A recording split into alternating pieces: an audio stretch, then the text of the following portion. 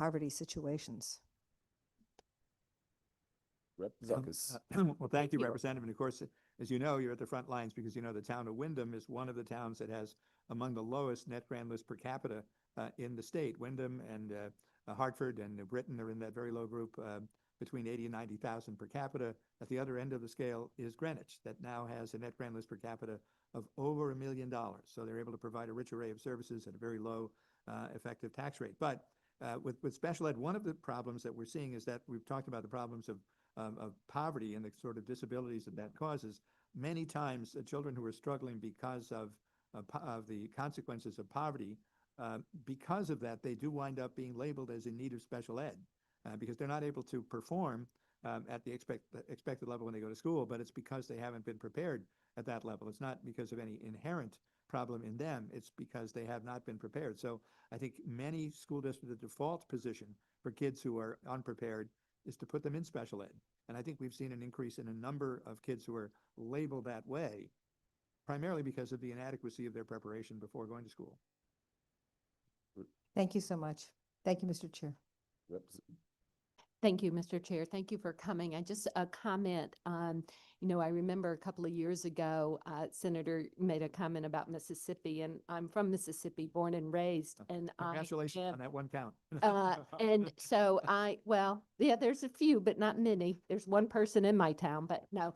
Anyway, I think it's great because Mississippi always gets, and it wasn't a positive comment that was made about Mississippi, and now they're doing spectacular. Yes. And we should be following what Mississippi is doing. So from a proud Southern girl, born and raised in Mississippi, they are doing great things, Yeah. and we need to be doing as great as they are. And I'm glad, glad the governor recommended that in his budget. So I think that's going to be important for us to rally around.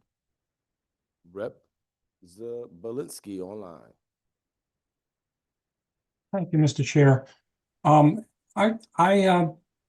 want to echo something that I heard a little bit earlier from Rep. Corpus. Senator Looney, Senator Duff, it is terrific to hear from you because as my good colleague said, we don't often have a chance to interact with you. So hearing your philosophy and the thinking that you apply is actually it's encouraging, and it also teaches the rest of us where leadership is thinking. But I have a couple of questions, Mr. Chair. And I also want to say thank you to Representative Johnson because putting a footnote in there for dyslexia and trying to understand that's huge. But Senator Duff, you had mentioned one of the disadvantages of our societal poverty is that oftentimes children don't have an opportunity to be read to at home. And for whatever reason, single family household, parents needing to work multiple jobs, all kinds of things. That indeed is something that's very disturbing to hear and sad to me. But when I think about it, I wonder, where does the line exist between our in-school supports and how we conduct a outreach preparation or whatever for parents to let them understand the value of reading to their children and being there. If they can't do the homework, that's one thing, but at least being there for support, if that's at all possible. My wife and I, we read to our children even before they could speak, and we were blessed to have two kids that are now young adults that are living independently and have wonderful families and stuff like that. So it's an interesting question that I wonder about often. How do we reach and support the children that aren't getting supported at home, and how do we get them supported in the home? versus in school? I'll start on that, and I think that's a key question because we all know that in some cases the school is struggling to try to make up for deficiencies that begin in the home, and it is a struggle. I know in New Haven, we had a case a few years ago. There was a very dynamic principal in one of our schools where the absentee rate was the highest in the city, and this principal took it upon herself to try to address that. She went out to visit the parents and basically in some cases roused parents out of bed in the morning and say, why aren't you sending your child to school? And really put on pressure. Some were responsive to that. Others were not. And she made a partnership with the New Haven probate court and basically made an arrangement to have the probate court send notices to the parents whose children were regularly absent that they were potentially facing a petition for educational neglect. And they were assigned a hearing date to come to the probate court, and also notified that DCF would be notified and that they were potentially in danger of losing custody of their children. That school went from the worst to the best attendance record in the city system in about a year. But it required the effort of that aggressive principal who went out into the community and knew the households, knew the families, knew the family circumstances of in each case, and then had a probate court that was willing to do it. There was a program in Waterbury similarly. Unfortunately, I don't think that program has been replicated elsewhere, but it had amazing results. And that's one way, I think, to remind parents of their responsibility, to get them to accept accountability, and then it pays off in great benefits for their children when they do. Thank you. Thank you so much. And one more quick question, Senator. I apologize to the chair. When I was a few years ago, before the pandemic, we had some efforts at two generational or multi-generational programs in our schools to to formally bring families together, around a meal or through the provision of support service. I haven't heard a word about that type of model in quite some time. Is it something that we've evolved into something new, or is it something that we found didn't work? I'm not quite sure what you're referring to, Representative, in that, because we do have obviously one of the other great differences between our high-level poverty districts and our middle and upper income districts is the level of parental involvement, parental engagement, attendance at PTA or PTO meetings, active involvement in school councils, and general engagement. That's one of the struggles we have in low-income areas of trying to get the parents to be involved, to have regular meetings, to attend school conferences. All of those things that seem to happen naturally in middle-class communities are a struggle in lower-income communities. Well, thank you. Mr. Chair, I apologize for taking more than my fair share of time, and That's I okay. appreciate the answers and the dialogue with our Senate leadership. No Thank you, problem. sir. I'll just remind my colleagues, we're scheduled to be here for 19 hours.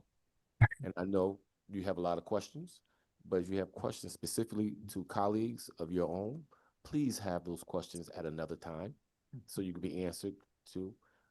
We're going to be here because we're going to make sure you have the opportunity to speak, whether it's to 12 o'clock at night or 4 in the morning. But I just want to remind you, we're going to be here for a while. And if those questions can be answered in a private capacity, please do so. I just want to make it announced. Thank you, Marty and Bob, for your testimony this morning. Thank you. I just wanted to thank the committee. This committee does extraordinarily important and valuable work every year. It was my great honor to be a member of the committee in my early years in the House of Representatives in the 80s, when the co-chairs were the late great Representative Dorothy Goodwin from Mansfield, who was one of the few people who actually understood the original Horton versus Mescal formula, and former State Senator Con O'Leary. They were mentors to me when I first came to the General Assembly, and this committee continued to be at the center of the lifeline of everything we need to do in the state. Thank you so much. Thank you. I just want to make an announcement for those who need seating. There is seating capacity in room 2C and in 1B. There's room in 2C and 1B. If you do not have a seat, please venture over to room 2C or 1B. My colleague has another announcement. I just also want to share that Commissioner Russell Tucker isn't with us today because she actually is presenting to the State Board of Education and explicitly asked that we just share that is the reason why she's not with us, but that she has submitted extensive written testimony. So if anyone was waiting to hear specifically from the commissioner, her testimony will be submitted as written testimony. Next, we have Minority Leader Harding. Thank you for joining us.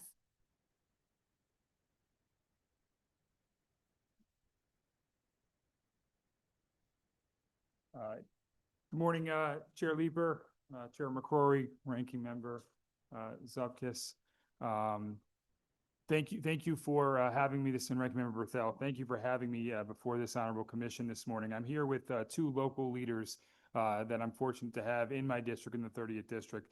To my right is First Selectwoman Rapp from Litchfield, and to my left is First Selectman LaCava from Warren. Both of these individuals are great community leaders, bipartisan, Democrat and Republican, that worked on one of the most historic things that had been undertaken in the state in, I think, about half a century in Litchfield. That was a sole Board of Education, sole school system being merged into a regional school system with now Region 20, at the time Region 6. Unfortunately, despite their best efforts and mine and others, including Representative Reddington Hughes, who sits on this committee from Litchfield, working to navigate the financial aspects of it. To this day, residents of both of their communities have been left with unanswered questions as to the finances of Region 6. To say the very least, there was debt that wasn't disclosed. Money, answers to questions were unasked. And this is taxpayer money, local taxpayer money, designed towards educating our students, our most precious resources in our districts. Our communities deserve answers because, and I can let my esteemed First Selectmen elaborate further on the financial impact, but I believe the school ended up, after the regionalization, running about a debt of close to $2 million, if not higher. And so I'll cede the floor, I think, to First Selectwoman Rapp to elaborate further. Thank you very much. Thank you to the Education Committee for giving me the opportunity to speak. I am here to express my strong support for a forensic audit of the former Litchfield School District and Region 6, which dissolved on July 1st, 2024, to form the new Regional District 20. I also believe a forensic audit of the Region 20's inaugural year would also provide necessary information in order to have a complete picture of what exactly went wrong. The creation of Region 20, as Senator Harding said, was a historic milestone. The first time a town Board of Ed merged with an already established region school. It was presented to taxpayers as a move that would improve efficiencies, coordination, provide educational opportunities for our students while ensuring long-term financial stability. However, we have since learned that both legacy districts entered the merger with significant deficits. Litchfield alone had $800,000 in a deficit that last year, and our audit had discovered that some of Litchfield's money was actually used to fund some of the deficits in Region 6. And we're still trying to discover exactly how much it was. And we have worked closely with our counterparts in Warren, Morris, and Goshen. These outcomes raise serious concerns. These audits are not intended to assign blame, but to gain clarity. The member towns of Litchfield, Warren, Morris, and Goshen received minimal guidance from the State Board of Education during this transition. A forensic audit is essential so that town leadership, and more importantly, the residents, taxpayers, can understand how these deficits occurred, what financial assumptions were used, and whether all material information was disclosed prior to the regionalization vote. Our taxpayers deserve transparency. This issue extends beyond Litchfield, Warren, Goshen, and Morris, as the state of Connecticut encourages regionalization Due to declining student populations and aging infrastructure, we must honestly examine what worked and what did not. Learning from this experience is essential to prevent similar financial challenges in future regionalization efforts across the state. Without this level of scrutiny, residents are left to wonder if they were fully informed. This uncertainty undermines public confidence in both our school administration and our Board of Education. Trust is foundational, and once it's weakened, it is difficult to restore. A forensic audit is necessary as a first step to rebuilding the trust and demonstrating a commitment to accountability in our 4 towns.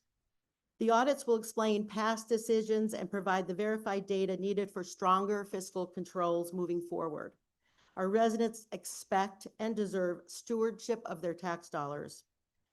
For these reasons, I urge you to support the bill for the forensic audit, House Bill 5323. My hope is also the findings will help future school districts in their exploration of creating a regional schools, and also having the State Board of Ed provide a clearer roadmap to towns that are considering this so that they are not left in the same situation we were. And I know my counterparts in the other 3 towns have also submitted written testimony, and on an offside, I also support Senate Bill 7. We are very supportive of our students, and we want to make sure we give them every opportunity to excel. Thank you. And I'm open to any questions if anybody has. Representative Reddington Hughes? My question has to do with the guidance that was offered during this regionalization. I know that the regionalization was something that was encouraged, as it has been throughout the state of Connecticut with these small school districts. I would like to know, what kind of guidance did SDE offer? Greg LaCava, thank you for the question. One particular area that we still struggle with even today, moving forward after this for our students, is a pathway forward for handling the Region 6 pension. Something that's taken us nearly now 2 years to build a pathway forward, being bounced back and forth between different departments in Hartford to try and solve what we owe. We're not looking to get away from any of that. We are trying to take care of our responsibilities, and most of all, our towns and our schools, and having more guidance. And obviously, we were the first ones to do this in the state. And I come from the smallest, one of the smaller towns in the state of Connecticut, and obviously the smallest town in this conglomeration. More guidance and more support would have been very welcome.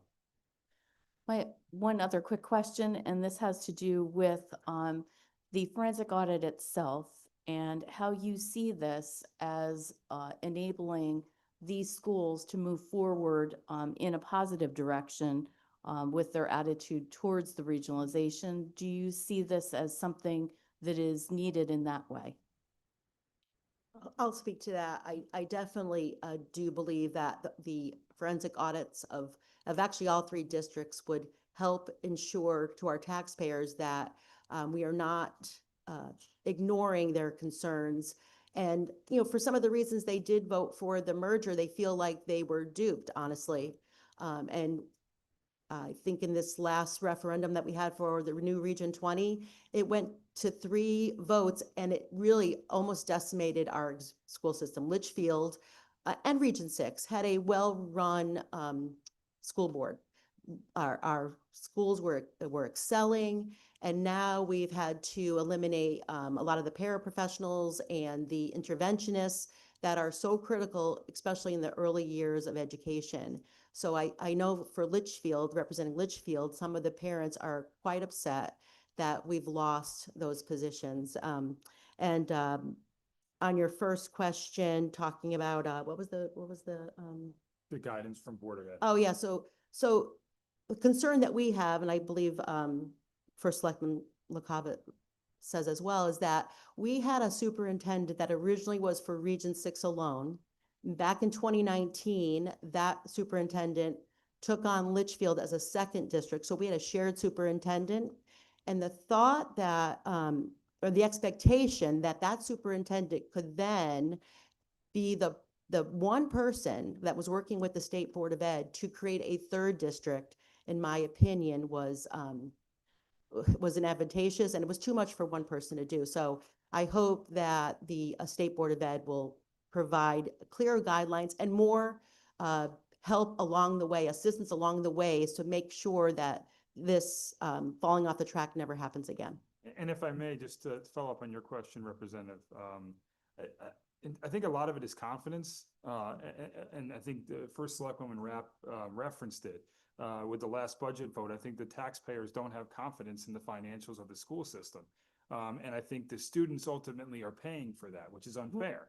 I think that if an audit is conducted and we can truly find out the crux of what occurred here and where the money went and where it is currently going, I think you'd regain that confidence once again. And I think the taxpayers would want to invest in this school district again.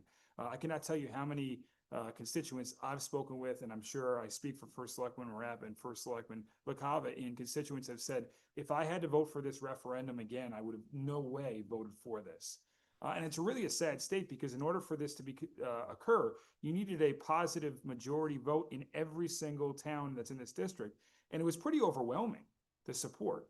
And so for a community to go from that perspective, where it overwhelmingly passed every single town, to now, I think it would overwhelmingly fail every single town if they put it out to a referendum again, I think speaks to their lack of confidence. And we believe our constituents deserve answers, and we need to regain that confidence within our communities. I think this will help do that. Thank you. Thanks, Representative. Representative Corpus. Thank you, and thank you for coming in today. I was not up to speed as much as this testimony has offered about this issue. So it raises so many of the issues we have if we ever tried to do this again in Connecticut. So how did the whole governance work? I mean, now you have all these school boards and all these PTAs and all these boards of finance in the different towns. How did that all work? And how did that proceed without the sufficient guidance from the State Department of Ed about how this merger would occur? As my colleague said, we have one person running pretty much all three, following state guidelines back and forth with the state all the time. Now we're in a place where on June 30, 2024, Region 6 in Litchfield ceased to exist business. And July 1 started Region 20. So everything ended. We had new elections, new Board of Eds, seats. We had new rules in place. As we started to find and uncover a lot of the deficiencies, steps have now been taken, put in place for oversight. We just had all four towns appoint somebody from their Board of Finance as an oversight committee with the Board of Ed. The Board of Ed has quite a bit of changeover from Region 6 in Litchfield. Administration with the new CFO and superintendent. We've put in a lot of new stopgap measures as far as the finances go. And for our last meeting, we're actually this year fiscally $325,000 to the good. So kudos to them for doing a good job. It's just getting there was a struggle. Right. I'll also add that the superintendent that had been running the two districts and was the person creating the third new district, Region 20, resigned before the regionalization ever happened.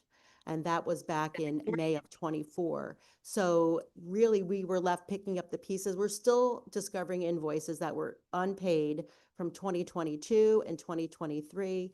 And because Region 6 was a regional school district, they only had the amount of money the taxpayers gave them. I think that's why when they ran into trouble, and unbeknownst to Litchfield, Litchfield's finances were tapped to help pay for some of the deficits that Region 6 was experiencing. So we have a number we think may be the number, just, what we have done with our own analysis, but Litchfield did bring the idea of a forensic audit to our taxpayers, but after experiencing the deficits from the Litchfield BOE of $800,000 and having a $2.7 million deficit in the inaugural year of Region 20, to ask them again now to then pony up and pay another $300,000 to $400,000 for an audit a forensic audit. They were not in favor of supporting it financially, even though I think the majority of people would want to see exactly what happened and how we can not have this happen in the future and just build confidence back in the region. Thank you very much for being with us today. Thank you, Representative. Thank you. Next, we'll have a panel of esteemed mayors. Thank you for your patience. We have prior committee co-chair, Mayor Sanchez joining us. It's great to see you. Mayor Arulampalam, and I think Mayor Alves, are you joining this panel as well? It's lovely to see you guys.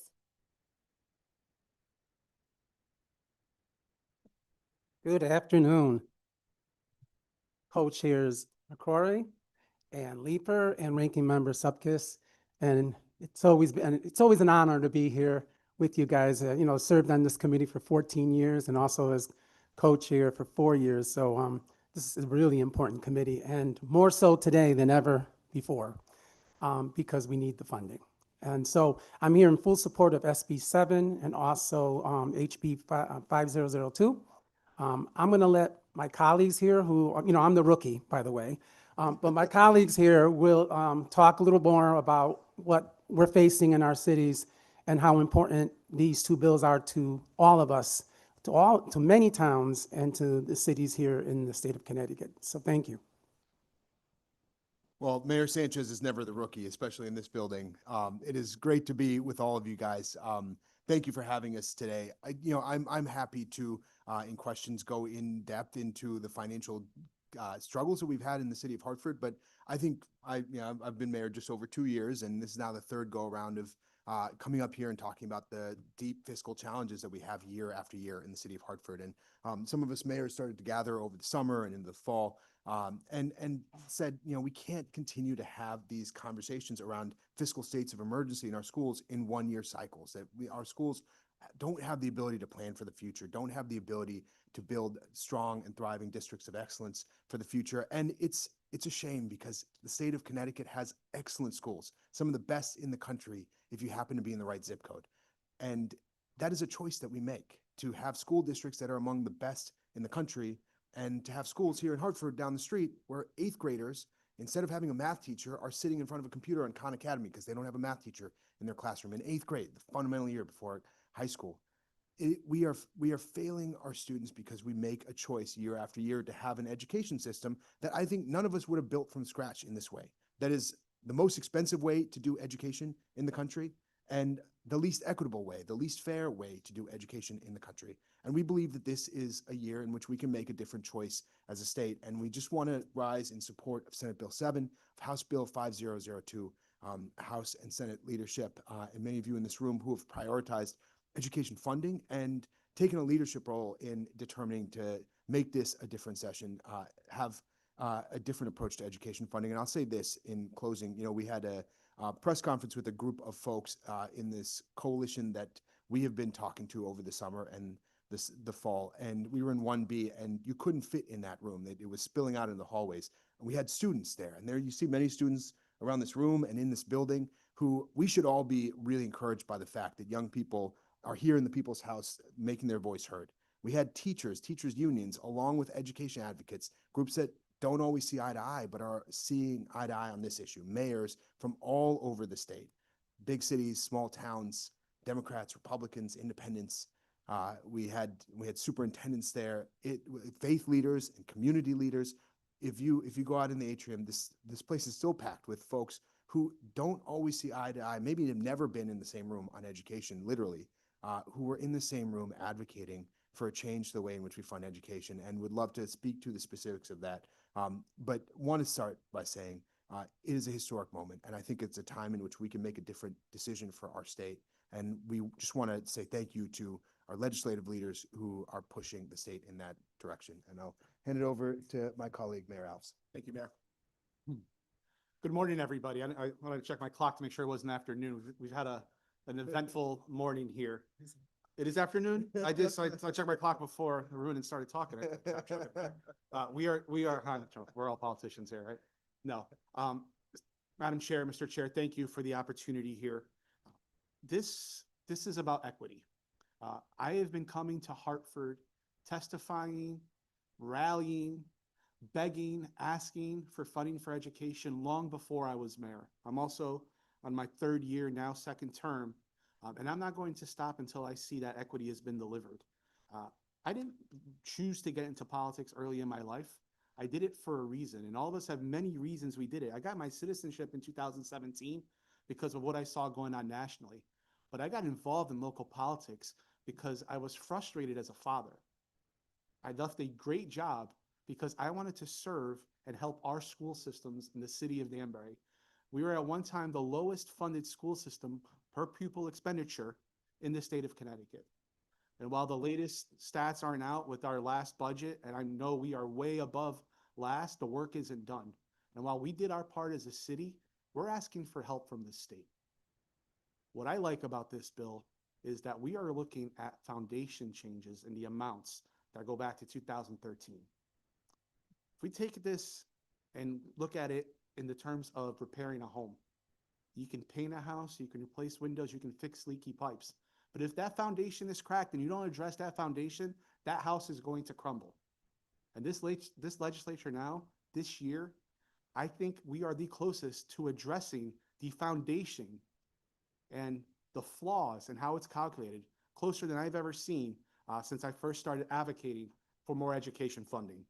So you are all tasked now with passing a bill that is going to help the most precious resource anyone has, our children, your children, this community, where a student in New Britain, Hartford, or Danbury, where we have the largest percentage of multilingual learning students, a community rich in diversity, the 7th most diverse in the country right now, should have the same opportunities education that a student on our Gold Coast, or a student in Litchfield, or a student in Brookfield, or a student in Westport, anywhere else has as well.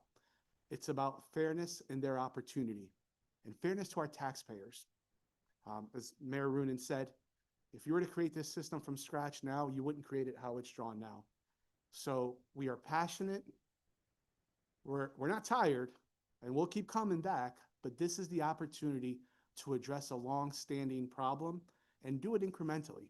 We understand this is about business as well, and we could start it this year, but we can fix it. These students deserve this. These families deserve it. Thank you for the opportunity. Can I just point out real quick that there's some students here from New Britain High School. Can you raise your hands? From New Britain, yes. Thank you. Thank you for being here. Also, the bill touches up also on the rates for the providers of special education, which is very important because we have seen the cost skyrocket for outplacement and even within the city. So special education is also very, very important for all of us. So now we'll take some questions. Thank you all very much. Yep, Representative Zepkis. Thank you, Madam Chair. Thank you for coming. And I don't think anybody would disagree. We need to do something to help fund our students, as you said. I like to call them scholars. So our scholars. The only, I guess it's a comment, is that we always put money and more money and more money. And it's not always about money. This is, and it is needed for sure. I'm not saying that. But there also has to be accountability. And so I'm hoping, because I heard you say, you know, this is going to make the difference. And I hope it does, but there needs to be accountability along with that also. So that was my point. You know, we've put funding into a bunch of things and we still have kids in 3rd grade that don't even read on a 3rd grade level. And so if this is the magic bullet, if you will, I hope that we really see some difference with that. So thank you.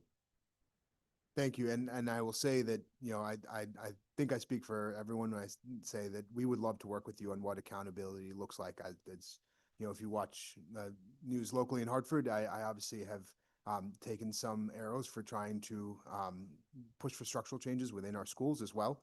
I think we want to be your partners in figuring out what that accountability looks like. But that resources account along with the accountability, real resources that allow us to plan for the future, I think are really essential because school districts now are just facing these continual states of crises and don't know what the funding future looks like 5 years down the road.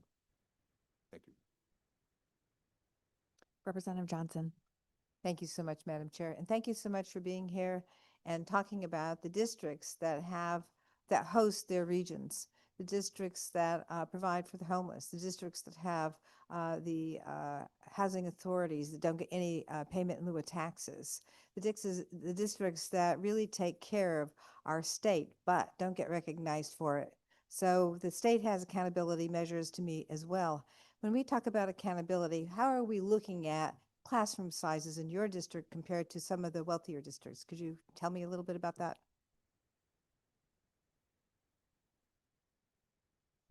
Well, in Danbury, I can assure you that our classroom sizes are much larger than any of the suburbs around us. We have a school system that up until ICE enforcement was growing every year. And I do believe that after this mellows out a little bit, that pattern will continue. We are a place where folks from all over the world want to live in. Our teachers are doing a phenomenal job with the little resources they have. I applaud our superintendent who is here and the Danbury students who are scholars, because that is true, who do so much with the little, but our classroom sizes, and as a father of 2 public school children, my 5th grader in probably the second most populated elementary school in the district, if that's correct, Dr. Casimiro.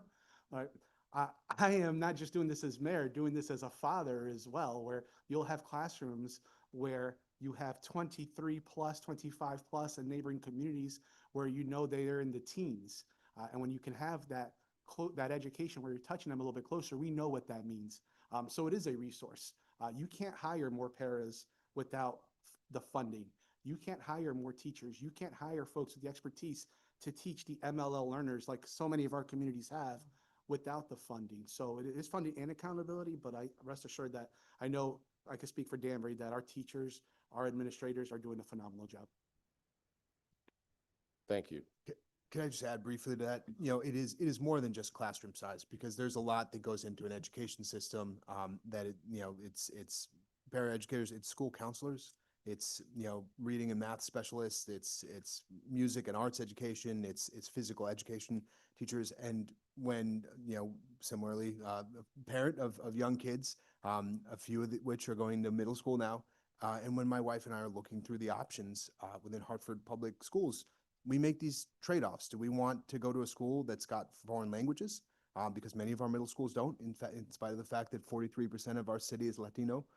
Or do we want to go to a school that's got a music program? Do we want to have after-school activities, or do we want to have social workers? And do we want to have does that kid need to go to school with adequate special education instructors? It is all of these, the variety of things that parents in certain surrounding districts don't ever have to think about, that they know that whatever school their child walks into is a center of excellence that will give them the resources they need. Every district deserves that in every single school building. And we are so lacking in that in so many of our school buildings in Hartford. Thank you. Thank you for your testimony. Ditto. Ditto. There you go.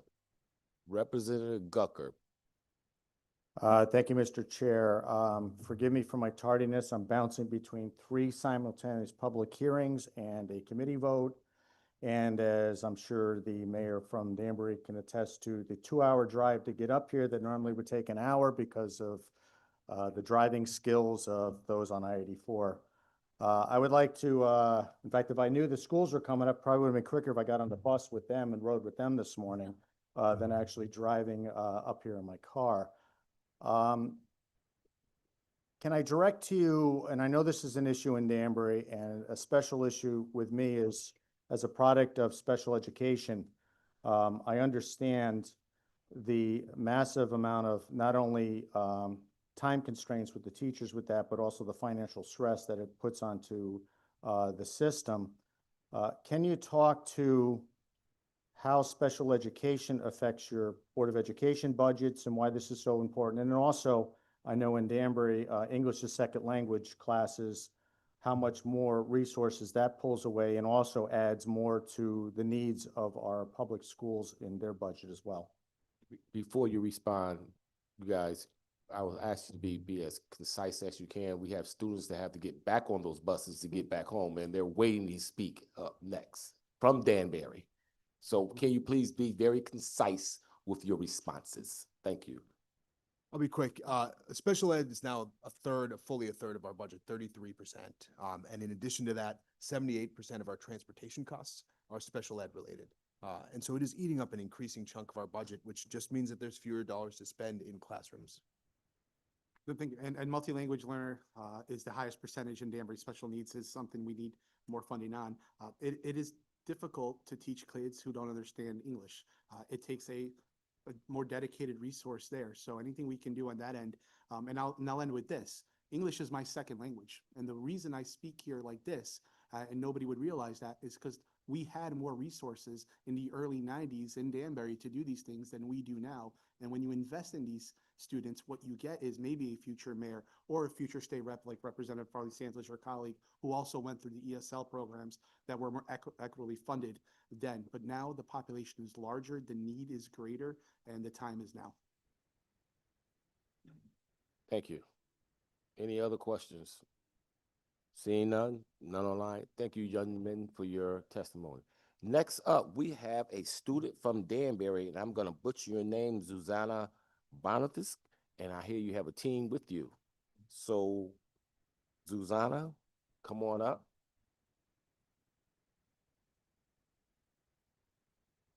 All right.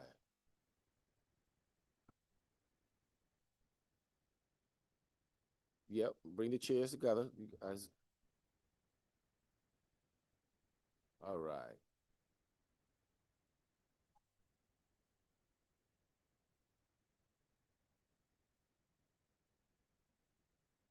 It's your turn. Hit the button, please. Excuse me. Oh, sorry. Can you hear me? Okay. Hi, my name is Zuzana Barnowski, and this is Samantha Johnston and Thomas Sweeney, and I'm a senior at Danbury High School. Most days, my biggest concerns are college deadlines and making the most of my last year as a high school student. But today, I'm here as a voice for over 11,000 students. Students who sit in overcrowded classrooms, students who share limited resources, students who feel the impact of underfunding every single day. Today, I demand that our education be treated as the priority it should be. Right now, the state's ECS Foundation claims that it costs $11,525 to educate one student. This amount is not based on current data, and it does not reflect the real cost of educating a child in Connecticut today. In fact, it has stayed the same since 2013. Yet in the past 12 years, everything else has changed. Teachers' salaries have increased, energy costs have risen, transportation costs have climbed, and the need of students have grown. And still, the foundation hasn't seen a single adjustment in over a decade. The need of students and teachers cannot be ignored any longer. When the foundation stays the same, the burden shifts. It shifts onto classrooms, it shifts onto teachers, it shifts onto local governments and property taxpayers. For years, students and teachers have been left to make up the difference. It's time that changes. Connecticut has the money. The problem isn't dollars, it's priorities. We are asking you to move forward Senate Bill 7 and raise the ECS Foundation to $13,500 for the next year's budget. In doing so, Danbury would receive considerable additional funding in just the first year and continued equitable increases in the years to come. For Danbury students, this funding could be the difference between feeling prepared to face our futures and feeling left behind. Funding could give each student the opportunity to succeed, no matter their abilities, ethnicity, family income, or zip code. With this funding, students stop being a statistic. Our classrooms could finally gain the resources they deserve. Teachers could focus on pursuing the career they love rather than covering costs out of their own pockets. Class sizes could be reduced so each student gets the attention they deserve. Programs that support students with learning disabilities or differences could expand, ensuring that each student has a fair chance to reach their full potential. This isn't a luxury, it's an obligation. Our classrooms cannot wait another year. Our teachers cannot wait another year. And students like me should not have to graduate wondering why our education wasn't worth the investment. This isn't about numbers, it's about our daily lives. The resources are there, the need is clear, and my question is, will you act? Thank you.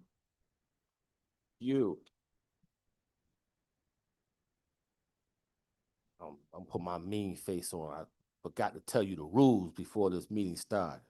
We don't clap. No, sir. But no, we actually leave your applauses alone. Thank you for your testimony. You did a great job, Team Danbury. I think we might have one question from Senator Julie Christo. Thank you. First of all, it's so great to see you here in this building. I am so proud of the Danbury Public Schools and all of you and your teachers and the administrators and our mayor who is here today.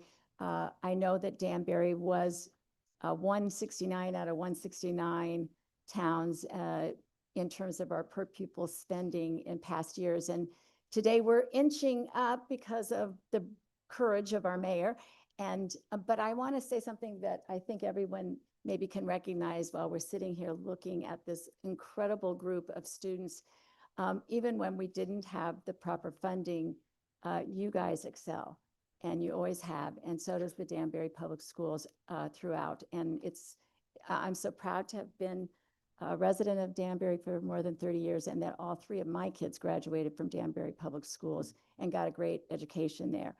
But I do want to say to you today, I want to ask one question of you, because I know we have invested quite a bit of money from the state and from the city in building a new high school.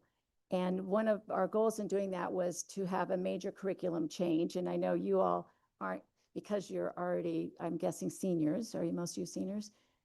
You won't have the opportunity to fully appreciate the career pathway program, the academy program. But just tell me one thing, how is the crowding? Is the overcrowding a little bit better in Danbury High School now that there's another high school? Hello and good morning. Thank you for the opportunity to have me speaking here. My name is Samantha Johnston and I am a sophomore attending Danbury West Campus.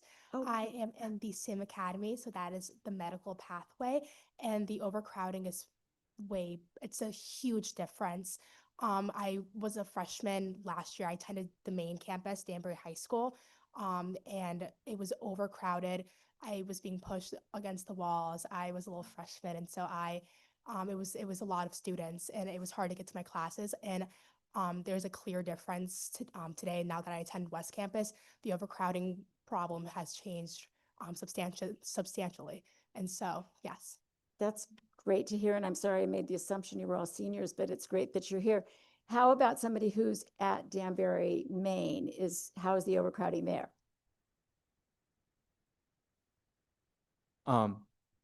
Yeah, I'm Thomas Sweeney, a senior at the main campus at Danbury. And I think over this past year, you can absolutely see a difference in the overcrowdedness at the main campus, and then the change when the West Campus came in.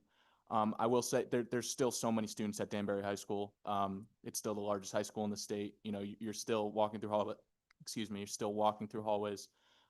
It's still overcrowdedness. The class sizes, especially, you see it there when the class sizes are large.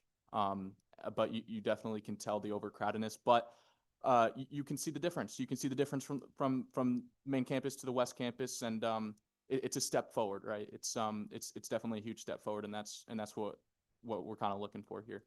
And there'll be twice as many next year that are going to the campus on the West Campus, so that will even be a bigger improvement. Absolutely, yeah. And by the way, you look a lot like someone I know. Do you have a brother who's a little bit older than you? Yeah, I do. Those Sweeney kids, they do really well in school. Good to see you. Thank you. Any other questions? Seeing none, thank you, Team Danbury, and thank you for your testimony. You guys look great. You did an outstanding job. Be safe getting back home. Okay. Next up, we have a student from New Haven. New Haven has to get on that bus. We have Abdillah Allah from New Haven. I know I butchered your name. Abdillah. I got it. I'm calling you 100 different ways. We got Team New Haven here. Yeah, grab your chair.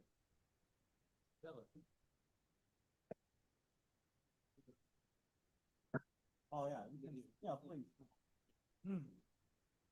How's your afternoon, by the way? Oh, sorry. No. It was on. All right, sorry. How's your afternoon, by the way, Senator? How's your afternoon, Senator? Absolutely wonderful. And my reps? Yes. All right. You're- So my name is Abdel Ailey, or just call me Abdel, whichever you prefer. Okay. And I am the current student representative for New Haven Public Schools. And I'm here today with my fellow students to talk and advocate about the education cost sharing formula and why, while we are thankful for ECS, the formula needs to better reflect the real cost of the education today. So I've crunched up some numbers because I like to speak with facts and everything. So currently the foundation amount for ECS is around $11,525 per student. Now, the only issue that we have is that the number has been unchanged since 2013. And if we look at the inflation between 2013 and today, it roughly increased about 39%. So if we adjust the ECS foundation amount with that rate, it's straightforward. 11,525 multiplied by 1.39 results in approximately $16,000 per student. So the difference is extremely significant if and when applied across large school districts. A gap that several $1,000s per student can translate into tens of millions of dollars in operating costs that districts still must manage. Those costs don't just disappear, but instead, the districts are forced to make difficult decisions. They can increase class sizes, they can delay infrastructure improvement, they can reduce or get rid of academic support programs, and put pressure on local property taxes. So I would like to yield the rest of my time to a fellow New Haven student, Madam Bayan, to tell you more about what underfunding looks like in New Haven. Hi, my name is Bayan Abakur. I am from Metropolitan Business Academy, and I have personally experienced how low funding can impact students. As a book club leader, as a book club student leader, I worked hard to create opportunities for other students who loved reading and learning. And at one point, we wanted to travel to New York for an educational experience connected to literature and learning. However, we did not have the funding available. Instead of giving up, I had to take the initiative to organize and start raising money myself so that we could make the trip possible. Well, I'm proud to take the leadership step. It also had made me realize something important. Students should not always have to solve funding problems on our own just to access educational opportunities. And programs like book clubs, academic trips, and students' organizations that help build confidence, leadership, and community, they are a part of what makes school meaningful. When funding systems do not fully support schools, opportunities like these become harder to provide, and some students may miss out entirely. Education should not depend on how much extra fundraising students or teachers can manage. And to end it, improving the education cost sharing formula would help make funding more responsive to where students actually need today. It would allow students to support more programs and resources and experience that prepare students for the real world. Thank you very much for your time. If there's any questions, please elaborate and ask us anything. Thank you for your testimony. Any questions to Team New Haven? You came up and you guys did an outstanding job. You look wonderful, by the way. Thank you very much. Great choice. Any questions from my team from New Haven? Thank you, young people. Thank you for your testimony. We're working digitally to get these things done. We understand what your concerns are, and it's our responsibility to make it come true for you. So thank you very much, and thank you for your testimony. Thank you very much. Next up, we have Team Bridgeport, led by I'm a hiker. And if you have a team with you, bring your team. Good job.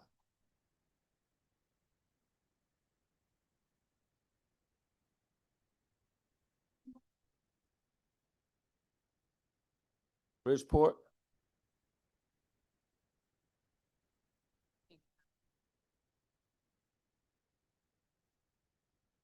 I like when they come up together. Get one. Oh my God. Want to speak?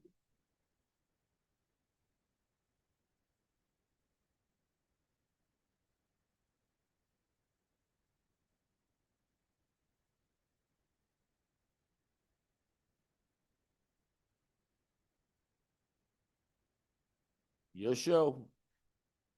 Assalamu alaikum. Good afternoon. My name is Jad Haikal. I'm a senior at Bridgeport Military Academy. And last time I spoke here, I was speaking about the inequality in education.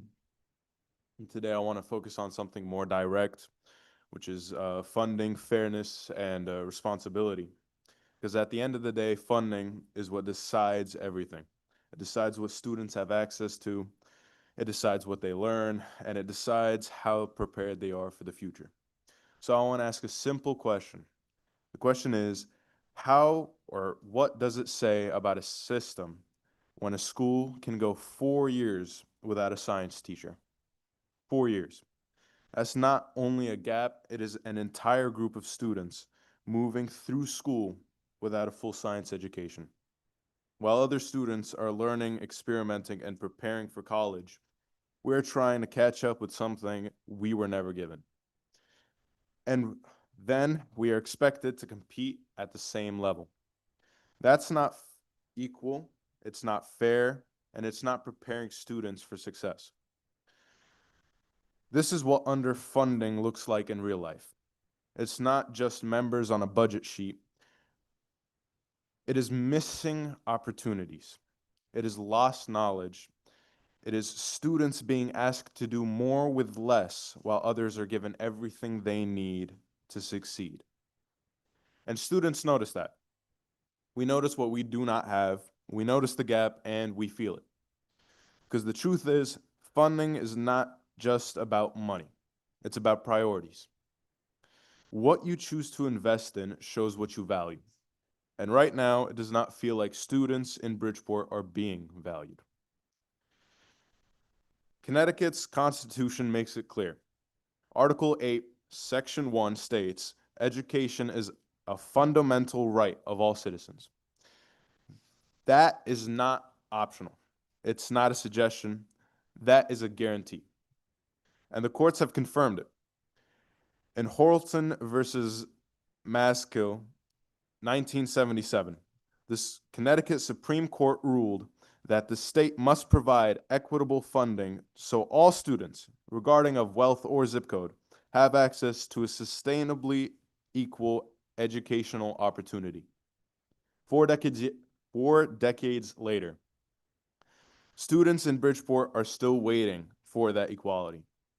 4 decades later, we are still being asked to do more with less. And there's something else that connects to this: attention. In schools today, we are told phones are distractions. We are told to stay focused, to be present, and to take our education seriously. And that's fair. But last year, when I spoke here, I saw members on their phones, speaking and having conversations while us students were speaking and discussing the importance of education. And that matters. It matters because attention shows priority. If students are expected to stay engaged in their education, then I believe that the people responsible for that education should also show the same level of focus. Because when attention is not there, it sends a message. It tells students that what we're saying is not urgent. It tells students that our situation can wait. But the truth of the matter is our futures can't. Every year that passes without change is another group of students falling behind. Not because they're not capable, but because they weren't given the same chance. That is why I'm sitting here and speaking here again. Students like me can't fix the funding, we cannot hire teachers, and we cannot make policies. You guys can. We're not asking for any more than anyone else.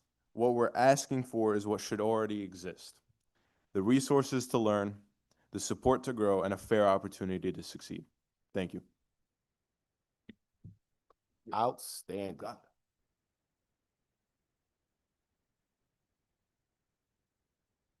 Good afternoon, members of the Education Committee of the Connecticut General Assembly.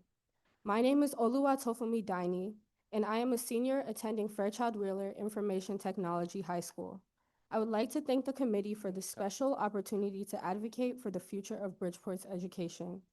As a young student, I was quickly faced with the harsh reality of our district's poor financial situation. Throughout elementary school, I remember wondering why we lacked a librarian and a science teacher. Every year, teachers would buy school supplies with their own money in order to provide for the students who could not afford them. When I progressed to high school, I unfortunately realized this situation was not limited to my school. Cutting staff leaves children without critical knowledge on core subjects needed in life. With every budget cut, Bridgeport students lose another safe space and another opportunity to grow. To put this into perspective, Bridgeport Public Schools is the largest district in Connecticut. It serves about 19,700 students in total. This means that without the proper funding, 19,700 students are left without access to necessary educational resources. 19,700 students are being denied the right to a proper education, and therefore, 19,700 students are left unprepared for the real world. These same students, however, are expected to become the future of Connecticut. If the education cost-sharing grant was intended to support us, we have no choice but to ask ourselves why Bridgeport Public Schools is still being underserved, considering the fact that more than 50% of its students require additional learning resources. The ECS formula should reflect the growing needs of students and staff members. This includes special education, course materials, multilingual student support, as well as the current state of the economy. My peers and I did not come here to ask for pity or prayers. We are asking for action and change. We are asking for the state legislators to provide us with the necessary financial support so that future generations do not have to face the same struggles. I appreciate you all for taking the time to listen, and thank you. Thank you, and thank you for your testimony.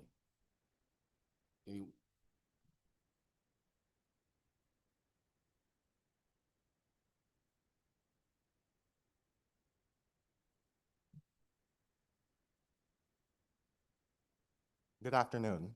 Members of the Education Committee, my name is Shidamam Ujenyi. I'm a senior at Aerospace School of Fairchild Wheeler, and I'll be continuing my studies at the California Institute of Technology. Having navigated the public schools in New York and now Bridgeport, it's through lived experience that I say urban school district is not a vain designation. We, the students of said districts, have been convened to speak in defense of the opportunities, plurality perspectives, and superlatives like most low-income students, highest student-to-teacher ratio, and of course, among the lowest per pupil spending amounts that we are confronted with daily. These realities distinguish us. Still, we are threatened by fiscal policies that regard our students as less than worthy. Years of deliberation on this matter have left no more nice to have to be cut, need to be dismissed as wants, or must be weakened into shoulds. Given growing student enrollment and ever-rising cost of education, the deficit of over $106 million that Bridgeport seeks to immediately close will only grow. We believe that revising the education cost-sharing formula will be the path that secures the futures of Bridgeport students, to whom ECS fails to keep its promise of equity. We demand swift implementation of reforms, for while discourse proceeds in terms of how many millions of dollars we lack, the deprivation of equal education creates a debt that will not be easily repaid. The time Bridgeport students should be spending in school libraries to develop immediate literacy, technology skills, and critical thinking, which are required for success in the 21st century, will not be restored by acts of the legislature. Many of the growing number of multilingual learners in Bridgeport are losing access to language support at some of the most critical points in their development, to the detriment of their continued success. As someone who relied on free school breakfast programs as a means to focus on academic achievement rather than my next meal, I'm left wondering how future students will make up for the lost time to divided attention, should such programs lapse due to a lack of funding. Do not carry past mistakes any further. Restore equity to the ECS formula. Recently, I met with my guidance counselor, who lamented that one of her young freshmen, who came in with starry eyes, hoping to get ahead in their education, hoping to be on a path to get to the highest levels of higher education, college, and whatnot. She lamented that she could not put on their path because she had been forced to counsel people who were taking up far too much of her time, because they, at our school, 2 guidance counselors had already been cut. There was just no space for her to be put on such an accelerated path. She lamented that many freshmen had come to her that she was not able to help achieve their dreams, achieve their lofty dreams, achieve the dreams that they were promised, achieve the dreams that they are promised by the state of Connecticut to be able to be fulfilled, simply because there's no space for them. There's no money to support people helping them pursue those dreams. Please fix the ECS formula, restore equity. It is promised to us. Thank you. Thank you. Thank you for your testimony.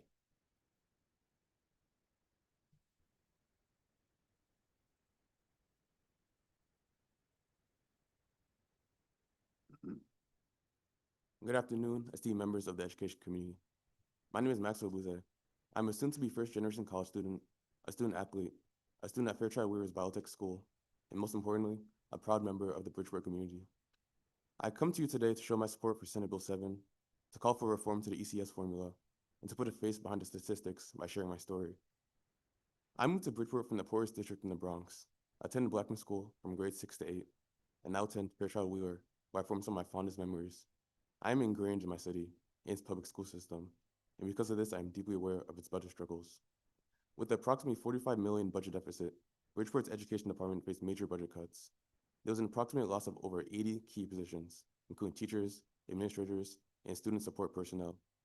My peers and I felt this effect directly when 2 of the 6 counselors across our campus were cut.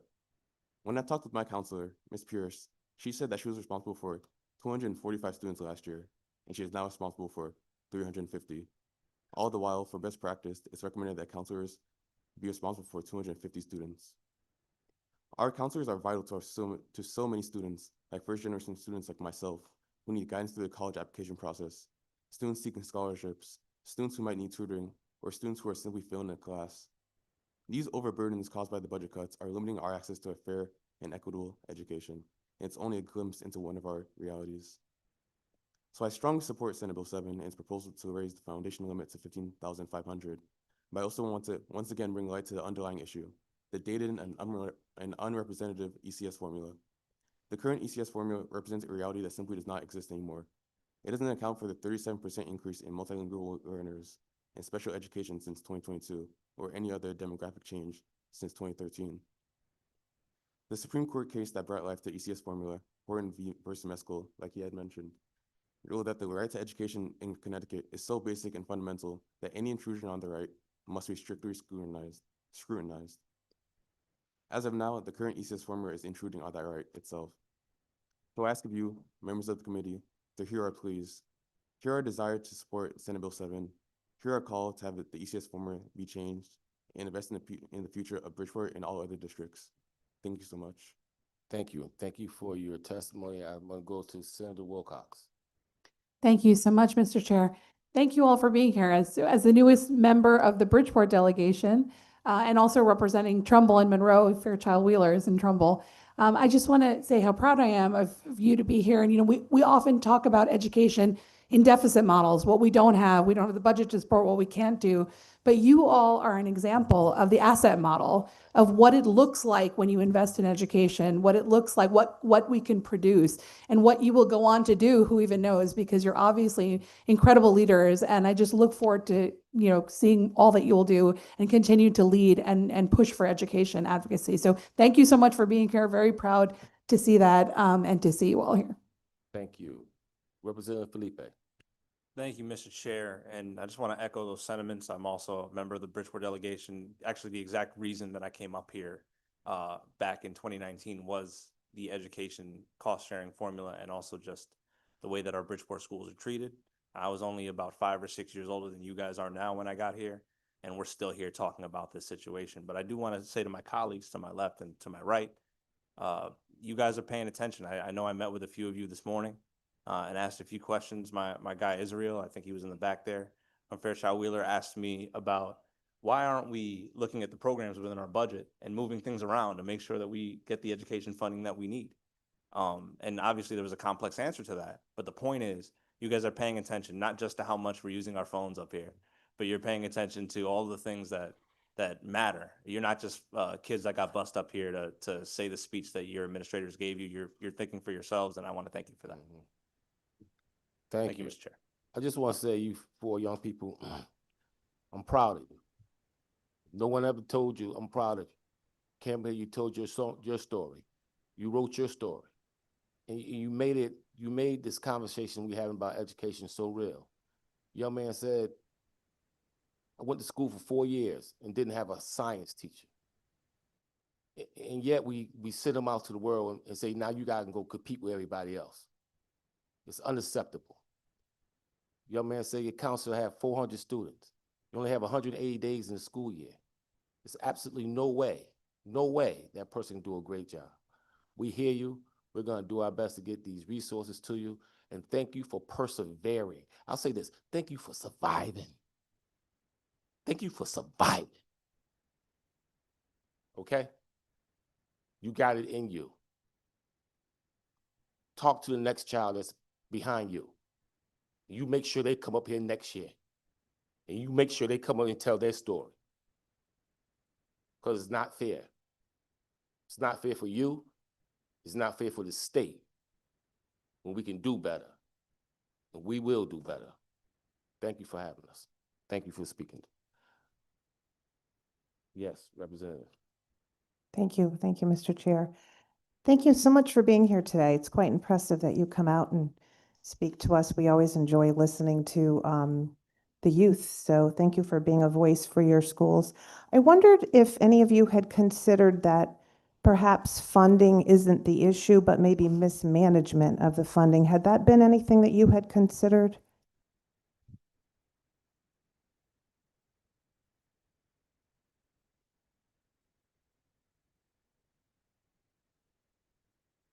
Thank you for the question, Representative. And I would say overwhelmingly in Bridgeport, it's a matter of efficiency. That's not a talking point. I've seen it with my own eyes. Teachers are bending over backward to make it work, and they are making it work. It is not a matter of there's no funding, so they're just not going to do anything. They have been doing something. We have had, you can look at the data, we've had extraordinary outcomes. We are proof that Bridgeport is producing miracles, and they're miracles because we don't have any money to reliably expect that we can produce this level of results. So truly, to your question, it's efficient. It's completely efficient at all levels. Guidance counselors, they're doing a great job despite being completely overworked, despite having to divide their time between multiple schools. They're doing a great job managing all of that. They're doing right by these students. They're doing right by these students when the state won't. So, well, that's it. Thank you. Thank you. Thank you. May I follow up with something?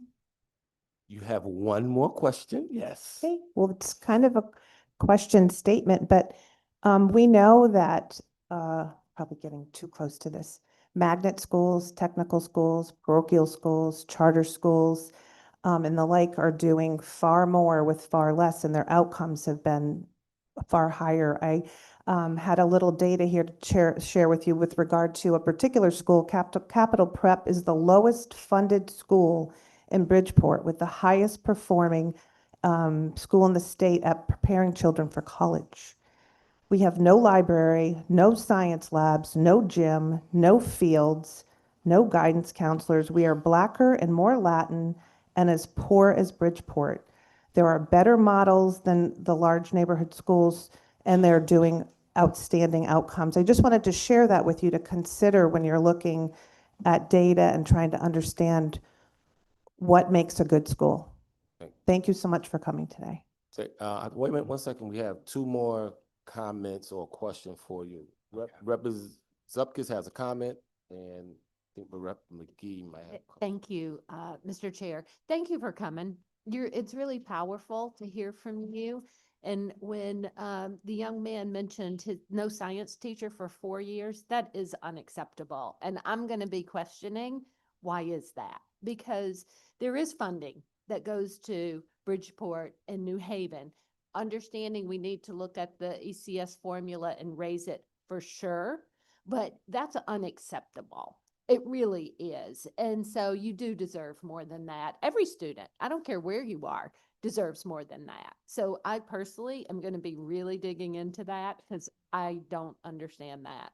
And I just wanted to say with the SB7, the bill, there's a couple of bills with the formula in it. This one happens to have a lot of other stuff in it. So I'm sure you all are extremely bright and have looked at it, but I'd encourage you, if you haven't, look at the rest of the bill. I'm hoping we can do one bill on the ECS formula and talk about it and not have all this other stuff clouding it up. And just to the young man in the military, thank you.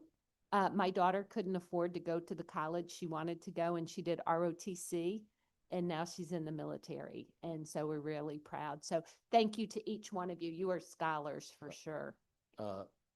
Rep McGee. Thank you, Senator. Just a brief comment. I want to honor and highlight you all on your class and your poise, especially for being so young to come before us. Use your voice and also respond to questions respectfully. You give us hope for the future, and not only the future, but today. So thank you for coming before us today. Thank you guys again. Thank you for your testimony. Keep your heads up. Next up, we have Wyndham Public School, Nadell. And if you're with your team, bring your team with you. They have to get on their bus next. You're next, right after them. You'll come right after them.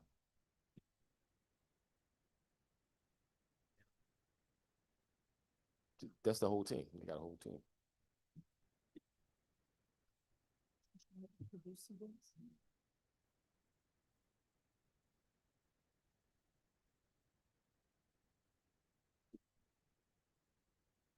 What school district are you representing? Wyndham? Okay. Then we go to New Britain next. Good afternoon. Co-chair Senator McRoy, Representative Leeper, ranking members of the Berthel and Rupus, and distinguished members of the Education Committee. I have Imwell on my left and Nayeli on my right. My name is Aurelia Luna, and I'm a 13-year-old 8th grader at Barrow STEM Academy in Wyndham. I'm here to speak in support of SB 7 and HB 5002 to urge you to increase the per student foundation amount in the state's education cost, sharing ECS formula and index it for inflation moving forward. I started in Wyndham Public Schools early childhood program. I receive speech and language services and currently have a 504 plan. Those supports help me find my voice, build confidence, and succeed in school. They truly changed my life. I'm also a student athlete. Sports are a big part of who I am. They teach teamwork, leadership, and responsibility. For many students in towns like mine, sports can also open the door to college and future opportunities. But when school districts don't have enough funding, boards of education have to make really hard choices. This past year, our board had to consider cutting middle school sports because of budget concerns. That was really scary for students like me. They found a way to keep them for now, but this shows the tough decisions my town will keep facing if nothing changes. ECS is Connecticut's main school funding formula. It's supposed to make education fair by giving more support to communities with greater need, but the amount has been stuck at $11,525 per student since 2013. The cost of Chromebooks and supplies have all continued to go up. If it had kept up with inflation, it would be about $5,580 today. Meanwhile, most school funding is about 57% still comes from local property taxes. When my state doesn't fully fund education, towns like mine have to cut programs or raise taxes. My parents are first-generation homeowners, and raising property taxes are hard on families like ours. It can mean making tough choices that affect opportunities like extra sports or extra academic support. In towns with lower property values, raising enough money is even harder, which makes education less equal across Connecticut. Updating and properly funding ECS is about fairness. It's about protecting special education, early childhood programs, and opportunities like middle school sports. Most importantly, it's about making sure every student has the chance to succeed. Please support SB 7 and HB 5002. Thank you for your time. And thank you for your testimony. Hi, my name's Nayeli Nadal. I'm from Wyndham High School, and I'm here with about 12 of my peers today. I just wanted to add on to the thing about being a student athlete. I think we were told for our school that sports were on the chopping block, that we didn't know if we could go into the next year and even be a part of a sport. And I think personally, why should something that we work so hard for be taken away from us? I think that we should be providing for our school and that students shouldn't have to worry about monetary limitations. I'm here to advocate not only for myself, because as a junior who's going to graduate in 2027, I probably won't be there to see the changes, but I'm advocating for every student that comes after me so they can have a better experience than I did. They won't have to think if all the work they put into school and all the work they put into sports, if they'll lose that sport or if they'll lose a teacher. And yeah, that's what I have to say. So thank you. Thank you. You did a great job. Any questions for Team Wyndham? Representative Johnson. Thank you so much, Mr. Chair, and thank you so much for being here and your wonderful testimony, talking about Wyndham and the things that you're concerned about as students. I appreciate your being here today and the support that you've given to the two bills that you spoke of. So thank you so much. Thank you, Mr. Chair. Thank you. You guys did a great job advocating for yourselves. Appreciate it. Next up, we're going to have Team New Britain, led by Olivia.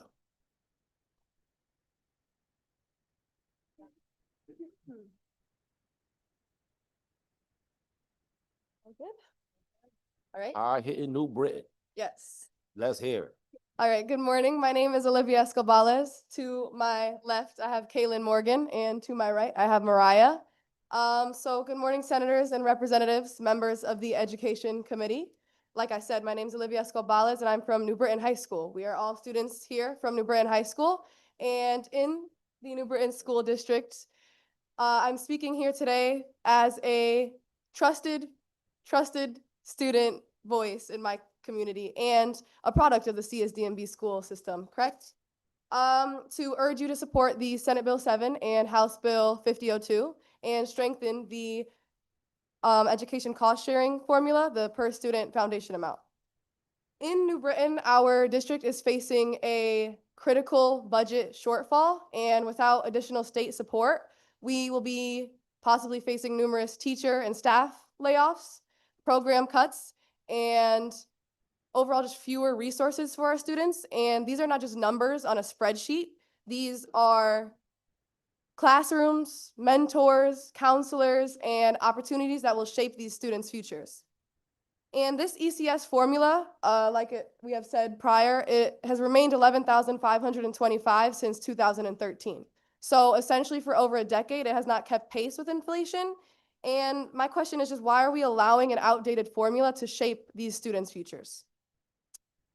Speaking on behalf of New Britain High School, we are a large comprehensive school, and we are a district that is in need of sizable and comprehensive funding as well. And although our district does face real academic and social challenges, that is never a reason to cut support. It is only more of a reason to strengthen it. Earlier, Rep. Corpus, I believe, had mentioned the outcome. And I believe that budget cutting never is going to fix the problem, only investment will solve it. So our ask is Senate Bill 7 and House Bill 5002 to increase the foundation amount and tie it to inflation moving forward, and respectfully ask of a $13,500 increase for that first year. Obviously, it's known as no secret that CT does have billions in reserve, and students can't wait for the perfect timing, you know? So fund our schools. It's not just about balancing a budget. It's choosing whether you believe that students like me will have the support that we need to succeed. So adjust the spending cap, revise the formula, and invest in public education. Thank you for your time and consideration. Thank you, Olivia. Thank you for your testimony, and thank you, hard-hitting New Britain. Any questions for my colleague? Yes, open to many Representative questions. Brown. Thank you, Mr. Chair, and thank you, and quite honestly, this goes to all the students that have testified today and will testify after you. A couple of weeks ago, I had the opportunity to meet some of you and tour New Britain High School and check out the pathway programs that are going on there. And what I saw that day was remarkable, because for a large comprehensive high school that's got so many kids, and it'd be very easy for someone to get lost or to lose out and not get the full benefit of their education, that wasn't happening, right? Kids were engaged, they were learning, they were like grabbing it by the horns and making it their own, their education. And I just, wanted to point out that, because that's what is being lost when we don't fund these things, okay? Our future teachers, our future engineers, our future public servants, civil servants, whatever it may be, that's what gets lost when we don't make this investment. So I'm glad that you said something about investment today, because that's what it is. You all are the future, right? Look across this cross section of what's in this room today. You're who's coming up behind us, and we can hem and haw all we want to, but we're shortchanging you and everybody that comes after it if we don't. So thank you, and again, keep up the good work. Thank you. Because it matters. Thank you. Thank you. Thank you for your your comments. Representative McGee. Powerful voice. I can see and understand your voice conveys being a very, very trusted student representative. So keep up the great work. Thank you. One of the things that I love that you mentioned is sizable, as your school is expanding, you all fiscally need sizable support. So in a perfect world, if your school district had all of the funds that it needed to thrive the way it should, what would it look like? Well, I think obviously right now, a huge impact right now in our district that is causing this disconnect is mostly in our non-teaching staff. All of our counselors, any type of mentor, even any language support, our para-educators.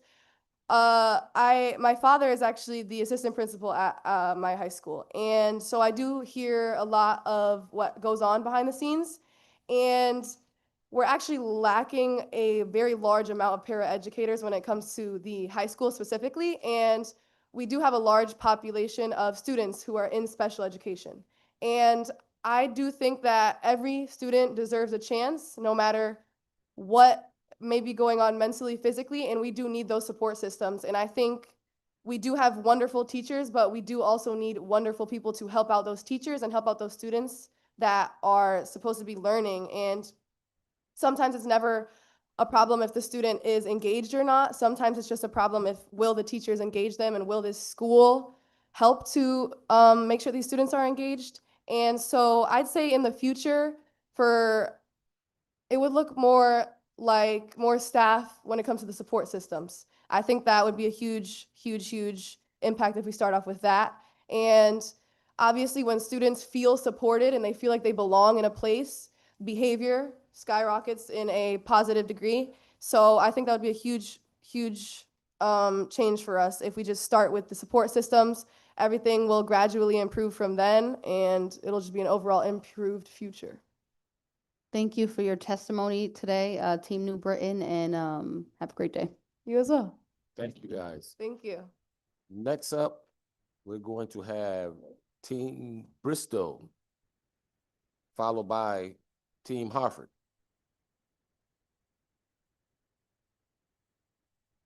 Julianne Carbone.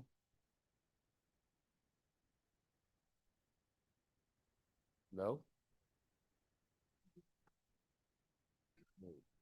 No Julianne Carbone. We'll come back if they're not here. Team Hartford. That's the one. Okay, go ahead.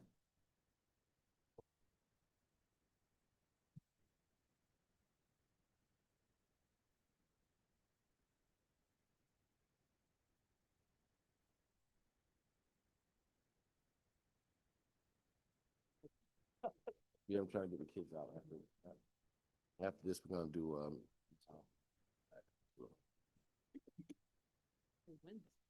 yeah, we did.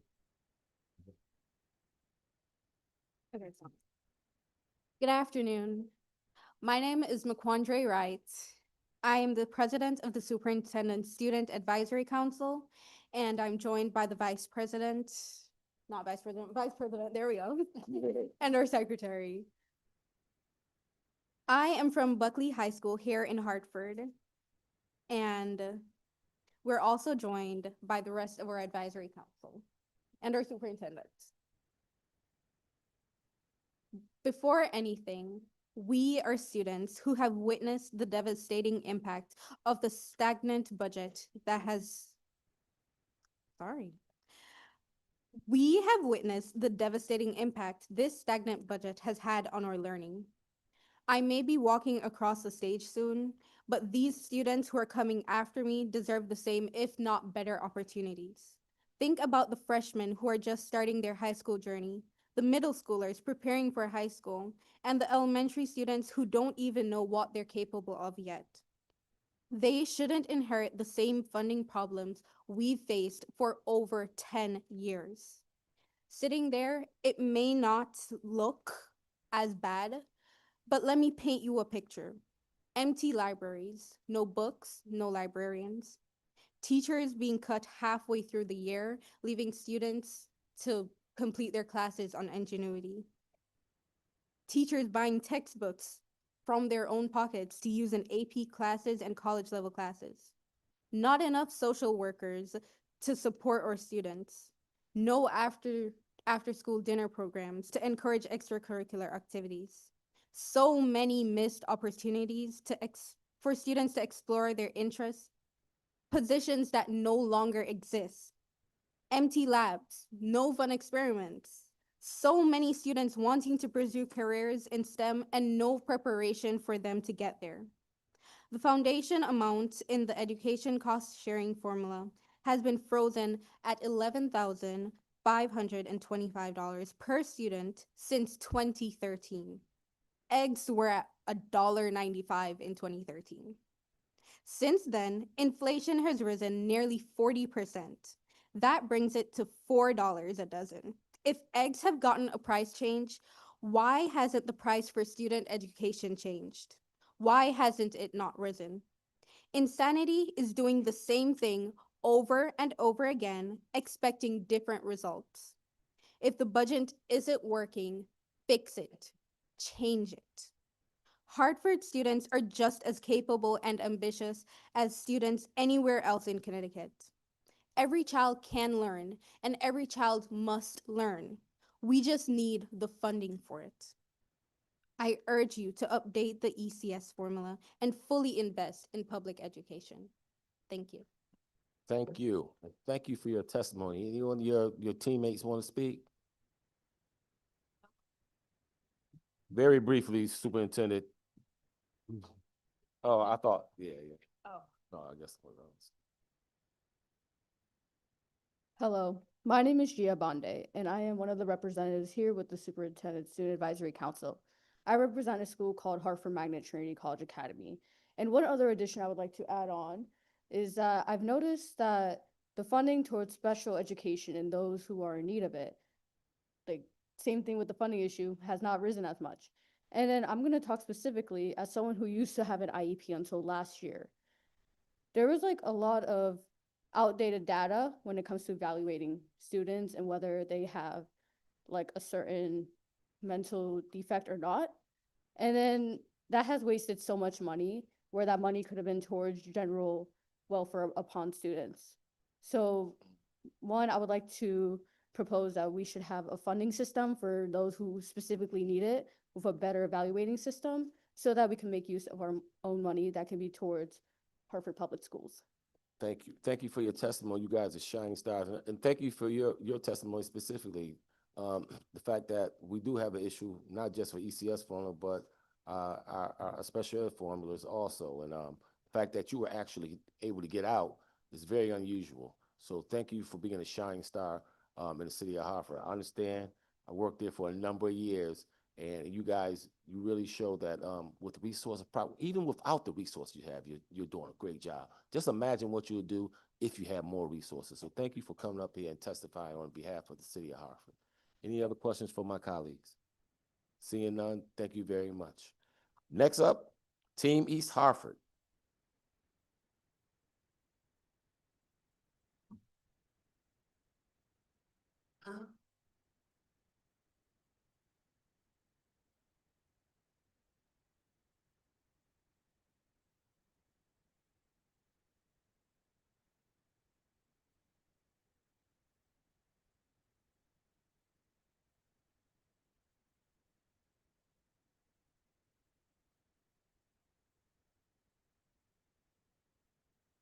All right.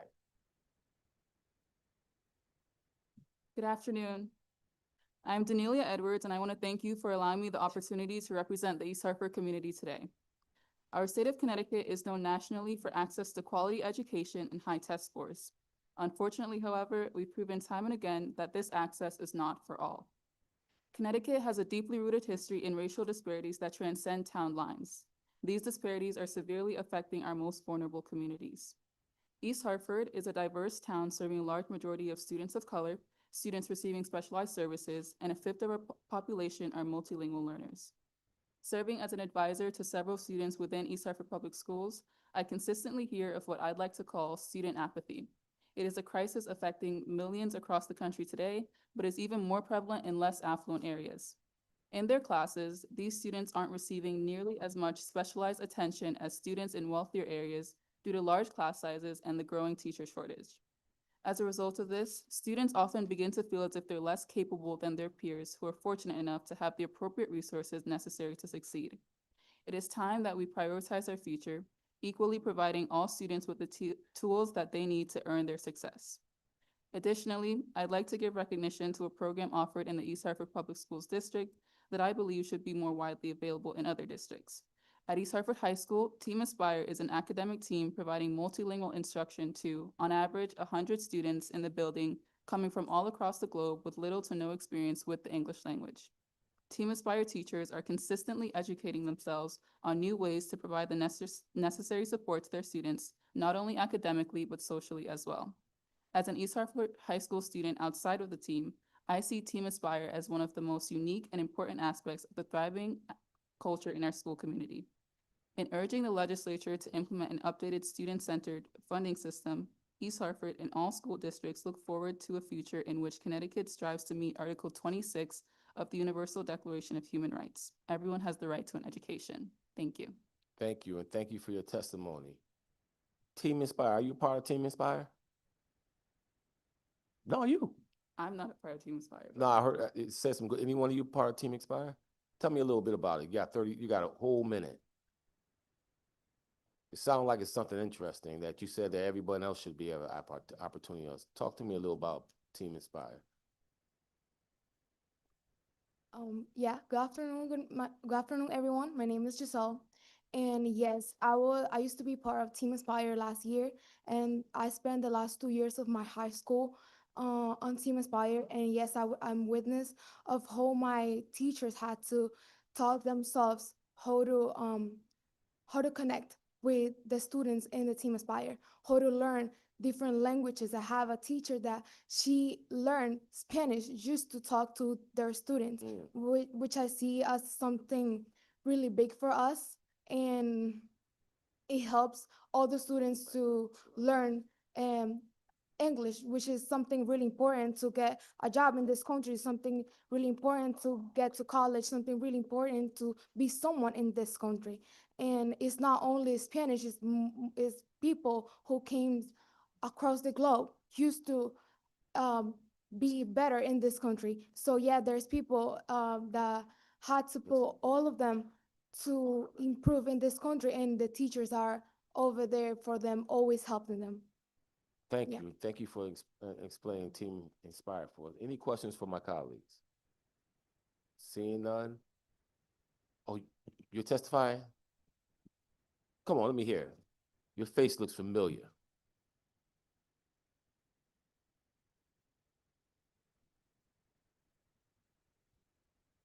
Good afternoon. My name is Stella Rojas. Thank you for allowing me to share some time with you. I'm just supposed to provide some brief extra support on why I believe there should be some revisions to the educational cost sharing formula, but I will later be submitting my full testimony. These revisions, I believe, are vital to addressing the current inequities in the formula that are critical for districts like East Hartford. Although we have targeted needs, enhancing the student-centered funding formula would allow our district to serve the needs of students who deserve additional support, while allowing the district to fund other academic programs that benefit all students, allowing for greater fiscal stability for the district and for the town. We know that the legislature can only spend so much money for all of the important programs that it funds. So in a given year, we also recommend the implementation of an additional funding for the student-centered funding system over like a 10-year period or so. And I believe that this would like fully support, as many people have said, battling inflation, as this hasn't been updated since 2013. And I feel like that would very much help many districts and towns and schools like East Hartford High School. Thank you. Thank you. Hey, are you the one I buy all them Girl Scout cookies from? Yes. Okay, I thought so. I thought so. Okay. Anyone else want to testify? Thank you. Thank you, Team East Hartford. Thank you for your app. Oh, wait a minute. I got somebody on phone. Rep Biggins. Thank you, Mr. Chair. I'd just like to say thank you to guys for advocating for our community. It's very important, and I appreciate all you guys coming out, and you did a great job. Thank you. Thank you for your testimony. Up next, we have, Thanks, everyone. Next, we're going to jump to our folks who will be testifying with the assistance of an ASL translator. So next we have Luisa Gasco Soboleski.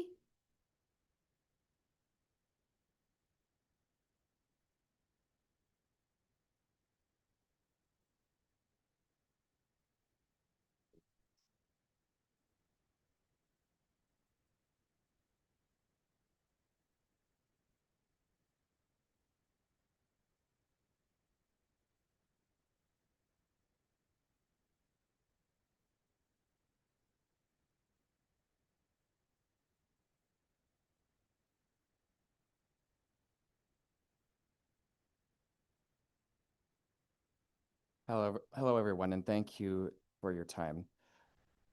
I appreciate everyone here, Representative Lepper, Senator McCrory, Senator Berthel, Representative Zupkas, and members of the Education Committee. My name is Luisa Soboleski. Gasco-Soboleski. I'm the representative of the Connecticut Association for the Deaf, as well as have served for several years on the state's advisory board for deaf, hard of hearing, and deafblind individuals. I'm here in strong support of raised Senate Bill SB 312. The intent would be to establish a workforce group for American Sign Language educators. American Sign Language has been recognized as a world language in Connecticut since 2011. And nationally, more than 40 different states also recognize American Sign Language as a foreign language and a world language for foreign language credit. It's one of the fastest growing languages nationally here in America, but it's been growing without actual standards, which has created gaps as well as insufficiencies.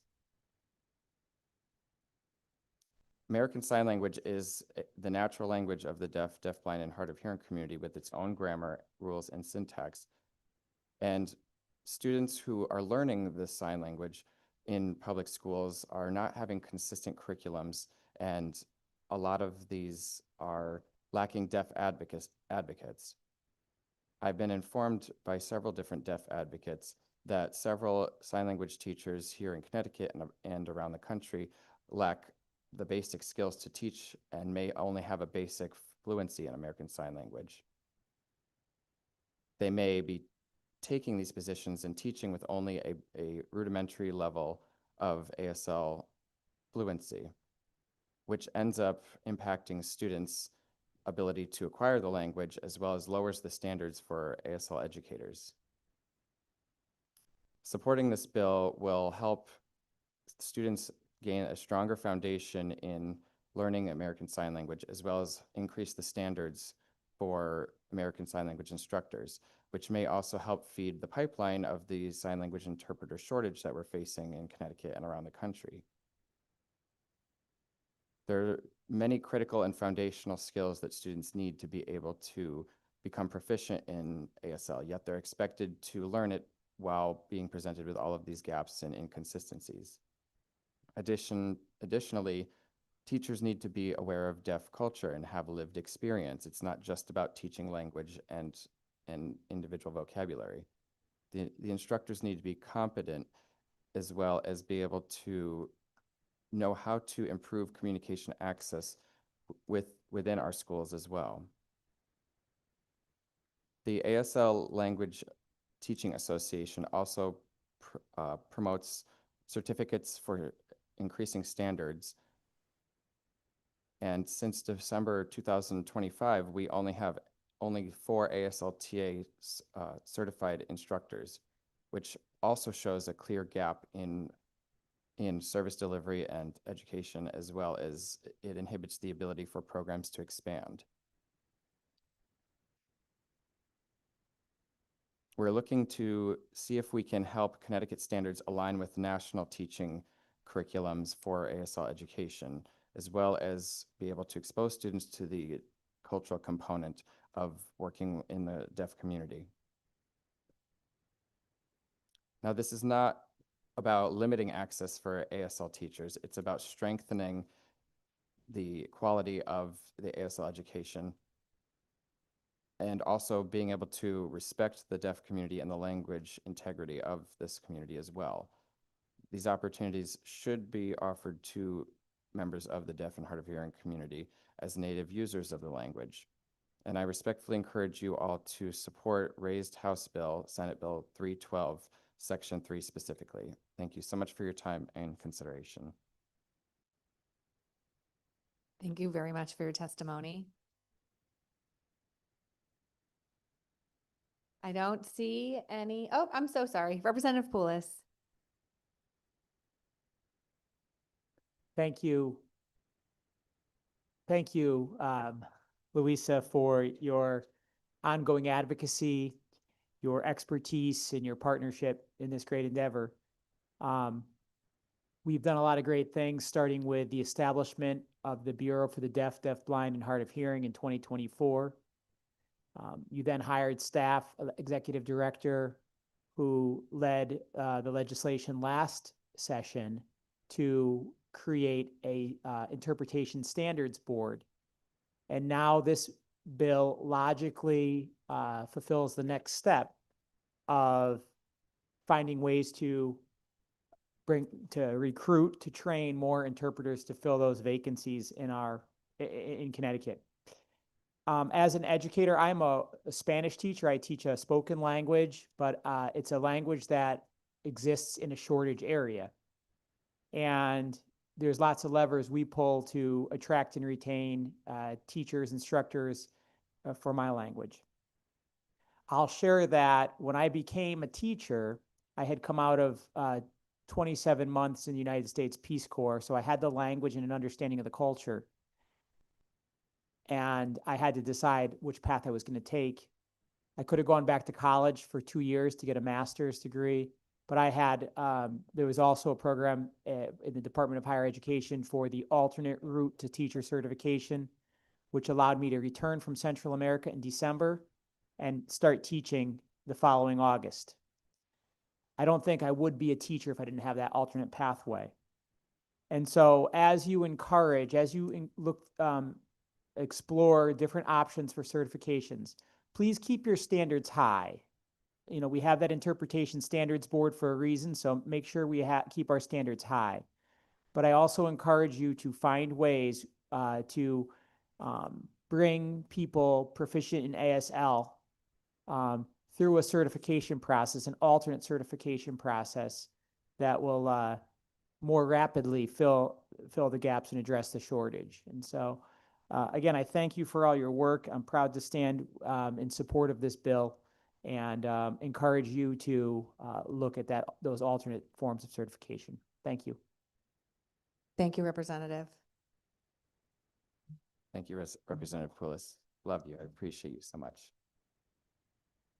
Next, we have Lisa Alero. And apologies if it's Liza.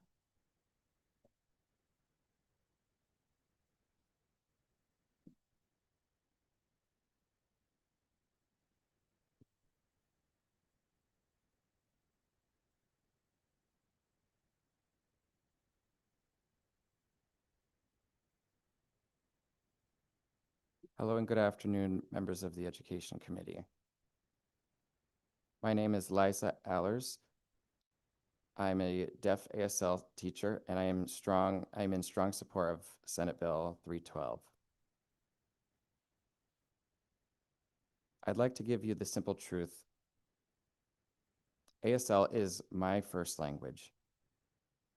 ASL is how I was raised to think. ASL is how I learned to connect to others. ASL is how I learned how to belong.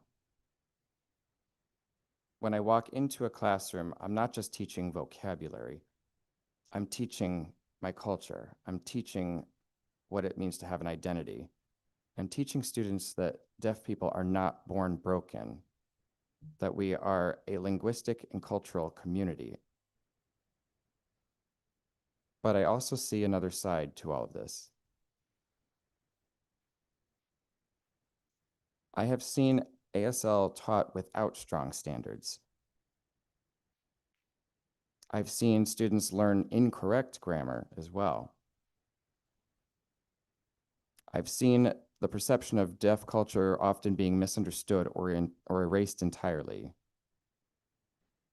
I've also seen highly skilled deaf adults struggle to become certified teachers, partially because the pathways to obtaining that were not designed with deaf and hard of hearing people in mind.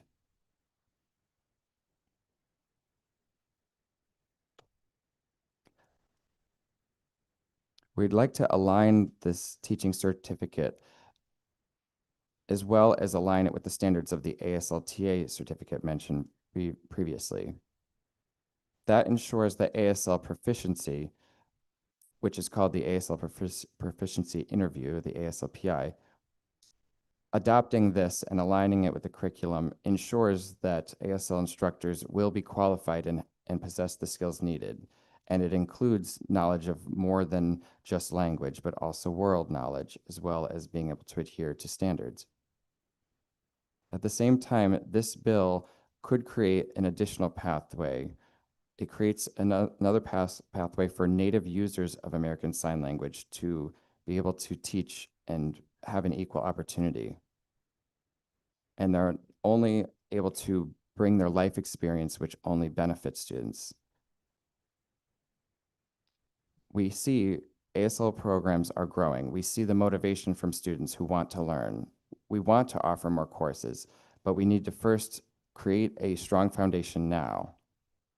We need to create clear benchmarks that are also in line with other states' benchmarks. We need to support our ASL teachers in their education. We need to be able to teach deaf students also that their language matters and that teachers' fluency also matters, that their expressions and what they bring to the table also matter.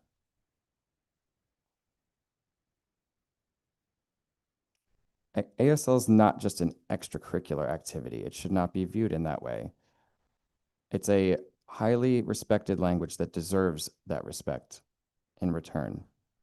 And if we require high standards for our ASL teachers that are also in line with other spoken languages, then the same should be true for those who teach American Sign Language. And this is why Senate Bill 312 matters. It's a way of giving back that mutual respect and seeing American Sign Language as just the same as any other world language. When you support this bill within this legislative session, you're also reaffirming myself, my language, my community, my people, that we belong in the school systems. Thank you all for your time and consideration. Thank you very much for your testimony and your advocacy. We're grateful to have you with us today. Thank you. Next, we have Dr. Harvey Corson.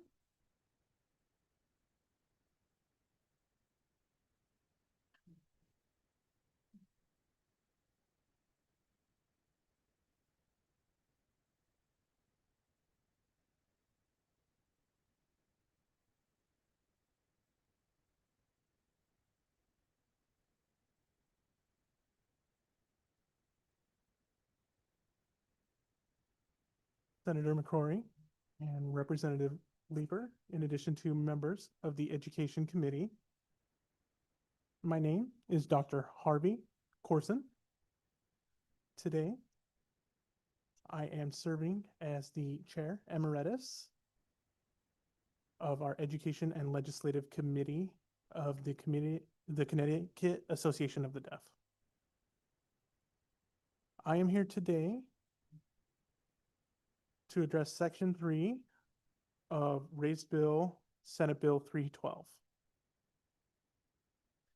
I served on the task force on enhancement of American Sign Language as a world language option for Connecticut public schools during 2025, established by the State Advisory Board for persons who are deaf, deafblind, and hard of hearing. This represents an effort to address the needs of American Sign Language education and to strengthen teacher and interpreter pipelines across Connecticut. The following major observations by this task force were as follows. Firstly, American Sign Language is the third most studied language in the United States, according to the Modern Language Association of 2023 in its report, Enrollments in Languages Other than English in U.S. Institutions of Higher Education, published fall 2021. Secondly, according to a 2024-2025 statewide enrollment data poll from EdSite, a publication, a total of 1,676 students were enrolled in ASL courses across 58 public school districts in Connecticut. This represents a significant and growing interest in ASL as a world language option. Thirdly, Connecticut's present legal and educational framework already provides a foundation for progress. Under state law, ASL is explicitly recognized in 3 different and distinct statutes.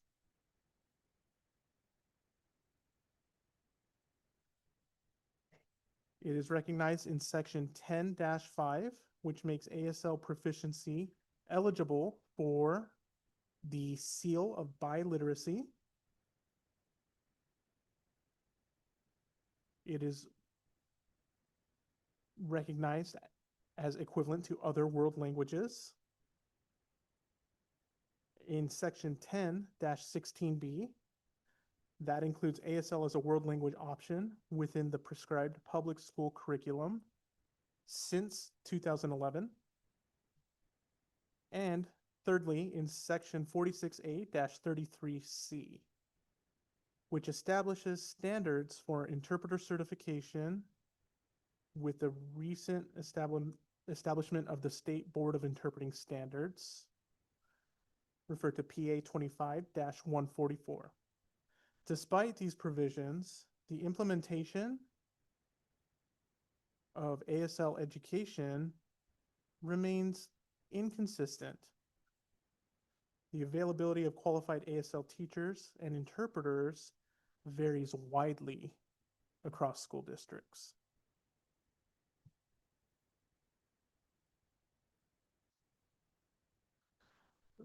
Fourth major observation, this growing demand for ASL classes and qualified ASL teachers cannot be adequately met due to statewide shortages of qualified teachers.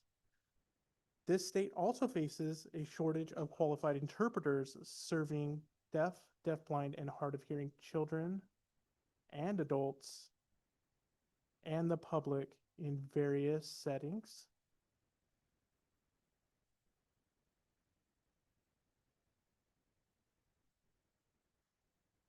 Settings such as the community, educational settings, legal settings, and medical settings.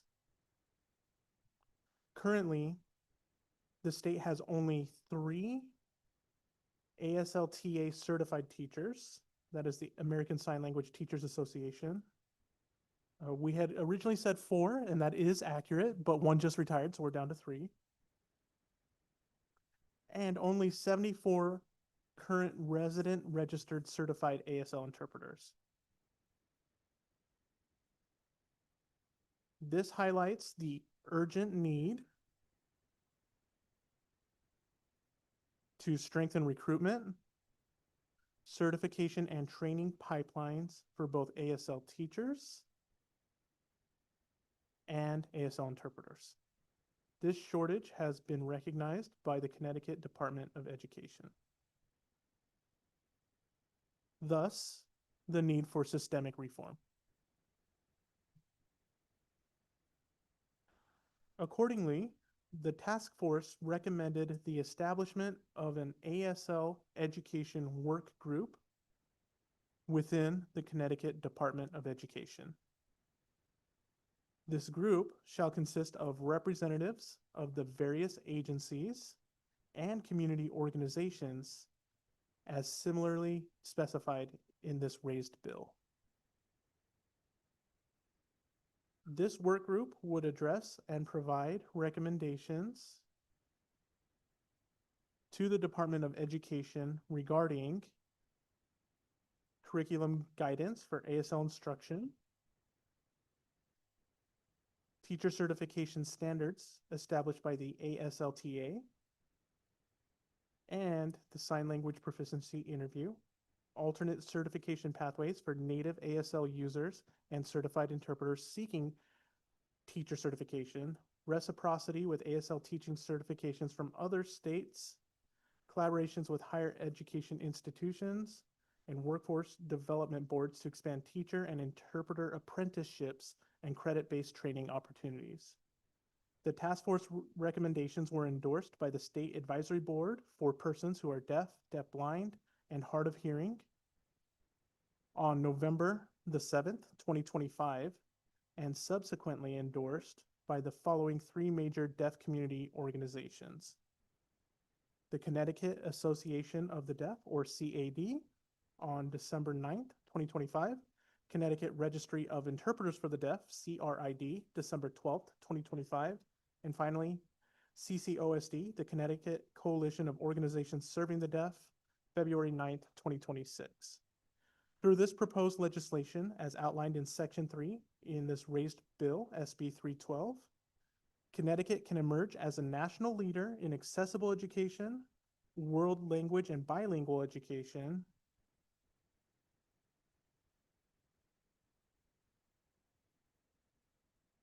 and workforce innovation for the Connecticut community,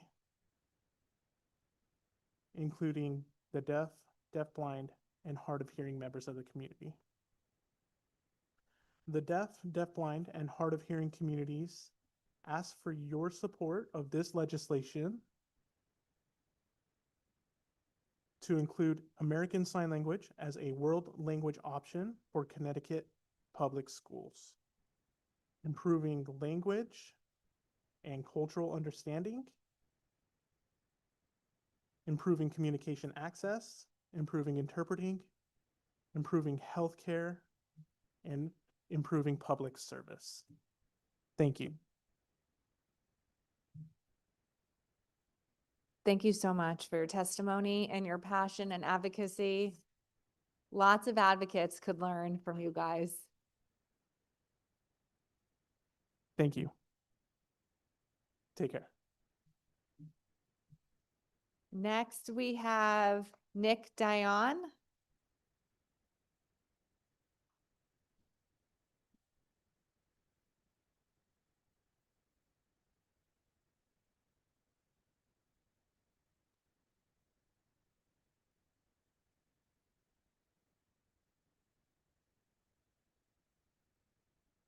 Hello, everyone. I appreciate you allowing me the opportunity to step outside of my role as a sign language interpreter today to also speak on behalf of Senate Bill 312. My name is Nick Dion. I'm the president of the Connecticut Registry of Interpreters for the Deaf. as well as a certified sign language interpreter here in Connecticut. I'm in support of this bill because over the past few years, I've noticed several public schools in the K through 12 setting are struggling to hire qualified sign language teachers due to 3 to 4 specific reasons. One of which, as mentioned by my other colleagues here, that ASL is a native language used by the deaf, hard of hearing, and deafblind community, and as such should be taught by deafblind, and hard of hearing individuals, which is not a standard requirement for schools.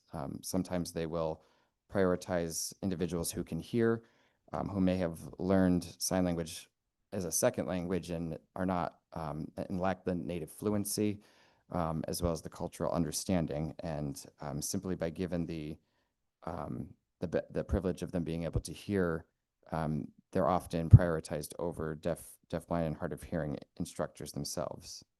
So that causes schools to disregard the importance of everything mentioned by my other colleagues as well. And it ensures some inconsistency because we don't know if those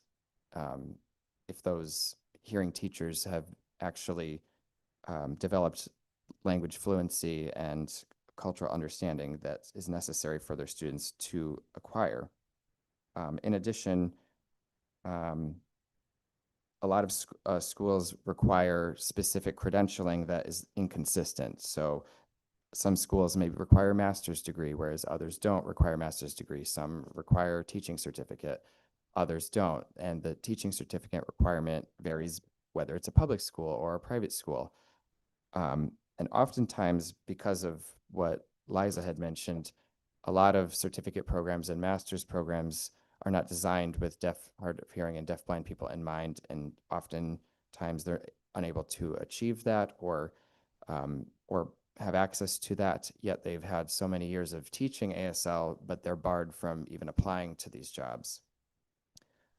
So if we were to consider adjusting the certificate or degree standards, we would be able to definitely increase the influx of qualified teachers and also help to ensure that this results in native users of the language being the ones to educate. It also provides a benefit to students to learn the ways to navigate working with a deaf, hard of hearing, or deafblind teacher and how to be able to communicate in their language, whereas a hearing teacher will often respond back in spoken English, or the students will respond to them in spoken English, and they're not actually applying the skills that they're trying to learn in the class.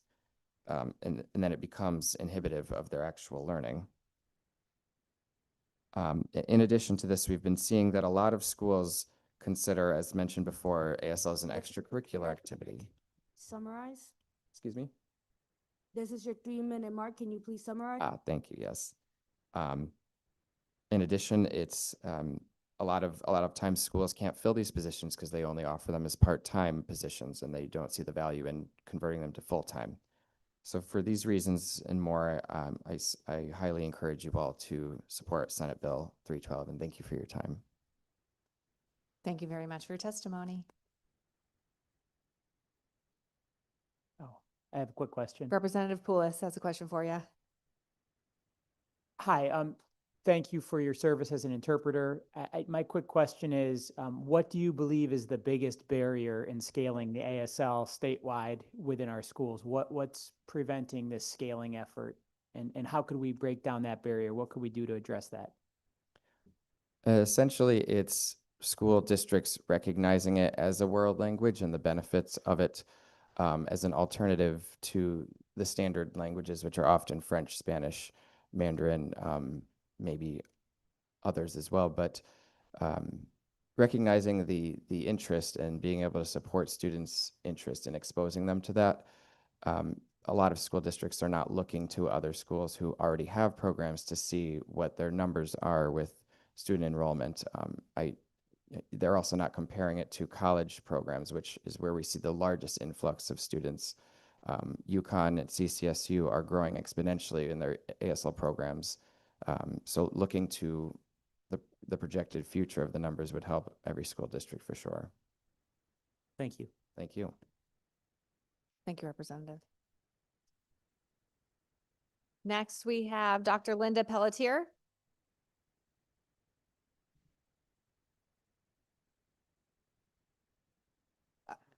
Oh, thank you for letting me know. John Board.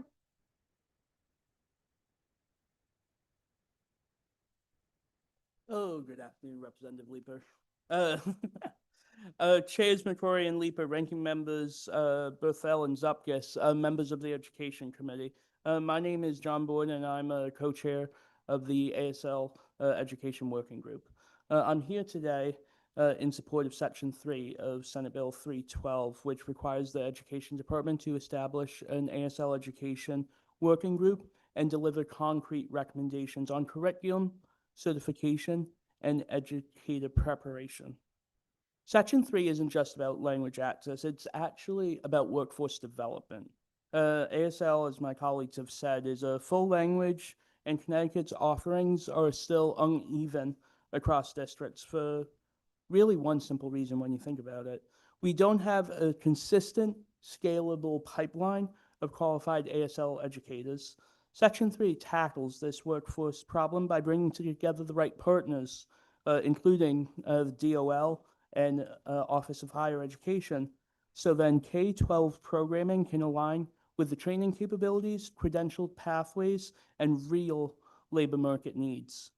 ASL education is workforce development in 3 distinct ways. First, the teacher supply districts can't expand ASL as a world language without proficient teachers. Second, the interpreter pipeline is a strong ASL instruction supports long-term growth in interpreter education-related careers. And third, the student opportunity being an on-ramp into interpreting, education, human services, and it can help build career pathways. What I would say is that the annual reporting requirement also ensures that these recommendations don't just sit on a shelf, that they're updated regularly. So in short, really, Section 3 builds the standards and pipeline backbone that makes ASL expansion possible, even though it does not include a funded pilot implementation, which many of you have seen in our broader proposal.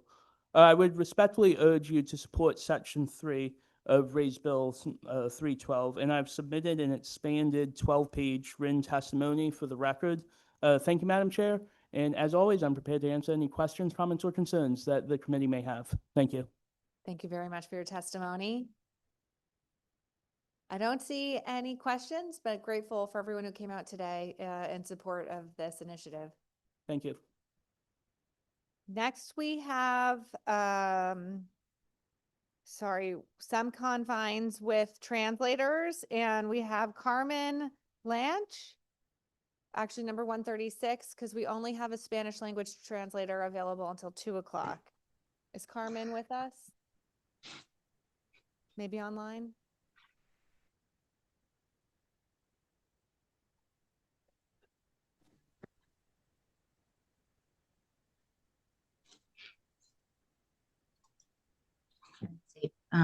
Buenas tardes.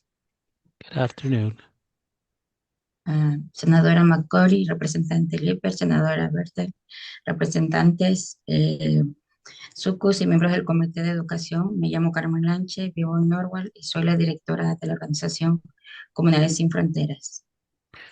Senator McCroy, Representative Leeper, Senator Murfret, Representatives Subcus, and members of the Educational Committee. My name is Carmen Lanche, and I live in Norwalk, and I am the Director of Comunidades Sin Fronteras in Connecticut.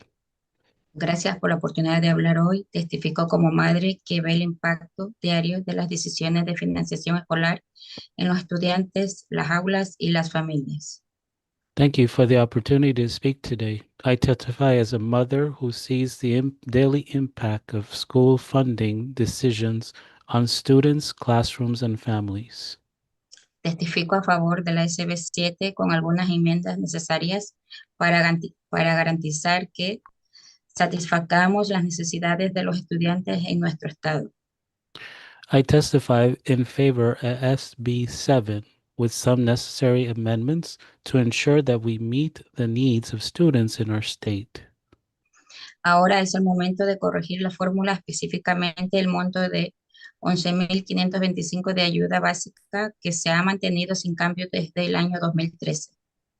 Now is the time to correct the formula, specifically the 11,525 basic aid amounts, which has remained unchanged since 2013. A modo de comparación, si la base de la fórmula se hubiera mantenido al ritmo de la inflación, hoy sería de aproximadamente 16.000 por estudiante. Las implementaciones graduales propuestas son insuficientes para proteger a nuestros niños, familias y comunidades. For comparison, if the formula base had kept pace with inflation, it would be approximately $16,000 per student today. Proposal phase implements are insufficient to protect our children, families, and communities, and we urge this committee to increase the foundation aid amount to $16,525 in the fiscal year 2027 and subsequently indexed to inflation. E instamos a este comité a aumentar el monto de la ayuda de la fundación a 16.025 en el año fiscal 2027 y posteriormente indexarlo a la inflación. Ustedes, al tomar decisiones sobre la educación de nuestros hijos, tienen en sus manos el destino de miles de estudiantes, incluyendo los sueños de muchos niños y adolescentes, así como la próxima generación que representará y fortalecerá la economía de nuestro estado en Connecticut. You, making decisions about our children's educations, hold in your hands the fate of thousands of students, including the dreams of many children and teenagers, as well as the next generation who will represent and strengthen our state's economy in Connecticut. En este contexto nos preocupamos por los recortes y la asignación desigual de fondos entre las ciudades. Por ejemplo, yo que vivo en Norwalk no recibe la misma financiación que la ciudad de Greenwich, donde la mayoría de la población es adinerada. Mientras que las escuelas luchan por sobrevivir, otras escuelas son privilegiadas. Esto no es equidad, es desigualdad. Nuestros estudiantes necesitan equipos y materiales que reflejen las realidades de nuestro tiempo. In this context, we are concerned about the cuts and the unequal allocation of funds among the cities. For example, Newark is a city where I live, does not receive the same funding as Greenwich, where the majority of the population is wealthy, while schools struggle to survive. Other schools are privileged. This is not equality, it is inequality. Our students need equipment and materials that reflect the realities of our time. En este contexto nos preocupan los recortes y la asignación desigual de fondos entre las ciudades, tamaños de clases más manejables, mayor apoyo para intervenciones, materiales didácticos actualizados, mayor capacidad para cubrir puestos de atención directamente a los niños. Pagamos impuestos por todo, pero el dinero no se destina a las necesidades reales de nuestra comunidad, incluyendo la educación de quienes más amamos, nuestros hijos. In this context, we are concerned of the cuts and the unequal allocation of funds among cities, more manageable class sizes, great support for interventions, updated teaching material, greater capacity to fill positions that directly serve children. We pay taxes on everything, but the money isn't going to the real needs of our community, including the education of those we love most, our children. En un estado tan rico como Connecticut, corregir la fórmula no solo es posible, sino una necesidad urgente. Nuestros estudiantes y nuestras comunidades no pueden esperar. Debemos ajustar las barreras fiscales y financiar nuestro futuro. Debemos hacer que los ultrarricos y las corporaciones paguen lo que les corresponde y cumplir la promesa de educación pública para todos los niños en Connecticut. Ahora es el momento de corregir la fórmula. Gracias por la oportunidad de testificar. In a state as wealthy as Connecticut, fixing the formula is not only a possibility, but a necessity. Our students and our communities cannot wait. We must adjust the tax barriers and fund our future. We must make the ultra wealthy and corporations pay their fair share and fulfill the promises of public education for all Connecticut children. Now is the time to fix the formula. Thank you for the opportunity to testify.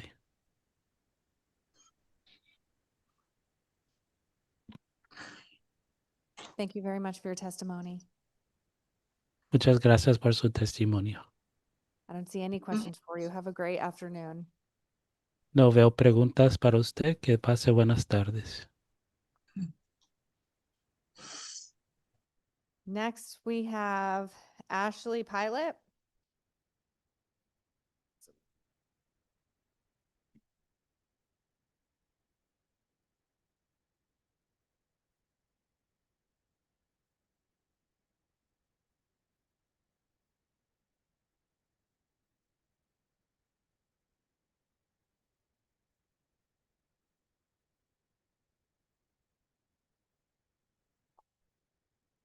Good afternoon.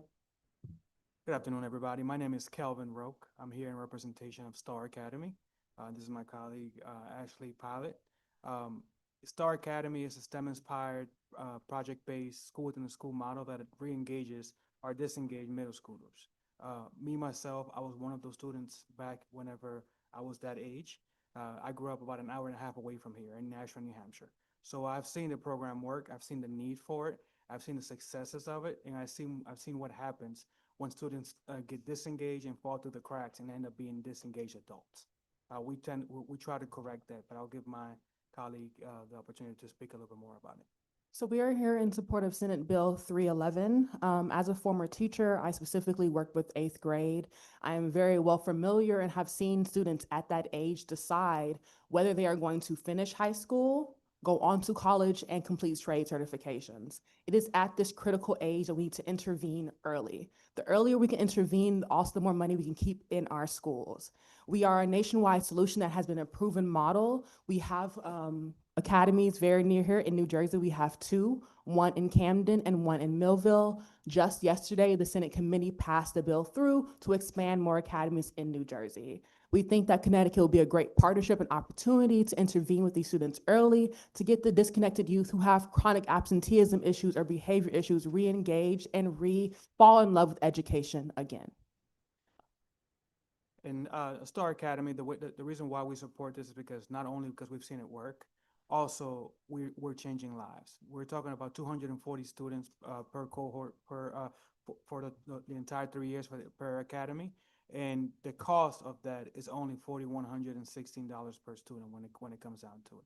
And it's all inclusive, making sure that those students get the help and the assistance they deserve, and also get the actual exposure to those careers that they didn't even know existed. In Star Academy, students don't ask that age-old question, and I'm sure every educator here has heard, when will I ever use this? In Star Academy, they are going to research those specific careers. So in 1 year, a student is exposed to upward of 60 specific careers that they can explore through college or through trade certifications once they graduate high school. Yes, so we just want to make sure that those disengaged children do not become disengaged adults. And we would like to, we will be open to answer any questions. Thank you. Thank you very much for your testimony. I don't see any questions for you. Have a great afternoon. Thanks for being here. For everyone who's been trying to follow along with the speaker order, we are now back to number 8. Mayor of New London, Michael Passero. Thank you for your patience.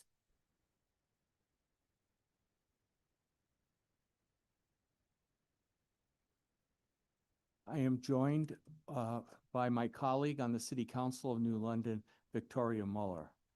And I want to thank you for this time today. We will be speaking on the ECS legislation, advocating for raising the foundation amounts.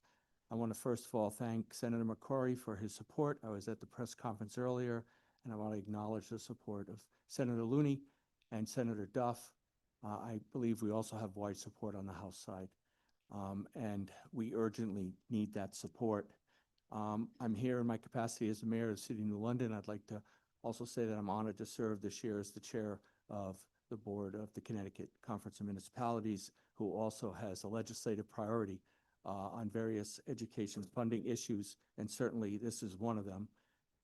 It's tough to follow the students that testified today. They were awesome. They were amazing. Just want to acknowledge that New London High School had a busload of students up here earlier. Unfortunately, the bus had to go back. And the superintendent was here as long as she could stay. I believe you'll hear from other students from New London are on the hearing list associated with various groups, advocacy groups in New London. I'm going to touch real quick and then yield my time to the remainder of my time to Councilor Muller. What the point that I'd like to emphasize today is the Sophie's Choice that we have in New London. The nature of New London, we are made up of 60% of our families are ALICE households. That's the United Way designation, asset limited, income constrained, but employed. I lead a city of the working poor. We're working very, very hard to lift our families out of poverty. 20% of our families, unfortunately, live below the poverty line. And it's sad that this happens in our country and in our state in this day and age. However, there is a great deal of hope with the local economy. We're building on that local economy. What holds us back is the property tax. What holds us back is education funding. And what makes us fight amongst ourselves for the crumbs is the lack of state support. The city has stepped up. Over the past 8 years, the average increase in funding for our school district from a very poor tax base has averaged 3%. We have not even been able to do that for the city side of our government, which over the same period, we've been able to increase it by 2.5%. But because of this ECS funding or lack thereof, we were not able to increase our education budget from the local taxpayer point of view last year at all. As you can imagine, that's created an awful situation. This year, we're hoping to be able to do better. I wish I had more time to go into the details of this. It has to do with the reval in 2023, your ECS formula that has now decided that we are no longer Can you please summarize? a distressed municipality. Can I yield a few minutes to Councilor Muller? Thank you. My name is Victoria Muller and I serve as a city councilor in New London. I chair the council's finance committee and prior to serving on the council served 3 terms on our city's board of finance. In those capacities, I currently am and have been intimately involved in the development of our budget for the last 4 budget cycles. I'm also a small business owner with 2 businesses downtown, a commercial and residential taxpayer, and most importantly, a mom of 2 school-aged boys. Wearing all of these hats, I'm here in support of HB 5002 and SB 7, specifically the provisions that provide increased ECS funding with predictable cost of living adjustments. I want to give a snapshot of New London. We're home to 28,000 residents within 5.5 square land miles, and as Mayor Passero indicated, 21% of our residents live below the poverty line, which is double the statewide rate. Roughly 1 in 3 children lives below the poverty level. 90% of our students qualify for free or reduced lunch. 60% of our households are classified as asset limited, income constrained, and employed. This means they work but struggle to make ends meet because the wages have not kept costs with the pace of living. Median household income is $60,000, significantly below the state median of $99,000. Median home value is roughly $235,000, which is $200,000 less than the state median of $430,000. Only 40% of our households are homeowners. More than half of our housing stock is rental. These numbers are important because they define our tax base and define our capacity. 45% of our entire municipal budget is dedicated to education spending. We talk about achievement gap, but this is about opportunity gap. Over the past 2 years, we've made really painful reductions. We've made the cuts. We can't raise taxes because raising taxes is not feasible without directly placing an outsized burden on our relatively small tax base. Remember, only 40% of our residents own their homes. The ECS grant is state's vehicle for fulfilling its constitutional responsibility to ensure substantially equal educational opportunity across all communities. It is how Connecticut balances differences in property wealth and student need. When the foundation amount is not indexed to inflation, it loses purchasing power every single year. A static formula in an inflationary environment is functionally a cut. Over time, that gap has become structural, and municipalities like New London are left trying to close it with tools we simply do not have. We've repeatedly demonstrated that we can operate on a lean, disciplined budget. What we cannot do is solve structural funding gap created by a formula that has not kept pace with reality. Please help us by taking meaningful action this year. Thank you. Thank you so much for your time. Thank you very much for your testimony, and thank you for shining a light on the very real challenge and rub that so many of our communities and our students and residents are experiencing. Thank you. Thank you.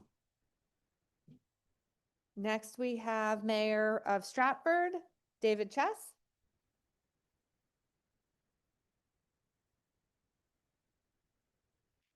Who may be joining us online.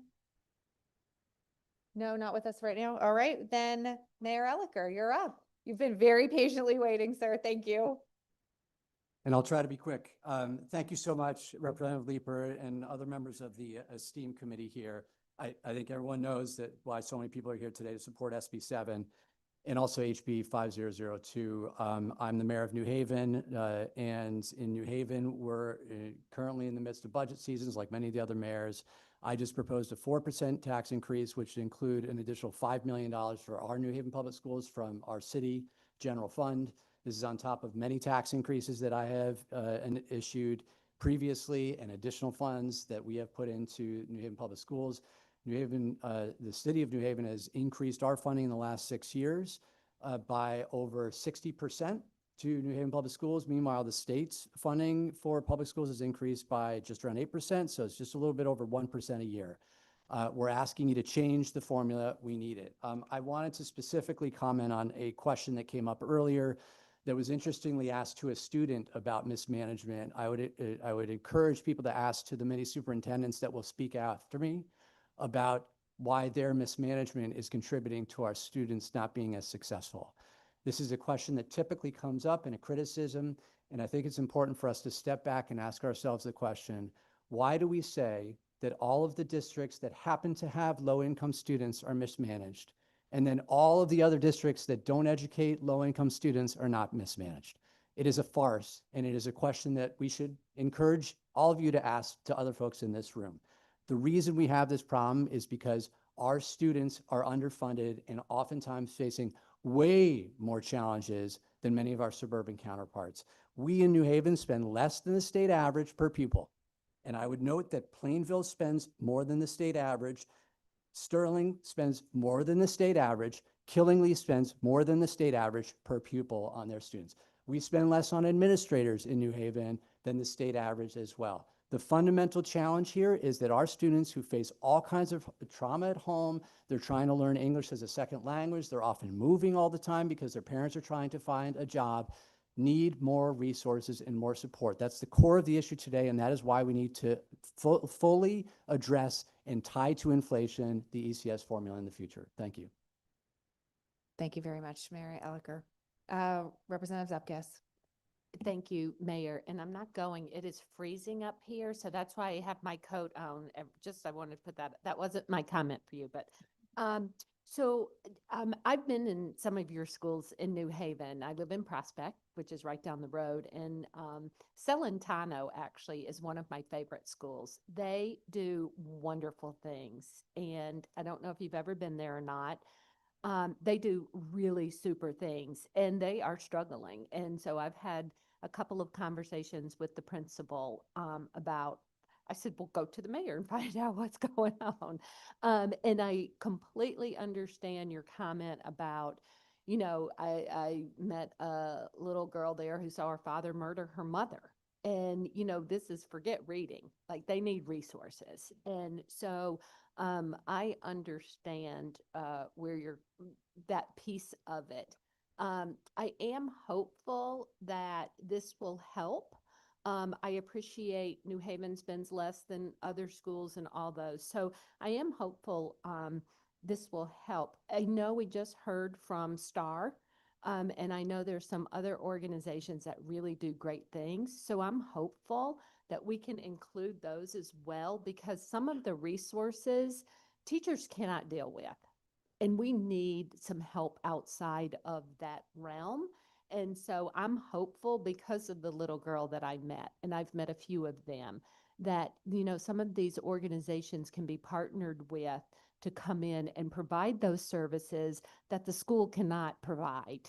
So I just wanted to say that. Thanks, Thank you. Representative Zupkin, and I appreciate your comments. I've been to Celentano many times, up the street from me.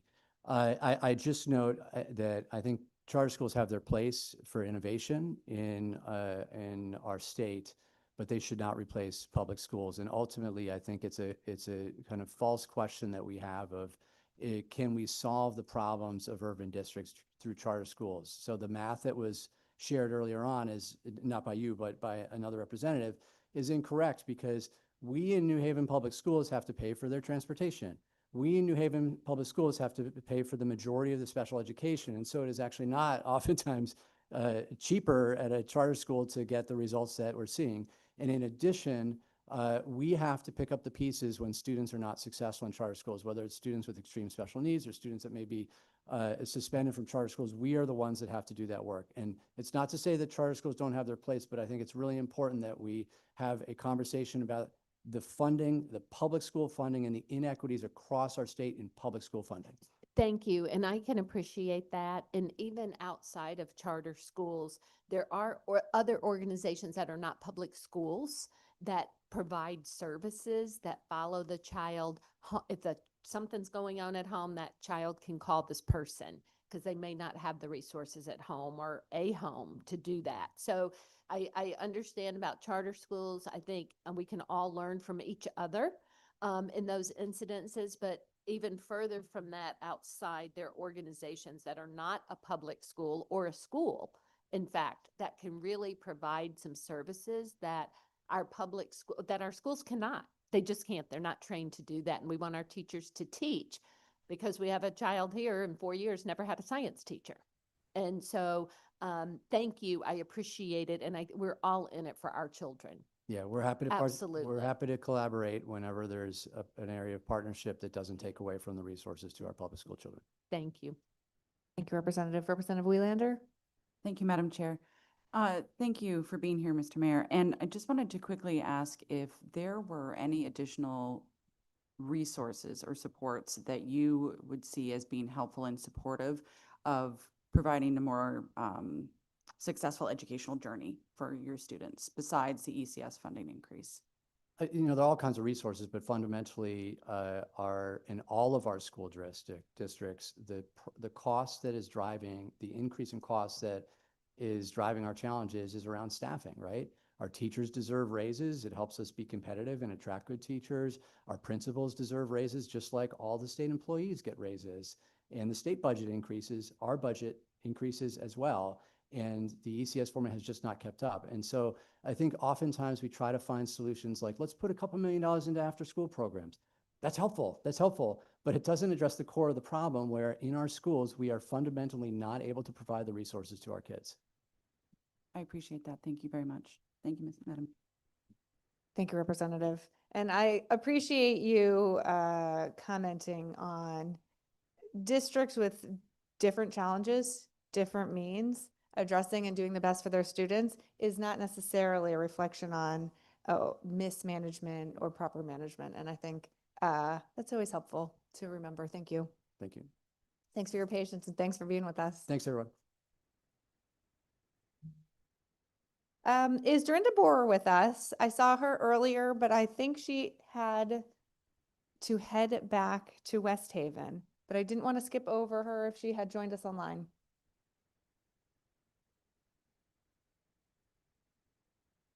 No? All right. Next, we have Jennifer Marr from the town of Middlebury.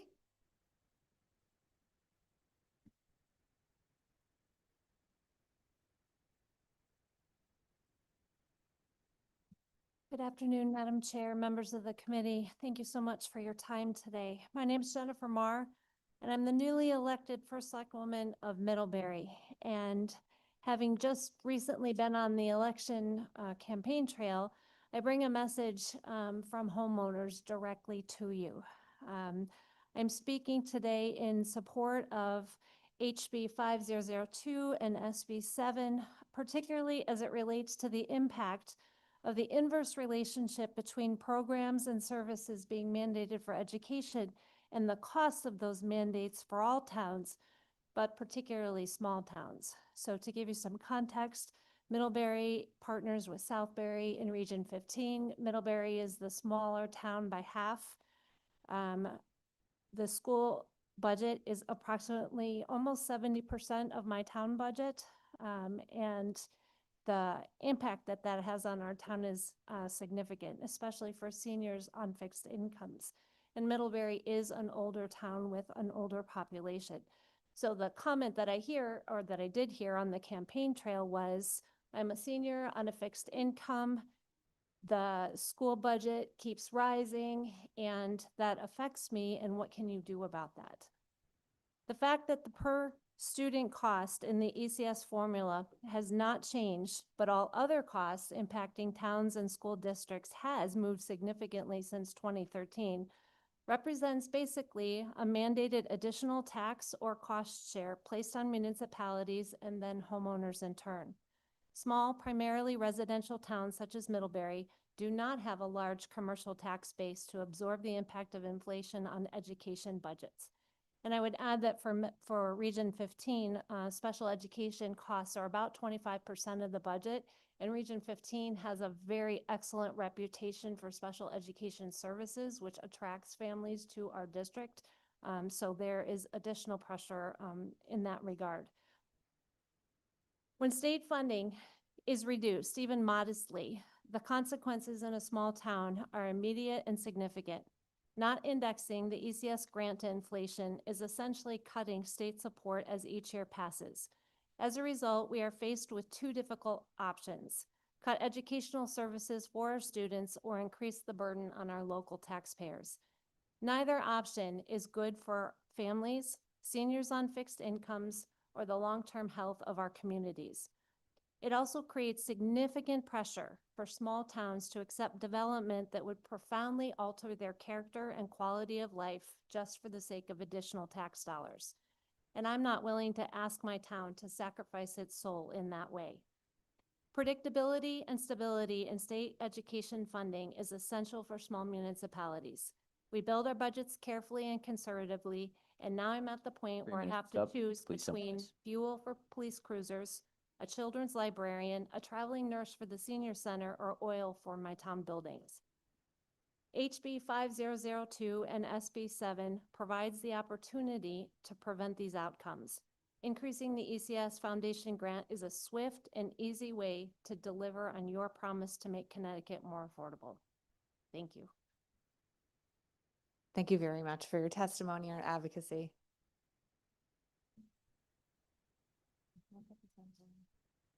I just want to make sure no one online has any questions. No, you're good. Thank you so much. Thank you. Next, we have Dr. Negron from New Haven. Nice to see you twice this week.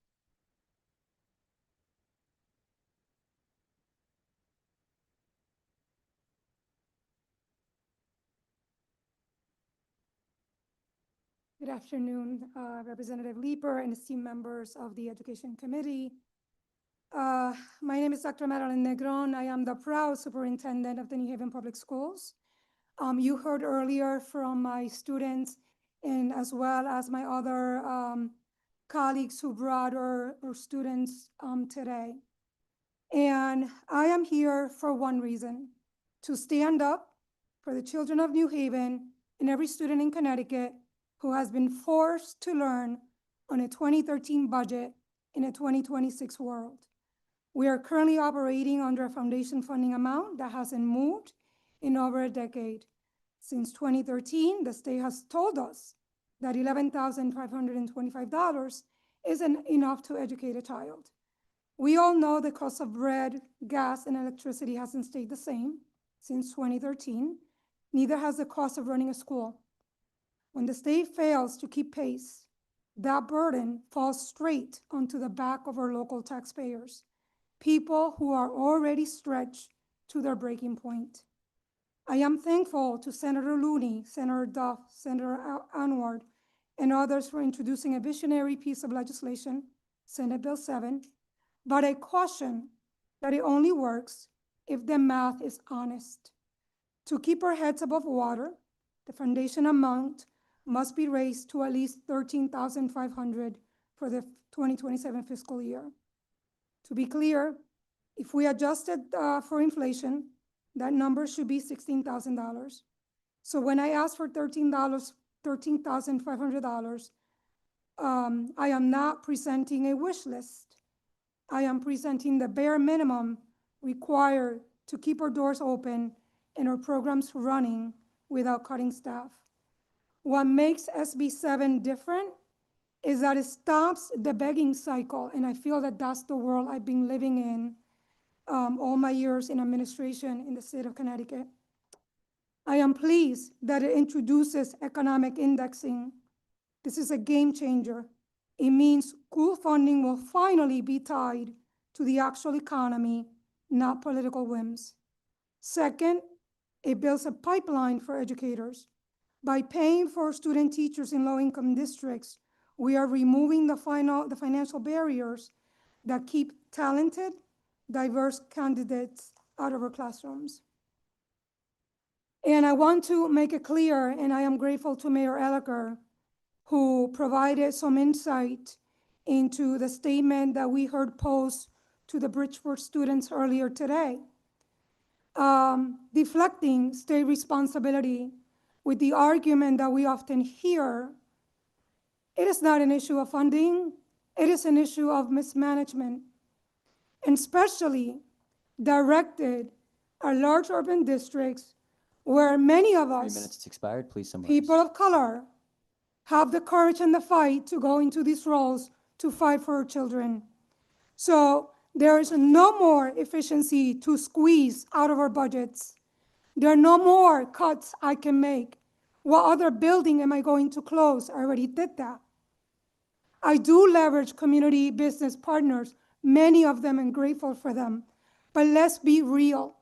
We are down to the bone. And this isn't just an urban issue. It's a Connecticut issue. Our state economy depends on a workforce that is ready. And that readiness starts with us. And I am ready, my colleagues are ready to do the hard work of leading these high poverty districts. We are all in. Our community is all in. But let's make it equitable for every child in the state of Connecticut. Thank you. Thank you very much, Dr. Negron, for your advocacy and passion and commitment, obviously, to New Haven students. It's powerful. And thank you for your patience in being with us all afternoon. Next, we have Christopher Roche from Woodstock Public Schools. Can you hear me? Yes, we can. Okay, thank you. Good afternoon. Christopher Roach, Woodstock Public School Superintendent. First, thank you for this opportunity and great to see all the written Woodstock Public School testimony from our families, stakeholders. We're working as a team with the Northeastern Region Superintendents and Boards of Ed, imploring the state to do more. We have amazing educators and amazing leaders. We just need to fund at the appropriate level. I have unique experience having worked in multiple states in urban, suburban, and rural school districts. Connecticut educational funding system is the most broken I've ever seen. It cuts across all districts. If you could survey any district in the state, I'm sure they're going to tell you very similar things about the overall system. It no longer reflects the current realities. The 11,525 as a base rate foundationally needs to be at 16,500 to 17,000. So I go back to thinking about running your household with today's exorbitant cost, mortgage, vehicles, childcare, trying to do so on a 2013 paycheck. That's what we're asking school districts to do. So if we make that analogy to our homes, that's what we're asking districts. So as a small school district superintendent, strongly urge the legislator to add 10% rural weight within ECS for districts serving smaller communities, 1,500 or fewer. We don't have the infrastructure. We don't have the tax base. So it's disproportionately falling on local taxpayers, which is not fair. Additionally, we need not have any more unfunded mandates. We need to fully fund the seed grant. Don't tie our hands with what we can't do with it. And the excess cost is a catastrophic insurance policy. It's tantamount to an IOU with less than adequate return on that rate. So when we calculated, Woodstock alone would be receiving $367,796 if both were fully funded. Instead, we need to go to our local taxpayers. That is really unfortunate. Connecticut ranks second in the nation in reliance on local property taxes to fund education and fifth in per pupil expenditure. Districts like Woodstock's 70% or more of the funding comes from the local taxpayer. Conversely, a state like Vermont, 70% of their education funding is derived at the state level. Connecticut, as on average, is 36. That is just not acceptable. We need a 21st century long-term funding formula that takes special ed services into consideration, both from the intensity piece to the placement. We also need a system of what is an adequate, let's start with adequate base formula, prospective special education funding as part of that weight, reduce local levy reliance, fund mandates at the time of passage or don't pass them at all. We know that there's collective bargaining, health insurance percent, utilities, inflation. They all have to be part of this weighted model. One of the challenges in Connecticut oftentimes is this, if you've only seen the Connecticut system, this is the only funding formula one may know, and the highly ineffective may feel normal, but it's not. We adapt it, we tweak it, we make temporary adjustments, but nothing's ever sustainable. We put in different grants, but they're not what we need. So having committees after committee doesn't work. So let's not study the ECS to try to make it work. Ask whether the system needs to be comprehensively redesigned. It's like remodeling, adding new windows and a new roof when the real issue is the house's foundation. So I would urge you to examine how other public school systems are doing this in other states, not look myopically at the ECS funding formula. I would love to partner with you and share some ideas from other states that I know work. Thank you very much for your time and your service. I do appreciate it. Thank you very much for your advocacy and for being with us today. Thank you. I don't see any questions for you. Have a great afternoon. You do the same. Thanks. Next, we have Thomas Anderson from East Hartford.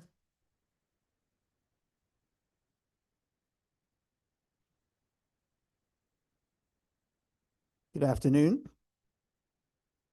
Good to see you. So in full transparency, I have probably less than 3 minutes on my laptop before the battery dies, so we'll make sure we get to it. So Representative Leeper, members of the Education Committee, I'm Thomas Anderson, Superintendent of East Hartford Public Schools, and I'm also the co-chair of the Connecticut Association of Urban Superintendents, which represents a little over 191,000 students across the state. And appreciate the opportunity to provide testimony on Senate Bill 7, as well as House Bill 5002, and to state my support for HB 5523 as a member of the Connecticut Advisory Council for Administrative Professional Standards. So first, I want to extend my appreciation to the East Hartford students who spoke earlier. They truly represent what we are as a town and as a district. Public education is the most powerful equalizer in our country. It is not simply a service, it is a foundation of economic mobility and workforce competitiveness. A student's zip code should not determine the quality of instruction, career pathways, or stability of their school environment.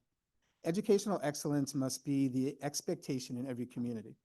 I say that not only as a superintendent, but as a graduate of East Hartford Public Schools, and after serving in districts in Maryland, DC, Chicago, and Massachusetts, I have the unique opportunity to serve East Hartford with both local roots and a broader perspective.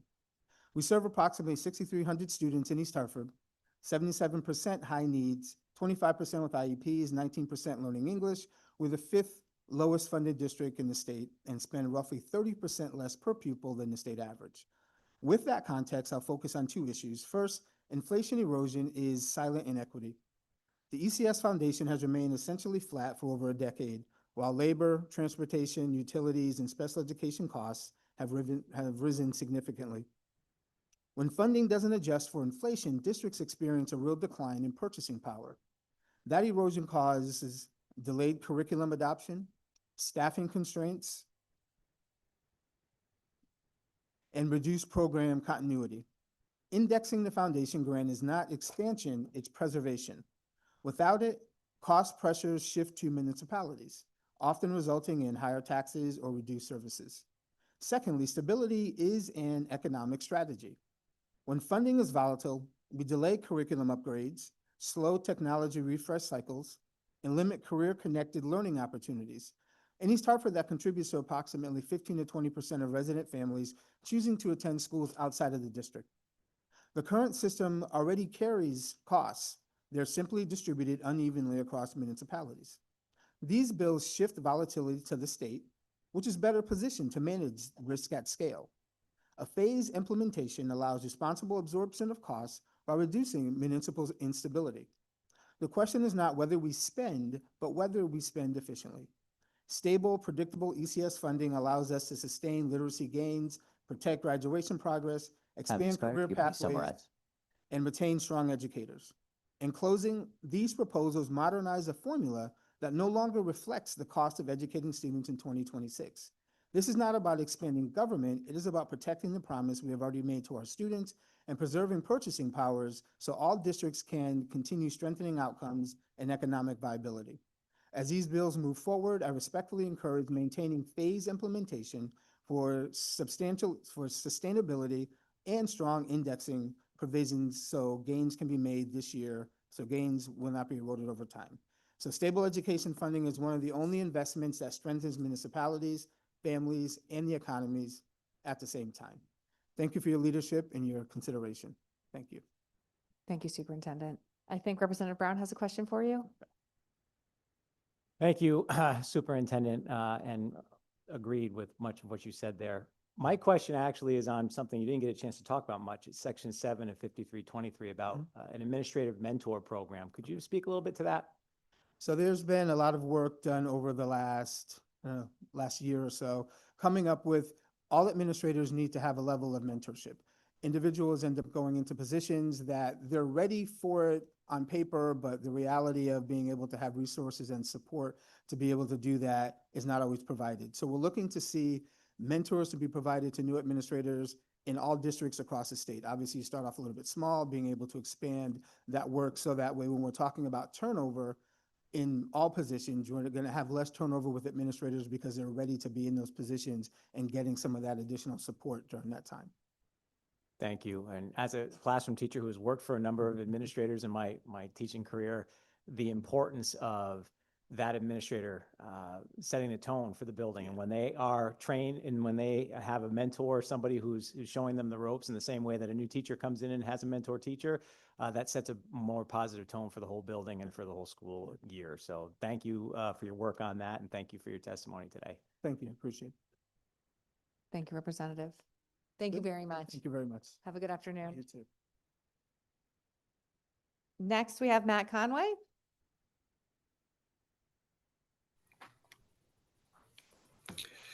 Good afternoon, Representative Leeper and distinguished members of the Education Committee. Hopefully my audio is a little better today than last week. My name is Matt Conway. We can hear you this time, Matt. Great, thank you.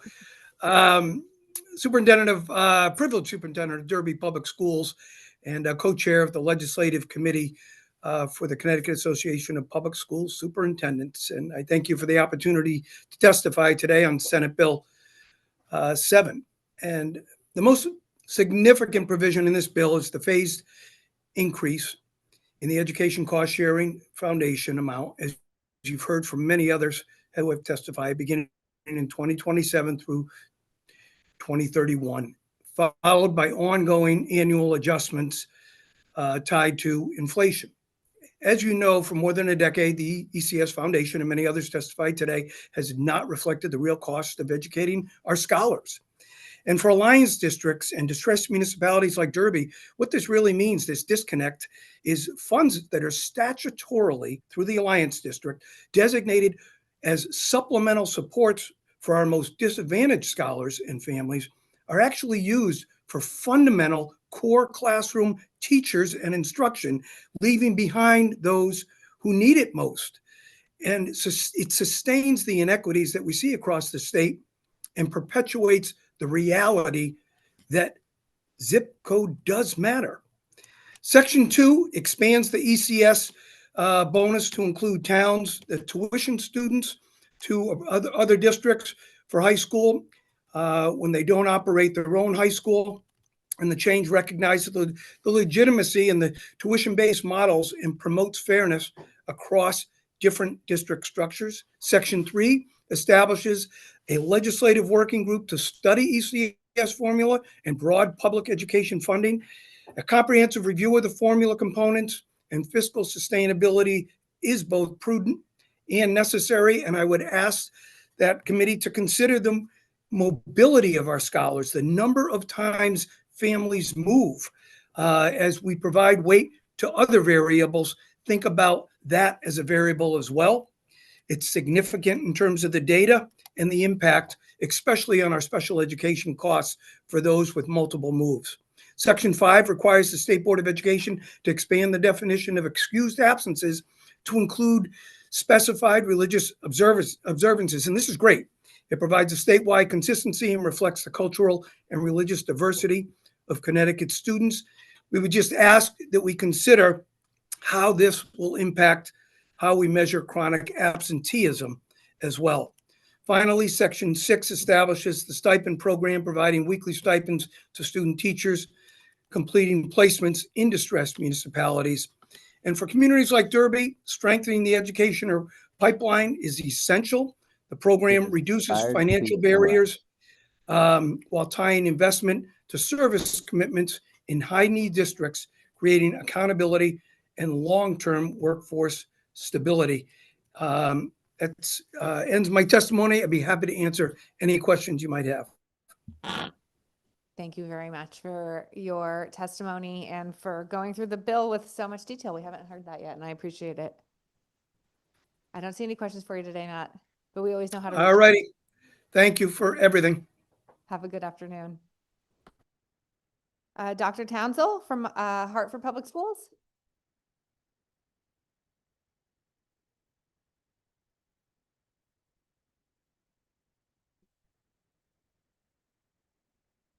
Dr. Townsell, Superintendent, Hartford Public Schools, Madam Chair, committee members, thank you so much for your service.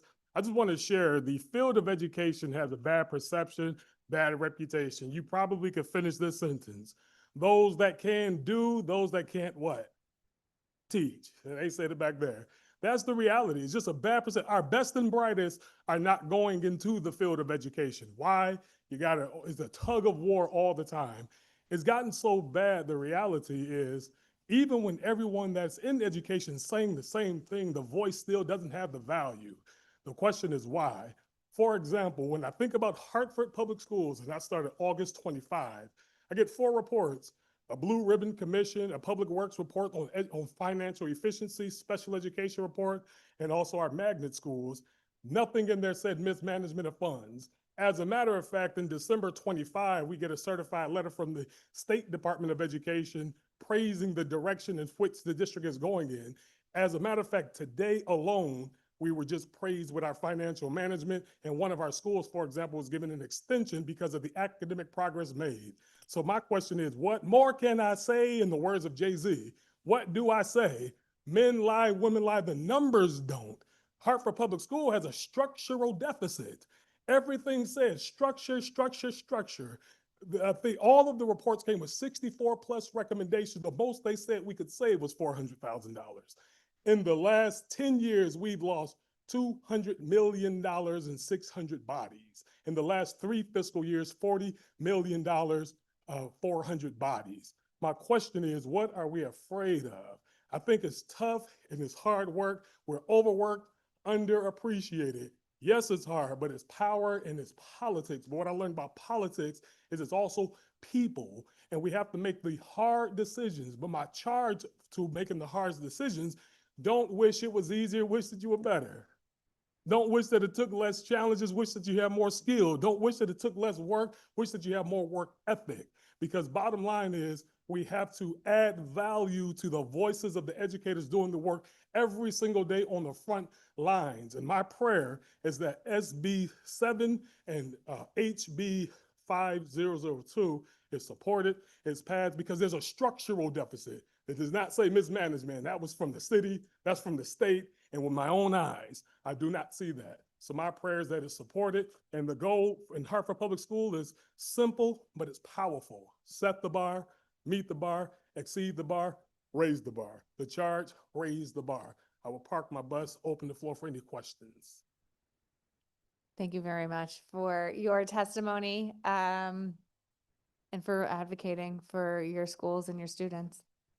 I don't see any questions for you, but we definitely know how to find you. Thank you. Thank you. Next, we're going to jump to some students that have to leave shortly. We have a panel, Javera Spencer.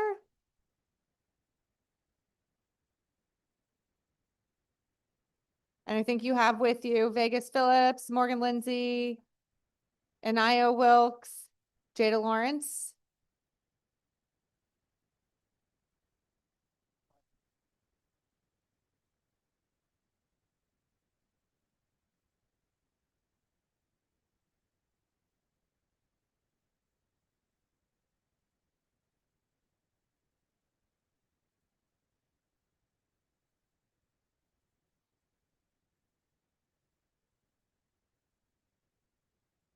Dear members of the Education Committee, my name is Angie Drobo, and I serve as the Organizing and Policy Director of the Connecticut Black and Brown Student Union. I live in New Haven, and we're here testifying in support of Section 2 of SB 311, an act concerning disconnected youth. Through our work with the students across the state, we see firsthand how discipline shapes young people's educational experiences. Too often, out-of-school suspension removes the students from the very environment designed to support their growth. State data shows that last school year, more than 35,000 out-of-school suspensions were issued in the state of Connecticut, and nearly half were for nonviolent behavior. Many involve subjective categories such as dress codes, cell phone use, minor disruptions, or what schools categorize as defiance.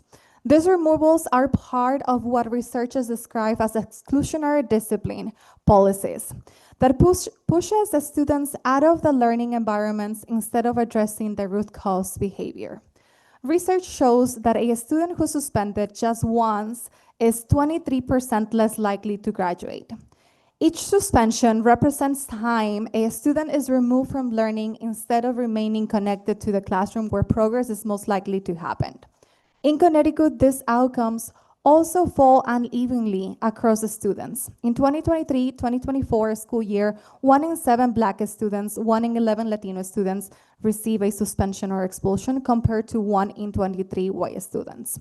From a trauma-informed perspective, exclusionary discipline can deepen harm rather than resolve it. Being sent home from home often isolates the student from supportive adults, causes them to fall behind academically, and weakens their connection to their school community. Section 2 of SB 311 addresses this challenge by limiting the overuse of out-of-school suspensions for nonviolent behavior. This bill does not remove tools for serious safety concerns, but it ensures that out-of-school suspensions is reserved for situations that truly threaten physical harm. Now you will hear from our students.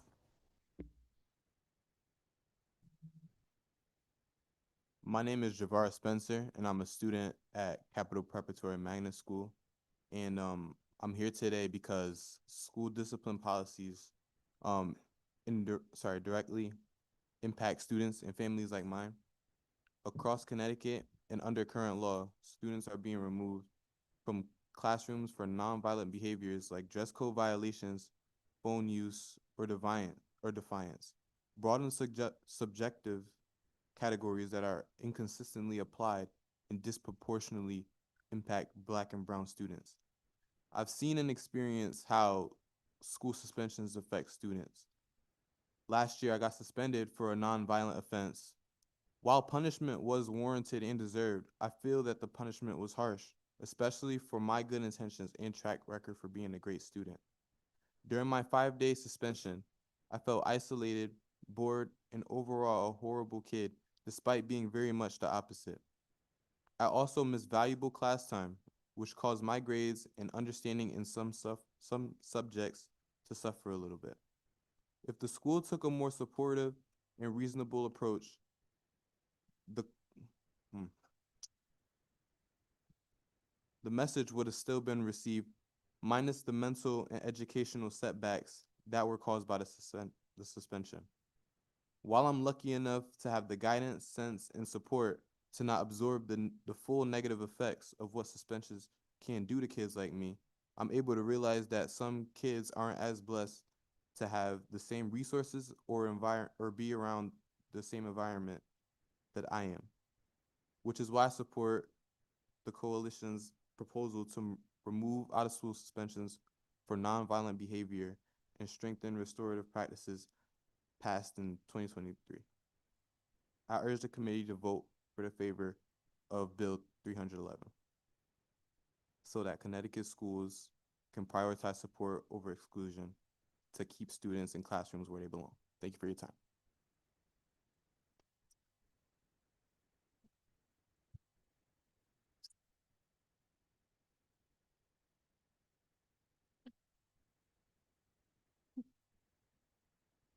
My name is Morgan Lindsay, and I'm a student from Hartford and a proud member of the Connecticut Black and Brown Student Union. I'm testifying in strong support of SB 311, Section 2, an act concerning disconnected youth. I disagree that students should be suspended for nonviolent behavior because it disrupts our learning process. And when you get suspended, it isolates you from your peers and that social connection that makes school safe to show up. The mental anguish that kids go through when they get suspended is horrible because they feel like they're being punished for doing things that are normal for kids to do, and they get cast out. These are not things adults would get criminalized for, so why should kids get punished for it? I have personally experienced the negative side effects of being suspended outside of school. One day during 8th grade, I was on my way home after school when I saw these girls running up behind me. I was confused why they were coming towards me because I know that they don't like me. At that point, words were exchanged, and one of them said she wanted to fight me. I told her I did not want to do that, but she and her friend proceeded to attack me anyway. I was forced to defend myself to keep them off of me. The fight left me with a concussion, and I needed to go to urgent care. A day or two after, the school found out and suspended me along with the other girls for about a week, despite me telling them I did not initiate that confrontation and my mom backing up my story. Being suspended for getting jumped made me feel awful. I lost out on my education for something that was not my fault and I had no control over. It disrupted my learning and took time away from me that I could never get back. I had to catch up on a significant amount of schoolwork while dealing with a concussion. Shortly after this happened, I had to move schools from continued bullying from other students. This made me feel even worse about myself, and now I had to navigate a new school environment. I lost the will to keep going to school, but I kept going for the sake of my mom. Instead of suspending me, I wish the school and school board had listened to my mom when she presented medical records and even a police report. This was a moment where the school should have and could have supported me, but instead they punished me. No student should have to go through this or worry they might not make it home alive. For this reason, I am urging this community to pass this bill and make sure that no student should feel the way that I did. We should be supported, not punished. Thank you for your time. Please. I shouldn't be happy. Here we go.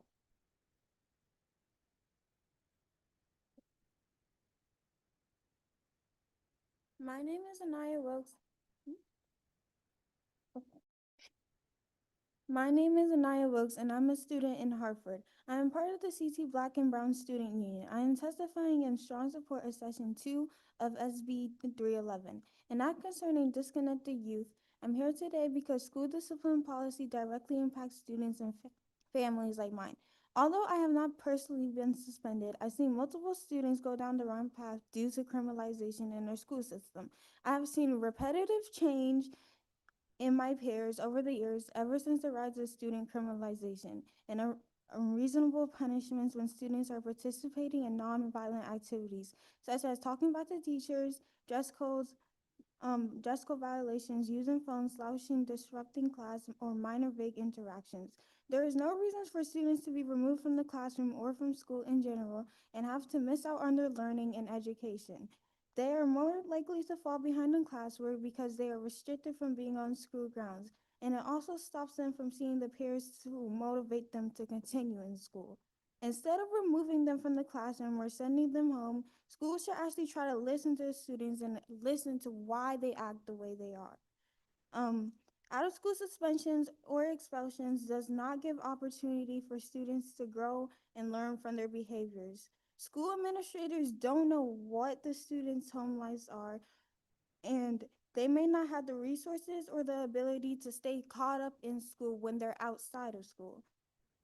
And if we don't try to listen or hear any of the other students out, the same thing is going to repeat and repeat. And if we don't fix this, the cycle will continue. If we don't try, in a few years, the students will end up not being able to move forward in life because of this. Most students who we don't hear out go to the school to prison pipeline. This is especially true in Black and Brown students who end up being suspended or expelled at much higher rates. This is why I support the Regular School Safety Coalition proposal to end suspensions for nonviolent behaviors, strengthen restorative practices, and reduce excessive suspensions.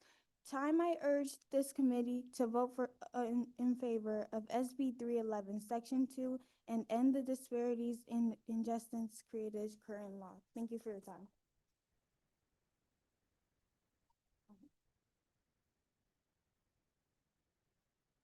Good afternoon, members of the Education Committee. I am a high school student in Hartford, and I am here representing the Connecticut Black and Brown Student Union. I am speaking today in support of SB 311, Section 2. I see firsthand how school suspensions can upend a student's life and change the course of their future. In 10th grade, I had a longtime friend begin to drift away from school and change for the worse after being in the bathroom at the same time as other students who were doing something they were not supposed to be doing. He was simply in the bathroom at the wrong moment in time, but he was suspected of being one of them and ended up getting suspended despite pleading his innocence. Before being suspended, he was taking AP and pre-AP classes with me. We're competitive students. It didn't matter whether it was academics, sports, or simply having fun. After being suspended, however, he became a completely different person. He stopped caring about school and lost the drive that made him a standout student. Even his entire personality changed. In our 11th grade AP math class, he acted out and ended up changing classes. After that, I spent almost an entire semester not seeing him, and even teachers worried about him. It wasn't and still is a chore to even get him to come to school, in contrast to before when he had a consistent attendance. His behavior grew worse over time. I would look online in social media and see he was posting things he would have never done before. And he drew closer to bad company and was doing things no young person should be doing, especially not one who is as smart as he is or bright as he is. That day he got suspended. I lost a friend, someone who I looked forward to seeing every day in school. It was also somebody I grew up with since middle school. Now he changed for the worse because of the school disciplinary policies. Without doing anything wrong, he was thrown into the school to prison pipeline. His experience is not unique. It is one of many. I urge the Education Committee leadership to pass section of SB 311 so that no more students become policy victims like him. It's time to end suspension for nonviolent behaviors. Thank you.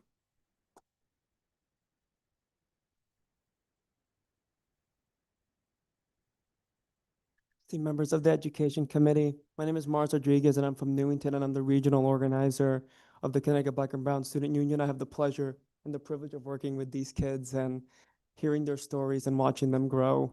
I'm here in support of Section 2 of SB 311, also SB 7, HB 5002, and HB 5328.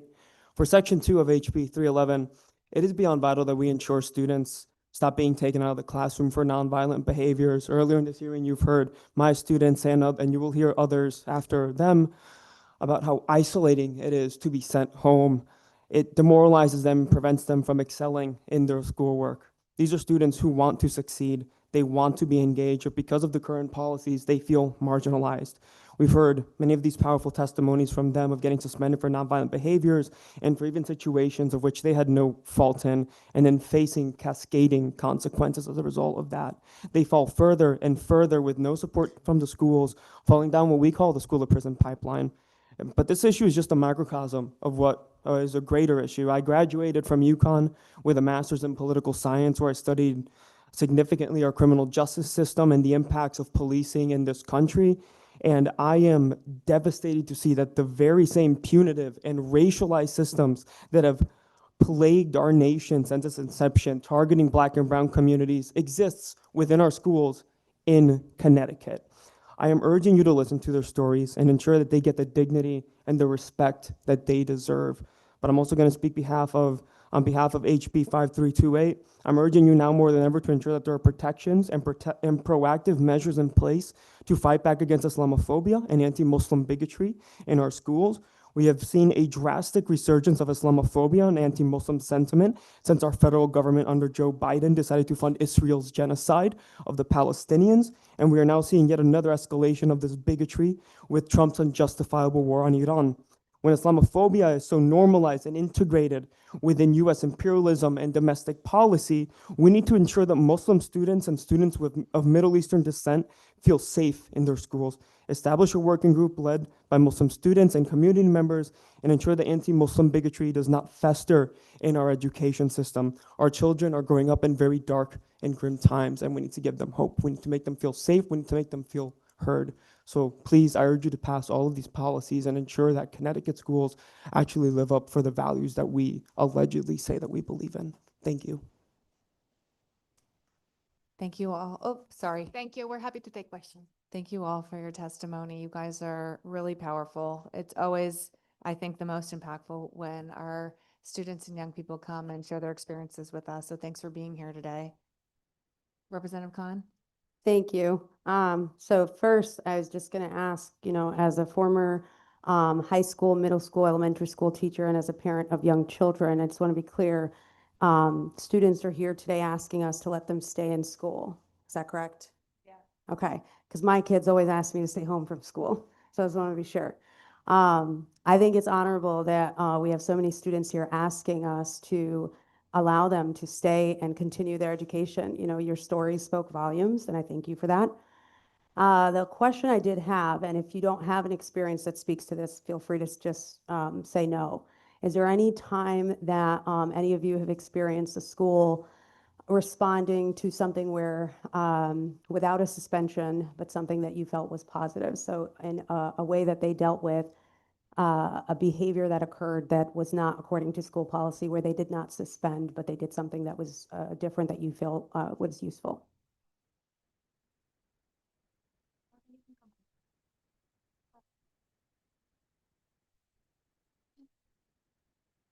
Sorry, yeah, to answer your question, yeah, I have actually been through that. They didn't suspend me, but it was something like a detention. So,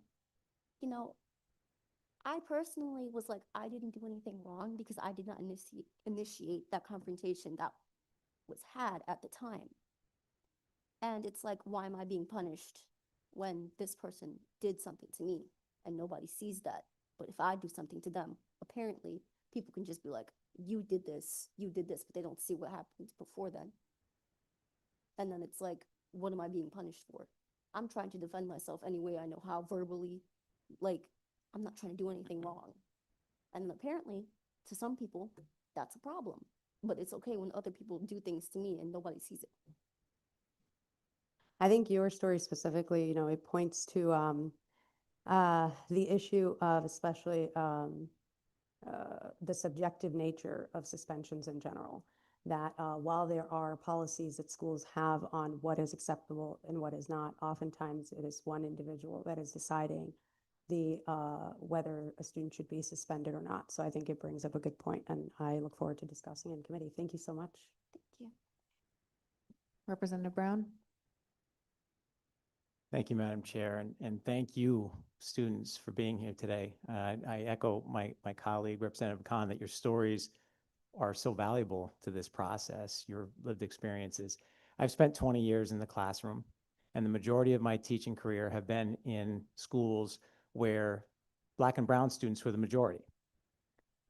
And it taught me something, that there's a bigger picture here, a bigger question, and we have some bills on that this year as well, and we've had in the last couple of years, about diversifying the teacher workforce.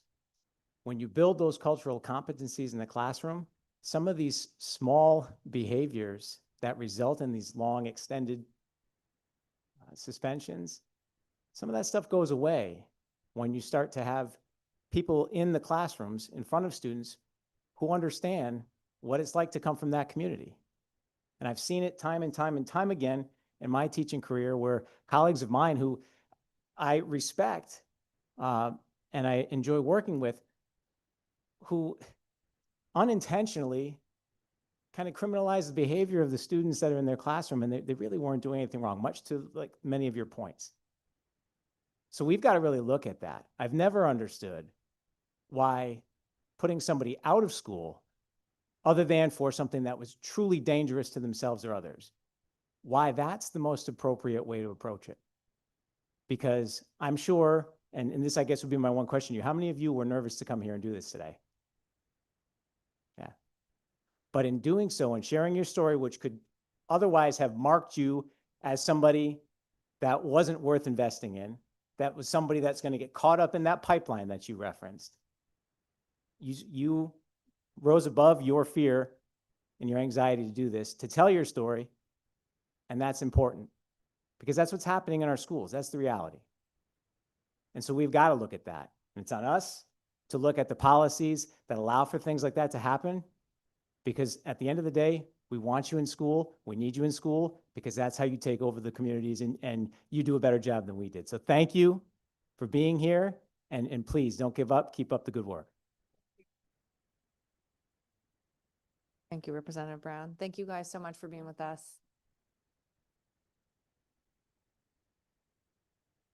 All right, now let's see if we can find our place. I think next we have Superintendent Brian Hendrickson.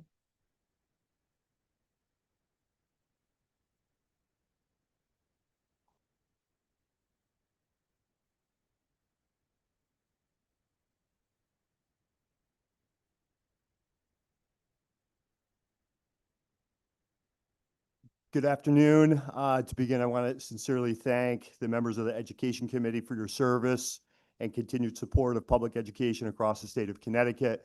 Very much appreciate all the work that you do. And for the record, my name is Brian Hendrickson, and I serve as superintendent of the Salem School District. Before I get into my formal remarks for the committee, I just have to give a big shout out to Danbury High School. I'm a proud graduate of Danbury High School, and to hear the students from my hometown address the state legislature was an extremely proud moment.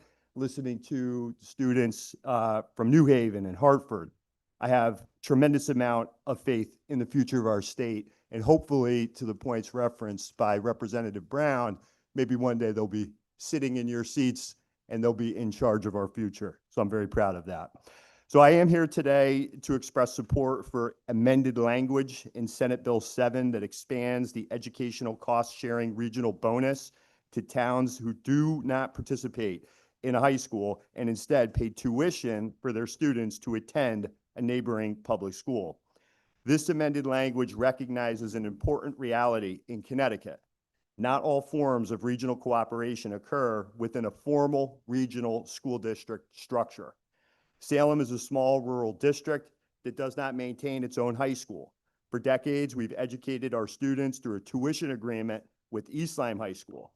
This arrangement reflects the same principles the regional bonus was designed to encourage: regional collaboration, efficient use of public resources, and responsible governance. Importantly, the amended language would not just benefit Salem. Other communities across Connecticut that educate through similar agreements would also see modest but meaningful support. This is an equity issue. For example, Norwich is projected to receive significant additional funds over the 10-year period as a result of the amended language in SB 7 to the tune of hundreds of thousands of dollars. Woodstock, one of my colleagues who testified earlier, Woodstock would also benefit from this in a much more proportional rate, in thousands of dollars over the 10-year period. So for small and mid-sized communities alike, these funds can meaningfully support students while recognizing the cost efficiencies achieved through regional cooperation. We appreciate the committee's recognition that tuition-based agreements are also a form of regional partnerships, and we support the regional bonus expansion as the language is amended in Senate Bill 7. Thank you for your time and consideration. For the record, I'll also be submitting our Board of Education's position statement to our legislative delegation regarding this request for amended language. The position statement also includes supporting fiscal analysis prepared by the State and School Finance Project, and that the projected savings across municipalities across the state. I also want to thank our legislative delegation, Representatives Menapace, Representatives Haynes, and Senator Marks for their attention to and advocacy for this issue. And last, just hearing all my colleagues, hearing the students talk, I'll also share a little bit about, I think, the challenge that's ahead of you, specifically with ECS. A personal story, I grew up in Danbury, told you that. I taught in Trumbull, Connecticut, in Fairfield County, Hillcrest Middle School.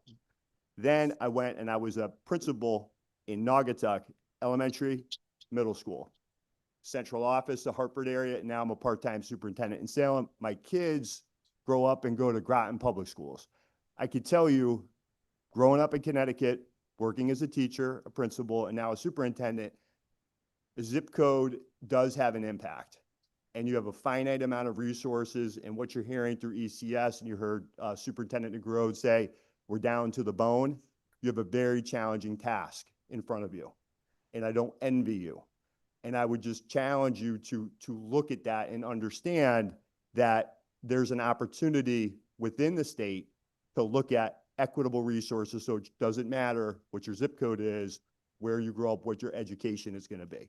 All of that said, big challenge ahead of you. So appreciate all of your support, everything that you do, and going back to SB 7 with the regional bonus money, appreciate your support for that as well. And again, thank you to our legislative delegation. All right, thank you. Well timed. Looks like we have a question from Senator Summers online. Yes, good afternoon, and thank you for your testimony. I wanted to give you a shout out for all you do. I know that we have talked very frequently, and I really appreciate your testimony, and I'd love to see that happen. I just wanted to make sure that you knew that and that this would really help some of our smaller towns along Connecticut. So I'm in full support of your testimony today. Thank you for being here. Thank you, Senator Summers. Representative Haynes. Hello, Superintendent. Thank you so much for being here. It's great to see you as always. Just checking with you on this. Are you suggesting through your testimony that the way the language is in HB 7 will make you whole? It's good, or do we have to make a change? I think I would encourage you to look closely to make sure that the language would apply to a Salem, to a Norwich, so it is specifically for small districts that tuition their high school students outside of their town, it would apply. Okay, because I think some of the language is that if you're a member of a regional and that membership actually excludes you because you're not a member of East Lyme, you're just sending children there, same, to NFA and Norwich, et cetera. So I want to try and make sure that we have it worded properly so that everybody is. Yes, and I think that the work that's been done to put the amended language in the bill as it is appreciated, and I think it could go much more specific to ensure Norwich, Salem, Basra, all of the towns that would be impacted do in fact qualify for that regional bonus money. Okay, I can circle back with you, we can talk a little bit about offline. Thank you, Mr. Chair. Appreciate that. Representative Menapace. Yes, thank you again for being here, Superintendent. Good I to be just at wanted that. to ask, because we were able to talk about the very specific issue for affecting towns like Salem, but I was hoping that you could get into just a little bit more detail about some of the challenges you face as a small rural community in Connecticut. Sure. So as having a small pre-K-8 school district in Connecticut, we're responsible for all of the mandates that New Haven has, that Hartford has, magnet school, Creck, Learn, every school in the state. So we are stretched very thin. I'm a part-time superintendent. We don't have a full-time director of curriculum instruction, unlimited resources, with special education supervisors, et cetera. So we have to make sure that we provide all of the mandated services to our students, and we do that at a very small scale with limited resources. So having access to any funds that are available is critical. It could be the difference between having a para, collapsing class sizes, collapsing teachers in a grade level. We are down to the bone. Thank you. All right, seeing no other questions, Superintendent, thank you for your testimony today. Welcome. Thank you. Appreciate everything you do. Now we're gonna jump ahead to number 66 for some timing purposes, and I apologize if I mispronounce your name. Marije Eljazi and a group from Nanawag High School.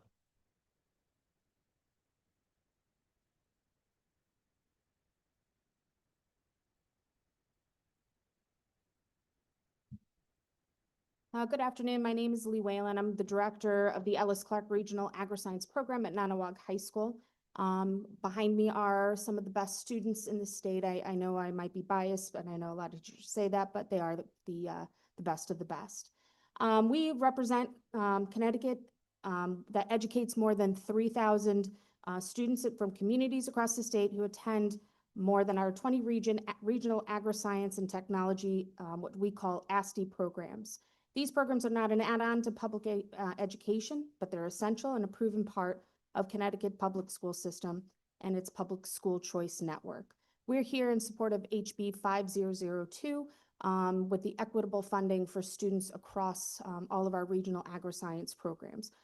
Currently with the ECS model that's been put in place in 2013, the last 16 years hasn't been, as we know, adjusted for inflation. And this also really hurts our students from out of district who currently do not get fully funded, who come from other schools into our programs. And that burden falls onto our local taxpayers, as you can probably tell, don't necessarily enjoy that. So we're here to talk about some of the benefits of the agri-science programs, and I'm yield my time to my student, Media Eljazi, who will talk about her experiences in the agri-science program. Good afternoon. My name is Media Eljazi. I'm from Watertown, but I do attend Nanawag High School in Woodbury as an agri-science student. I am here in support of HB 5002 to increase funding for students who choose to attend agri-science programs in the state of Connecticut. I chose to join Nanawag's agri-science program because it offered opportunities that I knew I could not get in Watertown. The community is incredible and students and teachers are genuinely supportive. I have found I learn best through hands-on projects, especially in my aquaculture class. Nanawag has given me the experiences, responsibilities, and leadership opportunities that have shaped how I think about my future. And being part of the program is honestly a privilege. Having had the opportunity to meet other students from around the state attending similar programs, I can say that most, if not all, of their experiences mirror mine. The passing of this bill will help to address the following. Connecticut's agri-science programs offer hands-on and career-focused education in fields like agriculture, aquaculture, horticulture, food science, biotechnology, and environmental science. These aren't just farm classes. They help students develop real workplace skills, leadership abilities, and career readiness attributes that are in demand across many sectors in the state. Many graduates of these programs go on to complete degrees and return to work in Connecticut, contributing to the state's workforce and economy. They also gain experience with inquiry-based learning, teamwork, and work-based learning, all of which are proven to improve student outcomes and increase college and career readiness. Right now, agri-science centers in Connecticut receive uneven and comparatively low funding compared to other choice school programs such as magnet and charter schools. This inequity can limit access to agri-science education, especially for students from underfunded districts. This bill aims to balance that inequality by adjusting the funding structure so agri-science centers receive comparable state resources and reduce the financial burden of host schools, which helps them hire quality educators, update facilities, and expand enrollment opportunities. Under the existing system, some school districts may limit student participation in agri-science programs due to tuition costs and setting down financial pressures. By increasing and equalizing state funding, this bill would reduce financial barriers for families and districts, allowing more students to participate and support broader access to agri-science fields that are critical to Connecticut's economy. Though Connecticut legislation on agri-science funding isn't always covered in housing or school bills like this bill, the state does invest in related agricultural education and food system initiatives. For example, farm-to-school grants and agricultural enhancement programs that support youth education and local food projects. These kinds of investments show a statewide commitment to involving young people in healthy food systems and agricultural careers. The passing of House Bill 5002 will only enhance this initiative. In conclusion, passing this bill to increase agri-science funding would help ensure that these career-focused education programs are adequately and equitably funded, opening more doors for students across the state and strengthening Connecticut's future workforce in vital agricultural industries. Thank you for your time. Well, thank you, all of you, for being here today, whether you spoke or not. As someone who represents a district that houses Rockville High School, which is the home to an ASL program, I've had a chance to see up close, and I like the explanation that it's not just a farm school. It's not just a farming program. So much more work is being done there, and it provides a career pathway for the future of our state. So again, point well taken, and thank you for being here in support of that today. I'm not seeing any other questions from my colleagues, so enjoy the rest of your afternoon. But again, thank you for your testimony today. Thank you very much. Next, we have Suzanne Palmieri.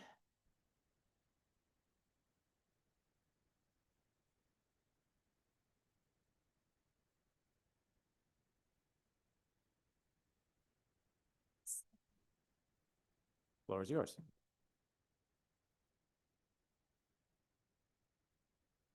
Good afternoon, Representative Leeper, ranking members Zupkis and Bethel, and members of the Education Committee. I am honored to serve as Superintendent of Schools in East Granby, and I'm here today in support of Senate Bill 310, specifically supporting a working group looking at career-connected or vocational and technology education, expanding that into the K-8 space.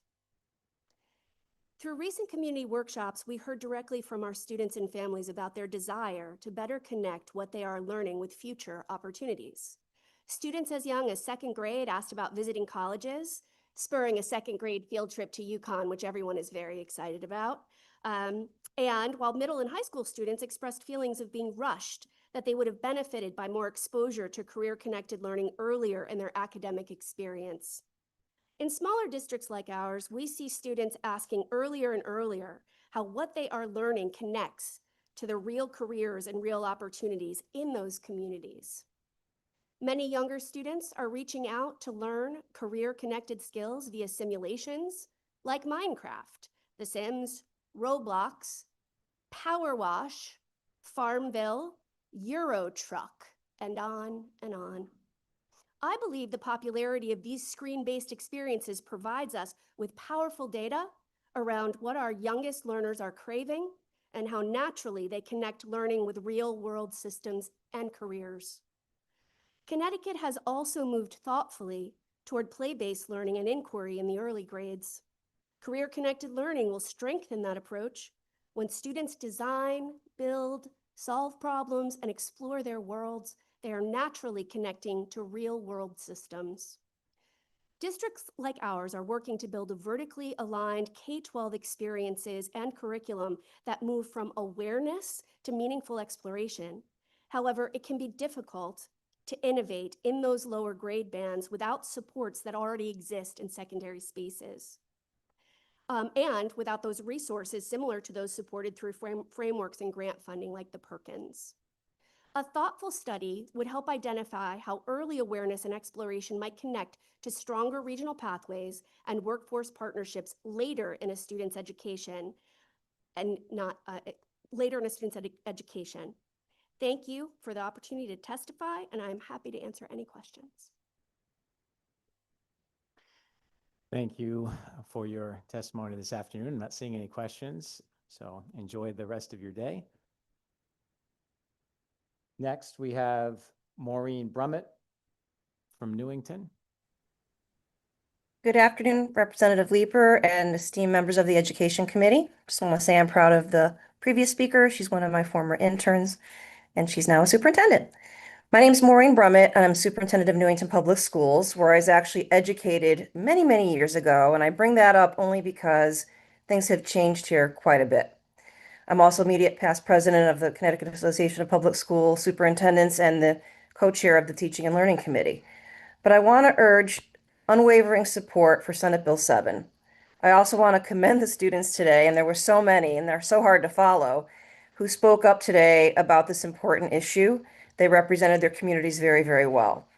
Senate Bill 7 is not simply a bill, it's a critical inflection point for educational equity and fiscal sanity across the state, and so many speakers did a great job explaining that. For over a decade, ECS foundation has been stagnant, and I've been on so many committees that have looked at that, and I'm thrilled to see this potentially moving forward in a meaningful way. It's a formula that has failed to acknowledge the true rising cost of educating our children, which has changed substantially even in the last decade. This fiscal stagnation forces our local towns to shoulder the burden or the lion's share of the burden of education, and it creates dramatic and unacceptable disparities that many of my colleagues eloquently spoke to across districts depending on your zip code. There has been much discussion today about educational outcomes, and predictable funding, such as outlined in this bill, would support our ability to maintain and develop programs to improve the outcomes for all our students. That's with a capital A, because we have to make sure all of our students are doing well. The core of SB 7 is the solution that we have long needed in the world of education. It mandates a predictable phased increase of the ECS foundation from funding year 27 to funding year 31, followed by crucial ongoing and annual adjustments tied to inflation. The change will finally allow our school districts and municipalities to engage in stable, predictable, long-term fiscal planning that is essential for quality education. It's absolutely critical that the state of Connecticut finally acknowledge and fund the true cost of all of our educational mandates. So SB 7 is a necessary commitment to our students, who you saw today, our taxpayers, and it champions educational funding equity through predictable growth, modernizing a currently broken formula, and promotes statewide consistency. CAPS in Newington Public Schools wholeheartedly supports its enactment. We respectfully urge you to vote in favor of this legislation.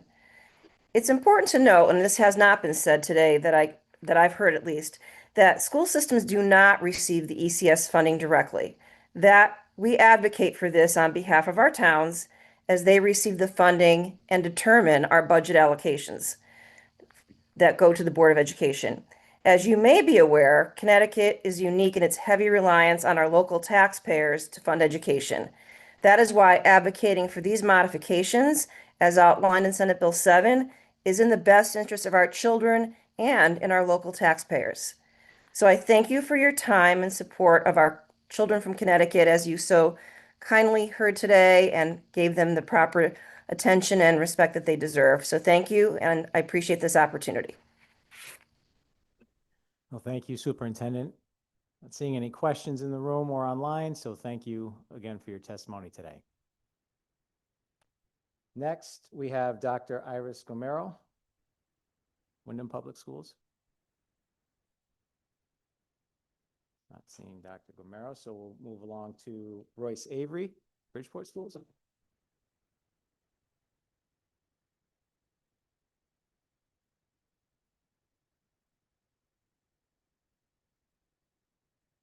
Good afternoon, Chair, members of the Education Committee. Thank you for the opportunity to be here today and to continue our efforts to support children of Connecticut. My name is Dr. Royce Avery. I'm the interim school superintendent of Bridgeport Public Schools.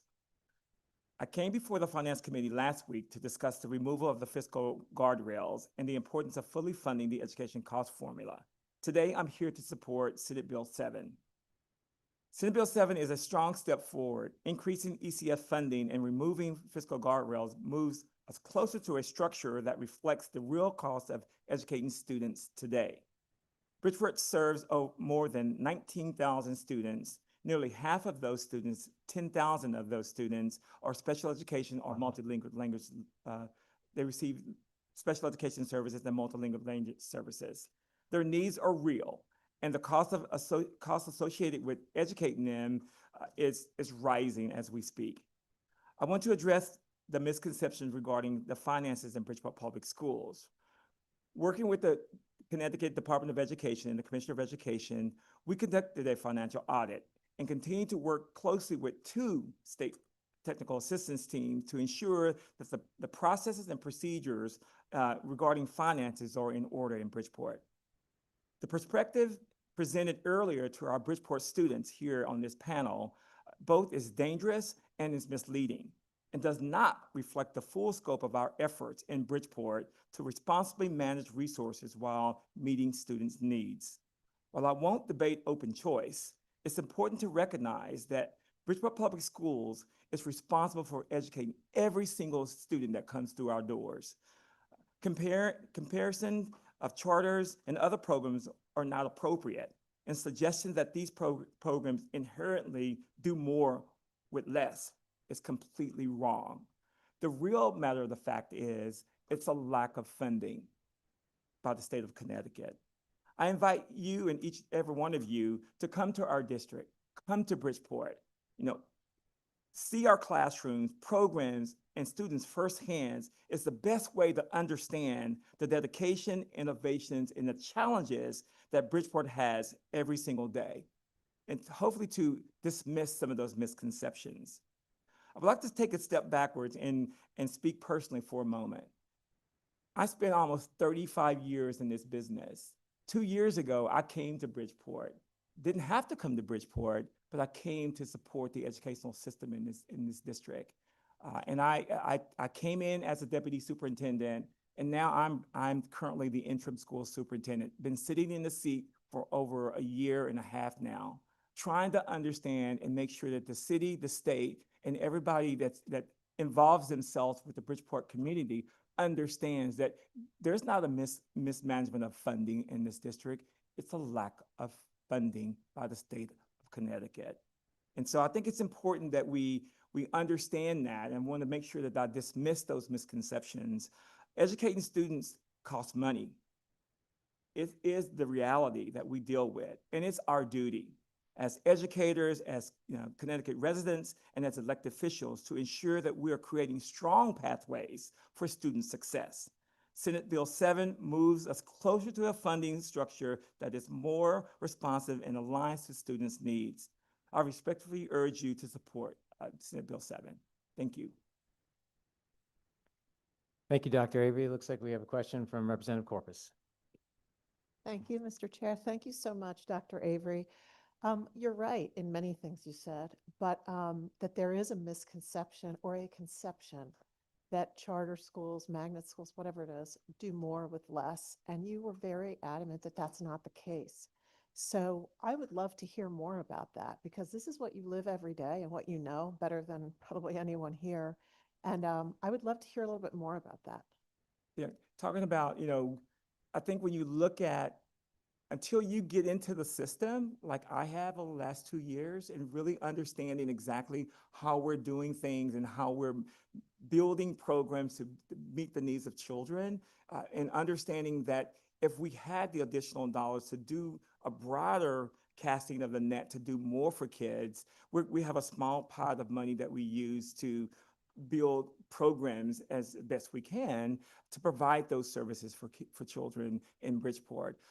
We have, when you look at the mobility rate in Bridgeport, we have kids coming through our system, daily and changing. So we have to change those programs within that daily scope. And so that's a challenge in itself. And so we have to be able to kind of mastermind that. And I can tell you, leadership is a key. As I took the reins of a leader that came into Bridgeport that really didn't do what was supposed to be done at the time. So I had to, over the last year and a half, that's what I've done. I've tried to kind of make sense of the things that was put in place, and even past history of things that was in place, and try to make sure that I use my leadership abilities and the ability of my new cabinet teams to develop those processes and procedures to set kids up, set teachers up, set administrators up for success. And I think that's the important piece. Again, dealing with misconceptions is part of what we do as educators anyway, right? And again, this is not my first rodeo. I've done a lot of this work, in previous districts and in other states that, but when you come to Bridgeport, in the state of Connecticut, the funding mechanism is totally different than I've experienced myself in my previous roles as superintendent. But I love a challenge. I was a competitive athlete, back in my day, and I've always, my coach always told me, you practice hard, you do the best you can do, and you never give up. And I'm a fighter. So as the interim school superintendent, we're going to fight to the end to make sure that our voices are heard. And that's why you see more of my students here speaking on behalf of other students in the district, because they're the ones who have experienced it. And I want to make sure that they have the voice to be able to do it. So we're teaching them how to do that. and we're really advocating for more of them to come and share their stories. I think the stories are very, very powerful. And I think this was the time to be able to do that. And they've represented Bridgeport very, very well. And this is not the first time they've been up here. They've been at a couple of other meetings with me. And I think it's important for the legislators to hear some of their stories and some of their future stories of where they're going to school. You know, people think, oh, kids from Bridgeport are not going to be able to go to Ivy League schools. We have tons of kids that are really, you know, taking that challenge on and really using that as a catapult to doing great things for when they come back home to Bridgeport, to the community. I think they can make an impact and have a voice. Through you, Mr. Chair, when you said that we do funding so differently in Connecticut relative to your experience in other states, is it simply that the state puts in less and relies on the local community more? Is it just that the dollars are less? It's a combination. I mean, a lot of states do it totally different than what we do it here in Connecticut.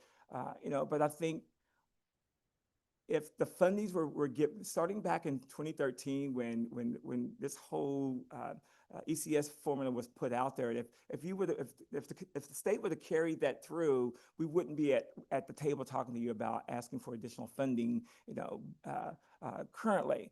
So over the last 10 years, that have not happened. So I think it's important that we bring this full circle, and that's what we're doing. We're trying to make sure that we're very articulate about what we do. And I think Bridgeport has been a solid voice in that over the last 10 years. And now we're raising things up a little bit. Our kids are wanting to join their leadership team to fight the fight.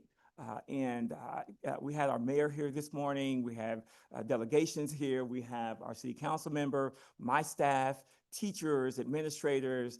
And I'm very proud to be the interim school superintendent in Bridgeport. And I think you're going to see a lot more happening from what we're doing and how we're going to move the needle forward when it comes to educating children and students in Bridgeport Public Schools. So thank you for that. Representative Belinsky online.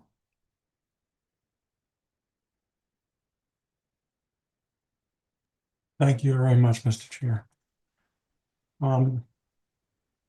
Dr. Avery, you inspire me.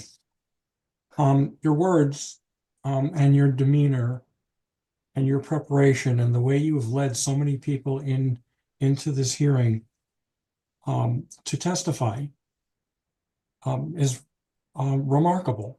I think that you very well could be the guy to turn this around in Bridgeport, and I thank you.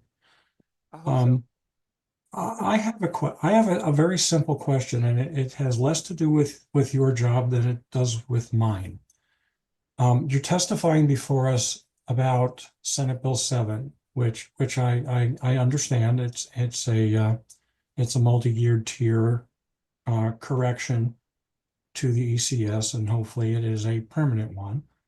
But we also have a bill, HB 5002, that's come from the House side, which is slightly different and maybe even a little bit more comprehensive on one or two minor points. Have you reviewed that bill as well? I have, you know, but I think once I started looking at which bill would impact us, you know, the greatest, I think that Senate Bill 7 was the one that I kind of leaned into and pushed forward. Okay. So you deliberately chose 7 as the better choice for Bridgeport than 5002 is. I guess that's what I'm getting at. Yes, And but you I'm just open said, to whichever one goes forward. We can massage it to kind of make it work for. Again, I think it's just more of the attention that both bills are bringing to you know, the table. I think that's going to be the important piece. And so, however it lands, we will adjust our advocacy towards the one that's going to be better suited and has the most momentum going forward. yeah, thank you very much. The thing that I just sort of personally noted as I reviewed both bills was that 7 is far simpler. It just addresses one issue, and those are the kinds of bills that sometimes, you know, just sort of become very attractive to legislators that are used to seeing very complicated bills. But Thank you for helping me with that. And I wish you all the best. And when all of the hubbub dies down here in session, I would love to take you up on the invitation and spend some time with you and your teachers and with some of your students just to see, how things feel. Absolutely. Thank you. I would love for you to come do that for me. So just let me know when and I'll set it up for you. Thank you. Thank you, Mr. Chair. Thank you, Rep. Polinsky. And looking to my left, Representative Felipe. Thank you, Mr. Chair, and thank you, Mr. Superintendent, for being here. As you know, I am a staunch advocate of yours in our school district, and we're up here fighting for everything that you're asking for in SB 7. But I do want to acknowledge something that you said. As you know, I'm a staunch supporter of you, and I'm a staunch supporter of choice. And I think I didn't want to speak on this earlier, but I think it's very dangerous, some of the things that were said earlier when we pit our students against each other, right? I support choice because I think that it's important for us not to pit any student against each other based on where they go to school, and that's exactly what was done earlier. I think that folks who look at this issue and say it's a institutional issue versus a financial issue should look at the audit that you went through and the process and what they found, and they found that there was no wrongdoing. They found that it was just a lot of trying to figure out how to pinch two pennies together to pay for 3 cents worth of problems. And for those who say that it's one problem, it's an and, right? You might need some administrative fixes across the board in all of our Connecticut public schools, but you need money as well. And for any of us to say, regardless of where we are on the choice issue, that is not the case, we are not looking at things very, very clearly or very honestly. So I just want to point that out. Thank you, sir. Thank you, Representative Felipe. I think it's important that what you said is truly important. I'm an educator, so I can educate any kid regardless of where they are or where they're from. So it doesn't matter to me. And a lot of people don't know, I'm the baby of 13 children. My family didn't have anything. So my job is to educate and to experience and have kids experience what I experienced, because I'm in a good place, and I have 3 young daughters that are thriving as well. One that's deaf, so it's important to me as a parent, as a special education teacher. That's what I do, and I do that every single day that I come to work, and I think that's important, and that's important for the Bridgeport public to acknowledge and know. I'm vying for the position. So I'm putting it out there. I would love to be the superintendent of Bridgeport Public Schools sooner than later. So we'll see. Thank you for that. Seeing no other questions, Dr. Avery, thank you for your time and your testimony today. Thank you. Next, we'll go to Stephen Rue, looks like is online. Hi, good afternoon, everyone. My name's Stephen Rio, proud superintendent of Putnam Public Schools. I'm also serving as the president of CAPS. Thank you for the opportunity to be a part of this historic conversation today. I'm in support of Senate Bill 7, but I wanted to share a couple different kind of vantage points and give the committee something to think about. When we think of the ECS formula, I think we talk about $11,525 per student. There is only one district in the entire state that actually gets $11,525. When you think of the 169 towns and you break that amount down by, quarters, right? So say 42 districts per quarter. 25% of our school districts receive less than $1,500 per student, $1,500 per student. Those are our richest communities. Those are the Greenwich, right? The Fairfields, and that makes up about 100,000 students. The next quartile, the next 25%, receive less than $3,800 per student. So for 50 communities, for 50% of the communities in our state, we're not even giving $4,000 a student. We'll take it to the next quarter. The next quarter is $6,100. 75% of the districts receive less than $7,000 per student. When we say the state of Connecticut is underfunding education, it's dramatic. Putnam is considered an overfunded district. With Senate Bill 7, we won't even be above our current hold harmless level until the 4th year. It's that dramatic. And when we talk about funding inequities, it's really about resource inequities. Putnam is an alliance district, and my elementary school is a focus school. To be a focus school, our math growth scores have been in the lowest 10th percentile in the entire state. 550 kids, I have one math interventionist. My central office, no HR department, no communications director, no DEI director. You're looking at the guy. I have one curriculum person, and this year I had to cut my only curriculum position to half-time, and I'm presenting a 7% increase to my community. $1.6 million. It's the highest amount in the history of the town of Putnam. And guess what? This current fiscal year, I'm getting 1.1 million. That was the highest amount. This is, when we're not funding the ECS formula, this is a tax on the poor. Make no mistake about it. We're not asking to add extra money. We're asking to shift the responsibility from property tax owners to the state where we can disperse that equity with a wider net. With families that have higher incomes can contribute a little bit more. I don't know if we have to do the sales tax increase. There's got to be a way to dump a lot more money. We're talking at least $1 billion into the formula. I think last year, our 3-family apartment buildings saw a $700 increase in their property tax last year, just in 1 year. Our 4 families had an $800 increase last year. So those homeowners, the landlords, are going to raise rent.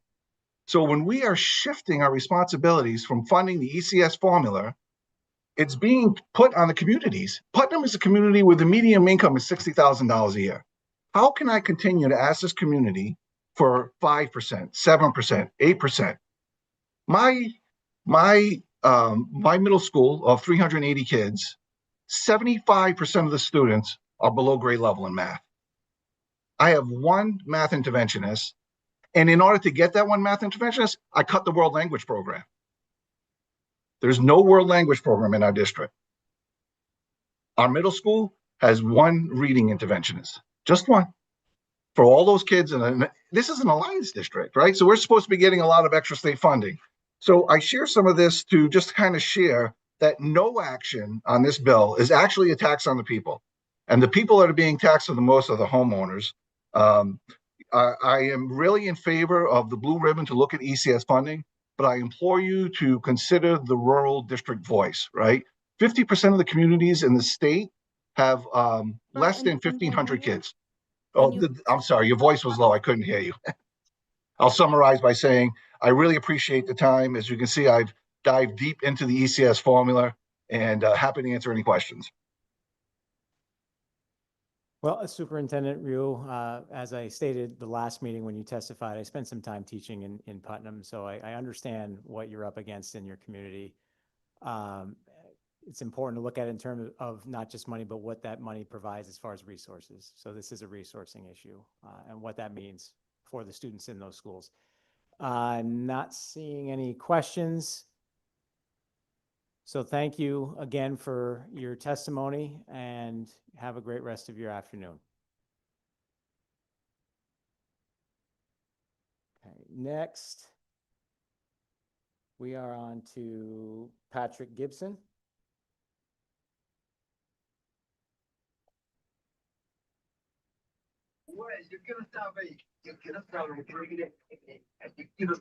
Chairpersons McCrory and Leeper, ranking members Berthel and Zupkis, and distinguished members of the Education Committee. Thank you for the opportunity to testify today on HB 5002 and SB 7. My name is Patrick Gibson, and I serve as the Deputy Executive Director at the School and State Finance Project. The two proposals that I mentioned are opportunities to address long-standing shortfalls and inequities in how Connecticut funds public education and our students. These steps are not only necessary to ensure every public school student receives the resources they need, but they are also critical to the affordability and future of our state. With the phase-in of the ECS formula for our underfunded towns now complete, town ECS grants really only fluctuate now based upon student need and town wealth. So those predictable increases that those districts got over the past couple of years, those are now done, and that is happening in the kind of context of cost increases on a yearly basis. So without those resources coming from the state, as you've heard a lot today, school districts and municipalities have two options. We can cut programs and services that our kids need, or we can shift that burden onto our local property taxpayers and our burdened families. This is a no-win choice, as you know, and it exists in part due to the outdated foundation amount of $11,525. We know that the cost of educating kids has increased dramatically since the last time it was adjusted. As you know, that inflation figure is 40% since 2013. In addition, we now educate 28,000 more high-need kids, 24,000 more multilingual learners, and 24,000 more special education students. A formula cannot work and cannot provide equitable and adequate resources if it doesn't reflect what it actually costs to educate kids. An inadequate foundation leads to a broken formula and really a poorly resourced classroom experience.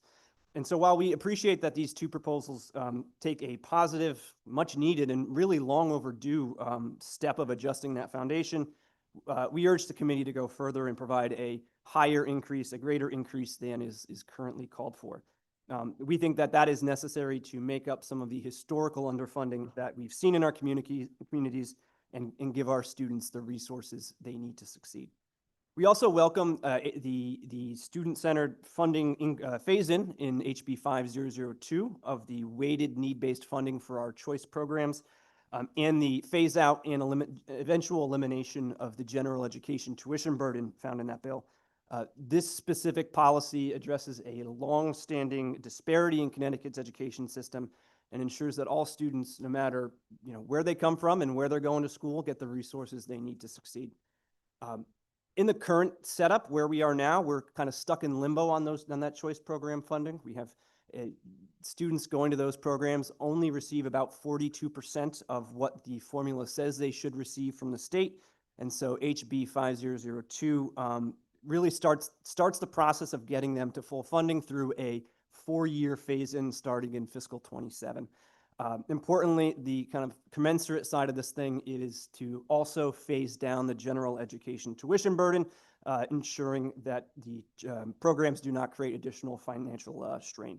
Taken together, these changes really create a platform for stability, I would say predictability, and also reducing financial uncertainty. Freeman and Mark, can you please summarize? Appreciate that. Thank you for your time, consideration, and the opportunity to testify today. And I will be happy to answer any questions you have. Thank you, Patrick. Seeing no questions, appreciate your testimony this afternoon.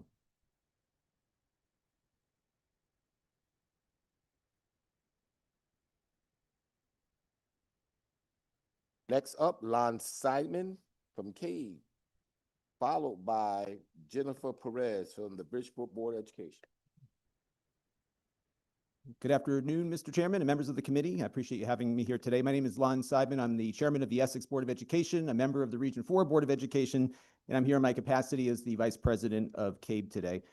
We're testifying in regards to revisions of HB 5002 and SB 7. We've submitted written testimony with a lot of detail, so I won't go into too much detail, but what I wanted to do was give you some anecdotes of how these pieces of legislation might impact towns. So in my regional district, the towns of Chester and Deep River do get a good amount of ECS assistance every year. However, that assistance is worth about $940,000 less today than it was 10 years ago. So this has been a tremendous shift onto the local taxpayers. And as was mentioned earlier, these funds do not come into the school district, they come to the town. They're a revenue line in most of our towns, and they offset what has to be distributed across the grand list. So this has been a shift of a burden onto the local taxpayer. It's not only people who pay their taxes in full or every 6 months, it's also the people who have mortgage escrow accounts where this becomes a monthly expenditure that goes up every month. So I would urge tying it to the rate of inflation makes a lot of sense, and I think it would give us an opportunity together to work on other topics that are important here in education. In 5002, seed funds for special education services provided by third-party contractors. This would be a very good addition to our assistance level here, because I know in my district we set up a multi-town behavioral center, and we've had a really hard time finding staff. The positions were open, I think, for a year or two. So we ended up having to bring in private contractors because that's the market, and this would help, I think, at least alleviate some of those concerns. Finally, SB 7 in regards to the regional district bonus applying to designated high schools. That makes a lot of sense. We're encouraging regionalism. It's very similar to sending kids to a regional school. One thing I would suggest looking at would be perhaps towns that might want to share an elementary school, because this is something I'm starting to hear about, not necessarily regionalizing, but jointly running a school. And if you look at our construction grants right now, there are bonuses for towns to collaborate on programs together where you get a bonus for that, but not on the ECS side. So this is a great start. I think it's important to put this in, especially hearing from the superintendent of Salem earlier, but I think looking at other grade levels would be helpful as well. And that's all I have, and you can take a look at our written testimony. Thank you for your testimony, Lon. Any questions for Lon? Online? Nope, seeing none. Thank you for your testimony. Next up, we have Jennifer Perez from Bridgeport Board of Education. Good afternoon, Senator McCrory and members of the Education Committee. My name is Jennifer Perez. I'm the chair of the Bridgeport Board of Education. I'm a social worker who works with young people every day, and I'm a former teacher. I just want to start by saying I'm so proud of our students, and I know many people there have heard their stories, and I know they represent Bridgeport really well. And when as a community, we're proud of all of them. The state's primary education funding benchmark has not been updated in more than a decade, yet districts are expected to meet the needs of today's students with yesterday's funding levels. I'm here today in support of SB 7 because the Education Cost Sharing Foundation has not been updated and no longer reflects the real cost of educating our students. Bridgeport educates nearly 20,000 students. We're the largest district in Connecticut, and the vast majority come from low-income households. Because the ECS formula is intended to level the playing field between communities, failing to update the foundation amount has had the greatest impact on districts like Bridgeport and rely heavily on state support. I also want to briefly respond to a question that was asked of a student earlier regarding the comparison between capital prep. When we compare outcomes between schools, it's important to consider differences in our populations. Bridgeport Public Schools serve higher numbers of multilingual learners and students with disabilities, and we educate every student who walks through our doors. Comparisons between the schools should always account for those differences, and this should not be about comparing students from the same community against each other. Like Rep. Felipe said, we shouldn't be pitting our students against each other. But we want to ensure that all Bridgeport students have the resources they need to succeed. In Bridgeport, this gap has of the outdated funding and current costs has led to difficult budget decisions, including the elimination of over 300 positions in recent years. These challenges are further compounded by the fact that approximately 50% of our students are receiving special education or are multilingual learners, both of which require additional instructional support, specialized staff, and resources to ensure students can succeed. Over the past several years, we've been forced to make deep and painful reductions in order to balance our budget. We eliminated school librarians, music and art programs, critical school support staff. We've also had to cut literacy and math specialists who work directly with teachers and students to strengthen instruction and improve academic outcomes, which are the types of support that districts rely on to improve reading and math achievement. We have reduced assistant principals and district leaders who support schools daily, increasing the workload on remaining administrators and staff who are already stretched very thin, while trying to meet the needs of all our students. Our educators are doing extraordinary work, but they cannot close opportunity gaps without the resources necessary to support students directly and effectively. While this proposal is an important step, it does not go far enough for districts like Bridgeport. The adjustments outlined in this bill would not allow our district to maintain even the status quo budget, and maintaining the status quo alone will not allow us to make the significant strides needed to improve literacy outcomes, strengthen math achievement, and increase graduation rates. Bridgeport students have the same potential, as you saw, as students anywhere in Connecticut. What they need is a funding formula that recognizes the realities they face and give our schools and resources the help to succeed. Thank you for your time and your commitment to all our students in Connecticut. Thank you, Jennifer. Any questions for Jennifer? Left, right, online. Don't see any. Thank you again for your testimony, Jennifer. Next, we're going to go back to the mayor of the good community of Stratford, Mayor David Chess.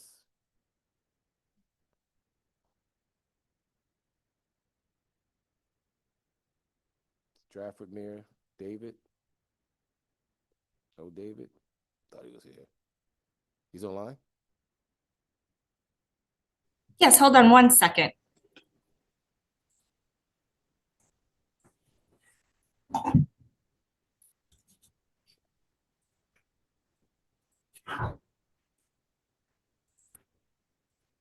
Oh,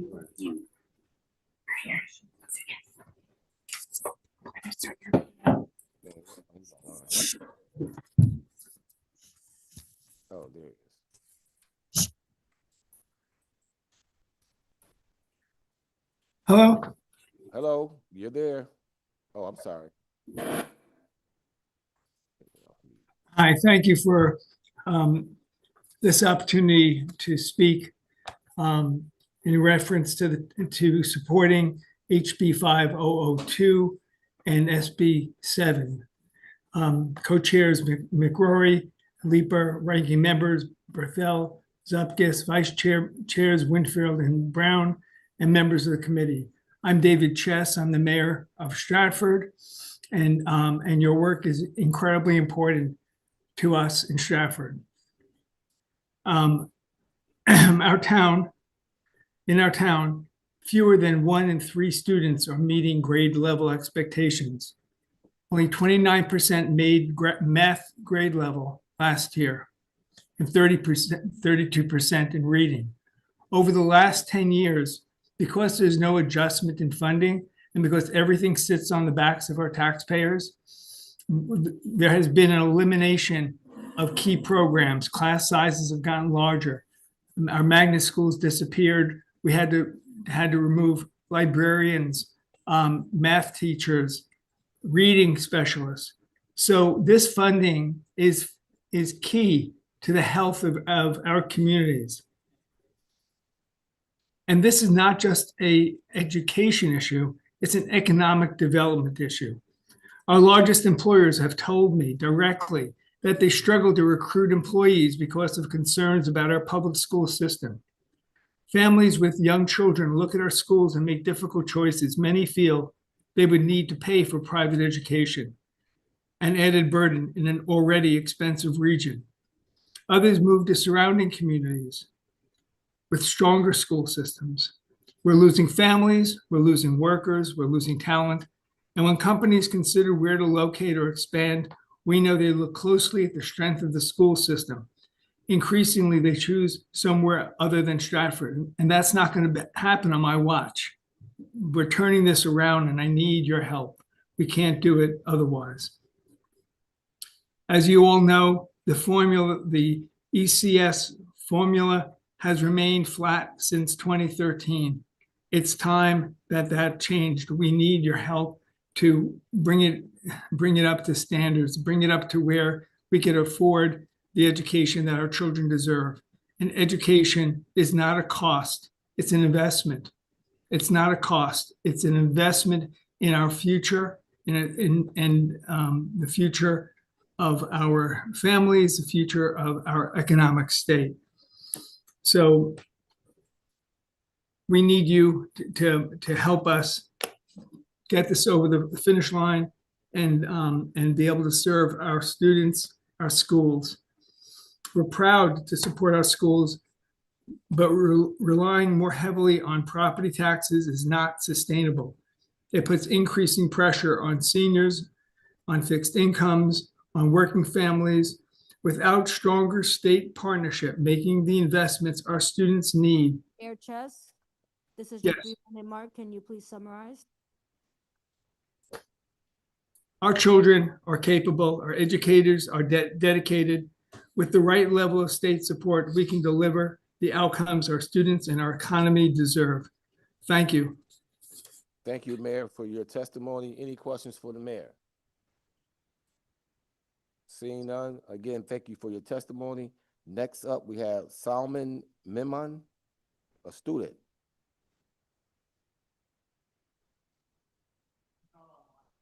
He's not online yet. Okay, thanks for the information.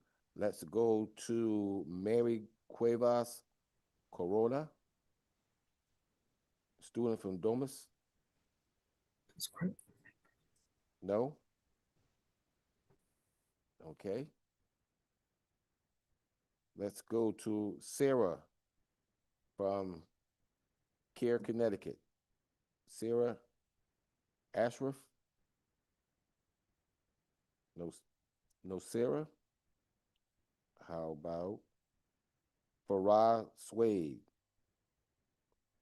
Oh, come on up.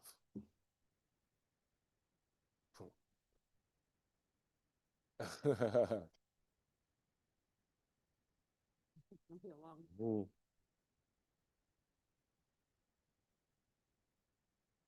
Hi, everyone. My name is Farah. I'm a senior over at the University of Hartford. I'm double majoring in sociology and politics and government. Thank you all to all the members of the Education Committee, to you, Chairman, for being here and for being patient as you hear testimony today. I'm here today to testify in support of HB 5328, an act addressing creating a working group addressing Islamophobia in schools. I have the unique experience of having gone to Connecticut schools all through my life. I started in preschool in Connecticut, and I've gone all the way up till university in Connecticut. And I'm a very proud nutmegger, Constitution State representative, and I've had the blessing of representing Connecticut in as I interned in Congress and as I interned here in the CGA a few sessions ago. And so being here today is something I truly value. I grew up, and I'm actually a proud graduate of 2 Catholic schools. I transferred into St. James Catholic in the 4th grade and went all the way through there until 8th grade, and then I graduated from East Catholic High School as well. Now, I'm not Catholic if you couldn't tell, so it wasn't a first choice for my parents for me to attend those schools. I transferred into St. James Catholic at the beginning of 4th grade after I experienced, I want to say teasing and mocking, but truly it was bullying that turned violent and that turned aggressive, not only from my peers, but from my classmates. I was experiencing this at the hand of neighbors and at the hands of kids who had known me since I was little. I think sometimes we characterize bullying and we characterize that aggression as something that happens between strangers, as between 2 people that can't find a common understanding. But these were kids whose birthday parties I went to, who I played with on the playground, whose narrative turned violent against me. And partially, I believe that's because their parents' narrative probably became, they are just touting what their parents were saying at home. But I had to be transferred out after those incidents, and I experienced that because of being Muslim.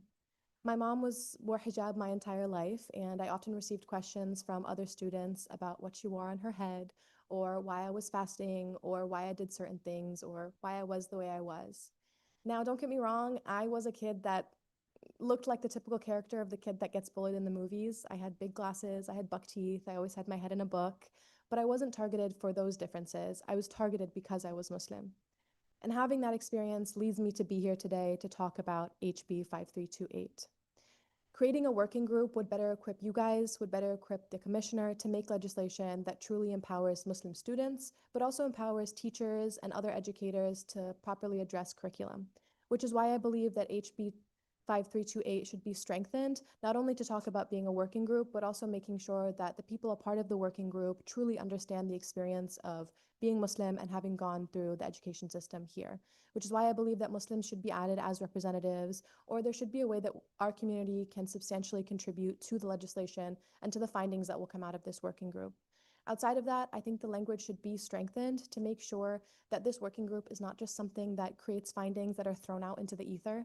You can't do your job well, and we can't live our experience well here as Muslims in Connecticut unless the legislation is strengthened. All right, I think that's my time. Thank you, Farah, for your testimony, and I feel sorry for and unfortunate your childhood growing up was reflective of some ill-advised, uninformed individuals that was treating you that way. I'm glad you graduated and you're at a great university. I was there yesterday, and I'm also alumni at University of Hartford. I'm sure that's not happening to you over there. But thank you for your advocacy and your advice you will provide us for this task force. Any questions for Farah? Thanks for staying with us today. Thank you. All right.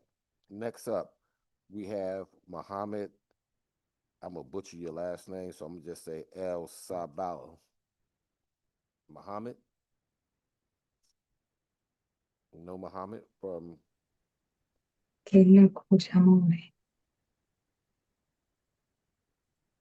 That's her? Okay. Is this Mary? Mary? Yes. All I'm right. sorry, yes. You're up. Good afternoon. My name is Mary Cuevas Cordero, and I'm from Stanford. Thank you for the opportunity to speak today in support of SB number 311. Growing up in Stanford, high school felt overwhelming. There was so much pressure academically, socially, and personally.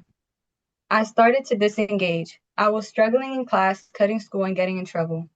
Everything began to change when my mother signed me up for the Domus School Engagement Program. I was connected with a family advocate who first focused on building a real trusting relationship with me. She was there for me and most importantly, she listened to me. Over time, she became like family to me, like an aunt. The program also helps the family. Whenever my mother had questions about what was happening with me in school or if we needed assistance outside of school, my advocate was there to support us. Having my family advocate in school with me made such a huge difference. She was there in real time, helping me get through each day. When I felt overwhelmed or frustrated, she helped me manage my emotions and respond in healthier ways. This was something I didn't know how to do. She taught me skills that I will carry with me for the rest of my life. My family advocate also helped me set goals and think about my future beyond high school. It motivated me and pushed me to be stronger, more adaptable, and to persevere through tough times. She connected me to so many resources. I joined the Domus Work and Learn After School program and began volunteering at a women's shelter. That experience taught me the importance of giving back to my community and showed me that I have something valuable to offer. Domus also provided transportation to school, which may seem small, but for me it was huge. Just getting to school constantly was sometimes a challenge, and that support removed that stress I experienced. Today I'm in my senior year. I've been on the honor roll and I am visiting colleges because I know that I can and I will go to college. One day I hope to become an entrepreneur and open my own beauty salon. Programs like Domus understand what it takes to reconnect students who are disengaged. Schools cannot do this work alone. Investing in programs that provide social emotional support, accountability, and real-time guidance changes lives because it changed mine. I ask you to support SB number 311 and look at Domus as an example of a community organization that works with students like me to get to graduation, pursue their dreams, and give back to their communities. Thank you for your time. Thank you, and thank you for your testimony. Any questions for Sarah? Seeing none, again, thank you again for your testimony, and thank you for the experience that you received working with Domus. Thank you. Next up, we're gonna go with Sarah Ashruff. Hello, everyone. Can you hear me? Absolutely. Assalamu alaikum. Peace be upon you all. My name is Sarah Ashraf. I'm a student at Crosby High School in Waterbury, and I'm here with CARE Connecticut to advocate for Bill HB 5328, which proposes forming an Islamophobia working group in our schools. First, I want to address how normalized Islamophobia is in schools. Just a couple of months ago, some boys mocked the phrase Allahu Akbar, which means God is great, in high-pitched tones. My friend told me that they were even talking about pulling my hijab off. I am grateful that Crosby High School took prompt action, but the fact that they felt comfortable enough to do that is the real issue. There was also the case in Wallace involving two Muslim girls new to the US who were severely beaten after weeks of bullying and ridicule of their faith. With global tensions rising, Muslim students are increasingly targeted and blamed. HB 5328 helps ensure that experiences like these are addressed systematically, not ignored. That being said, the bill can be amended. The working group should guide the development of Islamic and Arab studies curriculum. Representation matters, whether you're Muslim, Jewish, African American, or anyone else, because students deserve to feel a sense of identity and belonging. We learn about many cultures and histories, yet there is little focus on Muslim and Arab contributions despite centuries of innovations in math, science, medicine, and technology. Even my non-Muslim friends have said Muslim and Arab studies should be included. We also learn about tragedies like the Holocaust because education is essential to combating hatred. In that same spirit, Connecticut should recognize and address historical events that shaped the experiences of Muslim and Arab students, such as the Nakba. Additionally, the working group should report to the legislature to ensure transparency and accountability. Educator unions should be included because classroom educators bring essential first-hand experience. Most importantly, Muslims, Arabs, and Palestinians must have a seat at the table. Policies meant to protect marginalized communities should include their voices. Finally, there should be no termination date for this working group because racism does not end on a fixed timeline. I respectfully ask for your support for HB 5328 with these amendments. Thank you for your time. thank you, and Mohammed, and thank you for your testimony. And your suggestions and recommendations in regards to the working group. I'm sorry, Sarah. Any questions for Sarah? Seeing none, again, thank you for your testimony once again. Thank you. Next up, we have Mohammed. Luz Galvez from High School in the Community. Luz. Okay. How about Emmanuel Ramos from Wyndham High? Emmanuel, maybe he's part of the Wyndham team. How about Dejan Dumas from High School in the Community? Dejana Dumas. Okay. New Haven, probably was in the New Haven group. We have Iana Bellamont from Domus. Hello. Hello, how are you today? Hi, I'm good. You? I'm wonderful. You're up to testify. Let's hear it. Okay. Good afternoon, members of the Education Committee. My name is Ayana, and I'm from Stamford, Connecticut, and I'm here to speak about SB number 311. When I was 15, I entered foster care. Me and my little brother were removed from our home just days before Christmas. I remember I remember begging the police officers to let us stay. Instead, we were taken to a place that didn't feel like home, separated from each other, and everything familiar was gone. Before that, my life was already hard. My mom struggled with alcoholism and abuse, and I learned early how to take care of myself and protect my younger brother. But nothing prepared me for the trauma of being removed and placed into foster care. When I returned to school, I was overwhelmed. I was angry and confused and hurting. I skipped classes, I lashed out at my teachers, my grades slipped, and I just felt invisible, and I felt like no one really saw what I was carrying. Domus gave me something that I hadn't felt in a long time, which was like the feeling of empowerment. The adults there create a loving, supportive environment inside my school. They didn't judge me and they helped me manage my emotions instead of pushing me away and like punishing me for having them.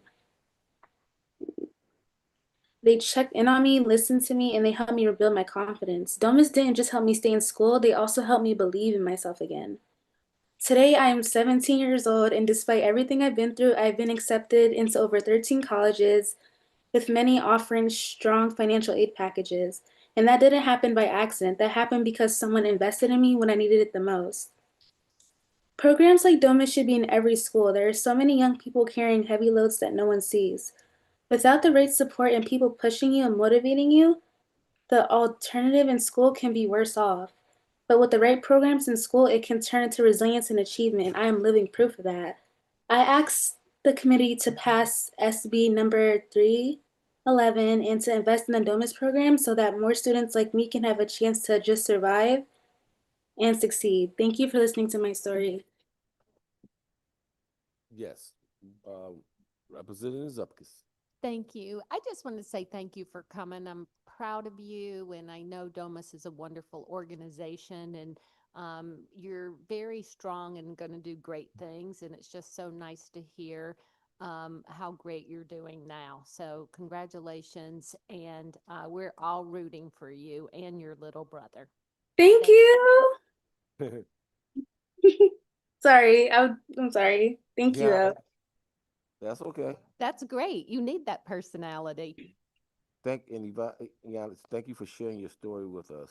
And clearly, Domus has been very effective with you and your little brother.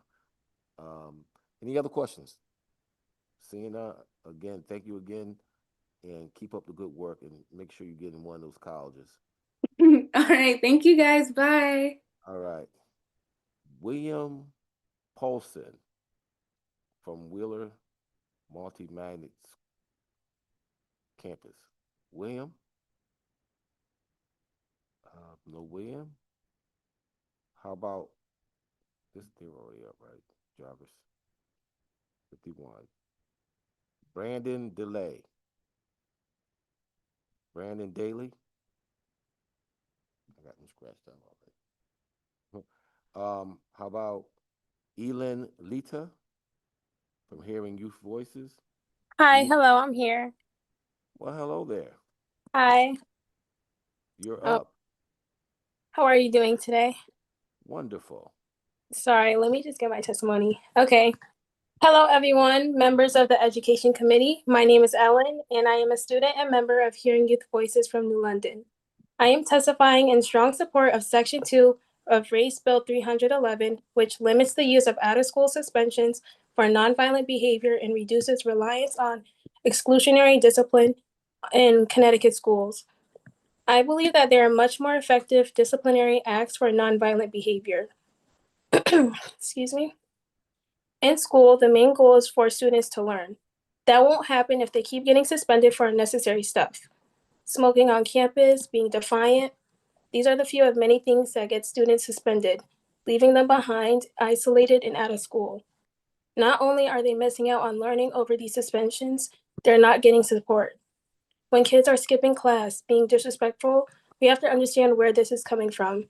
Are they getting bullied, work is too much for them, or they just don't want to be there instead? Instead of taking the youth away, bring them back in. Give them a place to open up and talk about challenges they're facing. Instead of out of school suspensions, we could have counseling, mentoring, or behavior contracts to have students wanting to go to school. This is why I support Section 2 of Race Bill 311 to keep students in school while giving them support systems. Thank you for your time. Any questions? I don't have one for you, but I'm gonna ask my colleagues, do they have one for you? I look to my left, I look to my right. Thank you for your testimony, young lady. Thank you for advocating for yourself and your friends in school. Thank you for your All right. Next up, we're gonna go to State Representative Tracy Mara.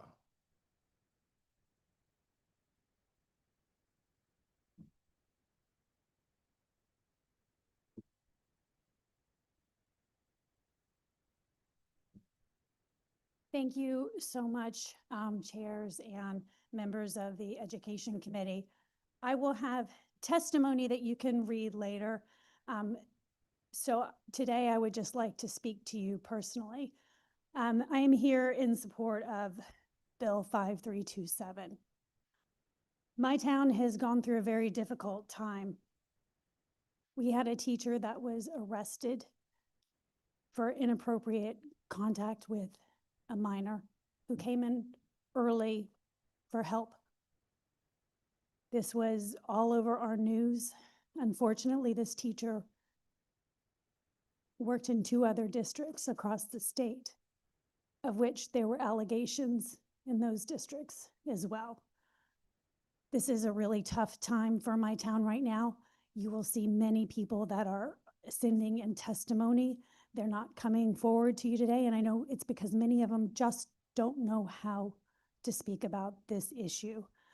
They all felt very comfortable writing in, so I ask please that you look at the testimony that's coming before you. I have to say that this young person, immediately after this happened, went straight to the counselor and reported it. And the teacher was immediately suspended. And the bravery of a young person to get up from that situation and recognize how awful this was, and to go immediately and tell someone is just hero quality. But because of that, the teacher was suspended. Because of that young person, the teacher is being investigated. We need to be adults in the room for our kids, and we need to protect them. So I'm asking you please to help me close that loophole. I'm not asking for this to be a free-for-all for anybody to accuse teachers in the future, right? This is a narrow window. This is an investigation. This is for risk to minors. But please, if you can look at the testimony that you will see online, I would appreciate the support. I will have some request for some changes to make sure that this also includes schools that are not public schools, that they'll be able to access this information. And if a non-public school or private school has this issue, that they'll be able to report in if there's an issue with a teacher as well. I also have a request that if a teacher is in another town and gets arrested, that the school district with which that teacher works in is informed, because we've had that issue as well. And I really thank you for bringing this forward today.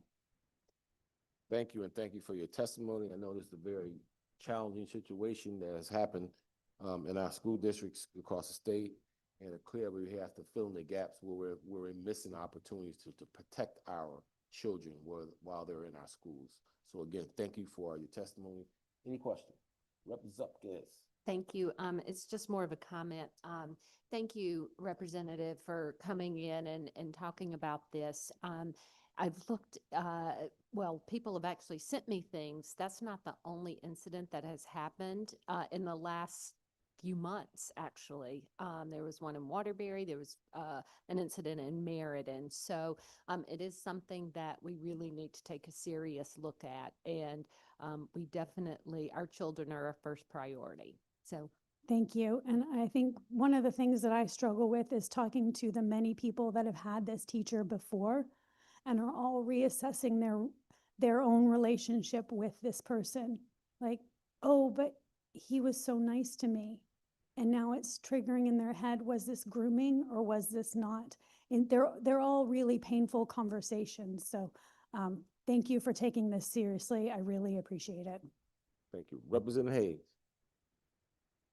Thank you, Mr. Chair, and thank you, Tracy, for coming here and talking about this. I am also one of the towns that this particular teacher taught at prior to going to Darien, and there was another town district who this teacher had taught at previous to East Haddam. And the previous towns, neither one of the previous towns shared the information with the future town where this particular teacher went to work at. And you know, there are issues there, and I think this is definitely worth something to legislate and to, you know, fix, especially keeping our kids safe.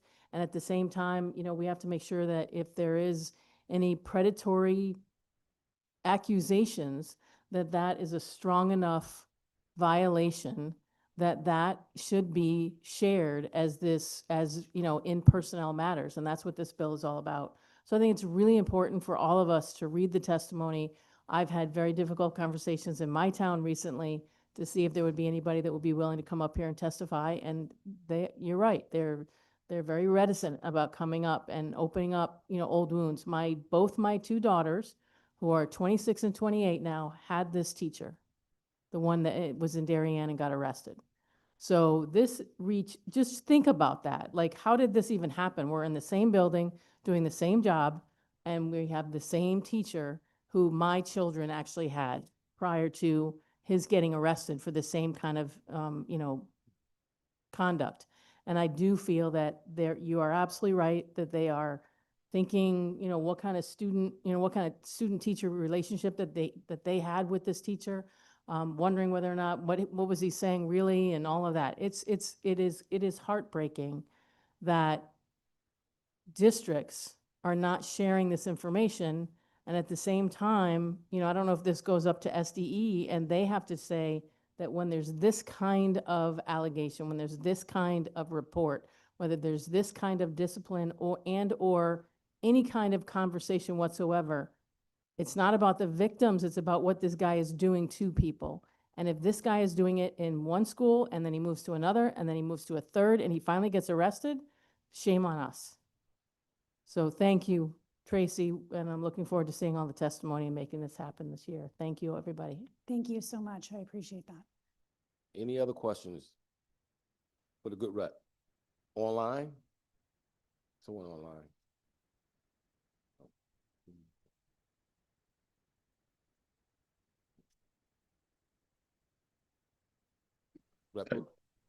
Rep Carney. Oh, I'm sorry. There he is. Rep Carney. Thank you very much, Mr. Chair. Thank you, Tracy, for coming and testifying. And as Irene, similar to Irene, this person actually lives in one of the towns I represent, not my half of the town, but I don't know the person.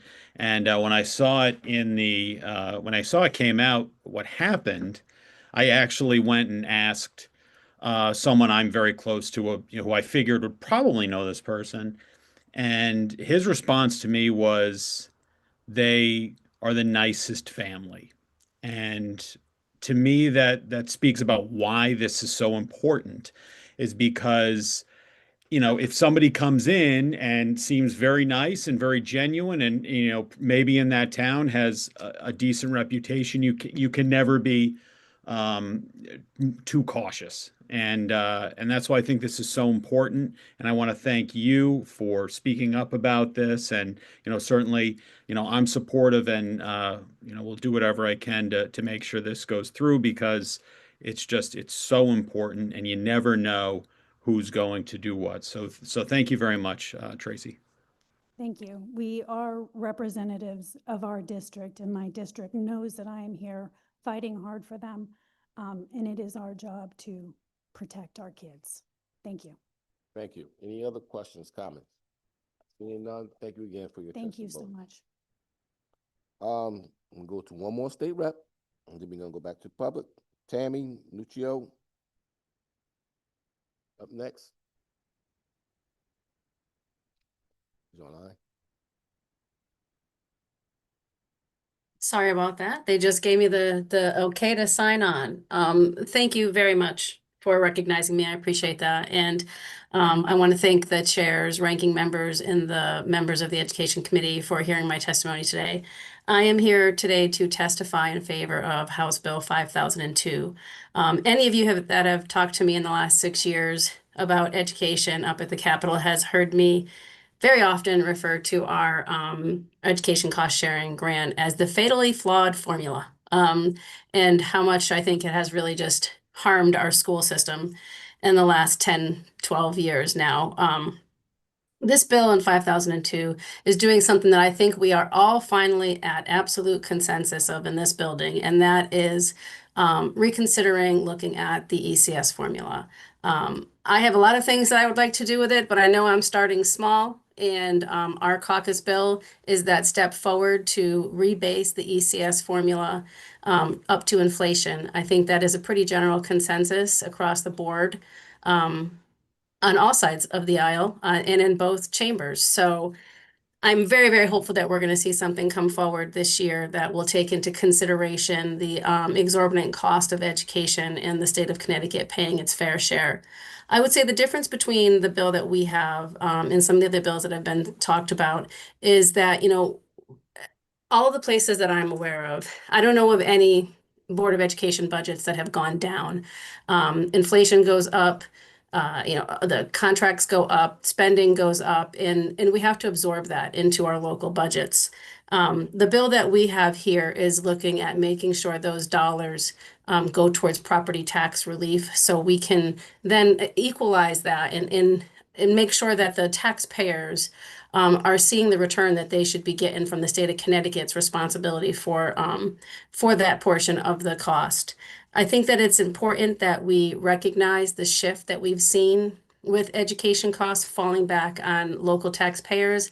I think it attributes to a lot of the disparities that we see in schools, the haves and have-nots, the who can spend money on what kind of programming is out there. And this bill would really kind of help us go back and kind of help the taxpayer out, make sure that the funding is coming into the towns to cover the education cost, and then going forward, increasing that by inflation. Because as spending goes up, we have to make sure that that is not falling back under the burden of our local taxpayers. The other thing is, when we look at adjusting the ECS, we have to recognize that MBR makes it very hard if you lose students, which we've just found out from SDE the other day that in the state of Connecticut, we've lost 10,000 students year over year.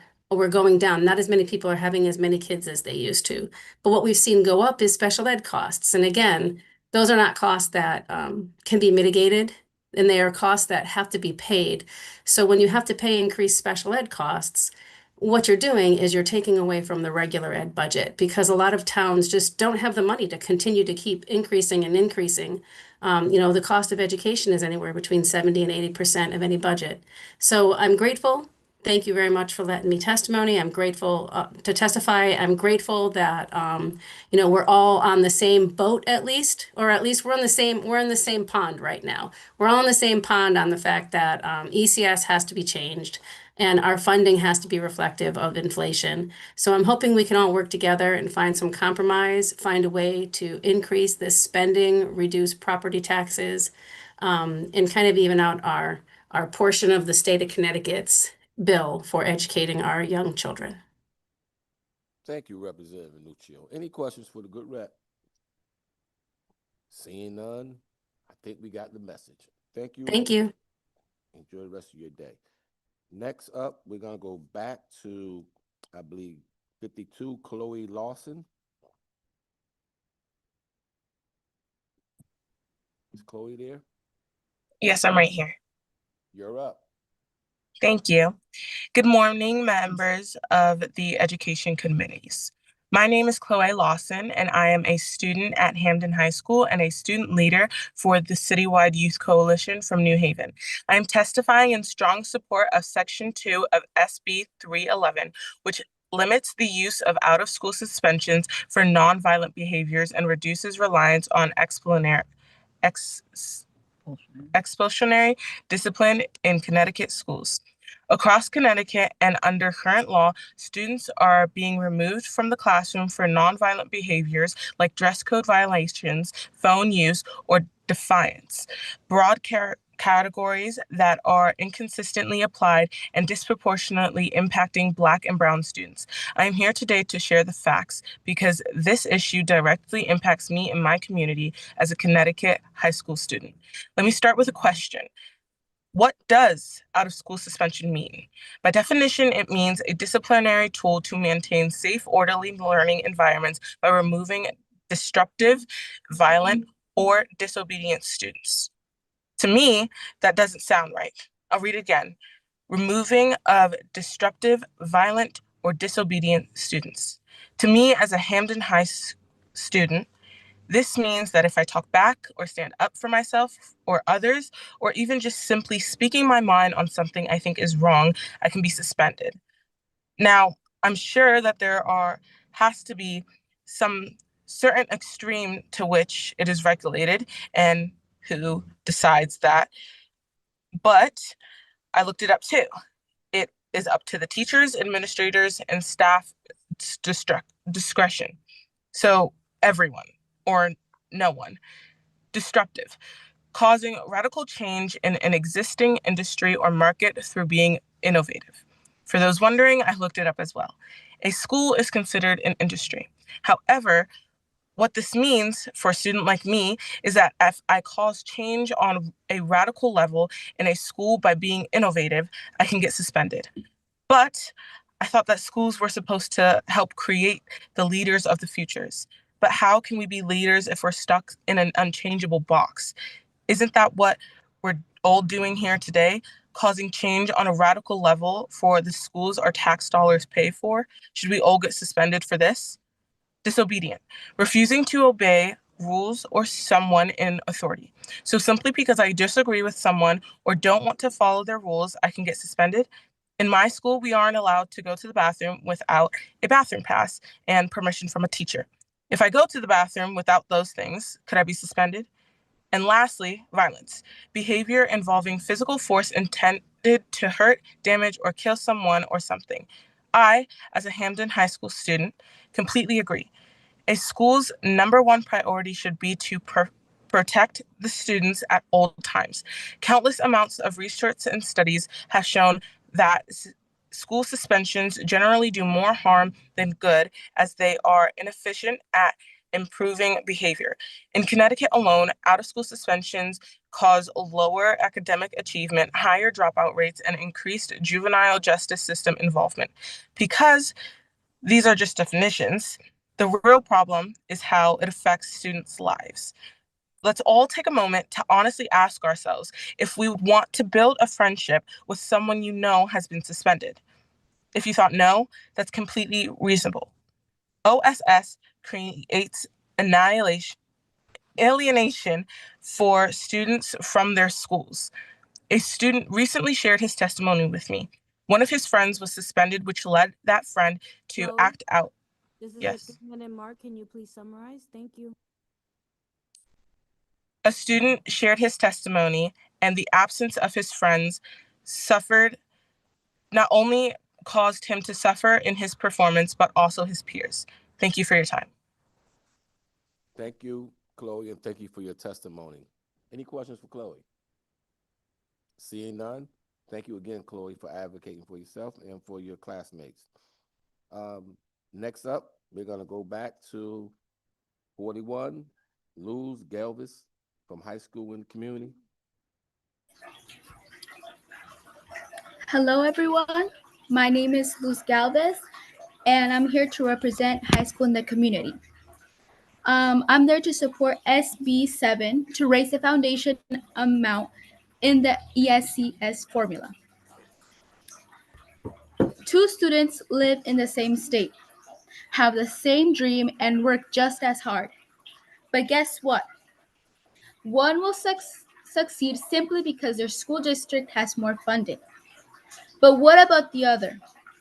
The other one will struggle more simply because they don't have the same opportunity as the other one.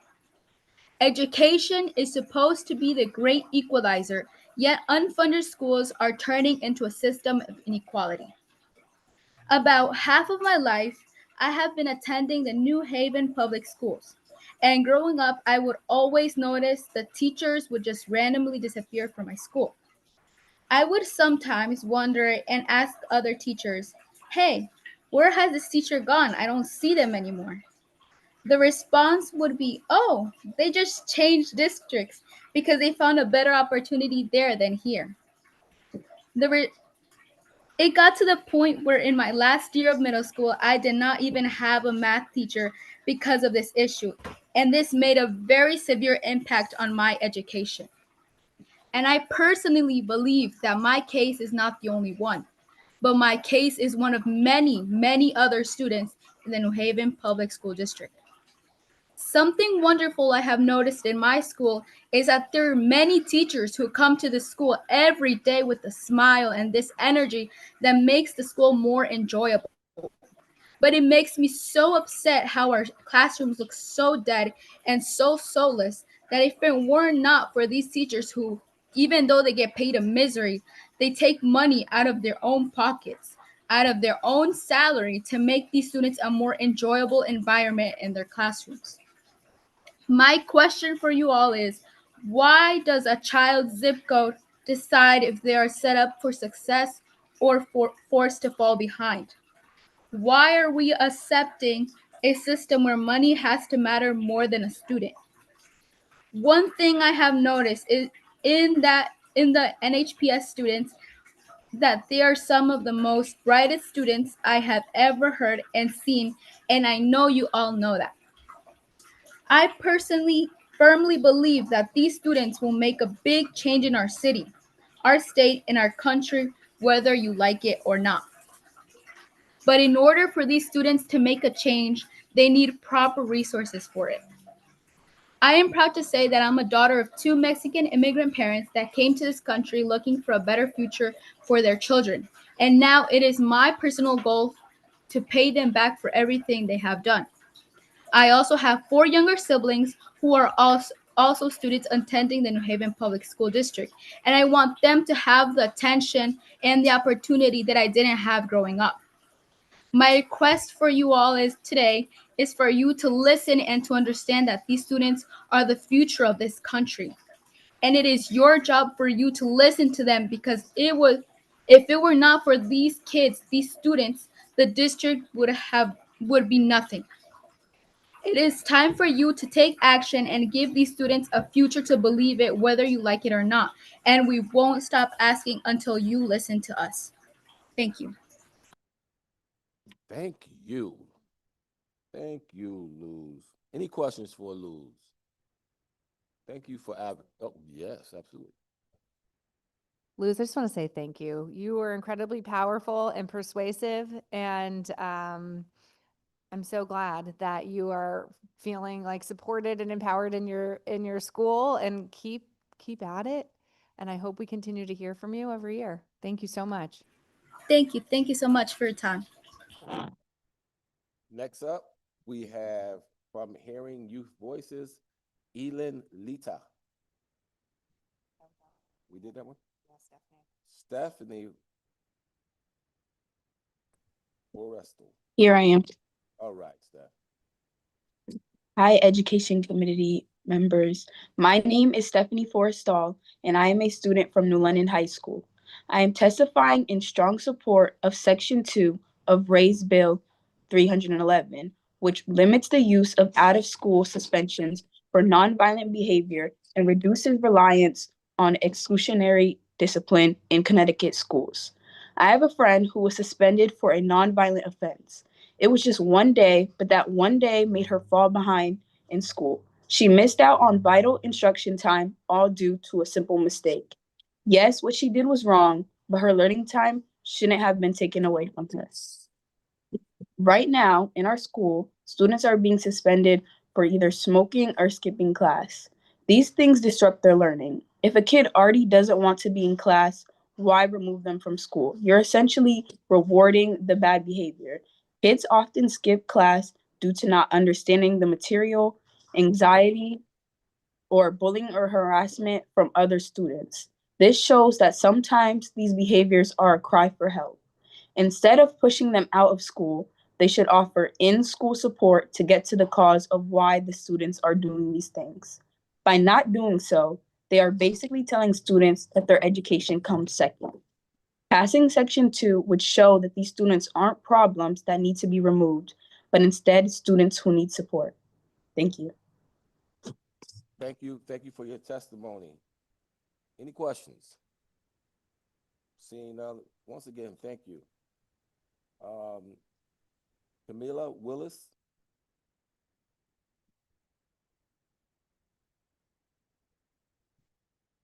Camila Willis from Hearing Youth Voices. Katrina Bellamy from Hearing Youth Voices. Katrina. Okay. Bianca. Bianca, are you there from Hearing Youth Voices? Okay. How about Tamika? Tamika? Okay, I'm gonna get one more youth voice. McKaylee Francis. Youth leader. McKaylee? No McKaylee? All right.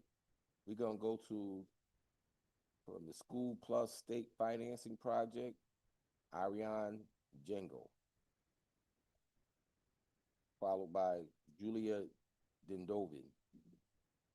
Ariane Jango. Julia Dindovin, followed by Scarlett Sheridan.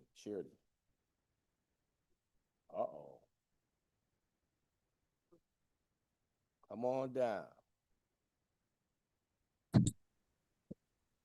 Hi, dear members of the. I'm sorry, what's your name?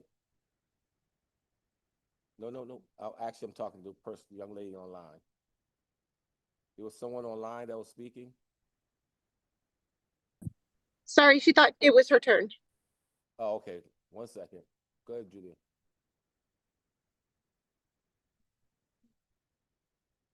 Yeah, Julia. Go ahead, Julia.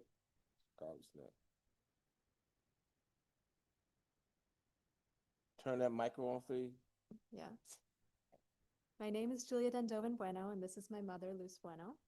I want to say, first of all, that I extremely support Bill 5327. Thank you, Senator McCrory, Representative Weaver, and members of the committee for this opportunity to speak. I appreciate your work on this bill, which addresses a very important issue. While I support the intent of this bill, I also believe its impact could be significantly strengthened by expanding its scope to include all district employees and administrators. In addition, I feel the bill should include findings of discrimination, retaliation, ethics violations, civil rights violations, or all violations including student rights. I had the honor to be invited to the United Nations Biodiversity Conference of the Parties when I was a senior at Darien High School last year. Despite my mother having obtained authorization from the district, Darien High School made the attendance portion of my educational record appear as if I took off on vacation, and I had to appeal my absences. The FERPA hearing was 2 weeks ago, with hearing officer Patrick Kennedy. It revealed violations of my and my mother's civil rights and a retaliatory behavior from senior district administrators. The cover-up began months ago with Superintendent Alan Adley's suspicious departure years before his contract ended, after a mid-year evaluation protected by attorney-client privilege. The Darien BOE approved a press release stating that Mr. Adley was retiring, when in fact he had resigned. Just 3 months later, he became the superintendent of Middletown with a fraction of the compensation, a district that is 54% minority. Since my mother's comments at the State Board of Education last November, other Hispanic families have come forward to share similar experiences, where absences were used as a tool to mask discrimination and retaliation. In Connecticut, Black and Hispanic students accumulate unexcused absences at a much higher rate compared to their peers. Research conducted in Maryland and California, which face similar problems, indicate that district administrators are more likely to suspect Black and Hispanic students are lying, resulting in their absences being marked differently than those of white students. While some attribute this to bias, I believe that administrators are intentionally harming Black and Hispanic students, setting them back. As long as district administrators are not held accountable and are allowed to resign and move to another district, they will continue manipulating and violating students' rights. The limited scope of this bill will promote violations being called one thing and not another in order to circumvent it. This will extend to the culture of cover-up, in which teachers and administrators feel like they can do anything because the district will prioritize protecting its image over its students' well-being. I respectfully urge the committee to consider amending the bill to include all employees of school districts and substantiated findings of discrimination, retaliation, ethics violations, civil rights violations, or violations of board policy involving student rights. Thank you. Thank Right on you. time. Thank you. Did you finish? Yes. Because I was gonna let you finish. Oh, no, I Well, am finished. Thank you. So basically, you would like this piece of legislation not just to touch on teachers, but all administrators and any adult that works in the school system, correct? Yes. Okay, thank you. Thank you for your suggestion. Any questions? To civil rights too, I to can- expand to violations in civil rights too, because that's like a big deal. Okay, what's your mama name? Bueno. Okay, all right. Any questions? Thank you for your testimony and your suggestions. All right. Thank you. Next up, we have, is that Scarlett Sheridan? Scarlett, I know you're there.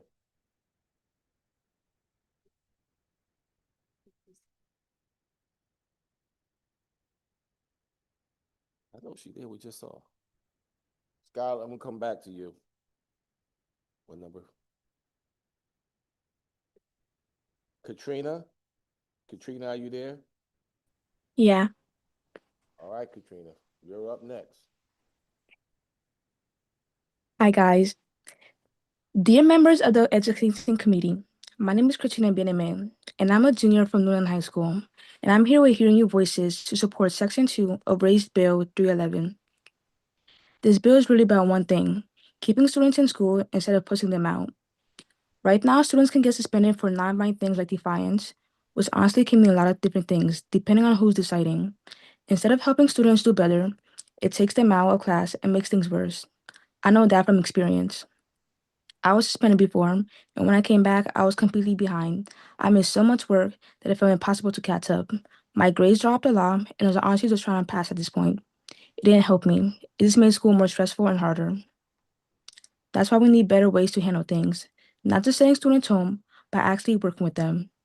Restorative practices give students a chance to fix what they did, learn from it, and stay in school. This bill also matters because suspensions can last way too long. Right now, it can last up to 50 days. That's a huge amount of mislearning.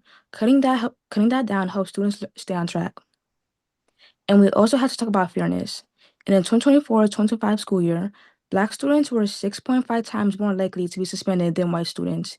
Hispanic students were 2.7 more likely, and students with IEPs were also more likely to be suspended, and even non-binary students were suspended at much higher rates. That's not coincidence. That just shows something isn't working the way it should be. Suspensions also affect relationships. When students get removed from class a lot, they start to feel like they shouldn't belong. It's hard to trust teachers, and it changes how they feel about school. It doesn't help overall. A lot of research shows suspensions don't actually make things better, and sometimes they make things worse. At the end of the day, students don't do better when they're pushed out. They do better when they're supported. So I'm asking you to support Section 2 of Raise Bill 311 and help make schools a place where students can stay, learn, and actually succeed. Thank you. Thank you, and thank you for your testimony. Any questions? Any questions? Seeing none, we are gonna go to Scarlett. Scarlett, are you there this time? Scarlett? Yeah. Hi, All right. dear members of the Education Committee. My name is Scarlett Sheridan. I'm a student at the Arts Magnet Middle School. I'm in 6th grade and I live in New London. I am here before you because this is an issue that is very important. I am speaking you today in support of HB 5002 and SB 7.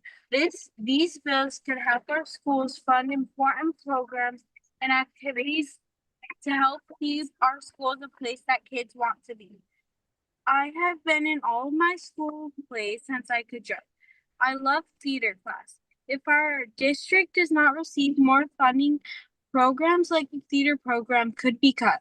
If I wasn't able to join the school plays, I would have never been able to fully find myself.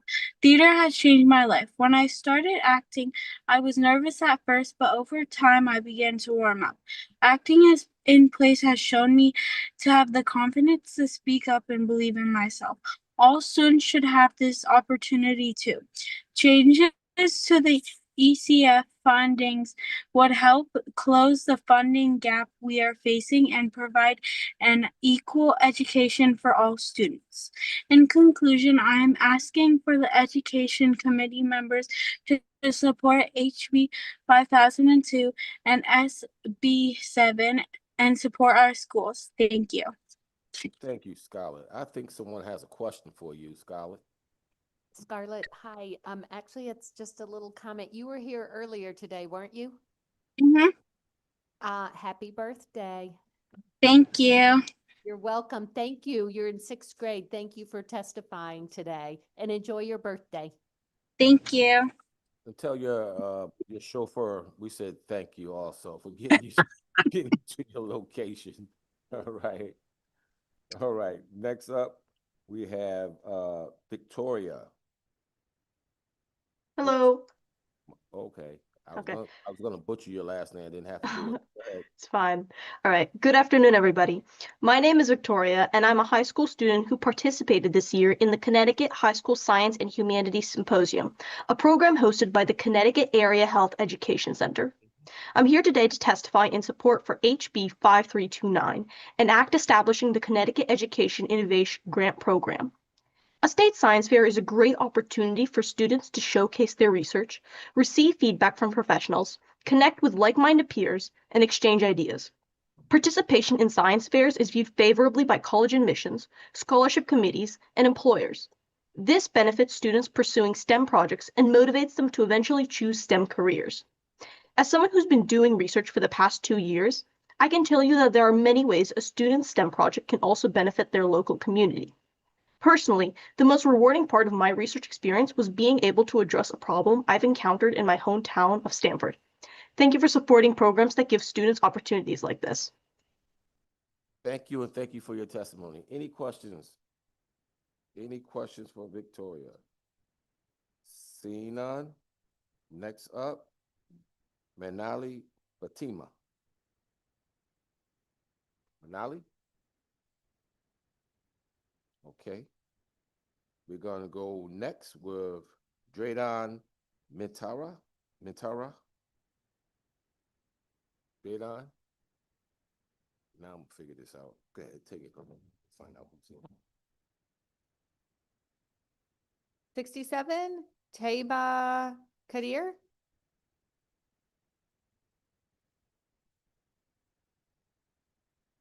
All right, Hala Amasari.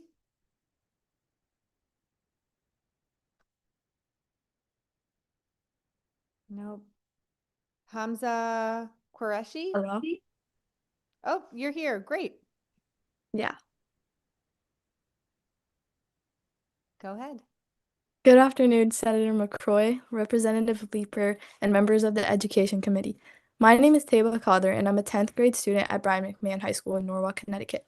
I'm here today to speak in support of the bill establishing a work group to address anti-Muslim racism in schools. Throughout my recent years of high school, as well as middle school, I have dealt with many situations where I was belittled because of my religion. Being a Muslim is very important to me. It is not just a religion, but it's a part of who I am. Being a Muslim reminds me every single day of my morals and beliefs, which have shaped me into the person that I am today.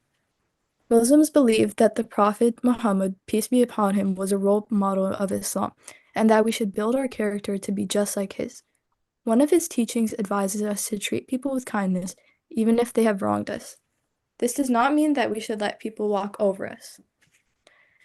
In middle school, I didn't wear the hijab. However, every time September 11th came around, students always seemed to be more concerned about me being there instead of actually taking time to recognize the situation and take a moment of silence for all of those innocent lives that were lost on this unfortunate day. They mocked my religion and screamed Allahu Akbar in my face. As a person, it makes me angry that they would mock me for who I am. But as a student, I chose to stay silent, as that's what I was always taught to do in school. Be the bigger person, they would say, but I'm tired of letting people walk all over me and telling me that I can't take a stand for who I am. This was just one of the many horrible experiences that I've encountered with students. And sadly, some teachers here at McMahon are no different from these children. Last semester in my civics class, my teacher would often make jokes that made me uncomfortable.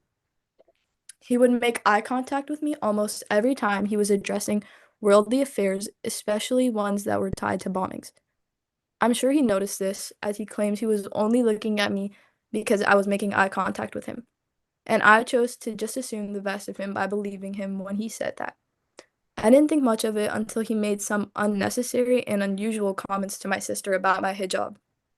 He said that I would have never guessed you guys to be sisters, and continued to talk to my sister and telling her that he would never imagine her wearing a hijab, claiming, and I quote, that she's the type of person to never wear it, almost in the sense that he was trying to discourage her or praise her for not wearing it. I'm not really sure what he meant by this or why he thought it was necessary for him to say that about her, but I don't blame people if they are unaware of the harm they are causing, which is why I think moving forward with this bill will not only benefit Muslim students, but students of other religious backgrounds as well. It would spread knowledge and awareness so that everyone can be respectful towards one another. It's wrong to insult anyone for who they are and what they believe in. I'm not a terrorist, I'm not a bomber, and I'm not related to any of the monsters who took so many lives on September 11th. And I believe that approving this bill will spread awareness so that everyone is better informed and all students are treated with respect and dignity and they deserve. Before I end my testimony, I would like to ask a question. Who are you? Are you Muslim? Are you Christian, Jewish, white, black? These are all labels that people have used to separate each other and often forget that we are all human. Creating groups that address anti-Muslim bias help address bullying and harassment tied to religion, ethnicity, or global events. So I respectfully ask the committee to support this bill and allow this working group to move forward. Muslim students deserve to feel safe, respected, and treated fairly in our schools, just like every other student. Thank you for your time and consideration. Thank you, and thank you for your testimony. Any questions? Seeing none, we're gonna go next with number 68, Hala Al-Masri for the Center for Youth Leadership. Hala? Hi, Hello. Good day, Senator McCroy, Representative Leeper, ranking members, and members of the Education Committee. My name is Hala Almazir, and I am a member of the Center for Youth Leadership at Brian McMahon High School. On behalf of our members, I am testifying in support of the HB 5328, an act establishing a working group to address Islamophobia in schools. My hope is that the working group will support the belief that education free of racism and Islamophobia is a civil and a human right. The context for my testimony are two definitions used by the San Diego County Office of Education. It defines Islamophobia as the irrational fear of Muslims or anyone who is perceived to be Muslim, and anti-Muslim bias as the marginalization or oppression of Muslims based on racism and/or religious bias. I am fortunate to attend a school and live in a city that supports Muslim students through the following actions. My school has a prayer rooms for students to use during the month of Ramadan. Students who observe Ramadan are allowed to opt out of gym classes for alternative assignments. Before the start of Ramadan, my school administrators distribute a one-page summary about the month of Ramadan to teachers and staff members. Our athletic department increases access to team sports by Muslim students through promoting the use of hijab, long-sleeve shirts, leggings, and modest clothing during tryout periods, practices, and games. My school district has designated Eid al-Iftar as a school holiday, and the mayor of Norwalk issues a proclamation in support of my Muslim Heritage Month. The public show of support for Muslim student is one of the reasons that outward displays of Islamophobia at my school are very rare. Nevertheless, incidents do happen. For example, last week, a teacher who played music as part of her gym class lesson plan refused to excuse a Muslim student who explained that listening to music during Ramadan, the fasting period, was forbidden. We know the teacher, and we are sure that she will support and respect the student's wishes after my group meets with her and explains the situation. In addition, I understand that Islamophobia happens in many districts of Connecticut, and public officials are not immune to hatred, as evident by the 2023 attack on State Representative Miriam Khan. Finally, I have 3 recommendations. Given the focus of this bill, I kindly ask the committee to consider adding 2 students to the working group. The working group should collect lessons learned from schools that use academic coursework to fight anti-Muslim bullying, use the lessons plans to emphasize human rights and inclusivity, and ensure that faculty and staff are aware of their own implement bias. And the working group should collect information from multiple sources, including the United Nations Day to Combat Islamophobia, which happens on March 15th, the Biden-Harris administration National Strategy to Counter Islamophobia and Arab Hate, Harvard University's reports on Jewish, Israeli, Muslim, and Arab students' rights, the National Education Association, and the Islamophobia Research and Documentation Project. Thank you for listening. Thank you, and thank you for your testimony. Any questions? Seeing none, we're gonna go to 64, go back to 64, Manahil Fatima. Hi. Yeah. Hello. Okay. Good afternoon, Senator McCroy, Representative Leeper, and distinguished members of the Education Committee. My name is Manahu Fatima, and I'm a student at Brian McMahon High School in Norwalk. I'm here today to testify in strong support of HB 5328. My journey as a Muslim student has shown me exactly why this working group is a necessity for the safety of our peers. I want to begin by expressing my gratitude for the support my school and the city of Norwalk already provide, from access to prayer rooms during Ramadan to our athletic department's respect for modest dress and hijabs. These actions show that our community values our presence. When educators and coaches take the time to understand our faith, it creates a foundation of respect that allows us to focus on being students and athletes first. However, institutional support is only one part of the story. The daily reality for many of us is often shaped by a lack of religious literacy among our peers. I just want to talk a little bit about my experience growing up and going to school here. I've attended school in the city since the first grade. As a child, I couldn't understand why wearing a hijab made me a target for looks or why it prevented others from being my friend. If I had worn a hoodie or a cap to cover my hair, it wouldn't have mattered, but the hijab was treated as something bothersome and foreign. By middle school, this curiosity turned into blatant harassment. I was frequently targeted with labels. When I tried to stand up for myself, these insults were dismissed as just a joke. My faith was reduced to a punchline, and my peers would say random Arabic words to me without even knowing what they meant. A language that I didn't even speak was mocked and weaponized to offend me. Even as a high school student today, that shadow still follows me. While the verbal slurs have decreased, the looks remain. Just last year, during lunch, a peer pulled off my hijab as a joke. She laughed it off, not realizing the gravity of her actions until she saw the reactions of those around her. While I chose not to take it personally because I knew she was uneducated, that moment was a wake up call. It proved that even well meaning students can commit acts of deep disrespect. The moment highlighted a dangerous truth. Without proper education, a religious identity is treated as a toy rather than a human right. I respectfully ask the committee to support this bill and move this working group forward. We have seen the positive impact of local support in Norwalk, but we need a statewide commitment to ensure that no students feel out of place or unsafe because of their faith. Thank you for your time, your leadership, and your consideration for this important testimony. Thank you, and thank you for your testimony. Any questions? Seeing none, next up, we're gonna go to Hamza Qureshi. Yes, I'm here. Good afternoon, dear senators, dear representatives, and dear members of Education Committee. My name is Hamza Ijaz Qureshi, and I am a student and a treasurer for Muslim Students Association at University of Connecticut in Stamford. I am here today to speak in support of the bill HB 5328, establishing a working group to address anti-Muslim racism in schools. As a Muslim student, I have experienced how global events are sometimes unfairly projected onto Muslim students in the classrooms. There have been times when I felt isolated or hesitant to speak because I was worried I might be stereotyped. These experiences affect students socially, emotionally, and academically. School should be a place for learning, but instead, some students find themselves worrying about how they will be treated. One of the examples was in the last Ramadan, which was in March last year in Waterbury, Connecticut. Two twin sisters were reportedly beaten and had their hijabs pulled off at their middle school because of their faith. Incidents like this show that Islamophobia is real and growing concern. As anti-Muslim bias increases across the country, it is important that we take steps now to address it and protect students. This bill is important because it would create a working group to study and address anti-Muslim bias in schools.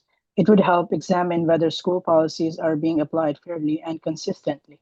It also addresses bullying and harassment tied to religion, ethnicity, or global events.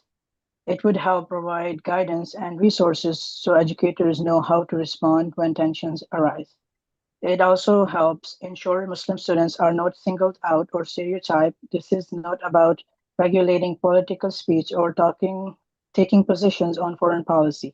It is about making sure Muslim students are treated equally and protected from discrimination. When global conflicts become part of classroom conversations, students should not become targets because of who they are. I respectfully ask the committee to support this bill and allow this working group to move forward. Muslim students deserve to feel safe, respected, and treated fairly in our schools, just like every other student. Thank you for your time and consideration. Thank you, and thank you for your testimony. Any questions? Seeing none, thank you again. Next up, we have Aaron Rojas. Thank you so much. Good afternoon, Honorary Education Committee Chairpersons McCrory and Leeper and distinguished members of the Education Committee. Thank you for allowing me the opportunity to speak today. I am testifying today in support of both SB 7, an act concerning educational equity, and HB 5002, an act concerning education funding. My name is Arian Rojas, and I am the Director of External Relations and Special Projects at Elevate Charter Schools. We are a nonprofit charter management organization located in Hamden. The mission of Elevate Charter Schools is to develop and operate high-performing charter schools across the state that relentlessly provide each child with a rigorous and personalized educational experience, enabling them to reach their full potential in an ever-changing multicultural world. Our CEO, John Taylor, founded Elevate Charter Schools because of his deep-rooted passion and drive to improve the lives of all children everywhere. To this end, HB 5002 is a vital piece of legislation that moves us toward funding equity for every public school, students in Connecticut, including those in our public charter schools.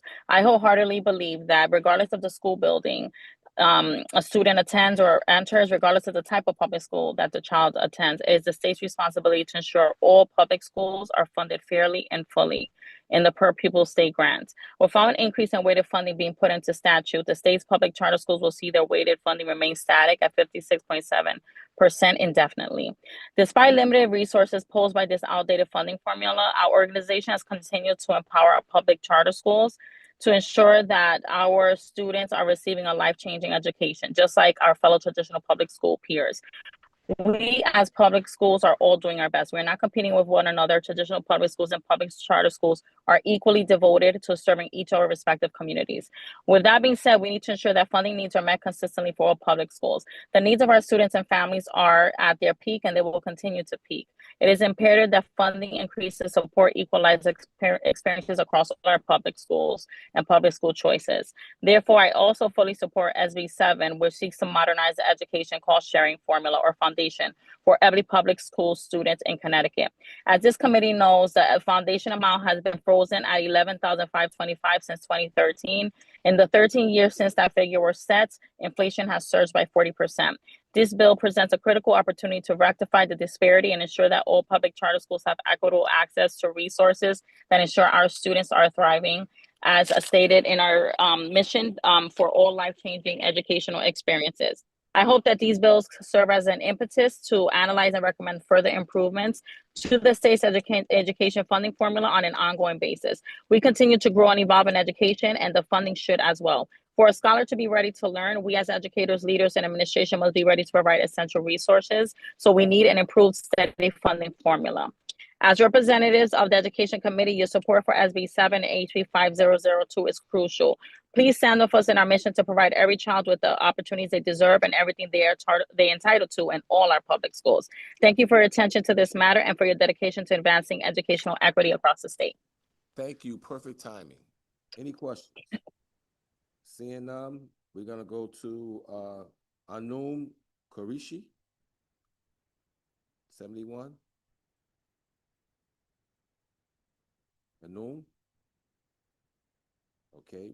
How about from Bridgeport Generation Now, Jeremy Davis, 72.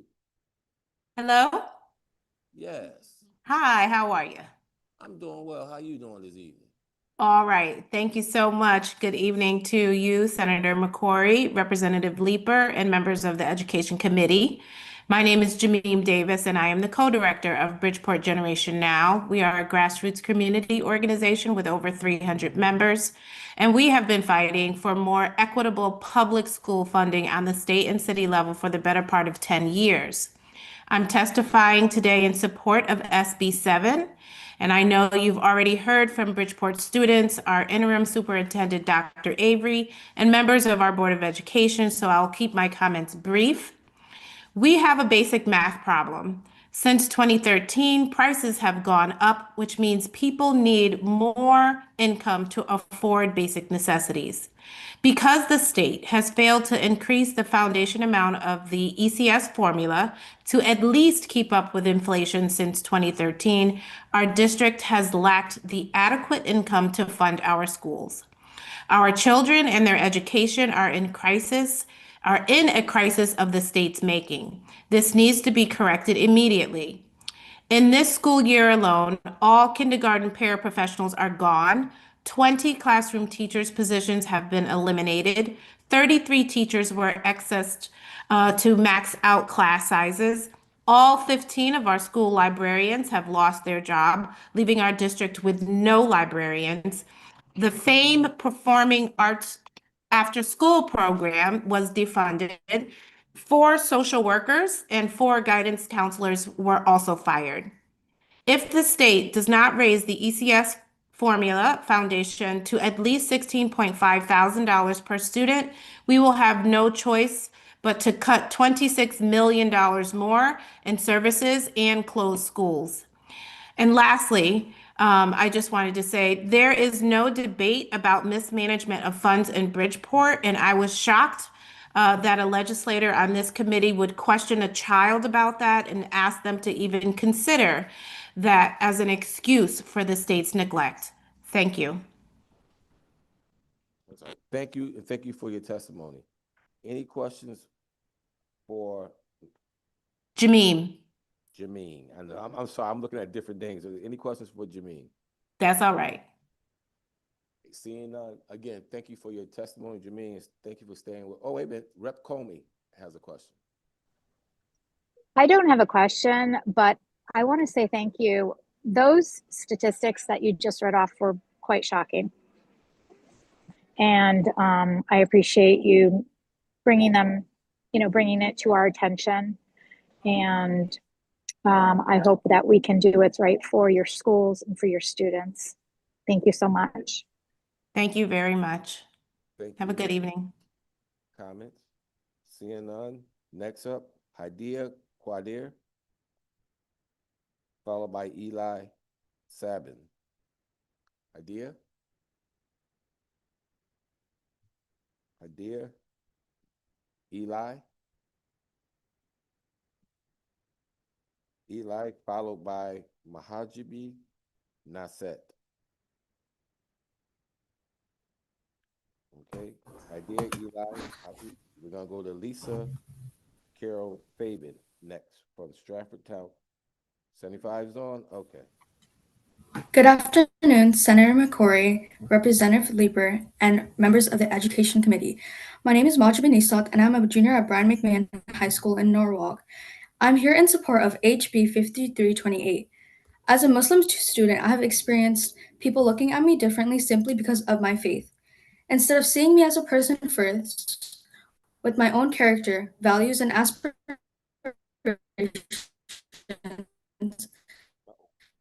some reduce me to a stereotype. That is, students and classrooms often become silent targets. Comments group all Muslims together and suggest we are responsible for actions happening miles away. Even when those remarks are not directly towards me personally, they create tension. I start weighing every word before I speak. I hesitate to raise my hand during discussion.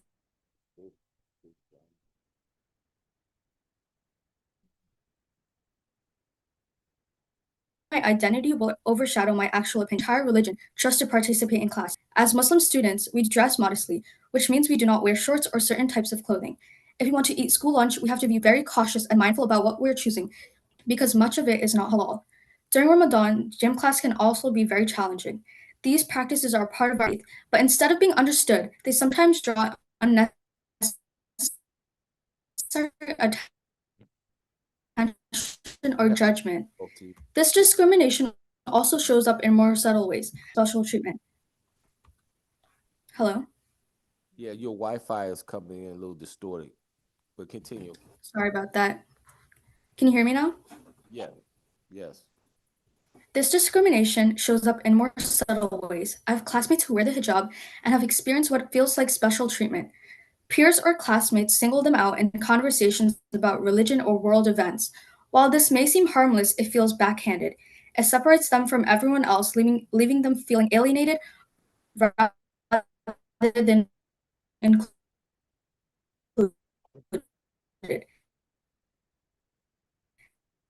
This does not stop in schools. My own mother has faced unfair treatment simply. My own mother wears the hijab and has faced unfair treatment simply for covering her hair.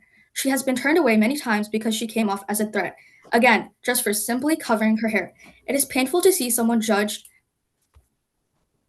It is painful to see someone judged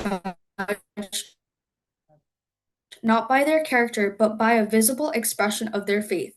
This cannot be the path forward. This bill can change that for the better. It has no place in our schools. It guides educators so that all students it provides Muslim students the same safety and dignity as almost every other student. Many things are out of our control, but we can control how we treat one another in our schools. Every student deserves to walk into a classroom. Summarize. Summarize your testimony, please. Please choose to stand on the side of safety, fairness, and dignity. I respectfully urge you to support HB 5328. Thank you. Thank you for your testimony. Any questions? Unfortunately, it came kind of broken in, broken up, I mean, but I think we got the gist of what you were saying. Any questions? Yes, Representative. Thank you, Mr. Chair. Just really quickly wanted to make a comment that I'm very sorry to you and your family, like your mom, being treated that way. And I just sort of a blanket apology to everyone who's testified so far who's been treated differently because of their religion and the hijab that I personally think is actually very beautiful. So I'm sorry that happened to you, but thank you for sharing your story and advocating today. Thank you, Mr. Chair. Thank you. Any other questions or comments? Okay, next up, we have Lisa Carol Fabian from Stratford. Hello. Good afternoon, Senator McCrory, Representative Leeper, and distinguished members of the Education Committee. My name is Lisa Carol Fabian. I've been a public school teacher for 25 years. I began teaching first and second grade, later worked as a high school reading interventionist, and I now teach sixth grade language arts. I'm also a former Stratford Board of Education member, a current Stratford Town Council member, a parent of public school children, and a product of public education myself. I am here in strong support of SB 7 and HB 5002. I would also like to thank our state representative, Caitlin Shake, for co-sponsoring HB 5002 and for encouraging both the Stratford Town Council and Board of Education to be here today. For Stratford, this is not theoretical. It is a structural funding imbalance we have been managing for more than a decade. The ECS Foundation amount has not been updated since 2013. It remains $11,525. Adjusted for inflation, it would be closer to $16,000 today. Since 2013, costs have risen dramatically. Inflation, health insurance, utilities, transportation, and special education outplacement. $1 in 2013 had far greater purchasing power than it does today, yet our funding formula is still based on 2013 assumptions. Stratford may be labeled fully funded, but that reflects outdated math rather than the present-day reality. As a former Board of Education member, I saw budgets strained not by excess, but by mandated costs. Special education services we are legally required to provide, transportation we must run, contracts we must honor, and buildings we must maintain. As a town council member, I see the consequences when state funding does not keep pace. The burden shifts directly to local property taxpayers, seniors on fixed incomes, and working families already stretched thin. And as an educator, I see the human impact. Last year, my position as a high school reading interventionist was eliminated. That role supported students who had made it to high school but were still struggling to read fluently. When intervention positions are cut, struggling students do not disappear. Their needs simply go unmet. In sixth grade, I see how critical early and consistent literacy intervention is.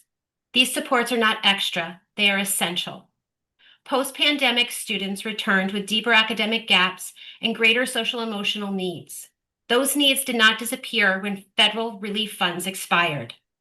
The foundation has not changed since 2013, but everything else has. Modernizing ECS is about fairness, sustainability, and aligning funding with economic reality. Most importantly, it's about whether we are willing to fund today's children using yesterday's numbers. Our students are living in 2026. Our educators are teaching in 2026. Our taxpayers are paying 2026 prices. It's time for our funding formula to reflect 2026 realities. I respectfully urge you to support SB 7 and HB 5002. Thank you for your time and your commitment to Connecticut students and communities. Thank you, Lisa, for your testimony. Any questions for Lisa? Oh no, those make me nervous. No, you just say you have to. Rep Reuter, you might want to mute. Next up, we have the Elizabeth Horton Chef. Good afternoon. Oh, there I am. Wait. I'm so good with this. Hi. So good to see you all again this year. To the chairpersons and the distinguished members of the Education Committee, I want to thank you for the opportunity for another listening and learning sessions. That's what I consider being online for hours and hours, a listening and learning experience. It gives me the opportunity to hear what's going on in education all across our state. So, and thank you for that. And I also want to thank the committee for its support of SB 7 and HB 5002. Now, I have submitted testimony, and I'm asking you to read that testimony. It talks extensively about balancing the strife between what is needed to educate our children and districts and magnet schools. I on July 9th, will mark the 30th anniversary of the decision in Chef versus O'Neill. We started this effort in 1989. That's 36 years ago. This means that I have been working on public education in the state of Connecticut, advocating for our children's rights, working towards providing all our children with the education they will need in the real world for 36 years. That's an hour short of half my life. And I do this not because I have nothing else to do. I do this because I believe that we have a responsibility. We as adults have responsibility to ensure that our children are prepared to live and prosper and to become who they are, not who people tell them they are. We also have a state of Connecticut Constitution, and I was too tickled when I heard the young man talk about the Article 8 this morning, because we have a state constitution that guarantees the children an education. We also have Chef versus O'Neill lawsuit. Now, people think that Chef is not active. It is active. There is a preliminary injunction in that decision of 2022, which states that if all parties are not agreed upon at the end of that 2022 settlement, that there can be further litigation. So I don't want to see that. I don't want to have to see our children coming back year after year after year, asking for something that they already deserve. I am hopeful that you all will again read the testimony, and I am hopeful that SB 7 and HB 5002 come into reality. It's time for us to put our children's education first over institutions and political structures. So I thank you for your time here this evening. And we'll be there. The Chef Movement Coalition will be holding its third annual Use Your Voice. We've sent out invitations to representatives, legislators, and we're hoping that you'll come and visit with our students on that day. Senator McCrory, I really want you to come visit with them. This is our third year, and they are so excited to come to the Capitol to talk to you all about what they experience in their schools, what they want, what they need, and what they expect. So I thank you now for your attention and bid you continued strength. Thank you. Thank you for your testimony. I'll make sure I'm at the meeting with the Chef young folks and older folks, so we can hear your proper concerns. Use Your Voice, April 8th. Elizabeth, I just want to say thank Hi. you. Hi, Jen. How are you? I'm great. And I'm better now having listened to you because you're infused us with some more energy and purpose and what this is all about. You are a force. You have been committed for decades to enrolling children to have opportunities and fulfill their potential, and it's inspiring. And thank you. And I look forward to seeing your students because last year they were fantastic. So well, I want to thank you for being so supportive both last year and this year. I really appreciate it. And the kids are looking forward to it, Representative. They are looking forward to being there and chatting with you all. it's on the calendar. Can't wait. Thanks, Elizabeth. Thank you. Thank you. Next up, we have 35. It's, what's her name? I think, yeah, Solomon Mimino. Solomon Mimino. Solomon? Yeah. All right, you're up. Cool. Can everyone hear me? Yes. Great. Good afternoon, Senator McCrory, Representative Leeper, and members of the Education Committee. My name is Salman Memon, and I'm a senior at St. Luke's High School in New Canaan, Connecticut.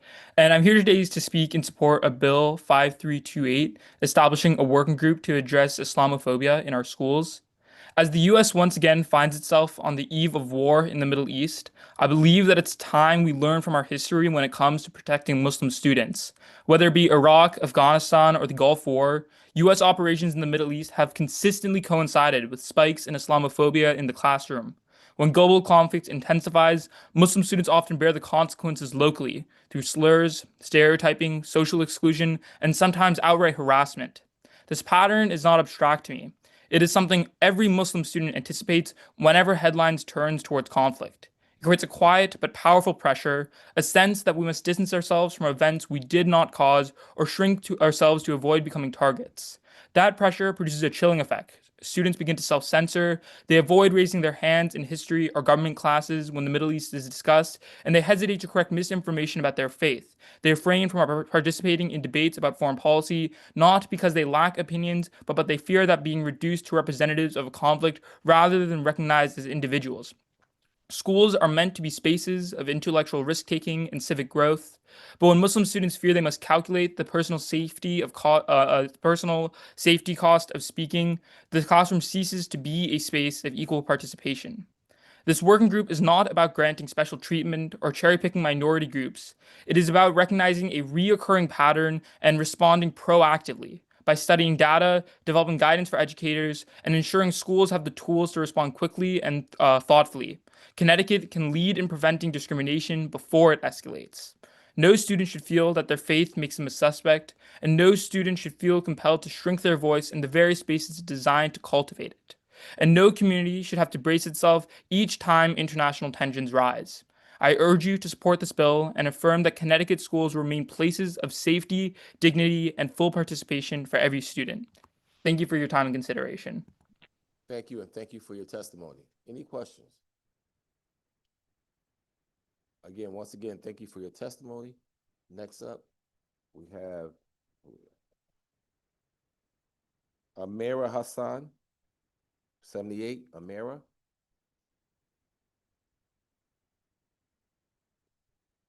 Okay, we're gonna go to 79, Heather Lorenz.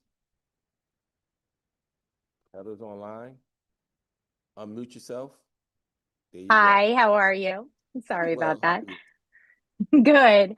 Good afternoon, Representative Lieber and Senator McCrory and distinguished members of the Education Committee.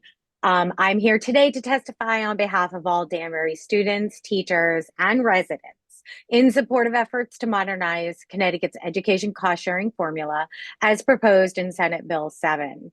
As a Danbury High School teacher, we see every day how the lack of state funding directly impacts our students' learning environments and educators' ability to meet their needs. The current ECS formula's per pupil foundation amount has not accounted for inflation since 2013.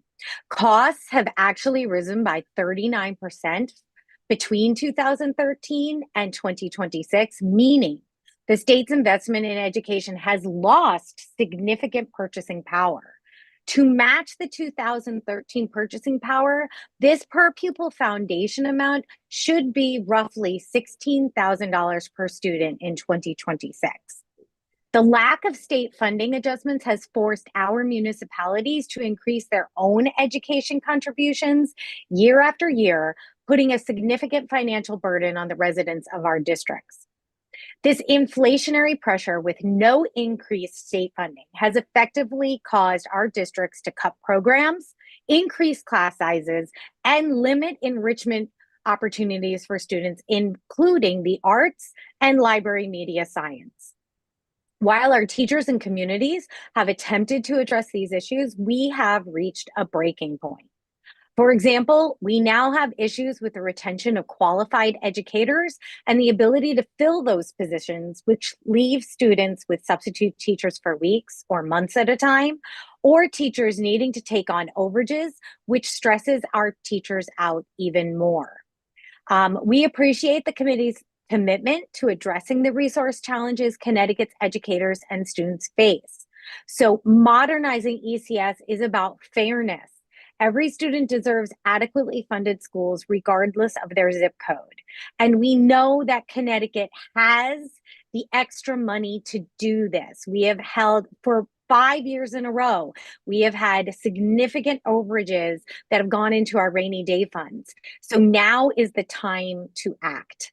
Okay, I thank you and I appreciate your time and consideration. Thank you, and thank you for your timely testimony. Any questions? One question from Senator Kushner. Hi, it's really a comment. I just wanted to thank you, Heather. I know you were up here earlier with the Danbury students, and I know how strapped our district has been for a very long time in terms of making the proper investments in education. And while we're making, excuse me. God bless you.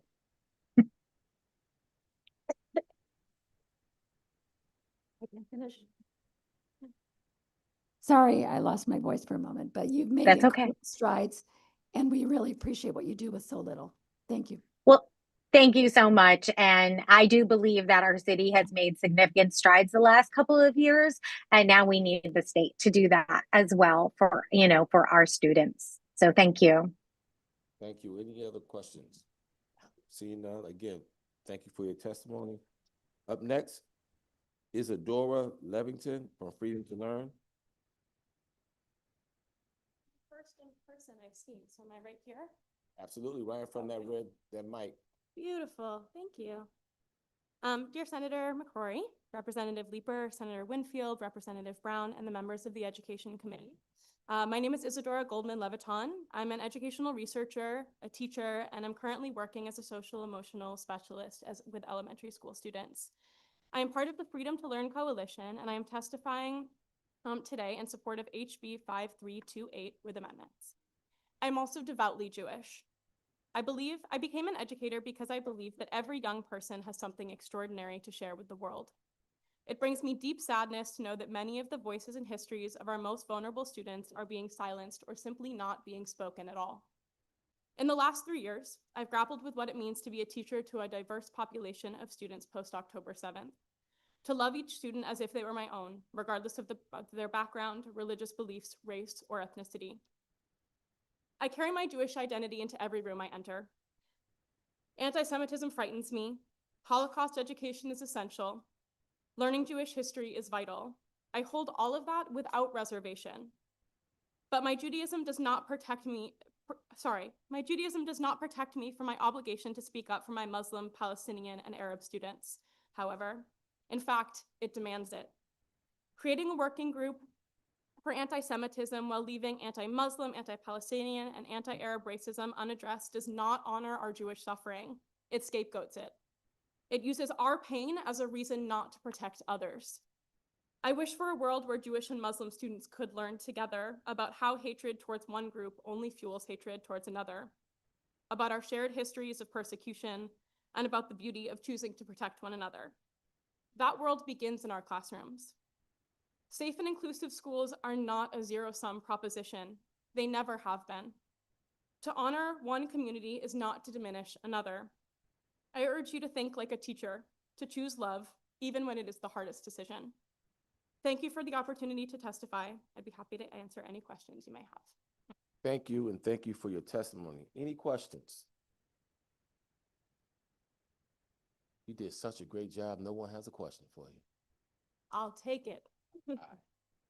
Okay, next up, we have Jan van Herk from the Shoreline University Society, First University Society, New Haven, Social Justice, CTTT.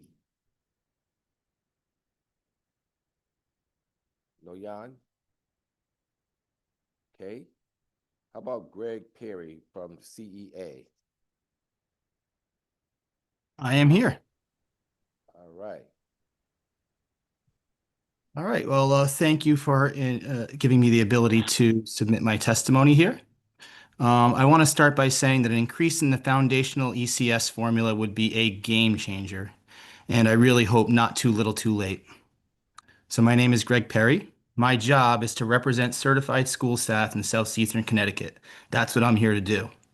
As representatives, your job is to represent your communities, and I'm asking you to do the same. In recent years, every budget season has been tougher than the last, and every year we're left flowing. It's not going to be any easier next year. Things aren't getting better. We're at that tipping point. We're past that tipping point. What I've seen in recent weeks in cities like New London and Groton, and in small towns like Preston and Voluntown, is that every community is feeling the effects of education underfunding that has reached an emergency status. I keep hearing things like, I don't know how we're going to make this work. How do we maintain all our staff? How do we comply with the law? How do we continue to offer the services that our city has come to rely upon without raising taxes? Our schools have been pitted against our taxpayers in a disgusting game where the choices have become mutually exclusive. Either we fund our schools or we continue to increase the burden on local taxpayers. And neither one of those things are what we want. It's past time to end this game. The fight over funding priorities should and could be about what are we funding? What can we do better to make our educational experience for our students better? Instead, what we keep hearing in these budget fights is, what can we do without? What can we cut without making things too bad? This is what we are choosing to do to our schools, students, municipalities, citizens, and taxpayers. Facilities are not being maintained. Equipment is aging. There's not enough paraprofessionals. Teachers are losing preparation periods. Class sizes are growing. There's less extracurricular activities. There's less support services and mental health services. There's an inability to pay teachers' salaries that keep up with inflation. There's decreasing benefits. There's an inability to pay paras much more than minimum wage. This is happening because transportation costs are out of control. Special education costs, as you know, are out of control. Towns are facing not just low double-digit insurance increases, but 20, 30, even 40% insurance increases.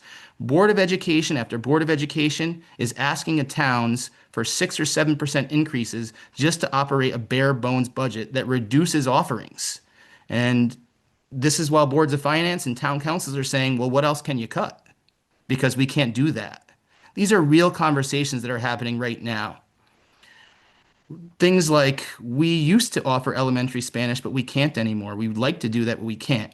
We need some seniority lists so we can know, let teachers know, okay, you got it, which jobs are at risk. Instrumental music was nice. We can have a library media specialist, but only at a 0.6. We've got to cut our math and reading interventionists. These choices are being made around the state. So I repeat, I'm asking you to represent our communities because I bet they are all facing the same dilemmas as the ones I represent. Bad choices about how we might least harm our students. With this change to ECS, we can end this madness. Something I heard you say before, Senator, I don't believe it's a heavy push. We have the resources to do it. Please advocate for this change. Thank you. Thank you. Thank you for your testimony. Any questions? Seeing none, moving right along. James Jeter, Full Citizen Coalition, followed by Robert Goodrich. James, you're up. Thank you. First want to say thank you to the committee chairs and distinguished members of the committee. I'm here to testify in support of SB 311. The Full Citizens Coalition is a Connecticut-based action group that works on undoing the unjust harm of felony disenfranchisement. A lot of our work right now, especially in Hartford and New Haven, is dealing with returning populations of young adults between the ages of 24 and 30. And what we see amongst this population and have experienced ourselves as impacted people is that when a child is at a intersection, a junction where they are experiencing school as two distinct places, as a place of safety and a hardship. What happens is that this is the time when young adults or adolescents, I should say, are to be pulled in. But what happens is that divide, that duality is pushed in one direction through school suspensions, where a lot of children are coming in with issues that impact how they interact in school already. When children are suspended for issues of nonviolence, what happens is that they begin to withdraw away from schooling. And when that happens, the impact is beyond just that child. Their absence impacts the presence of other children, but more so, the majority of the men and women that we engage in who are returning experience this very thing. Suspensions from schools for nonviolent issues, most of it being impacted by what was happening in their life and not having valid outlets or even language to speak through what else is going on. So we are just here to testify in support of the bill, and just the need to support language that is impacting in high percentages Black and brown children. Thank you. Thank you, and thank you for your testimony. Any questions? Seeing none, again, James, thank you for your testimony. Robert Goodrich from Race.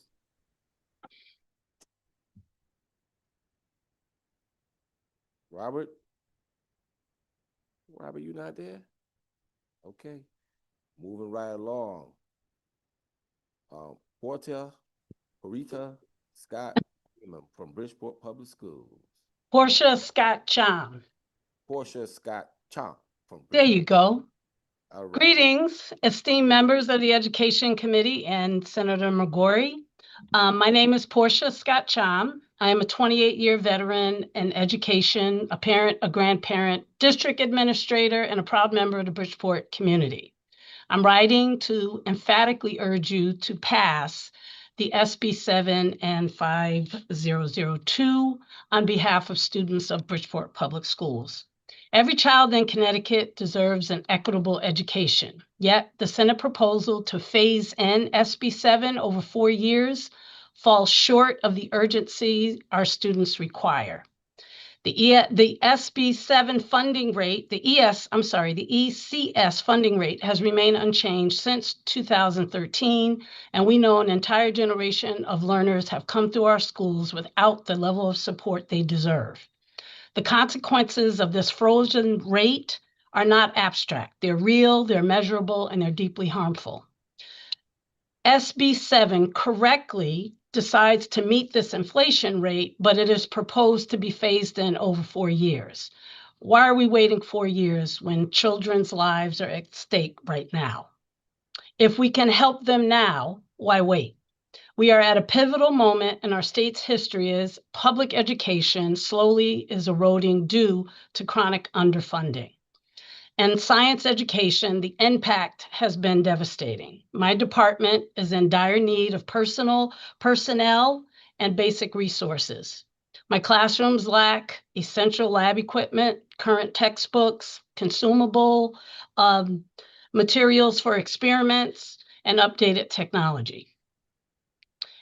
Even more alarming, our district is suffering from a severe science teacher shortage. And for the first time in my 28-year career, I've actually witnessed students going to high school who haven't had a science teacher in the last 3 years. And one of your representatives made note of that, the student from Bridgeport Military Academy.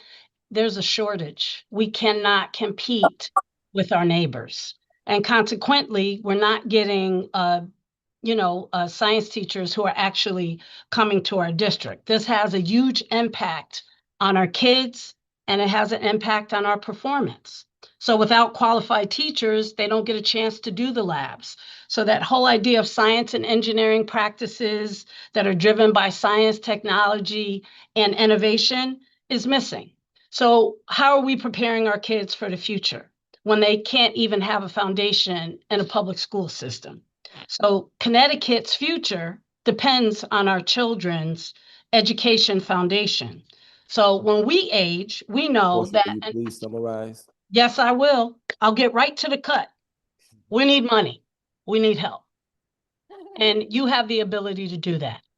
And I just want to say, Senator Kushner, you have to take some tea, honey, and lemon. That'll help coat that throat. Thank you. Any questions for Portia? Okay. Thank you again for your testimony. Next up, we have Maria Piera from the City Council, 138th District Council. Maria? Yes, I'm here. Okay. You're Can up. you hear me? Yes, we can. Okay. Good evening, co-chairs McCrory and Leeper and members of the Education Committee. I am a former school board member and current city council member in the city of Bridgeport, testifying on behalf of SB 7 and HB 5002. You are likely aware that the only public service guaranteed in the Connecticut Constitution is an adequate education for our students. When I was first elected to the Bridgeport Board of Education as then just a pissed off mom, not that yet a politician, one of the first things I did was take the cardboard nameplate in front of me and write on the side facing me, quote, "If it's not good for students and families, do not vote for it," end quote. And I did that because I believe the vast majority of those who initially choose public service do it for all the right reasons, but over time, that initial commitment or motivation can become blurred. You may not be aware that 50% of the properties in Bridgeport are not taxable due to hospitals, colleges, churches, and numerous 501c3 nonprofits within our borders. The Bridgeport Public Schools have been and continue to be starved, which directly impacts over 19,000 students, their future, and their families. If Bridgeport simply received the same per pupil expenditure as Hartford and New Haven, Bridgeport will receive close to 100 million more annually. Children should never pay the price for the action or inaction of adults, especially those in power. Please help guarantee an adequate education for all students, including Bridgeport public students, by raising the base ECS formula to provide a minimum of $16,500 per pupil in this budget, not over a 4-year period. We do not need any more studies or blue ribbon panels because we all know the greatest threat to our students receiving an adequate education is a severe lack of funding. Thank you. Thank you, and thank you for your testimony. Any questions for Maria? No one? All right. I think we got the point from the last speaker. You need some money. Yes, we do. Next up, Millie Arcirenes from the Hartford Parent University.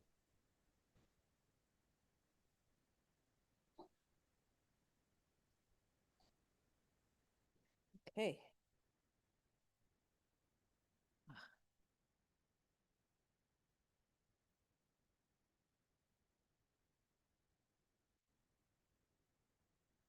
Good evening, Chairs McCrory and Leeper and ranking members Bertho and Zupkus. I hope I got your names right. And distinguished members of the committee. Thank you for the opportunity to testify today in support of 7B7, an act concerning educational equity, and HB 5002, an act concerning education funding, special education, and early childhood programs. However, while Hartford Parent University supports both bills, families we work with ask that several important concerns also be shared with the legislature. My name is Millie Arciniegas, and I serve as the Executive Director of Hartford Parent University. Our organization works directly with families to help them navigate the school system and learn to advocate for their children's academic success. Through this work, we have supported over 7,000 Hartford families in a 15-year period. Every funding decision made in this building eventually shows up in a classroom in Hartford, and in, quite frankly, in all cities. And families see that impact of those decisions every day. So I wanted to just share, I mean, I know we all need money. Y'all got that point. But If the educational cost sharing ECS formula had kept the pace with inflation, the foundation amount would be approximately $16,000 per student today, nearly $4,500 more per student. As the family perspective, parent representation in ECS funding discussions. Currently, there is no parent representation on the ECS funding work group. Families experience the real-world impact of funding decisions every day, including parent voices in funding discussions, which strengthen transparency and ensure policies reflect the lived experiences of students and families. Supporting paraprofessionals who work with high-need students.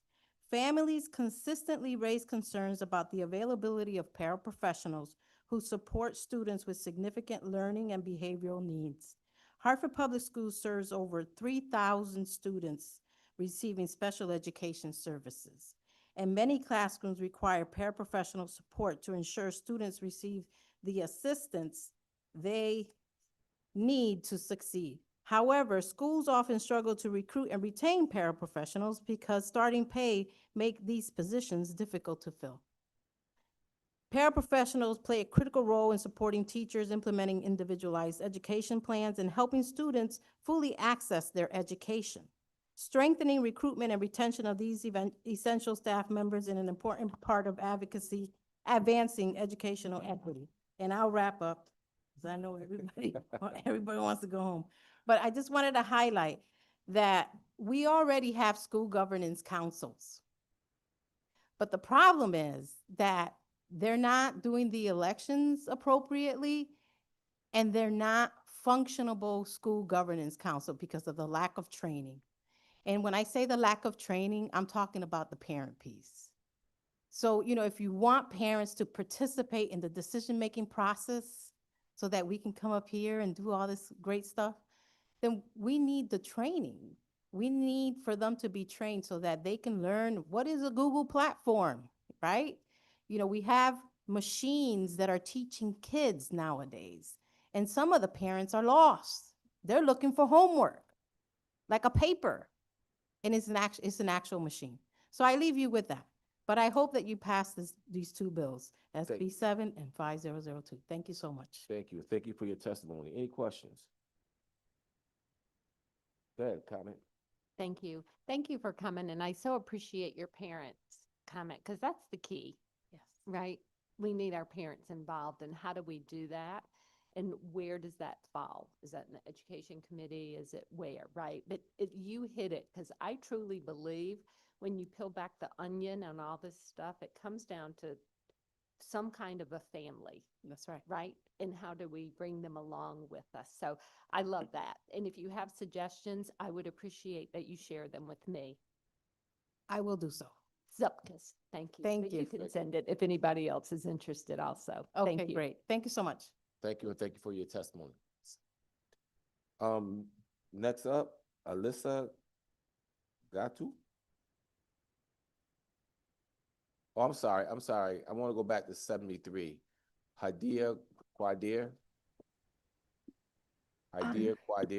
followed by Alyssa. It's Hadia Kader, and good afternoon, members of the Education Committee. My name is Hadia Kader, and I'm an 11th grade student at Brian McMahon High School in Norwalk, Connecticut. I'm here today to speak in support of the bill establishing a working group to address anti-Muslim racism in schools.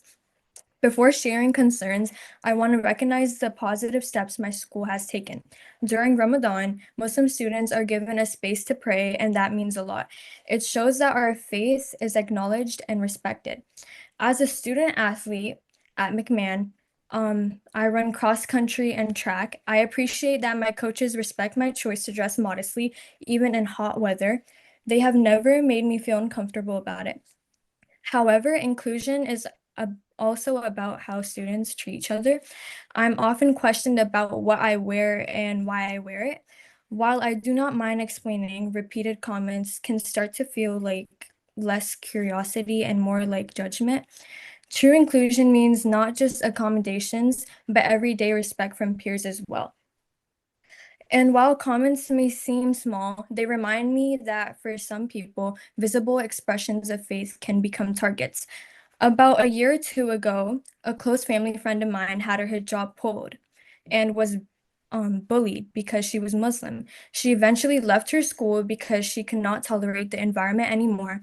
Even though transferring was not easy, she says she feels more at peace now because she doesn't get treated the same way. When I think about that, it becomes personal because my mom and my sister wear the hijab. The women in my life visibly express their faith every day.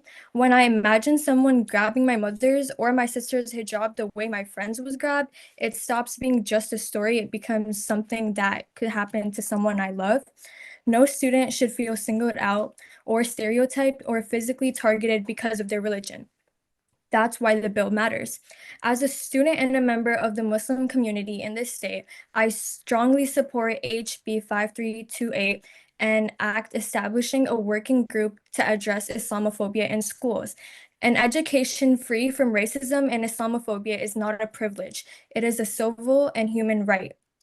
Islamophobia is not only extreme acts of hate, it also includes stereotypes, mocking religious phrases, unequal treatment, and everyday comments that make students feel unwelcome. Over time, these experiences affect whether students feel safe and respected. Every student in Connecticut deserves dignity regardless of their religion.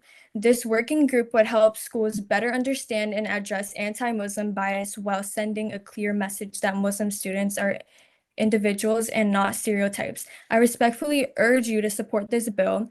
Muslim students deserve to feel safe, respected, and fully included. Thank you for your time and consideration. Thank you for your testimony, Hadia. Any question? Seeing none, thank you again. We're gonna go to Alyssa Gatu, followed by Joe DeLong, followed by Ryan Dowling. Okay. Okay, so Alyssa, I'm sorry. Do we have Alyssa? How about Joe? Joe's here.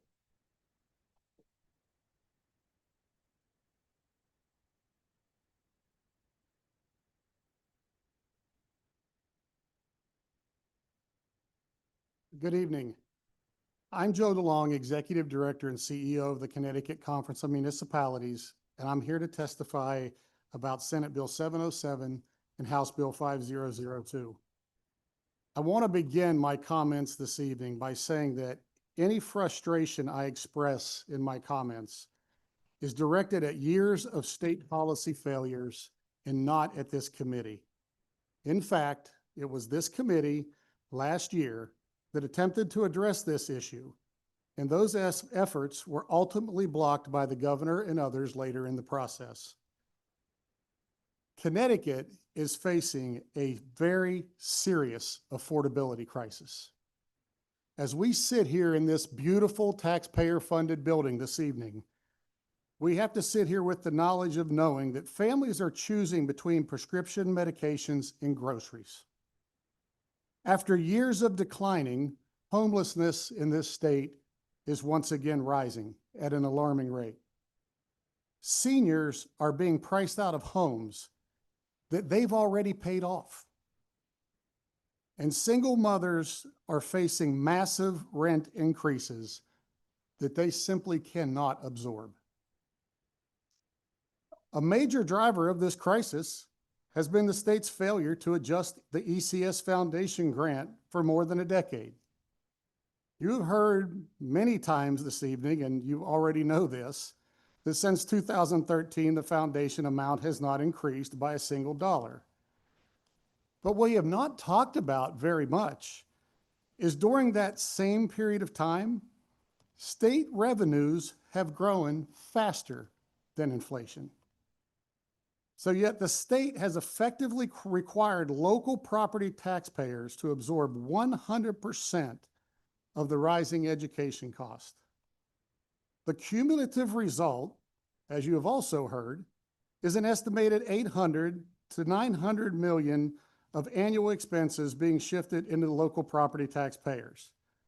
But again, what we've not talked about is during that same time, state revenue collections compared to 2013 are up by more than $8 billion annually. As a direct consequence of this continued state inaction, many communities are once again facing property tax increases of 10% or more this year simply to maintain existing services. That is not sustainable, and it is not fair to the residents that we all collectively serve. Moreover, when the state fails to burden or to shoulder its share of education funding, it does more than drive up property taxes. It drives significant conflict at the local level. Municipal leaders and local boards of education are increasingly forced into adversarial budget battles over scarce resources, not because either side is acting irresponsibly, but because the state has created a structural shortfall that communities cannot close without painful trade-offs. That tension erodes collaboration and undermines public confidence in local governments. Just a couple more very quick points. Some will argue that this is necessary to prioritize pension obligations.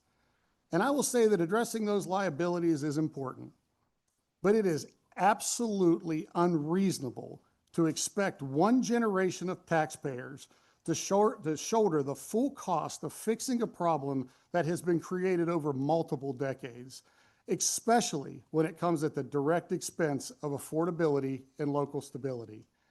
And finally, we also hear that the state cannot afford more than a modest adjustment this year. Yet the governor has proposed spending $500 million on one-time rebate checks that go out just prior to the general election. If $500 billion is available in the couch cushions, then it should be invested in correcting the single largest structural imbalance driving property taxes and making Connecticut unaffordable. This is not about doing something symbolic.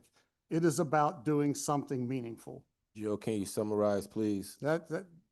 I would just summarize by saying raising the ECS foundation to $16,000 per pupil, restoring it in real dollars, and tying it to inflation going forward is not transformational policy. It is simply restoring the state's statutory commitment and preventing this crisis from repeating itself. I want to thank the committee for its time this evening. Thank you very much, Joe. I have so many things I could both ask and we could talk about. One, you're giving me a nice opportunity to highlight something that has not, I think, really gotten the light of day it deserves, but enrollment in our public schools in Connecticut from last year to this year is down 10%.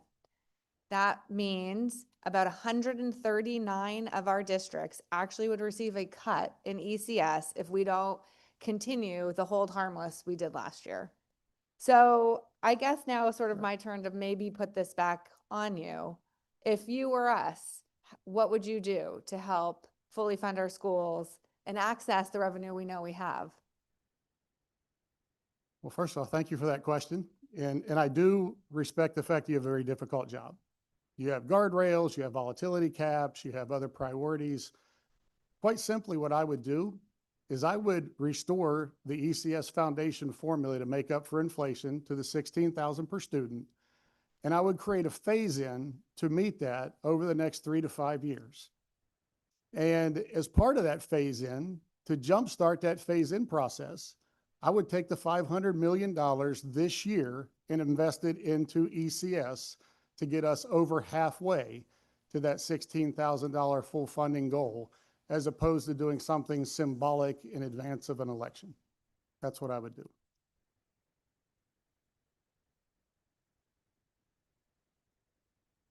Thank you. I want to ask sort of how you'd work around the budget cap, but if you have thoughts, I'd be happy to hear them. Otherwise, we can I'll spare people. But if you have thoughts, I think my thought would be to go back to the man that's elected to represent this entire state that's already proposed spending that additional $500 million this year.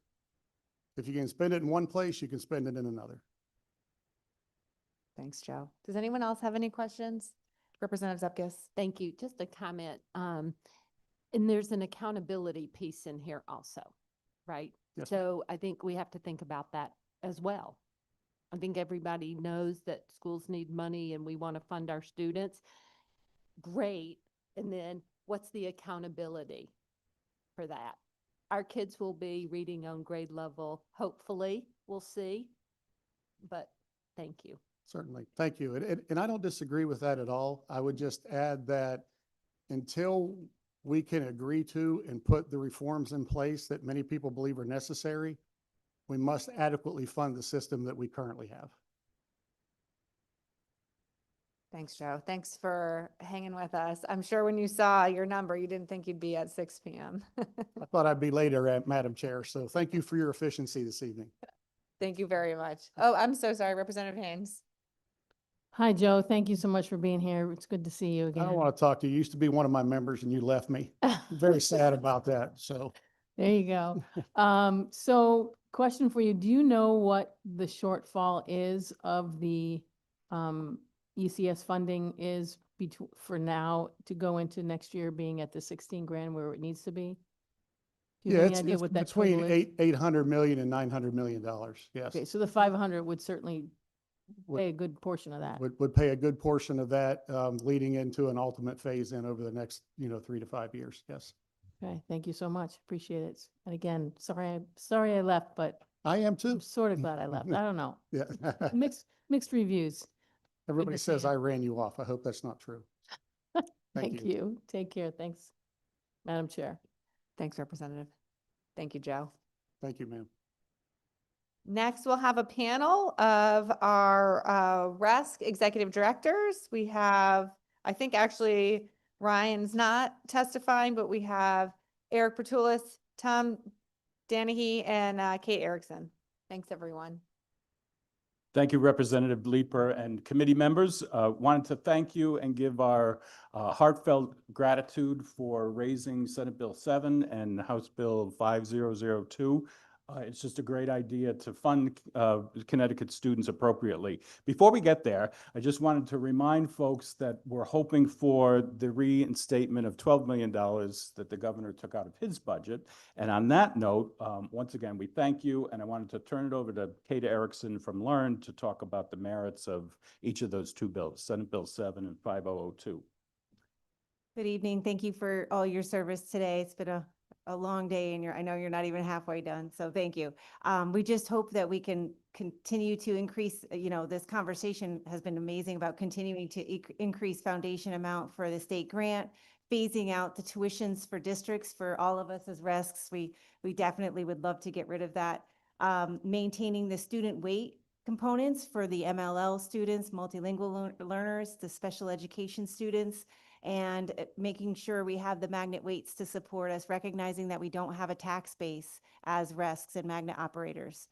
We strongly encourage you to work with the RESCs in developing a final approach to the comprehensive that comprehensively increases the foundation amount while also providing a long-term security through predictable inflationary increases. The structure will allow Learn and the other RESCs magnet operators to plan responsibly, retain our staff, and continue to deliver high-quality educational opportunities to students across the region.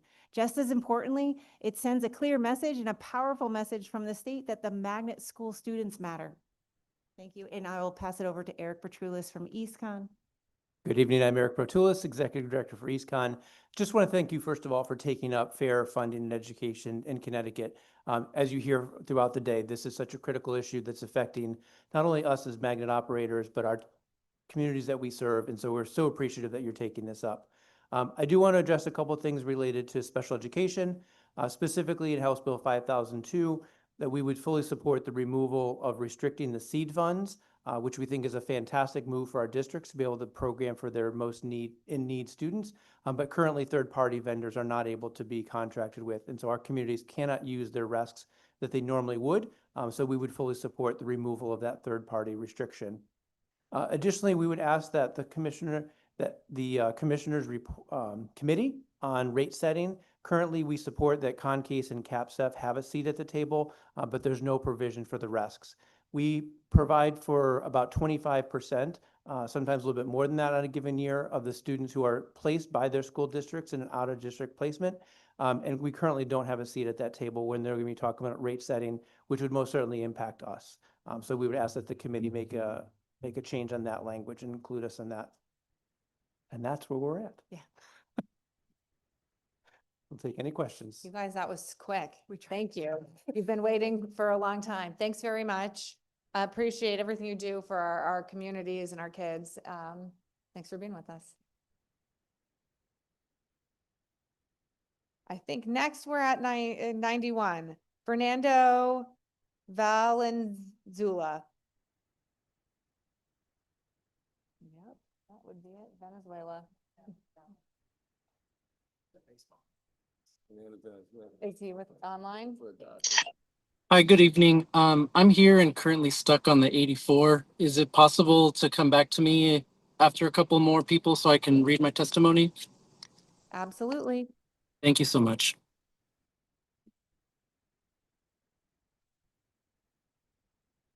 Leslie Carabeo. Hi, I'm here. Give me 1 second. Good evening. Can you hear me? We can. Okay, perfect. So first off, very excited that finally I'm not number 192 or number 248, because I never get to see a lot of faces on here. Normally, I'm reading off of a script. Tonight, however, I'm going to do this very differently. I'm pretty sure that you guys have heard everything that you've heard, and there's no need for me to reiterate. My issue is this. First of all, I'm not sure if I introduced myself, but I am the founder of Accomplishing Real Change and the leader of Parents Matter in Bridgeport, Connecticut. I have been a sounding voice time after time. Please forgive me because I am underneath the weather right now, so my voice is a little bit hoarse. Let's lay out the facts at this point. I'm not going to sit here, I'm not going to repeat what everyone said. Everyone knows what needs to be done. What is sad is that the governor, time after time, continues to block what needs to be done. It doesn't take rocket scientists to figure this out. And also, I'm sick and tired of people acting like they're shocked, like they don't know about this. This is why this is personal to me. I was endorsed by Mayor Joe Ganim, okay? And what he did not realize is that I wasn't the typical person that he could just pull off of a newly found organization in Bridgeport to try to coerce and try to corrupt and try to do the things that they do that's underhanded. Now, I withdrew from the race when the absentee ballot fraud came out, and I was running for Board of Ed, okay? And the things that was offered to me, when I kept questioning the corrupt administration, I kept questioning Tom Goudet, I kept questioning everyone. Is this what it's supposed to be? I even had to cooperate with FBI. So what I'm saying now is not a secret, and I don't care because it's public information. When I am being offered over $2,000 because, in quote, I'm a single mother and it's their way to help me, I called it BS on the spot. What you won't do is try to get me to get money and call it you're assisting me as a single mom to go ahead and vote the way that you guys want me to vote in exchange to screw over the kids. I am tired. I am tired of it. So much so that I've decided to run. But what I will not say right now is what seat I'm running for. But it will be a seat that will make an impact because I'm tired of what's going on in Bridgeport. If it happened to me, I'm pretty sure it's happening to many representatives. I challenge you guys to ask me questions. I challenge you guys to say things to me, to, give me comments or whatever the case may be. It is very sad that the API of Bridgeport is over 146,000.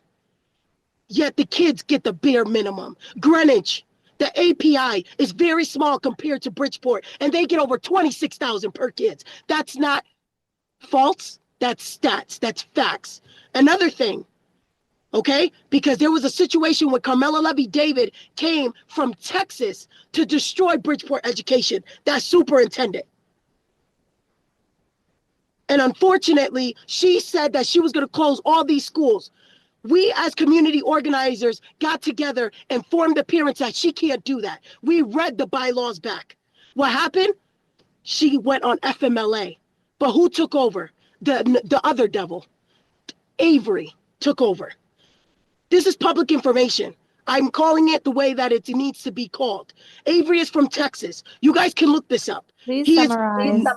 He is known to go ahead and change numbers. There was a charge on him. It's public information. Look it up. And I'm going to conclude with this. The game is over. The same way that you guys think that you're safe in the seats, whoever takes this the wrong way, if they're not doing things right, is the same way constituents, us people, have the power to get you guys all out. Thank you. Thank you very much. I don't see any If you questions. guys have any questions, I'll gladly take it, but I don't think you guys will. Have a great evening. You too, I thought so.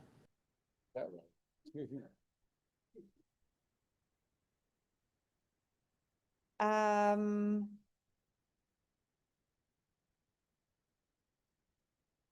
'84. Could you go back to, Robert Goodrich, are you with us? Yes, I am. Good evening. Senator McCrory, Chairperson Leeper, Vice Chairs Brown, Senator Winfield, and Ranking Members Zupkis, and Senator Berthel, and the rest of the distinguished members of the Education Committee. Thank you for allowing me to testify when I wasn't here at the time that I was called. I was doing other important work with a few other state agencies tonight. Well, my name is Robbie Goodrich. I'm the Executive Director of RACE Inc., a Waterbury-based education advocacy and youth hour organizing outfit that fights for racial equity and social justice in our schools. And I'm submitting testimony in strong support of Section 2 of SB 11, an act concerning disconnected youth. Now, school pushout has been a nationwide crisis for decades, and in Connecticut, especially Waterbury, school pushout contributes to a myriad of social issues. I just want to sort of simplify what our proposal is today in front of the committee. Our coalition, the Reimagining School Safety Commission's proposal is to provide the same protections around the use of out-of-school suspensions that our youngest students received in 2015. And I think that's really important to identify because it's been a collective effort by students and teachers and administrators to partner on building relationships and using strategies and services that keep students in school. And over the years, the last 18 years, we've made significant strides in reducing the amount of out-of-school suspensions. And alongside the reduction in the use of school suspensions, out-of-school suspensions, there's been a drastic increase in tax revenues, and as well as understanding that these types of policy decisions allows our students to stay in schools, and they've been proven to be safer in school and out of school amongst their peers when they have strong relationships with teachers. So today, we've heard a lot of discussion about education funding, and we know, and through our submitted testimony, we can prove that when we reduce school dropout and pushout, there is an extreme level of tax revenues that are created, and essentially dollars that are spent on students that have been pushed out of schools can be directed to other places like education funding. So our coalition has been designed so that student voices and advocates and organizers can come to the Capitol and advocate for new, bold actions for the next generation of students so that we can successfully reduce out-of-school suspensions for the next 15 to 20 years here in Connecticut. Again, I'd like to thank you for your time. Our testimony has extensive research. I'll be open to answering some questions. Thank you very much, Robert. I appreciate your testimony. And I'll make sure to go read your written testimony as well. Thank you. All right, I don't see any questions for you. Have a great evening. Next, we have 93, Stephen Gorelli.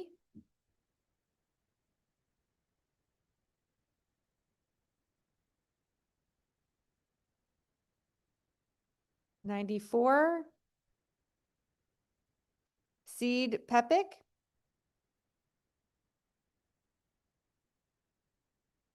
Nope. 95, Sarah Egan, I know you're here.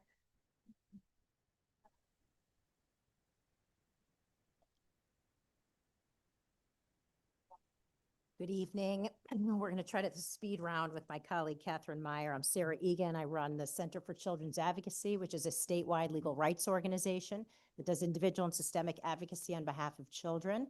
I'm going to talk about Bill 5326, which is the bill to increase reimbursement rates for birth to 3 providers. So number one, thank you for raising this bill. It is so important. This service system has been so badly underfunded. We hear a lot about a lot of systems. The state did a rate study on the birth to 3 system maybe 2 years ago that showed that we are way behind what we need to be paying these folks to even cover the cost of care. So thank you for elevating it. A lot of states in the last couple of years have been dramatically increasing their birth to 3 provider rates, Massachusetts, Rhode Island, West Virginia, others that I could name in our testimony. I also want to share on a personal note that my middle child, Grace, who is 14 years old and has profound intellectual and developmental disabilities. And the hardest part of that as a parent is the beginning and coming to grips with everything. And I can't say enough about the birth to 3 team that we had and how life-changing that was, not just for Grace, but for our family. And that is disappearing. It is a collapsing system. It needs a champion. It needs a champion. Thank you for being that for that system. Catherine. Hello, Catherine Meyer. Nice to see you all again. So we've heard a lot about funding today. And when we talk about funding, we're talking about equity. We're also talking about safety. And we can't reinforce this enough. With the staffing shortage and the crisis in the schools in which our clients are educated, these are the schools and the kids that are most likely to be suffering from staffing shortage. These are the districts that are least able to attract, recruit, and retain staff to keep kids safe at a minimum, at a baseline. We're not even able to talk about quality of education because we're so concerned with safety. So that's something that we wanted to really raise up. We filed a number of corrective actions in a number of different districts to discuss and to highlight, some of the impacts that have been on these children, particularly in self-contained classroom settings. To that end, we're strongly in favor of 5325, requiring cameras in seclusion rooms. We'd love you to go a step further and require them in self-contained classrooms as well. But, the kids who are most at risk of facing the measure, the extreme measure, really, the last resort of seclusion, are kids with communication deficits, are kids that are not able to tell people about their experience, are kids that come home and are not able to tell their parents what happened to them that day. And this is not, even remarking on the educators involved, but the experience the child faced could be traumatic to them. And so we need to make sure that we have eyes on them and that these kids are being monitored and supervised adequately. Thank you both for being with us and your advocacy for the most vulnerable in our state and for your testimony tonight. Representative Zupkis. Thank you. Thank you, Madam Chair. Thank you for coming in. And I always love to hear how Grace is doing. But just quickly, and it's not always about cost, but how much? For the birth to 3 program? Yeah, thank you for that question. So that was analyzed in the rate study because we're at about $120 an hour for the base services. It's mood lighting. I'm not sure what's happening.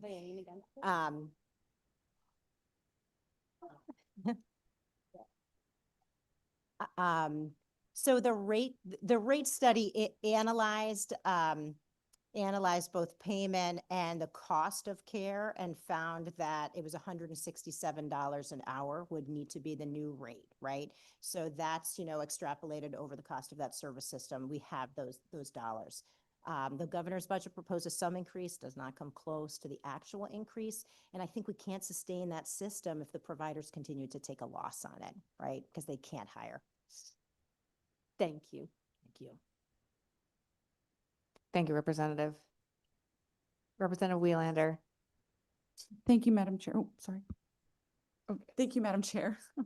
I was wondering if you would be able to expand just a little bit about the testimony that you shared on the suspension. I think it's 311. Yeah. That would be great. Yeah, thank you. So in our written testimony, we are supporting the act to reduce suspensions. There's two things we want to point out about that bill. It's really, really important to retain protections for our youngest students because we still do suspend probably around 1,000 pre-K through second graders every year. It is also the age range for whom the racial and ethnic disparities are the greatest, which is about 2/3 of young children that are suspended from school. More than 2/3 are Black, brown, or biracial. So we want to look really carefully at that language to make sure that we retain the protections we need for our youngest students. And we had one other point that I'll have Catherine respond to about that. Sure, and to the data that Sarah just shared, I would say this is a wildly underreported statistic. Little kids are pushed out of school all the time without documentation. It's a big issue. The suspension, some of the testimony that we also, sorry, can't get close enough. The testimony that was submitted by our colleague Zoe Masters has a lot of great ideas about language to make sure that the intent is preserved because some of the language I think came out a little bit might have some unintended consequences. And so we just want to make sure that all the things are in there that are necessary and also that we don't, take any steps back from all the reforms that we've made in this area. Thank you. Our written testimony does contain proposed language. Thank you for the question. Thank you for that. And just as one quick follow-up, when you were referring to our youngest students, can you just dial in on that? What grades are we talking about when you say we're talking about suspension for our youngest students? What age are we talking about here? We're talking about pre-kindergarten, kindergarten, first grade, and second grade, where students can still be suspended for up to 5 days at a time, which is not a great policy, right? We want to be working with kids that age. And under the law, right, historically, they've been able to be suspended for, quote, violent behavior. I don't know that that's a developmentally appropriate way to characterize the dysregulated behavior of a 5-year-old who needs assistance and intervention. And so does the teacher, right? We want that teacher to have that support. So there's nothing about sending that child home for 5 days, disruptive, ashamed, et cetera, that supports the teacher in supporting that student in class. So we have a lot of work to continue to do there. Or fosters better behavior when they come back. Last thing, to that end, the language has been refined over the years. So thank you to this committee for working on this issue for a number of years. Currently in the e-cert that's going through, it currently is saying causes serious physical harm. And that's the threshold for little children. And we were able to getting that language out, violent or sexual conduct, which is crazy developmental language to use about little kids. And we further, try to refine and narrow the use of that practice and make it clear that it's still all too common, even if not fully documented. I appreciate all of that. Thank you so much. Thank you, Madam Chair. Thank you, Representative. Thank you, guys. And you said you had in your written testimony specific language suggestions? Thank you. Yes. I'll make sure to look at that. Thanks. Thank you. I don't see any other questions. Have a great evening. Next, 96, Alex Knopp.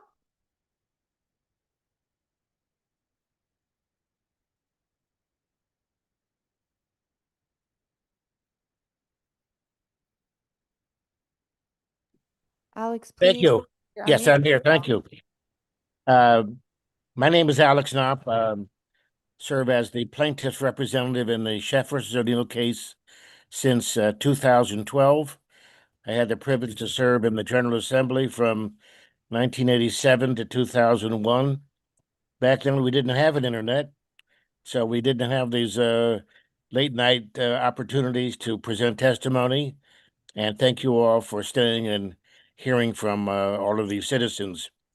I want to begin by thanking the Education Committee for doing something that was really unprecedented, which is for the first time since the Sheff case was decided in 1996, you have presented a comprehensive school finance plan that has the potential both to solve many of the financial problems that have existed in the past and to propose a realistic plan to put quality desegregated magnet school education on a sustainable path toward the future. So thank you. This is unprecedented. I think it's historic, and it's very important. I'd like to mention 6 reasons why I think what you've presented is so important. First, I join with everybody else who's testified in supporting the upgrading to take care of inflationary stagnation from the foundation level of ECS. Second, you have included in the bills a inflationary increase to take care of cost of living adjustments in the future so that the foundation level doesn't stay stagnant. This is unprecedented and very important. Third, you've eliminated a major problem, which is the so-called sending district tuition for magnet students. And this has been a major problem for several reasons. It's a financial burden to sending districts. It's a political obstacle in those districts to participate more fully in CHEF. And it's been a major financial problem for the Hartford public school system. And we are very pleased that if this were to pass, this would lift a significant financial burden off the shoulders of Hartford. Fourth, to replace this sending district tuition, you have created something called the RESC weight in your funding formula. This is a very creative and positive development. And under this bill, the weight will become steady beginning in fiscal year 30. But it's the idea of replacing local district tuitions with state-funded weights equivalent to the other weights. Please summarize, Alex. Yes, I had just 2 more items. Fifth, you have included cost of living adjustments in the event that the foundation amount is not increased by allowing an inflation equivalent for tuition. We don't like it, but at least it's something there. And finally, you have continued the principle of weighted student funding for magnet students, which deals with issues like multilingual learners and reduced lunch cost students. So that's very helpful. So thank you very much. Again, these are very important reforms for the fulfillment of the constitutional and education goals set out by the Connecticut Supreme Court 30 years ago. Thanks so much, Alex. Thanks for your work over many, many years on behalf Thank you. of Hartford students and all Connecticut students. And thank you for your testimony tonight. Thanks for listening. Appreciate it. I don't see any questions. Have a good one. Thank you so much. Next, we have Ben Shakin. And Ben, you're part of a panel? Amazing. A 2-person panel?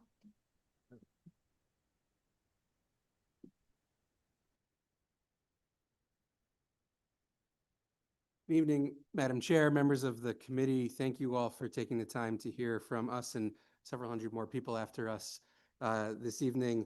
I want to just take a second and congratulate all of you. We've testified at the Alliance in a lot of committees so far this session. By far the biggest panel of legislators we've had in front of us, and we really do appreciate it. My name is Ben Shakin. I'm the Director of Public Policy and Advocacy at the Connecticut Community Nonprofit Alliance. The Alliance is the statewide association of community nonprofits. As you all know very well, community nonprofits serve 500,000 people across the state and importantly employ 118,000 people as well. And that includes the state's nonprofit approved private special education programs. So I'm here today to testify in support of Section 9 of House Bill 5002. Emmy's going to talk about House Bill 5326.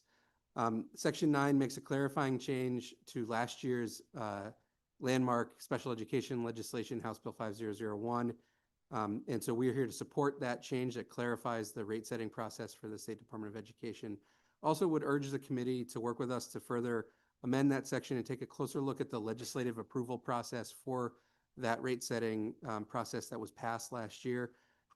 We don't think it makes sense for the legislature to, we do think it makes sense for the legislature to review process and ensure that the process will ensure adequate rates rather than reviewing the individual rates for each service, which is what's in the statute, and also to require that that review be codified in codify the process into statute rather than the sort of automatic adoption short of legislative action, which is what's in the underlying bill. So I will now turn things over to Emmy. All right, my name is Emmy Franklin. I'm a Public Policy and Advocacy Associate with the Alliance. Today testifying in support of HB 5326, which would increase provider reimbursement rates for Connecticut's Birth to 3 program.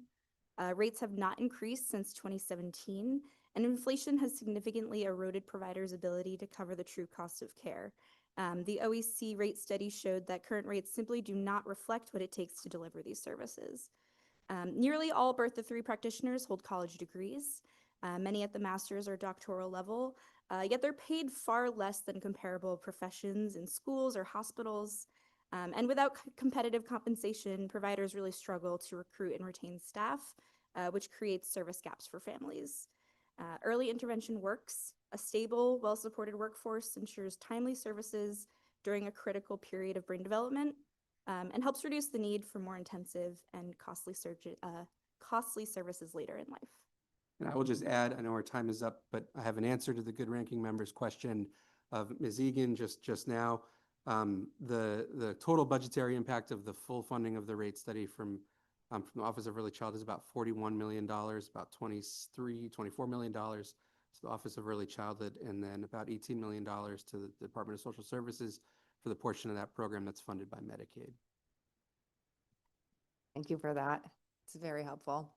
Thank you for your testimony. Also, I just my personal belief strongly agree that we don't necessarily want the legislature signing off on every single rate. Having served on human services, I know that can be tricky.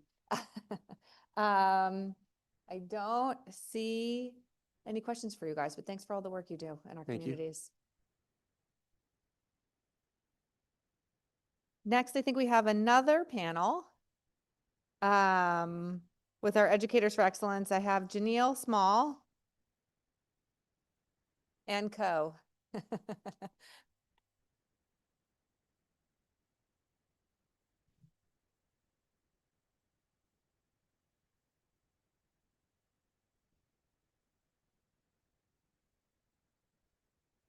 So before I begin, I just want to thank and acknowledge the educators and administrators that's with us today. They have been teaching students all day as well as running schools, but they're still here advocating. So thank you all. Senator McCrory, Representative Leeper, Ranking Members Berthel and Zupkis, and distinguished members of the Education Committee, thank you for the opportunity to testify.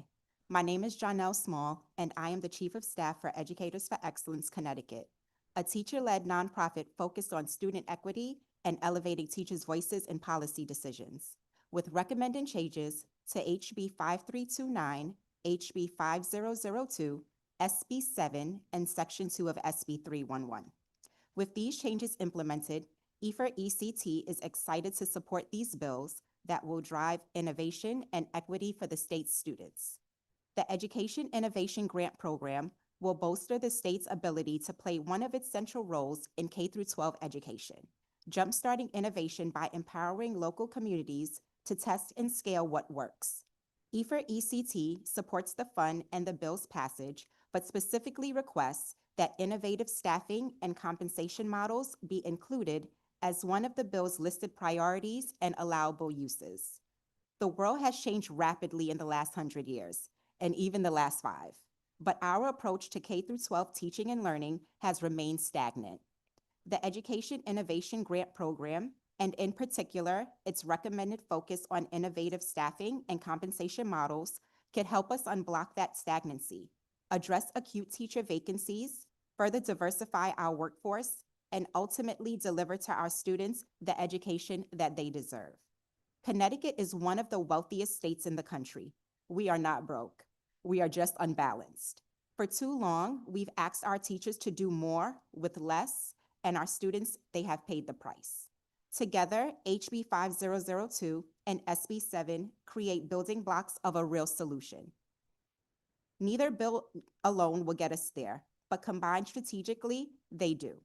We must raise the foundation amount and add a foundation inflator, fully fund all public schools and end tuition billing, fully fund all seed and excess cost grant, and fund student teaching.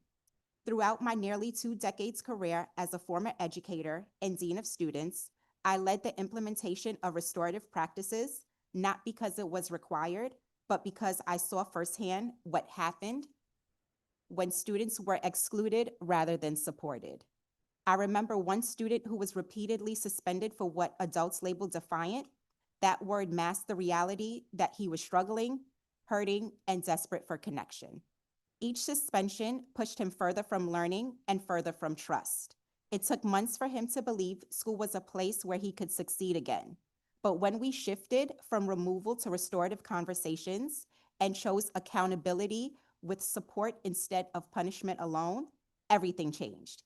His attendance improved, his behavior it stabilized, but most importantly, he reconnected with teachers who finally understood him.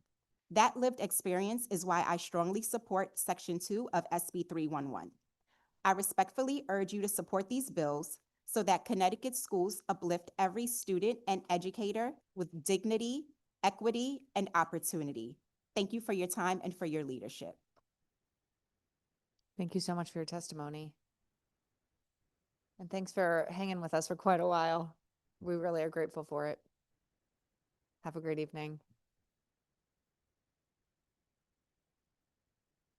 Next, we're going to go back to 57, Bianca. And I think Bianca might be having some technical difficulties, so we are only going to hear her. We may not see her.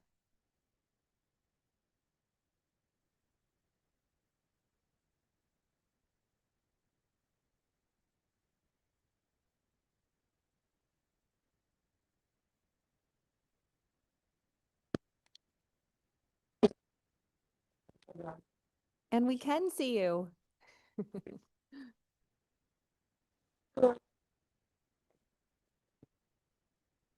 Everyone hear me? We can hear you. Good evening, everyone. My name is Bianca, and I'm a sophomore at New London High School. I'm here this evening to speak on behalf of Hearing Youth Voices and in support of Section 2 of Raise Bill 311. I believe students should not be suspended for nonviolent behavior because it does more harm than good. At my school, hall sweeps send students straight to ISS if they are in the hallway without a pass, even if they are just a minute late or coming straight from their last class. Students also get ISS or out-of-school suspension for skipping or smoking, and sometimes skipping twice leads to both in-school and out-of-school suspension. Instead of helping, this just takes students out of class and makes them fall behind. I know this from experience. I was suspended before, and I started falling behind in my classes. Missing lessons made it hard to catch up, and I slowly lost motivation to do my work because I felt overwhelmed. Suspension didn't fix anything. It made me feel disconnected from school. Schools should focus more on support and solutions that keep students learning, not punishments that push them further away. Instead of automatic suspensions for nonviolent behavior, schools should focus on restorative practices, counseling, academic support. If a student is struggling, they need guidance or accountability while still being in class. Keeping students in school while addressing the root of the problem is more effective than sending them home with no work and no support at all. When schools have actually done this and students got the support, it made them actually care and want to show up better. Thank you. Thank you so much for your testimony. Oh, Representative Howard. Are you still there? Kiddo, so you're a student in London High School. Did you say that if you skip school, the punishment to make you come to school is to tell you not to come to school? Yeah. Well, you're a student. Does that make any sense to you? No. No. Okay, good. Thank you. Thank you, Madam Chair. Thank you, Representative. Representative Corpus, did you have a question? Oh, okay. All right. Yeah. Thank you so much for sharing your experience and testifying on behalf of other students too. Thank you. Thank you. And we are also going back to 78. Amara?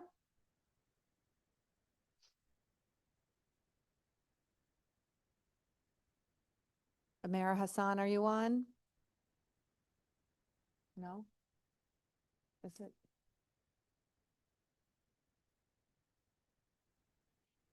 Okay.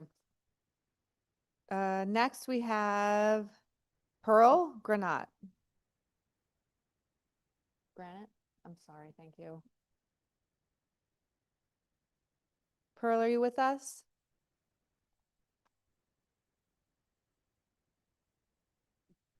Lucky number 100.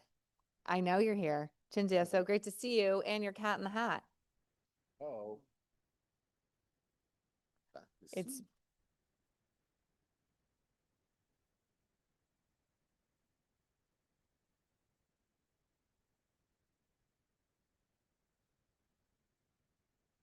Are you dressed up for Read Across America Week?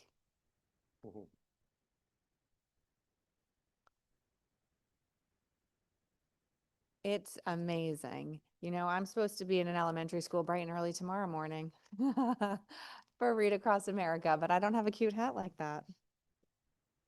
I should.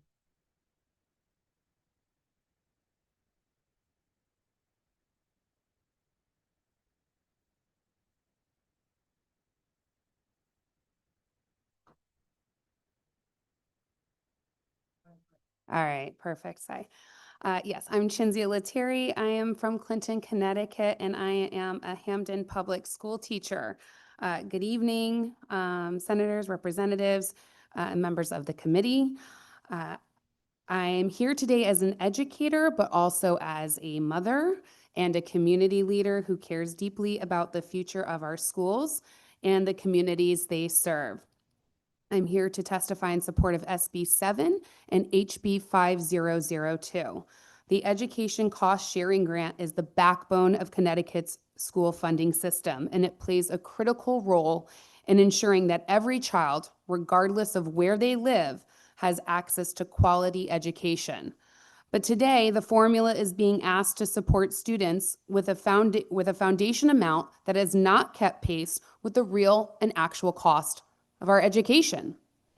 Right now, municipalities across Connecticut are putting together their local budgets, and education costs have skyrocketed from transportation and utilities to staffing, special education services, and student support needs. Districts are facing real financial pressure. At the same time, local taxpayers are already paying some of the highest property taxes in the country. Communities want to support their schools. Residents understand the importance of education and want to invest in their students. But continually increasing mill rates, while families are also facing rising costs of living, from housing to groceries to childcare, puts municipalities in an extremely difficult position. Local leaders are being forced to weigh significant tax increases against potential cuts to school programs. And that is not a choice any community wants to make.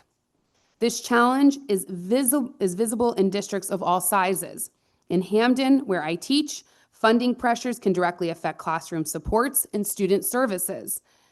In the shoreline area where I'm from, towns like Clinton, Westbrook, and Killingworth heavily rely on property tax base, which means that when state funding does not keep pace, the burden shifts even more heavily onto local taxpayers. There is only so much communities can reasonably ask of their residents. Our taxpayers deserve to see a return on the investment they are already making in public education. Strong schools strengthen communities, support property values, and prepare students to contribute to our economy. As a teacher, a mother, and a community leader, I am all too aware of the most precious resource Connecticut has, which is its students. They will become the next generation of workers, innovators, and also taxpayers. And that means they must be equipped with an education that prepares them to secure meaningful employment and build stable futures. Investing in ECS is not simply about funding school budgets. It is about investing in Connecticut's long-term economic health and stability. Our students deserve classrooms that are properly resourced, teachers who are supported, and schools that can meet the needs of today's learners. If we want a strong Connecticut tomorrow, we must invest in the students sitting in our classrooms today, because the future of our communities, our workforce, and our economy is quite literally sitting in our schools right now. Thank you for the opportunity to testify. Thank you so much. I don't see any questions for you, but thanks for hanging with us. Thank you. Next, we have 101, Sohair Omar. Hello, greetings of peace. Can you hear me and see me? We can. Great. Co-Chair McCrory, Co-Chair Leeper, and members of the Education Committee. My name is Sohair Omar. I serve as a Director of Institutional Research and a part-time lecturer at Connecticut State Community College. Also, I am a member of the CT State Arab and Muslim Affinity Group. I'm here today to testify in support of House Bill 5328. I would like to begin with a verse from the glorious Quran. Quote, "O humankind, we have created you from a male and a female, and made you into nations and tribes so that you may come to know one another." End quote. This verse is widely regarded as one of the most profound declarations of human unity and equality. It reminds us that diversity is not a threat, but a divine design, an invitation to understanding.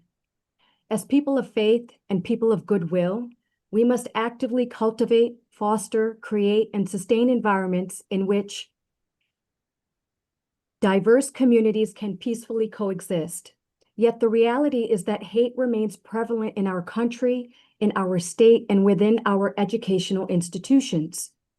Hate manifests along a spectrum from microaggressions to verbal abuse and harmful acts that communicate hostility toward marginalized groups. The frequency and intensity of hate often increases during times of war, such as the illegal and highly offensive U.S. war on Iran, which was cynically and sinisterly initiated days before midterm elections and during the holy month of Ramadan. I would be remiss if I did not stop for a moment of silence for the innocent men and women and children killed in this war, including 168 students and educators brutally killed at an elementary school, as well as the U.S. servicemen and women who were dragged into this hasty war. Every human life is precious. History shows that highly provocative and destructive global events frequently trigger waves of hostility that reverberate through local communities, including our schools and colleges. But we have a choice. We can allow external conflicts and political forces to divide us, or we can reject hate and choose peaceful coexistence. Together, through dialogue and education, we can respond to evil with integrity and goodness. We can reject hatred. We can reject division. We can work together respectfully. House Bill 5328 seeks to advance that goal. To strengthen this bill, I offer 3 recommendations. Number 1, it is important to name the issues clearly. I recommend renaming the proposed working group to the, quote, anti-Muslim, anti-Arab, and anti-Palestinian racism working group. In the past 2 years, we have witnessed students and employees of Arab and Palestinian descent being targeted by public agencies and educational institutions. Clear language helps clarify purpose and accountability. And as the saying goes, quote, a problem well stated is a problem half solved. Number Please 2. summarize. Certainly. I recommend ensuring geographic, racial, ethnic, and religious diversity in the working group's membership. Number 3, I recommend specifying, quote, annual cultural competence and cultural relevance training as part of the working group's purpose. Through thoughtful policy and systemic change, we can create educational environments where all students and employees feel safe, respected, and valued. Thank you for your time. Thank you for your public service, and God bless you all. Thank you very much for your thoughtful testimony. Really appreciate you staying on with us. Thank you. Have a good evening, everyone. You also. Next, we're on 102, Ann Manuski. Not on. All right, I think not on. Nicole Nalon.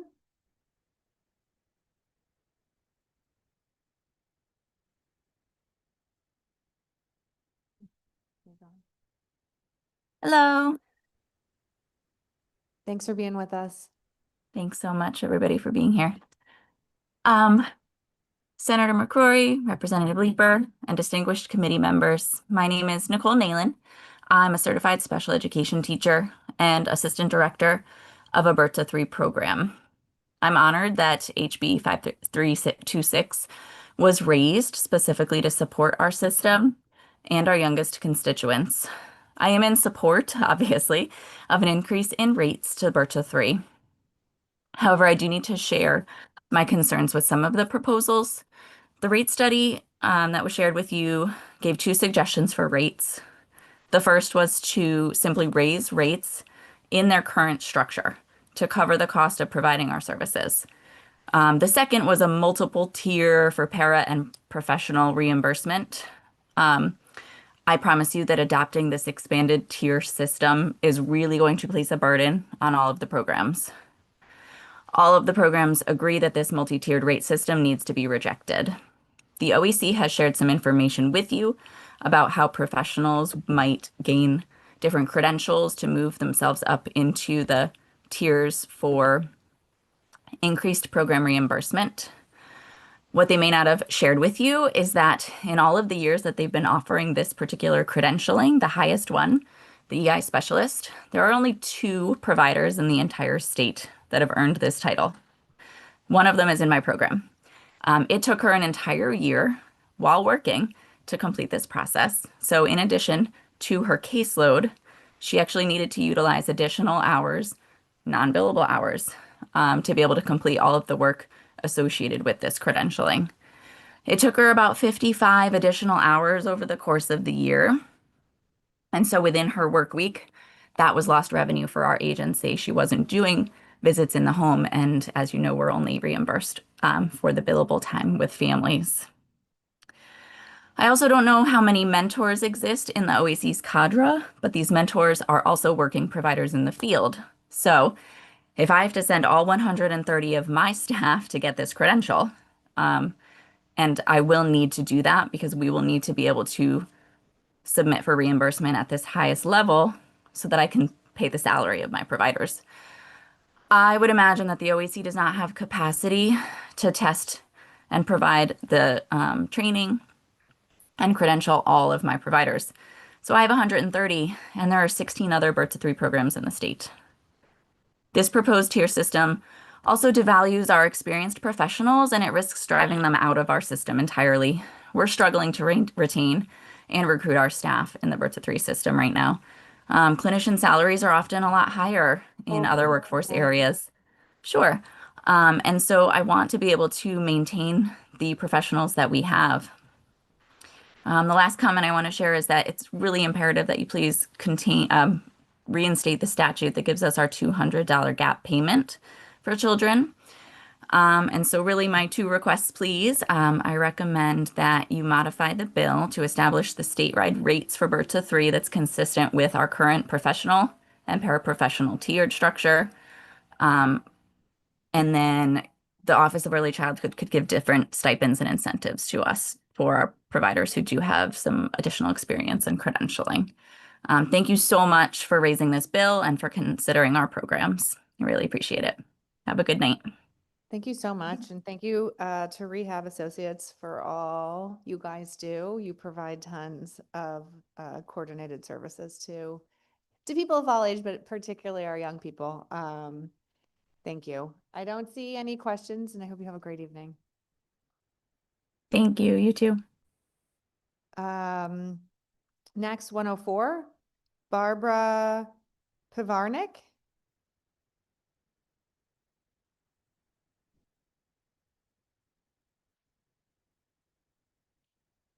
Barbara, you? Yes, I'm here. Wonderful. Can you see me? I can hear you, but I can't see you. Okay. Well, I'll just speak for now and first want to say thank you for the privilege of being with you this evening. I got there actually at 10:30 this morning and spent 6 hours listening to everyone else's testimony before finding out that, yes, instead of being in person, I had the opportunity to be on Zoom. So thank you all for your time and long hours and the privilege of hearing this. I'm here this evening to support House Bill 5328. And before I do that, I want to thank you for all you did to make House Bill 7012 pass the legislature last week. So this companion bill to protect and give safety and voice to our Muslim students is essential in reaching all students in the state. I've worked as a school counselor and advisor to social justice multicultural at E.O. Smith High School as a career. And I really wanted to emphasize and concur with Saher, who spoke a couple of people ago, that Islamophobia suggests individual fear or prejudice, and anti-Muslim racism, anti-Arab racism, anti-Palestinian racism really refers to systematic discrimination. And so that affects our curriculum, exclusion of students, racial profiling, and just institutional hostility as systemic versus individual. So I would focus on the working group changing the title of the bill. And I'd like to say that as part of my graduate studies at Harvard University, I took a course that really shaped the foundation of my interest in equity for all students and ability to be who they are and to share who they are, their leadership and creative endeavors with the community and with their future endeavors. And the course was on moral development, taught by Lawrence Kohlberg, a recognized international author. Specifically, the highest stage of moral development, which we would like to witness as teachers, educators, and members of the community, was the universal ethical principle, where we develop our external conscience, the set of ethics based on universal held principles: justice, ethical principle, equality, and human dignity. It goes without saying that listening to all the speakers today, there's nobody who would not say that that's one of the missions of the schools in Connecticut, the Department of Education, and all of students that are looking to be who they are and to contribute their efforts and their talents to the community. So thank you for the working possibility of a group to address these issues. And I appreciate your time. Thank you very much for your testimony. Appreciate it. I don't see any questions for you. I hope you have a great evening. Thank you. Next, 105, Constanza Segovia. Hello, everybody. I'm so glad that my timing was perfect. I've been monitoring all day, and thank you all. I know it's been a long day and there's more to come. But members of the Education Committee, my name is Constanza Segovia. I am a resident of Hartford, and I'm the organizing director of the Connecticut for All Coalition. My daughter is in first grade in Hartford Public Schools. I'm testifying in support of SB 7 with some important amendments. We all agree across our coalition that we need to fix the ECS formula. I don't want to be repetitive. I know people have shared already where the numbers have been and the stagnation. We think it should be increased to 16,525 in the next fiscal year. The proposal to phase in improvements is really not what we need at this moment. Our kids need to see that, and our kids and our young people need to see that investment is coming for them now, and so that they can see a result in their lifetimes.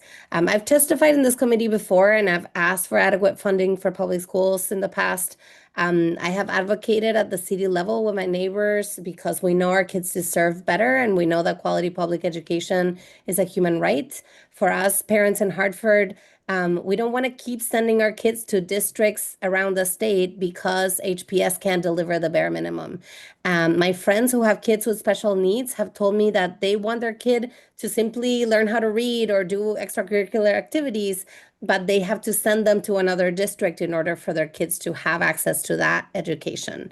Another parent in my kid's school said that all she hears about is cuts, cuts, cuts, instead of cuts to staffing instead of increasing their capacity. We are never having a conversation about developing our kids' critical and creative thinking. It's always about how do we find more ways to cut. This is unacceptable, and this has been the case for too many years. And the problem is not HPS. I love Hartford Public Schools. I will always keep my daughter there. The problem is the ECS formula and the unjust tax system in the state of Connecticut that doesn't allow us to properly fund our services. Today, our situation is made worse by the Trump agenda with their blatantly racist attacks on public education and community well-being. They're gutting programs to, they're policing our curriculum content. Our teachers are being constantly disrespected by these actions and closing programs and grants. Our school communities are in upheaval daily. Staff have lost jobs, and our students, and of course, bearing the brunt and suffering the consequences. The Trump administration destroys and destabilizes our public schools. They increase, while they increase public subsidies for private school vouchers, they create the problem and then offer a false solution that enriches a handful of people. This is the model. They've done it with our healthcare, they've done it with our housing, and they want to do it with so please fix the school funding formula. Let's prevent this public schools from being destroyed in our state and in our country. Stand up for public education. Let's not force families into school choice or be given the false promise of charter schools with their high-pay CEOs and exclusionary policies. We need to fix the formula so that we can stop the Trump McMahon billionaire agenda and stop private school vouchers and other similar scams. We need our public funds to go to our public services, and our public schools are important within that.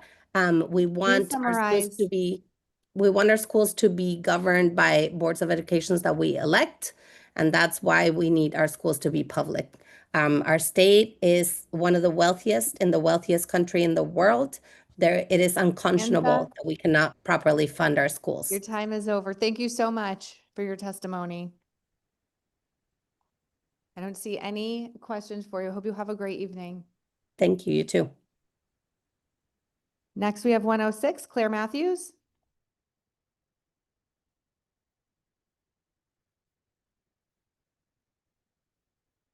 Nope. Chris Dwyer, 107.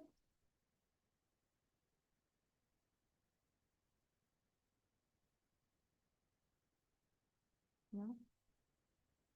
All right. We have a large panel of folks who have been extremely patient. Faith Axe is in the house. And we are happy to have you.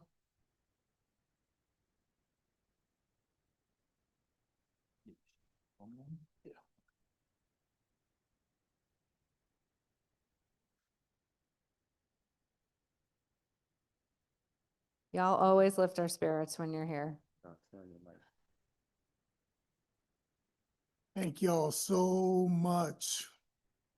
I want to say good evening. I'm Pastor William McCullough, of the founder of Faith Acts for Education. To you, Senator McCrory, to you, Representative Leeper, ranking members Zupkus and Berthel, and to all of you members of the Education Committee. You've heard over 100 testimonies already. You still got another 100 to go. this might be a good time to ask, can we pray for y'all? Psalms 127:1 says, unless the Lord builds the house, the builders labor in vain. Amos 5:24 says, let justice roll down like waters and righteousness like a mighty stream. We come before this body the way Jesus came before the powerful, not with flattery, but with truth. Jesus did not seek justice from a distance. He walked into the temple. He sat with the poor. He touched the untouchable. He asked the powerful to reckon with what they had built and what they had left in ruin. We ask you now to be present in this room, Lord, because the foundation of our public schools, the very number this state uses to say what a child is worth, has been frozen at $11,525 since 2014. While costs have risen, while needs have grown, while our children waited. Senate Bill 7 says raise that number to 12.5 next year, 15.5 by 2031. It's only a floor, but it's a good floor, an enforceable promise. We've studied it, we've lived its absence, and we are praying it passes. So today we've had over 30 clergy here.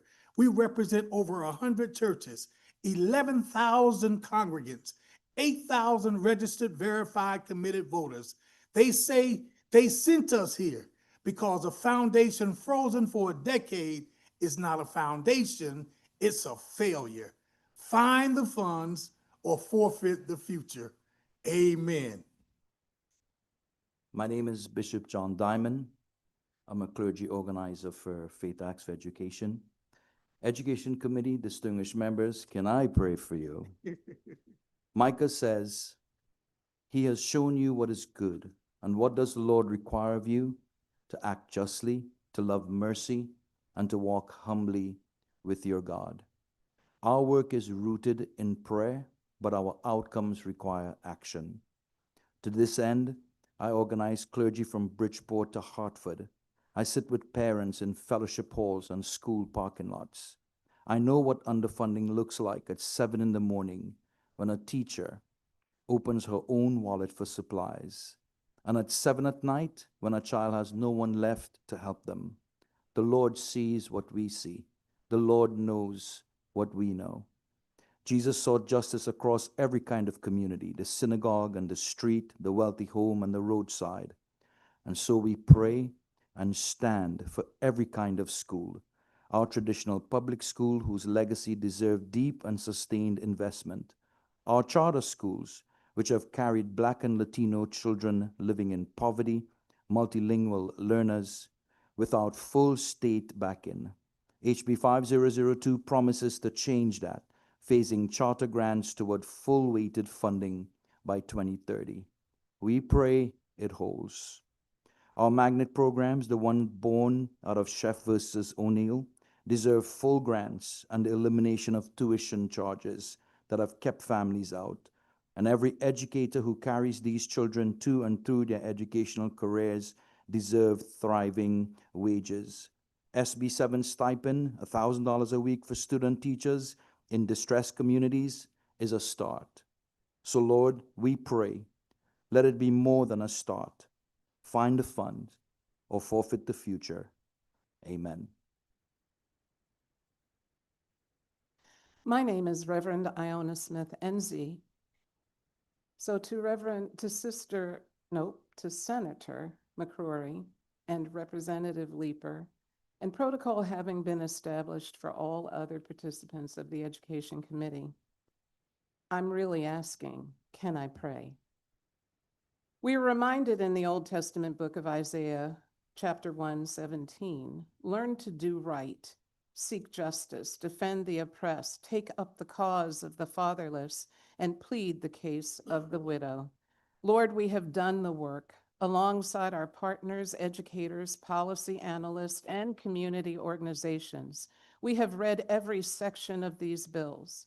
We come not just as people of faith, but as people of experience, and we bring the expertise of living with the consequences of policies that provide no equity and executive orders that offer no permanence every single day.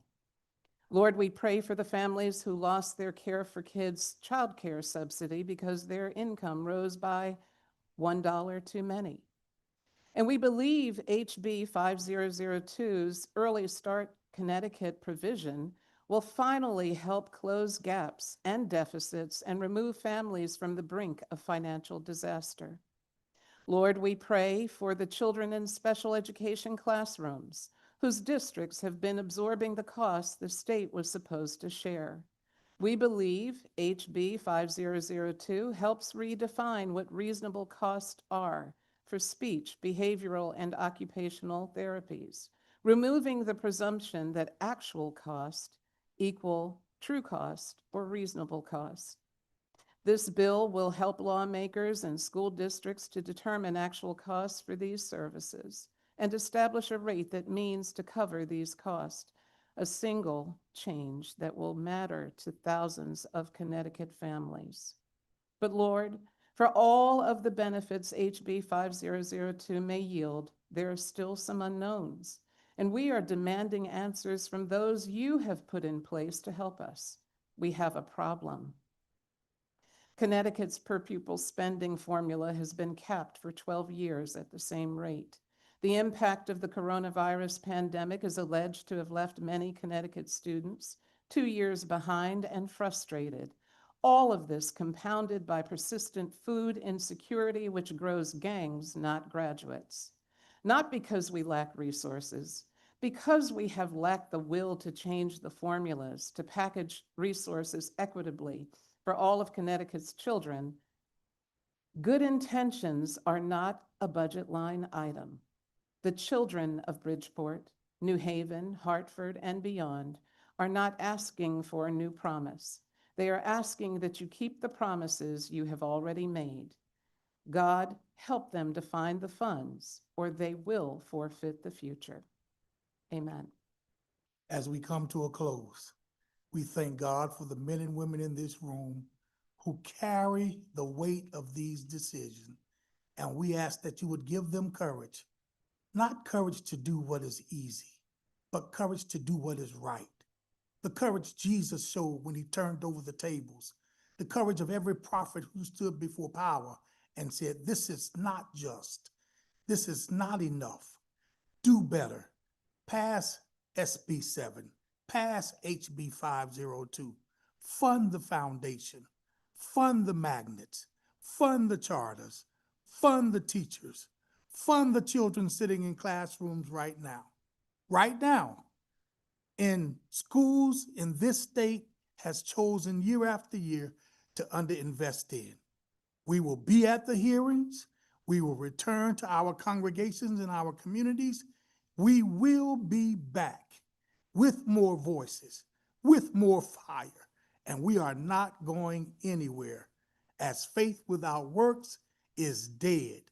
We have prayed for you, and we now ask you to work for our children. Connecticut can do better. Connecticut must do better. Find the funds or forfeit the future. In Jesus' name, somebody who love him shout amen. Amen.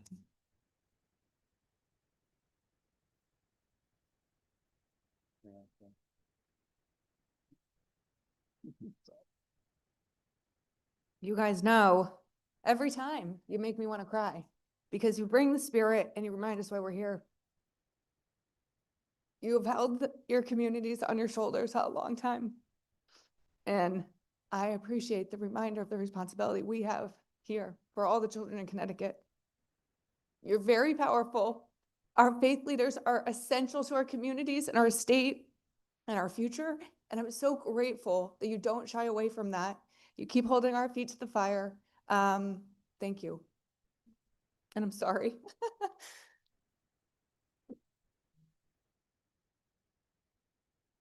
Representative Zupkis. Amen. Thank you, because this building needs a lot of prayers. So please don't stop.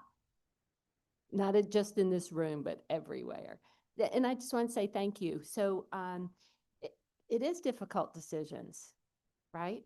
And so how can we make it work? So any suggestions that you have, we would take, because you're in it, you know what's going on, and you know funding, right? So what are the priorities? Where are they? So I would appreciate that if you shared them. Not necessarily right now, but I mean, just if you would send something or share. We could do that. And I could just give a quick, and we will do that. We want to be mindful of your time, but we really see the marriage of both bills. There are good components of SB 7. There are really good components of HB 5002, and we have to take those components and bring them together. I think SB 7 addressing the foundation amount and increasing it has to happen. In our opinion, it's just not happening at enough and at a fast enough rate. On the other side, HB 5002 explicitly talks about how schools of choice are going to be in the formula and are going to be fully funded. That is so critically important. The tuition billing in Hartford is decimating the district. There is no justification for the city of Hartford to have to pay tuition for students going outside of the district. That should be the state's responsibility, and it should be taken care of in the formula.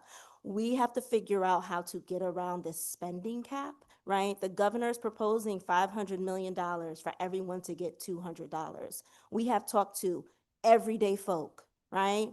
That investment is not gonna work for Connecticut people. I would agree 400 million, right? But I think we have to prioritize. So what is it, right? Because every committee is here and people are wanting. So just, and that's also, if I just priorities and recommendations would be Right. great. And for us, you know, we reject the idea, especially with, you know, $4.5 billion surplus, that we have to choose education or choose housing or choose what type of schools. And so we really think that it can all be done, but our schools have been underfunded for too long. And there are we felt like COVID was a dire situation. I actually think in terms of the conversations we are having on the ground in communities, especially for districts, especially for schools that are serving our most disadvantaged kids, if we don't fill the gap now, we will pay for it for generations to come. It will obliterate any savings that we have created with a pension fund, with everything else. And so like really when we say, like we mean what we say, if you do not fund kids now, we will forfeit the future completely. So for us, it's doing all of those things and really utilizing the cushion that the state has built for this rainy day. It is a torrential downpour in many of our communities.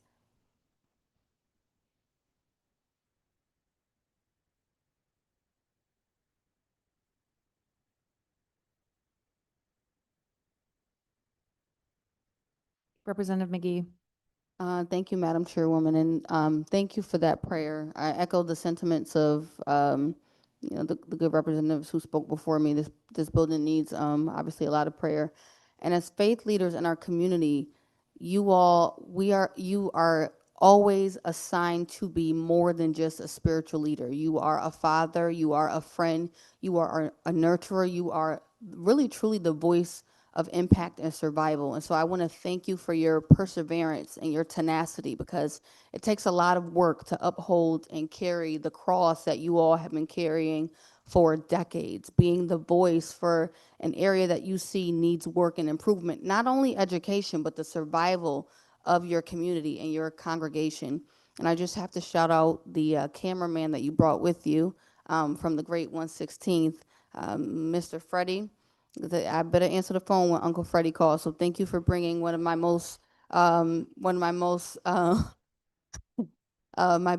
biggest supporters from the 116th. I thank you so much I thank you so much for the work that you're doing, and I ask that you continue to pray for this building. Thank you. Can I just say thank you to all of you and Representative Leeper. I just want to say to you, thank you for being transparent. Thank you for being human. It's important that our children know that you're not just in it with your head and your hands, but your heart is in it also. Thank you.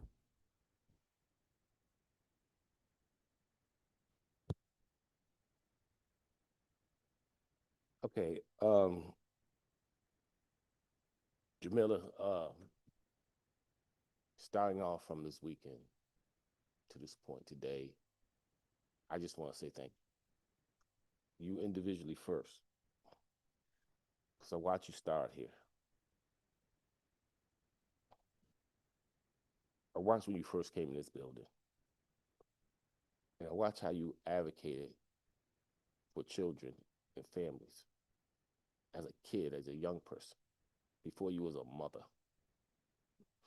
You was in advocating for other people's children. You brought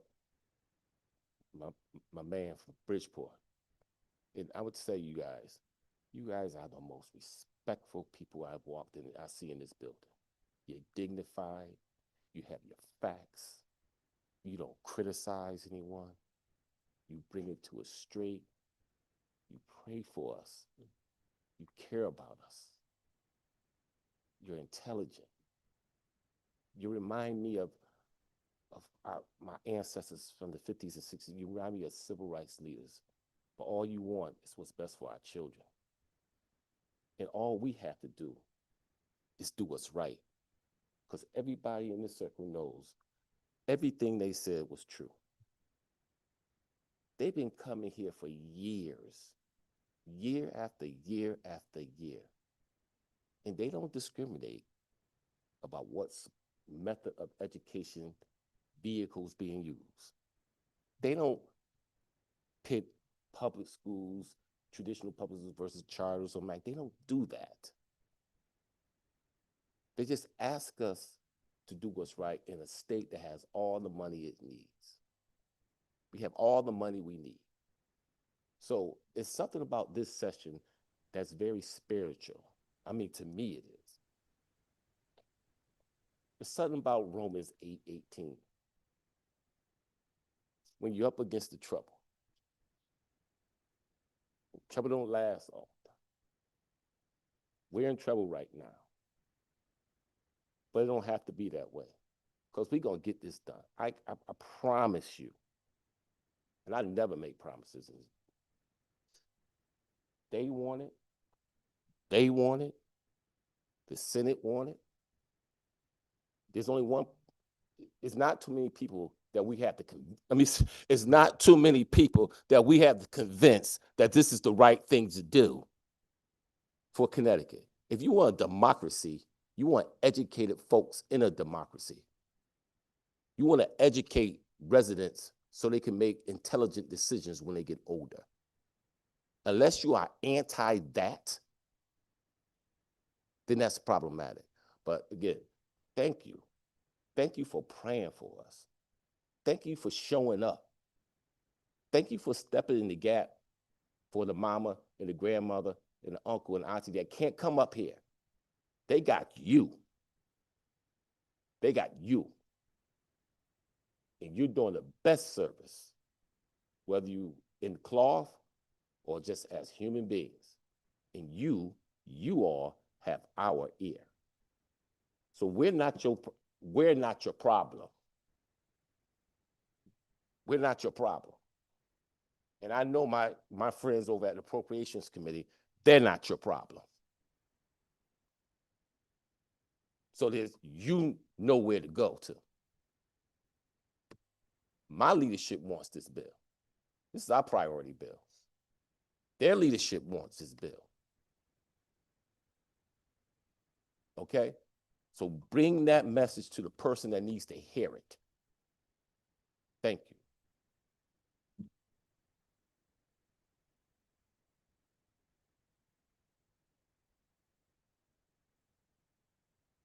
Thank you all so much. I don't know how we follow that, you guys. Maybe we call it a night. Sorry for the other 280 people.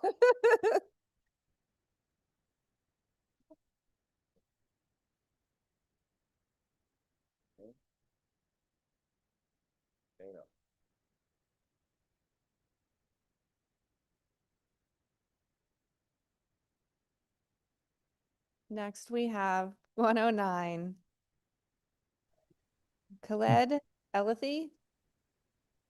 Yes, Good evening, everyone. May I ask that I record this part of mine, if it's possible? My name is Khalid Al-Laythi, and I just want to start saying that education should be a place where every child learns they belong, not a place where they learn they are different or unwelcome. I'm going to talk today in support of the HB 5328, the anti-Islamophobia bill. And in my capacity, I serve as the president of the Bridgeport Islamic Community Center, the largest Islamic center, maybe in Fairfield County, if not the state of Connecticut. And also, I am an educator. I have been in higher education for 40 years, including the dean of the School of Education at the University of Bridgeport. I know some of you personally, and some of the representatives or senators have got their degrees from the school that I am the dean. So I'm very familiar with education and the Muslim students. And unfortunately, the request for this bill is not something theoretical. In recent years, Connecticut has seen troubling incidents affecting Muslim students and communities. For example, in Waterbury, two Muslim middle school students wearing the hijab, this is the headscarf required for girls and women, were assaulted by classmates in a locker room in an incident investigated as bias motivated. But what does the incident suggest? It suggests an absence of education and respect for others' beliefs. There are many incidents to share, including one that was against State Representative Mariam Khan, that was violently attacked outside the Eid prayer gathering in Hartford. So when young people witness classmates targeted because of their religion or identity, the message they receive is that they don't fully belong.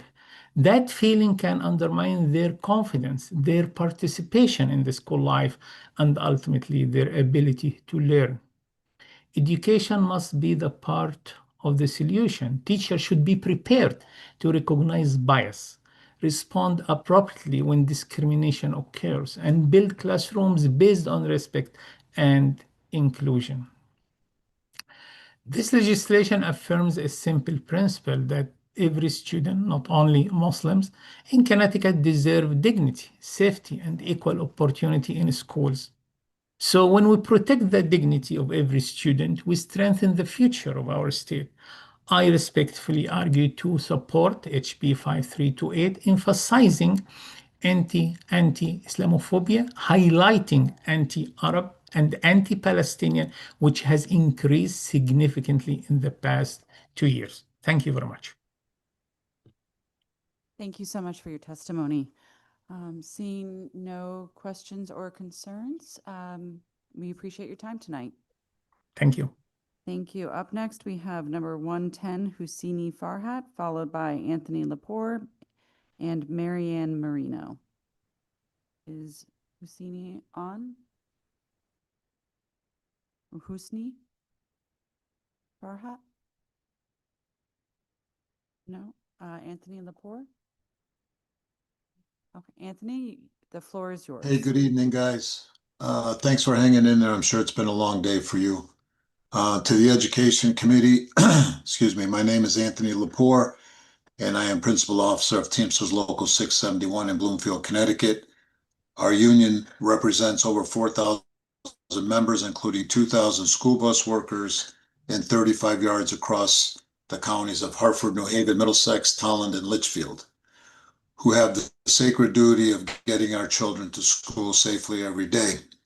I am testifying in support of SB 7 with necessary amendments to meet the needs of students and the workers who serve them.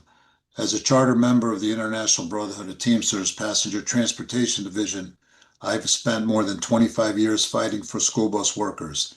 In that time, our union has never once testified before this committee. We are here because workers can no longer wait while politicians debate their dignity excuse me, from a safe distance. Student transportation is the largest operational line item outside of salaries and benefits in most school district budgets, and the most consistent variable in every school bus contract negotiation. The ESC Foundation has stagnated while education costs have escalated. When districts are underfunded, they pass costs down. The district sets the ceiling, the contractor uses it, the workers absorb it. That is policy choice with human cost. Recently in Meriden, a company paid poverty wages to school bus drivers for years while the city froze its transportation budget. Our members were left with no choice but to strike in 2023, winning a fair deal. But the district then had to freeze its own positions to absorb the cost. Meriden drivers should never have had to strike, and the district should never have had to hurt other workers to do right by them. That is what frozen state funding produces. SB 7 lifts the ceiling and contractors have weaponized against our members. But the increases in this bill do not address how far behind we have already fallen. A necessary step, but not a sufficient one. The Teamsters are not here as partisan props. If you stand with working people, we will stand with you. Vote to keep wages depressed, and we'll have to make sure that working families know exactly what your position is and how you voted. We will organize, we will mobilize, and we will strike where we have to until every school bus worker in Connecticut is paid fairly and working conditions and working under a union contract. Thank you. Thank you, and thank you for your testimony, Anthony. Any questions for Anthony? Seeing none, we'll go back to number 40, Mohammed Elsabal, student. Mohammed, are you online? Yes, sir. Okay, you're up. Good evening. Thank you, everybody, for your time. Today, I'd like to speak in support of the Bill 5328 with regards to Islamophobia, the working group for the Islamophobia in public schools. As somebody that's grown up in public school my entire life, from Head Start up until still in college, Islamophobia is something that we see on a regular basis growing up in a post 9/11 world, and at a time when, overseas activities throughout my middle and high school times, you had the rise of ISIS and all that stuff. You see it on a regular basis. However, the problem is that it was so normal for us. It's not something that we actually were able to respond to effectively. It was just something that we dealt with on a regular basis, and that shouldn't be like that for any of the kids that are in school, or anybody that's going through any public institution. There should be something institutionalized as a mechanism of response to Islamophobia. So with that in mind, I'd like to support this this bill, and I'll open it up to any questions for you guys. Thank you, and thank you for your testimony, Mohammed. Any questions for Mohammed? Mohammed, we don't have any questions for you this evening, but thank you for your testimony. Thank you. Okay, next up, we have Mary Ann Marino from Winchester Democratic Town Committee.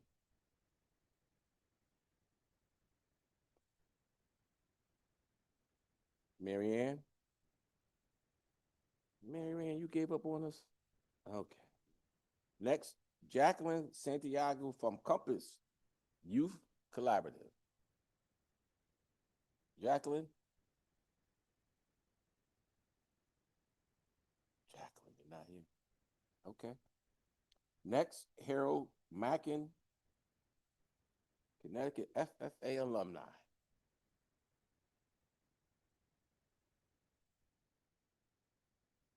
Good evening, co-chairs Representative Lepper, who has left, obviously, so Mhm. I should remember that, and Senator McCory and the members of the Education Committee.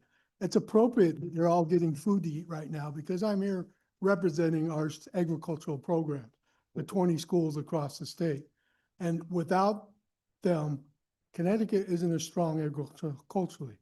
I have served 39 years in agriculture education as a teacher and as the education consultant at the State Department of Education, supervising the 20 schools. It's been my pleasure to work with kids for over 16 years in this role. The AST program is the only one that is required by law to survey their graduates 5 years after finishing high school. We have data that shows how effective this program is. The last graduate report that was given to the State Board of Education in November 2026 for the class of 2019, a cohort that when they graduated faced the pandemic, their very first year of college. I don't know how they survived it, but they did. You'd think that would put them back, but it didn't. In their senior year of 2019, that group of kids in their supervised agriculture experience, which is their work-based learning that they're all required to do by regulation, they invested $700,000. They had a economic impact on the state of Connecticut of $1.5 million and did over 7,700 community service hours. That's pretty important to know that a program is working that well. Unfortunately, because of the lack of adequate funding and sending towns have to pay tuition, there's just a disincentive for sending towns to let kids go to agricultural science programs. It has to be changed. This bill 502 will help that, but it needs to be even more. The ag programs have been underfunded since I've been here for 15 years. What's so bad is 14% of the kids who apply don't get in only because, in part, that they don't get funding because the sending town doesn't have the opportunity to send the kids because of funding and paying tuition. The ag center can't take them because of the lack of being able to hire new teachers to expand the program. You know, that board report in November, 91% of the graduates have received some type of graduate certificate from a college or from another technical school. 95% of the kids who went to college had already received their degree, which is 20 to 30% higher than their colleagues in the West. I know I'm running late. I get going because this is an important program that feeds. Just summarize for me real quick. How about that? I'm going to. All right. The agricultural programs do exactly what Department of Education and this legislation demand. They meet the social, emotional, academic, and career exploration that's demanded. What I didn't get to, when I do reviews, the word family comes up every time from the students. We interview about 40 students in every school, and we wait to hear that. I say we because I have a group of committee people, and if we hear that, we know things are doing well. And so I urge you not only to support this bill, but we need to really investigate how we're going to get funding back to 100%, like it was for the agriculture programs before legislators took it away in the 1970s and 80s. Thank you for your time. Thank you for your testimony. Yes, Representative. Thank you, sir. I just a quick comment. As you may know, the Ledyard Agricultural School is in my district, and I visited it multiple times, and I could not agree with you more. And I thank you for sharing the data about the success rate of the young people that come out of there. Could I ask a question? Yeah, please. Does this committee ever see the board report that is presented? Well, of course we can. But do you? Well, I'm not going to speak for everybody up here. No, I'm just saying, I don't mean that as a slight. It's just so much powerful information because I only did 2 of the 14 or 15 findings from that Right. report, and they're all just well. I didn't get to tell you about the people who start businesses 5 years later. We have kids, 10% of those graduates have their own business. Right. Taking dozens of kids, they're hiring. So they're doing that. That's pretty important to know. You know, when we say the word agriculture, most people don't think that is a high end, but it really is, which our kids, and actually our agriculture programs are the best in the nation. And I'm not saying that because I was so involved. That's coming out of National FFA and their data. Yeah. Our kids do better, we have bigger programs, and they get more success. And the legislature has been good, but it really needs to go better because we have hundreds of kids not getting to go to ag schools because of Totally. lack of funding. Totally. So Thank you so much. I appreciate it. Thank you, Mr. Chairman. What? I have a colleague online, Oh, sorry. Cindy Kushner. Thank you, and I'm sorry I'm not there in person. I was there most of the day, but I wanted to thank you for your testimony. My grandson is in the Ag Science program at Rockville High School, and I think it's an excellent program. I'm so pleased and so proud of him for wanting to be in that program, and he loves it. And he has never had a bad word to say about it. He really appreciates, and so I appreciate you. Thank you. Thank you. Any other questions, comments? Seeing none, thank you for your testimony, you. young man. Jacqueline Santiago, I see you returned. You're up. Yes. Good evening, everyone. Thank you for hanging in there tonight to listen to all of us. Good evening, Senator McCrory, Representative Leeper, Senator Berthel, Representative Zupkis, and members of the Education Committee. My name is Jacqueline Santiago, and I'm the CEO of Compass Youth Collaborative. Compass interrupts violence in Hartford by building transformative relationships with youth who are living in the center of the violence. And Compass Peace Builders provide youth with the tools to create sustained behavior change and transition successfully to adulthood. Today, I'm testifying in support of Senate Bill 311. Compass endorses Section 1, which calls for data sharing outcomes with Hartford nonprofit organizations. As a data-driven agency, we rely on frontline staff collecting data to guide decision-making and to develop programs that effectively address the needs of the youth we serve. And our collaboration with CT Data helps us better understand our community's needs. SB 311 Section 1 will expand the data available to the city and nonprofits, enabling better service for youth in our community. Compass also endorses the new Section 133-145. We urge the legislature to establish a disconnected youth investment grant program and to allocate up to $50 million for it. As federal funding priorities shift, nonprofits like Compass and those agencies that are a part of the 119K Commission are seeing funding dry up, even as demand for our services grows. In Connecticut, 119,000 youth are at risk and disconnected from education or employment. In Hartford, 53% of students are at risk of not graduating, and 42% of 14 to 26-year-olds leaving high school are newly disconnected. Compass Peace Builders, what we call our frontline staff, are case managers, mentors, and teachers. They help youth build peace of mind in their lives and in their communities. The ages of 16 to 24 is a period of transition for these youth, and we help them grow into those productive adults. Most young people enter this stage dependent on individuals and systems to meet their basic needs, provide guidance, and offer emotional support. Without these essential supports, the transition becomes even more challenging. Add the effects of trauma and inability to trust others, anxiety, food and housing insecurity, and the transition to successful adulthood becomes a road full of barriers. Our peace builders become the most stable adults youth need to guide them towards that successful adulthood through cognitive behavioral interventions and trauma-informed approach. Our peace builders equip youth with essential skills to change the trajectory of their lives. And so establishing a disconnected youth investment grant program will allow programs like Compass to provide pathways for youth to transition successfully into satisfying living wage employment and become assets to their society rather than burdens. Thank you for your time. Thank you, and thank you for your testimony. Any questions for Jacqueline? She has a great program. Peace Builders do a great job in our cities. Thank you. Seeing none, thank you for your testimony again, Jacqueline. Thank you. Up next, we have Harold. Nope, we just had Harold. Next page. Next page. Luis Ortiz from Concan. Luis? No Lewis. Lewis online? No Lewis. Sharina Master? Position. Dr. Masters? No. Kelsey Steele? Good evening. Eric. Okay, there he is.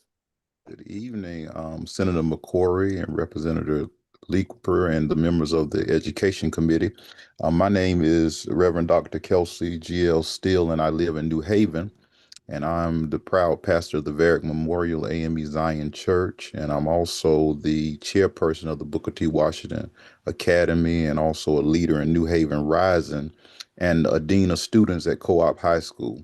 And I'm testifying tonight in support of SB 7 with amendments to ensure that we meet the needs of students in our state. Now is the time to fix the formula. Specifically the foundation aid among the amount of $11,525, which has remained the same. And since 2013. And growing up, I had a speech impediment, and my parents wondered if I ever would speak. Unfortunately, I had access to good teachers and public school services, and I had speech therapy every day from kindergarten to third grade. And through this work, I overcame my challenges and was able to pursue my calling. And today, I travel the world speaking and preaching, and on every Sunday, I preach sermons. And without good public service and public education, my talent could have been wasted. Now I think about the potential of the students in New Haven. We know that even with underfunded schools, some students will overcome adversity and accomplish all sorts of extraordinary feats, but many will not get the help that they need. Their potential to do great things in this world will be stunted, not for a lack of effort, but for a lack of resources. Ephesians 2:10 says, "For we are his workmanship, created in Christ Jesus for good works, which God prepared beforehand that we should walk in them." But it's up to humans to prepare the path. Only with the proper resources can we do so. Every year, our school system deals with a multi-million-dollar deficit. Our classrooms are overcrowded. Cultural and extracurricular programs have been cut. Our facilities are literally crumbling. And my wife, she teaches at a school that has mold and mice infestation. How can this be? How can leaders of a $44.1 billion university be content to tolerate such suffering at their doorstep? How can an institution that is dedicated to excellent education accept over $100 million tax breaks when schools are closing? And how can state leaders justify holding $4.1 billion behind so-called physical guardrails, which should really be named barriers to equity? We have reached a point where we must That's say it, no Kelsey more Steele. Can you please summarize? injustice. All right. Pass the bill with amendments so that our city can be fully funded. Their public schools. Thank you so much. Thank you for your testimony. Any questions? Any questions? Seeing none, thank you once again for your testimony. Up next, we have Danielle Middlebrooks from the ARC. Daniel? No Daniel? People who are online at home, please accept the invite that's being emailed to you. Folks at home who are trying to get online, please accept the invite that's being emailed to you from our staff. Next up, we have David Elstein from New Haven Federation of Teachers. Good evening. My name is David Edelstein Weinreb. I'm a proud executive board member of the New Haven Federation of Teachers, a public school parent, co-chair of the Ward 14 Democratic Town Committee, and here representing the Connecticut for All Coalition. I'm here testifying advocating for a historic and humane shift in the ECS Formula Foundation in support of SB 7 and asking for a much more radical shift. I've been working as a public school educator since 2010, currently at a public charter school, but previously at a district public school. All of our children need to have fully funded schools. They need a legislature that would laugh at the governor's maintenance of the Formula Foundation and throw out absurdist budgets that consistently underfund schools. Why would we ever underfund schools? Our students and their families have tremendous unmet needs, neglected and exacerbated by an inability to access well-paying jobs, adequate housing, and over time accumulate wealth. Why would you ever let us underfund schools? If we continue to offer empty pocket funding for schools, how do we expect them to survive, let alone to thrive? This is a moment when we need to gather the available resources necessary so that our most typically marginalized neighbors live in communities and attend schools flooded with resources, flush with social services and supports, brimming with opportunities.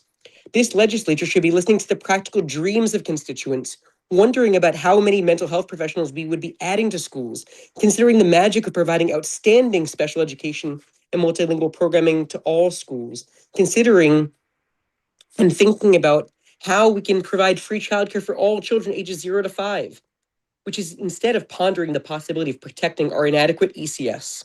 It's truly ridiculous. I'm a new dad. My daughter Dahlia is 4 years old, and my son Jude just turned 1.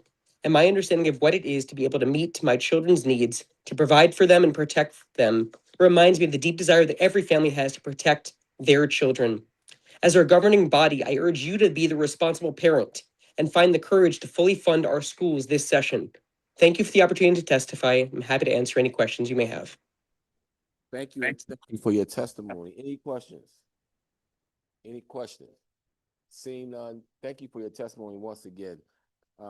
Next up, we have Dr. Steve Perry. Dr. Steve Perry.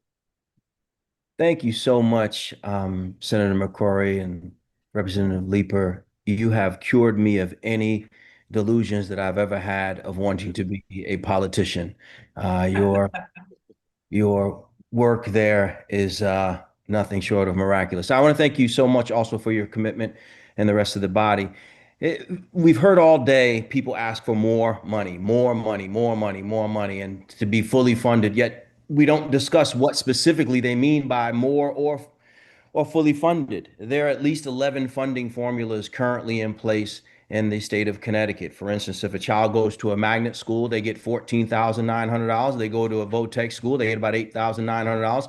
If they go to industry choice, they get about $17,000. And if they go to a charter school, they get about $13,000. Meanwhile, the most funded schools are the neighborhood schools, the very ones who are saying that they are underfunded.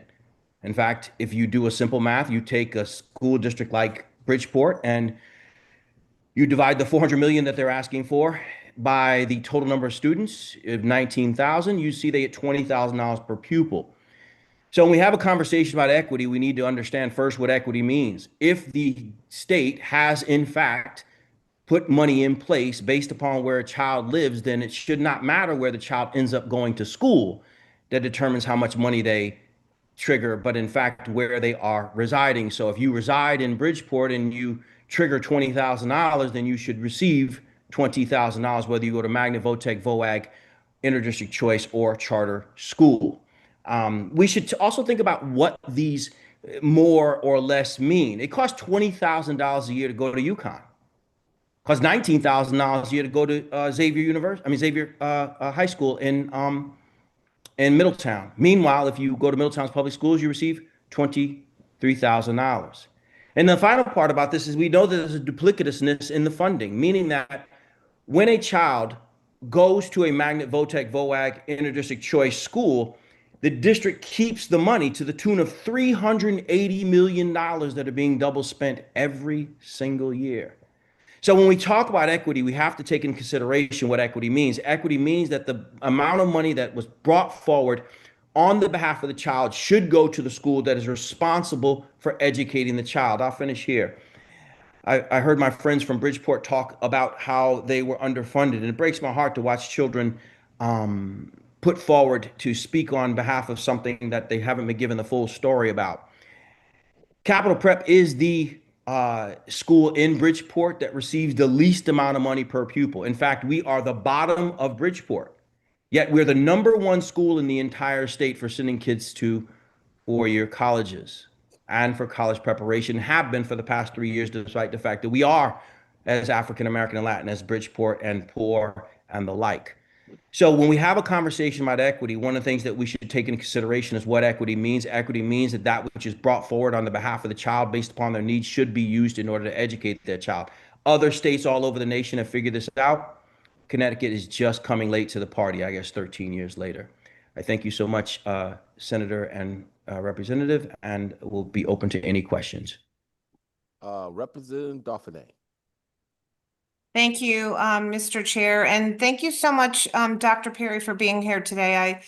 I always enjoy listening to you, and I also enjoy hearing your success stories from your charter school that you run. And I was wanting to hear more from you. I know that you run your charter school on far less dollars than probably most of these schools are getting, and you have huge success stories. I wondered if you could elaborate on that, how much you do receive and what your outcomes that you have are, and perhaps maybe elaborate on the double funding a little bit more, because I know that we're all talking about funding, the money, the funding that we need, the funding that we want to dole out. If we weren't doing that double funding, what would that look like across the state with regard to funding all those public schools with the ECS funding that they're looking for? So if you could speak to those things, that would be very, very helpful. Thank you. I can, Representative Dauphiné, and I'll do my best to be quick.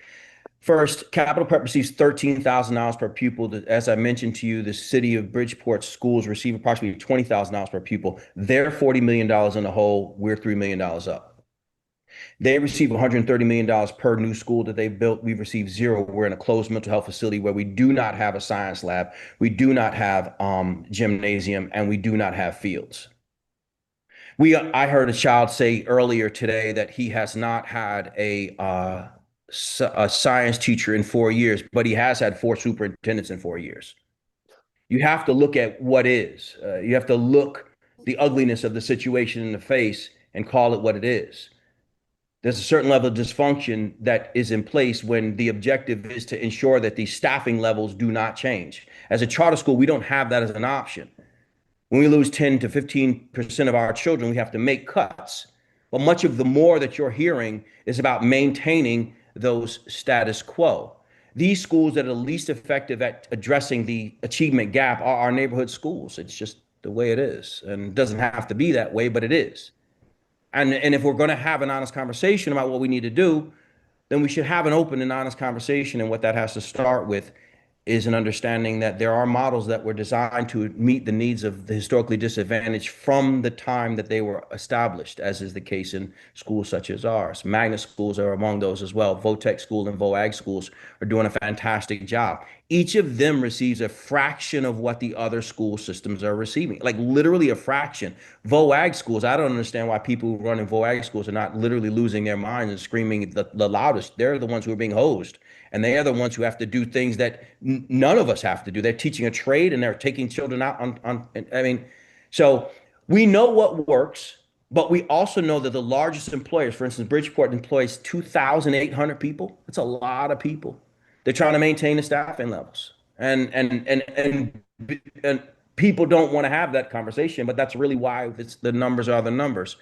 So at some point, I'm hoping that someone, a legislator will say, well, actually, how much money do you really need? Because if money was the issue, then we should send kids to prison, because $90,000 a year is what we spend per pupil in prison. So clearly it's not money.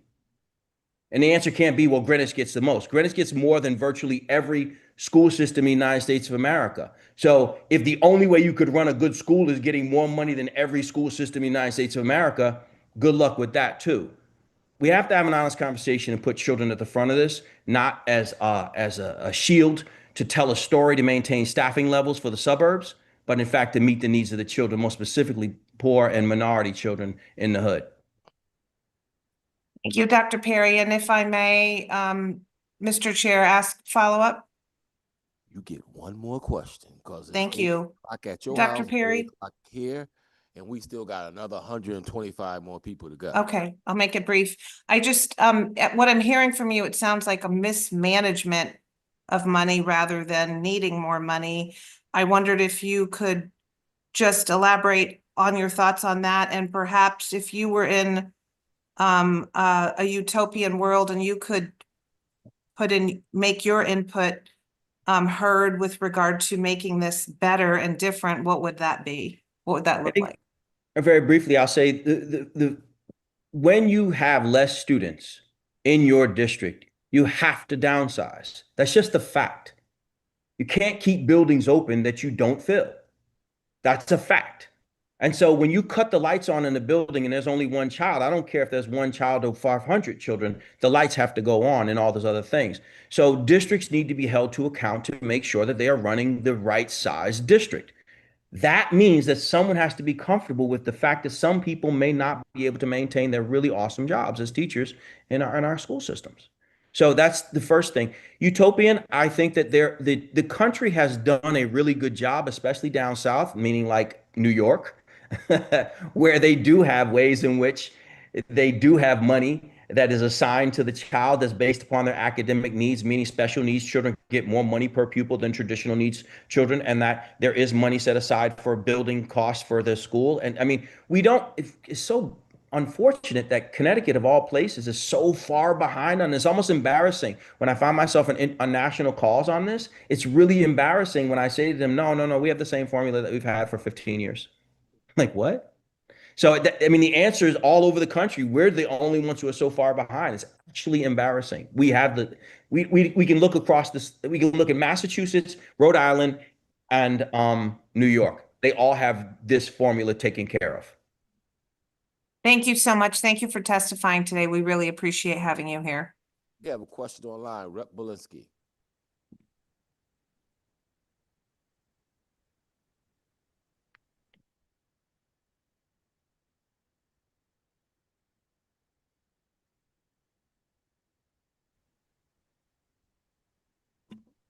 I can't hear you, Rep. Belinsky.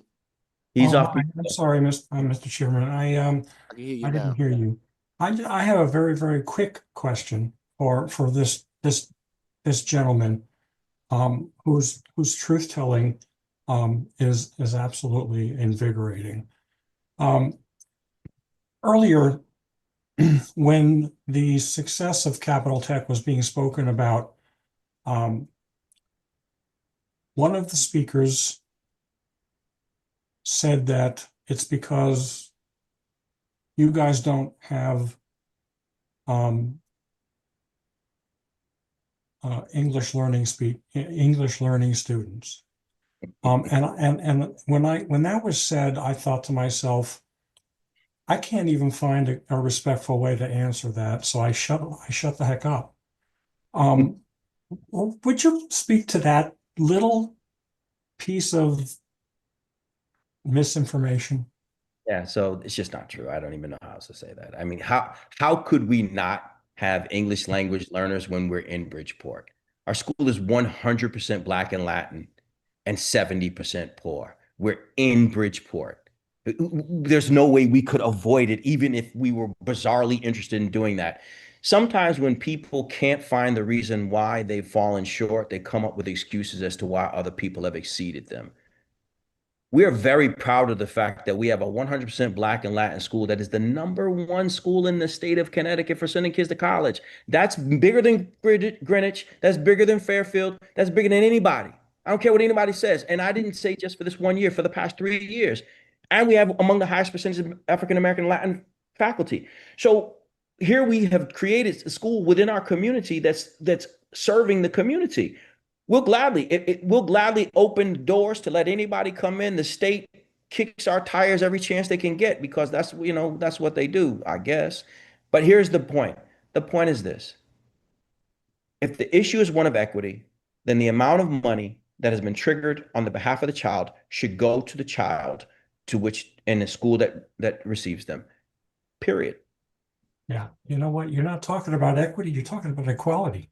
Well, there's that. I mean, there's a subtle difference in terminology there. I love what you're doing. Thank you so much. And thank you, Mr. Chairman, for allowing me to ask that question. No problem. Thank you. Any other questions for Dr. Perry? Seeing none, thank you, Dr. Perry, for your testimony, brother. Next up, Jocelyn Delancey from CEA.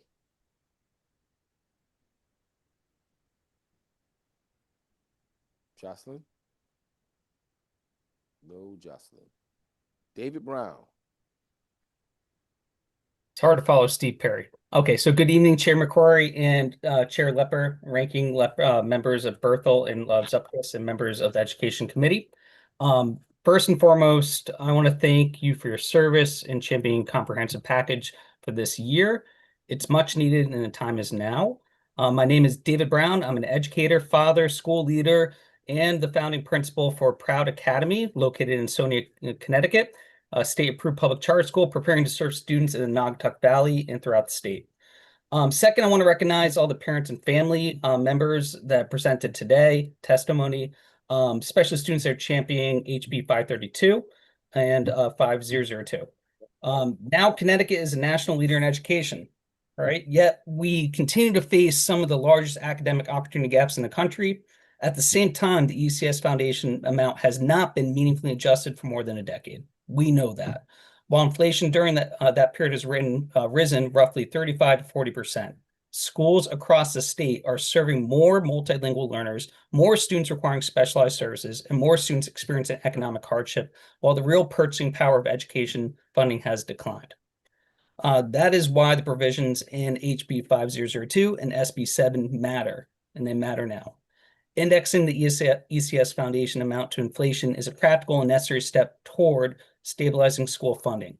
A formula that reflects real costs allows municipalities, school leaders, and families to plan it responsibly and focus on student outcomes rather than funding uncertainty. These bills also recognize an important principle. Students attending public schools of choice, including charter schools, are Connecticut public school students. Equitable treatment within the ECS framework ensures that funding allows students and reflects their needs. Proud Academy recently completed Connecticut's rigorous charter authorization process and received approval from the State Board of Education. Our school is designed to address persistent opportunity gaps in Naugatuck Valley, often neglected, through rigorous academics, a small learning environment, and opportunities for students to build confidence in leadership through civic engagement. This conversation is bigger than any single school. All public schools, district schools, but most importantly, charter schools alike depend on a funding system that is predictable, transparent, and aligned with student need. Modernizing ECS helps strengthen the entire public education ecosystem in Connecticut. I respectfully urge the committee to advance HB 5002, SB 7, and continue strengthening the state's investment in all Connecticut's public school students. Thank you for your time this evening. I appreciate everything you're doing. I hope you had something to eat. So thank you. I now open it to the floor for questions. Thank you. Perfect timing. Any questions for David? Any questions? Seeing none, David, thank you for your testimony. Thank you. Next up, we're going to go back to Jocelyn, 122. Oh, wait a minute. Thank you. I think there was a question online. Is that Claire Matthews? No? Oh, no, Claire, wait a minute. We'll pause, Claire. Jocelyn, you're up. Great, thank you. And thanks for hanging in there tonight. I know you've got a lot of testimony, so. Let me turn. No, it's okay. I'm on a public hearing with education, tearing you might want to go on mute. My hair out. It's, we have 130 more to go. It will be, yeah, this will be endless. Yeah, well, I'm in my sweats, but this usually.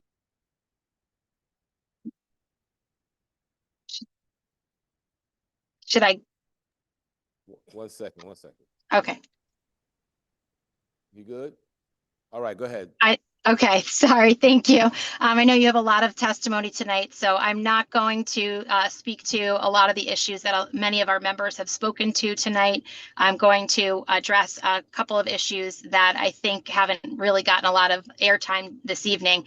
One would be the innovation grants. We are very excited to see innovation grants. We think that this is an important part of ensuring quality education for our students and our educator support for them, but we do have concerns when it comes to high dose tutoring.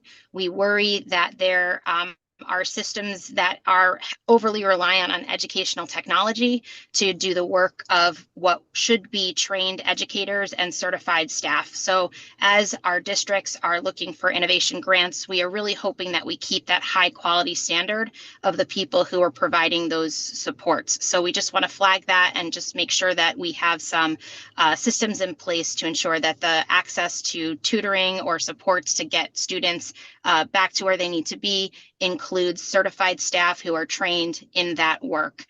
The other thing I want to speak to is actually about our administrators and their hope for a mentorship program. We are really excited to see that they would be having this support in a mentorship plan. We love to see that it's through their association where their peers and people who are in that space are able to train and mentor their colleagues. We'd love for you to take that over to our team support and maybe look at our program for team and move it out of a compliance model where teachers are basically just having to do checklists and really move it out of that space into something that would involve our peers and our association supporting the work. So we'd love for you to look into that. We have that in our testimony. I'd love to speak to both of those two issues if there are questions, but I know you've got a lot going on tonight, but I wanted to flag those two areas because I'm sure that they haven't gotten as much airtime as, of course, we want ECS funding. We think that we want all of those things in place, but those were two areas that I'd love to speak to. Thank you. Thank you, and thank you for your testimony. I think we have a question online, Rep. Comey. Thank you, Mr. Chair. Hello, Jocelyn. Thank you. I was wondering, I haven't heard a lot or any testimony on the Bill 312, Section 1, which was the supplemental literacy support products that utilize the machine learning. Do you know anything about that? And, what is your feeling about that? Thank you. We've been doing some digging into it. Of course, these things come up and we have a limited amount of time to really do our best to get the information. Anything that involves technology and teaching our students, we always have a flag about. And we've actually been seeing a lot of information and science come out lately that the more our students are tied to tech devices, the less successful they are academically, and that it's actually harming our students. So we are really hoping to have a conversation. We know literacy is an area of concern. We know that we want to be part of the solutions to making sure that our students are successful when it comes to being literate and critical thinkers.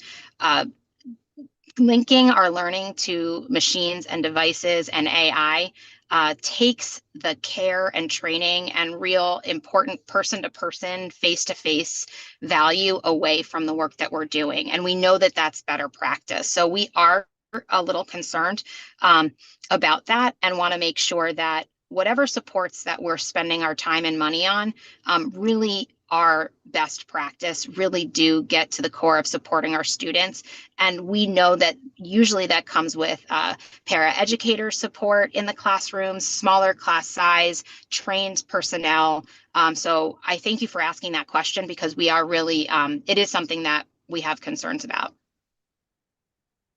Thank you. Yes, because, I don't know how you measure, as effective as some of the in-person teachings and small group teachings. So yeah, feel interested in learning more. Thank you so much.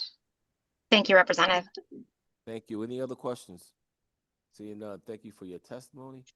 We're gonna go back to Claire Matthews. 106.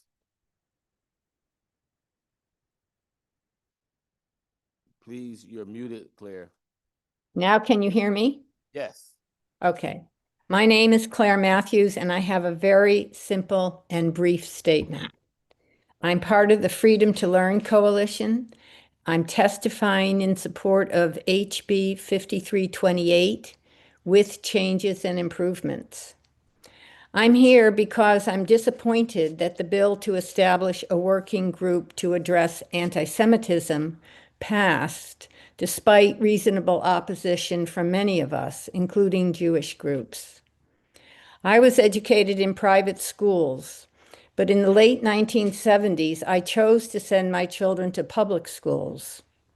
I did that because I believe strongly in America's pluralistic society. We're a stronger and better country when people of all races and creeds are understood and respected. I'm third-generation Irish Catholic. My ancestors came to the United States to work in factories and as servants in other people's homes. They were not wanted when they came. They were misunderstood and shunned. Now my generation are largely professionals, some of whom are making significant contributions to their communities. Immigrants keep coming from increasingly disparate places, speaking new languages, with interesting cultural practices.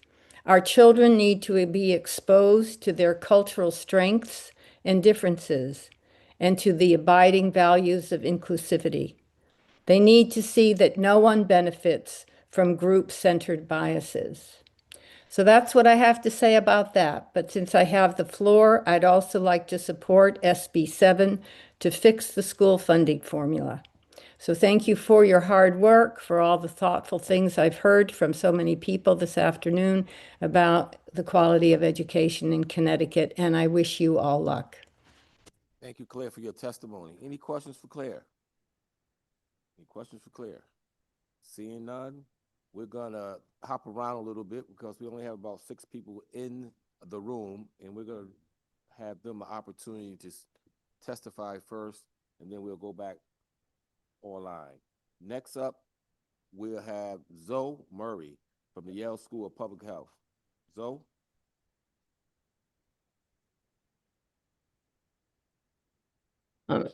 Since you decided to stay with us this long, you might as well have your opportunity for us. Hello, Chairman McCrory, Chairwoman Leeper, and distinguished members of the Education Committee. My name is Zoe Murray, and I'm a graduate student at Yale University, a proud product of public education, and the daughter of 2 public school teachers. Some of my earliest memories are sitting on the floor of my parents' classrooms after school, watching them grade papers and clean up student desks, often staying well past the end of the school day. My father has taught music for 33 years, and my mother has taught French and Spanish languages for 29. I spent evenings watching them grading, summers preparing classrooms, and watching them use their own salaries to make sure that their students got the supplies that they needed. I got to where I am today, studying where I am, because of the terrific effort that my parents made and their emphasis on the importance of education. Teaching is a tireless and often thankless work, and whether educators stay in the profession and whether public schools thrive depends on whether we choose to invest in them, and Senate Bill 7 is a meaningful step towards making that investment. Greenwich spends over $27,000 per pupil, while Bridgeport and Waterbury spend under $19,000, cities that serve majority Black and Hispanic students with greater needs and less local funding. SB 7 raises the ECS Foundation, frozen at $11,525 since 2014, investing in outcomes shown to improve graduation rates, adult wages, and long-term success, especially for low-income students. SB 7 also tackles teacher shortages through the stipend program. Last year, Connecticut had over 1,000 unfilled teaching positions and over 1,100 educators under emergency credentials. By providing a $1,000 weekly stipend to student teachers in distressed districts, this program removes a major barrier to entering the profession. Both of my parents worked multiple jobs to afford unpaid student teaching at schools in distressed areas, and together they graduated with over $30,000 in debt, about $70,000 in today's dollars. A program like this could have smoothened their path, and it can change the path of the next generation of Connecticut teachers and their students. Seeing my parents dedicate their entire lives to teaching despite financial strain showed me the value of investing in teachers early, and so that future generations can have the same exact opportunities that I did. If we believe that educators in public schools are essential to our future as a community and Connecticut residents, we must fund them like it. SB 7 does that, and I urge your support. Thank you for your time and consideration. Thank you for your testimony. Any questions Any questions for Zoe? Seeing none, thank you for staying with us. Thank you so much. Yes. Next up, we're gonna go with number 132, Steve Hunt.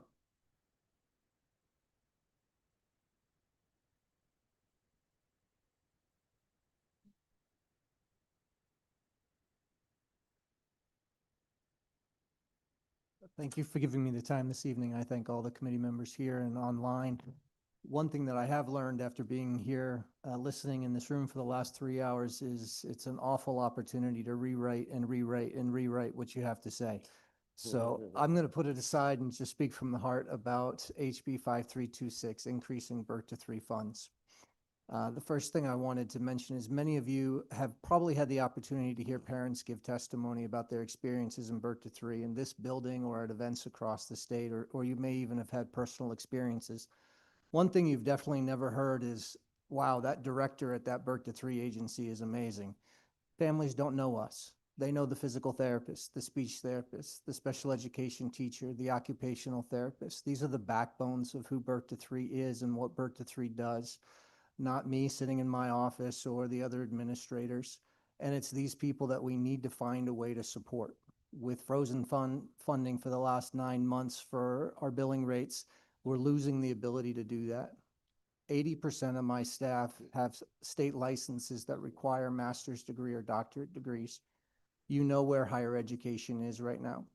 You know where higher education has increased their costs since these rates were established 9 years ago. We've lost the ability to recruit new graduates.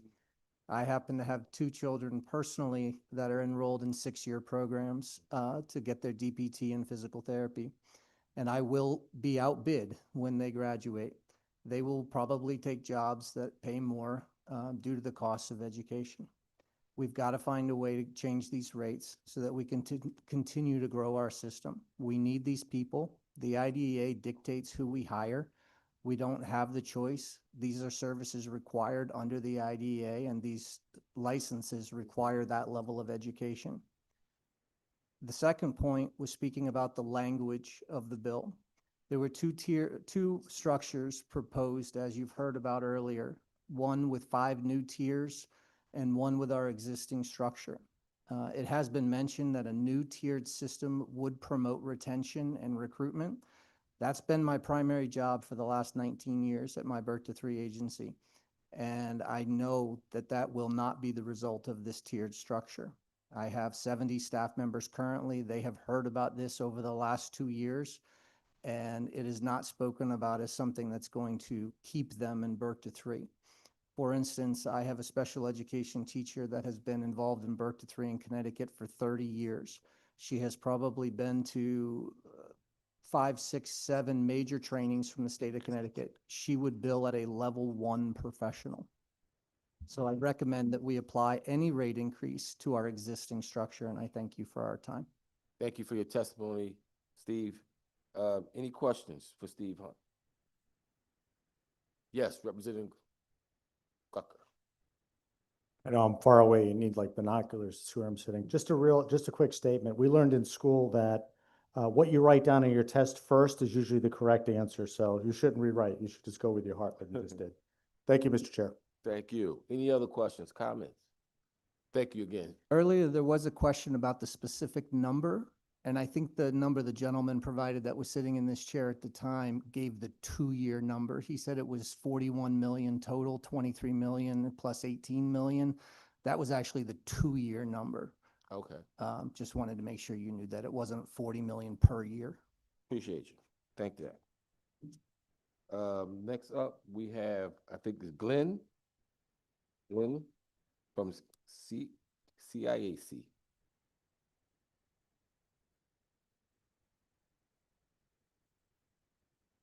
Followed by George Perry. Thank you. Good evening, Senator McCrory, Representative Leeper, and distinguished members of the Education Committee. Thank you for the opportunity to address you this evening. My name is Dr. Glenn Longarini. I'm the Executive Director of the Connecticut Association of Schools and the Connecticut Interscholastic Athletic Conference. Together, our organizations serve leaders and more than 170,000 students across Connecticut. I'd like to briefly discuss 3 bills before you. First, CAS supports Section 7 of House Bill 5323, which establishes a pilot mentorship program for new administrators. The transition into school leadership is one of the most challenging professional shifts in education. Principals are responsible not only for instructional leadership, but also for school safety, staff supervision, community engagement, and the well-being of hundreds or even thousands of students. Research consistently shows that effective principals are one of the most significant school-based factors influencing student success. Structured Mentorship Program provides new administrators access to experienced leaders who can guide them through these complex responsibilities. By piloting this initiative and evaluating its results before expansion, the state has taken a thoughtful step towards strengthening the leadership pipeline that Connecticut schools depend on. Second, CIAC respectfully opposes Section 8 of House Bill 5323, which would establish statewide statutory academic eligibility standards for extracurricular participation. CIAC already maintains a statewide rule that requires students to be enrolled in at least 4 credit-bearing courses and to earn 4 credits towards graduation in order to participate in athletics. Many districts actually maintain standards that exceed this minimum. The proposed language in Section 8 could unintentionally weaken these existing expectations and create conflicts with longstanding CIAC eligibility rules, including 8-semester participation limits and age restrictions designed to ensure student safety and fair competition. Connecticut already has a balanced system that links academic progress with extracurricular participation, and we believe that system should continue to be governed by the existing CIAC rules and local district policies. Third, regarding House Bill 5324, CAS must respectfully express opposition as currently drafted. While the bill proposes adjustments to a few individual mandates, it does not incorporate the comprehensive mandate implementation and review framework developed by the Education Mandate Review Advisory Committee Council pursuant to Public Act 24-4. That proposal establishes a systemic approach that includes implementation timelines, cost and resource analysis, implementation guidance from state agencies, and a structured post-implementation review process. Mandate relief is not achieved by reducing isolated requirements. It requires a predictable and transparent system. Finally, we also suggest strong support for Senate Bill 7 and request maintain funding of the $400,000, and you'll hear more from my colleagues of that in upcoming testimony tonight. Thank you. Thank you. Thank you for your testimony. Any questions? Seeing none? Oh, I'm sorry, one question. Thank you, Mr. Chair. It might be 2.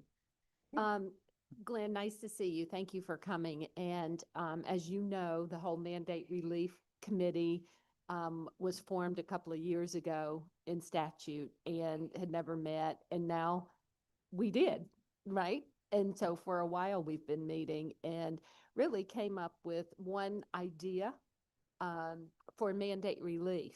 And I don't see it here, but could you just briefly talk about what the whole committee, and this was a committee of people from all teachers and everybody came to the table. Could you just briefly talk about that?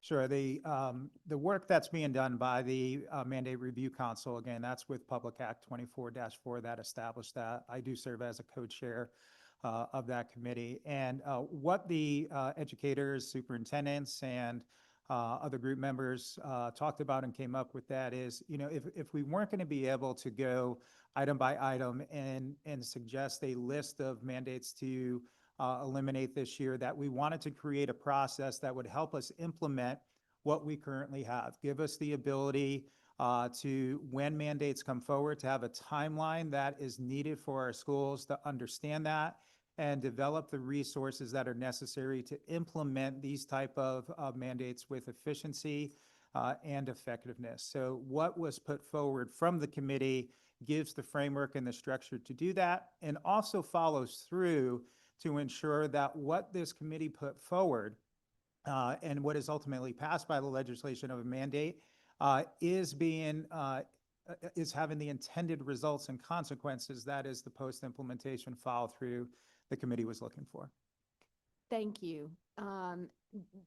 So we will be working on that. I mean, it's really so important because all we hear about is mandates. And I believe the mandate, when we got the list, it was like 2,000. It was so many, like no one could go through it. It was, I mean, that's how many mandates we have. Yes. and continually more and more input on. So there is a list of one we talked about was condensing teachers' training. So my last question, if you could please, just briefly talk about why that's a mandate and how it would help. And if you have one or two other low-hanging fruit mandates. Thank you. Sure. I mean, the most valuable resource that we have in our schools is time, and the time that our teachers can spend in professional development and working to improve themselves, as well as improve as groups within the school and the structures within the school. That's the most valuable commodity that we have. When that time is being taken to cover mandated training, it takes away the ability of the schools to use that time to address the most important issues that they may need to work on within the building. One quick example of that, I think, all of our colleagues would agree, we sit through bloodborne pathogen training. And anybody in the classroom, if we have an issue, we call the nurse, we call the custodian, and the teacher's not handling it. So, that is one that if we could reduce that to the staff that directly deal with it, that would be extremely effective. Simple. Yeah. Right? And B. Oh. No one can hear online.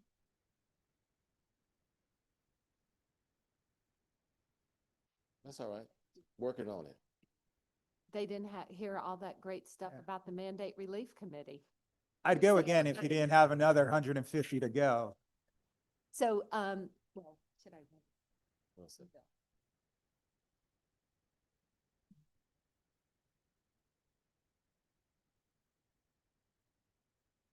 Okay. Let's keep going. Okay, yeah, thank you. So I just wanted that out, and this will have to get some more stuff into it, but thank you. Thank you, Representative. All right. Next up, George Perry.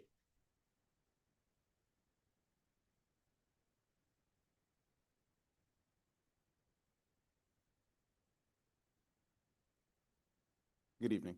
Good evening, George. Good evening, members of the Education Committee.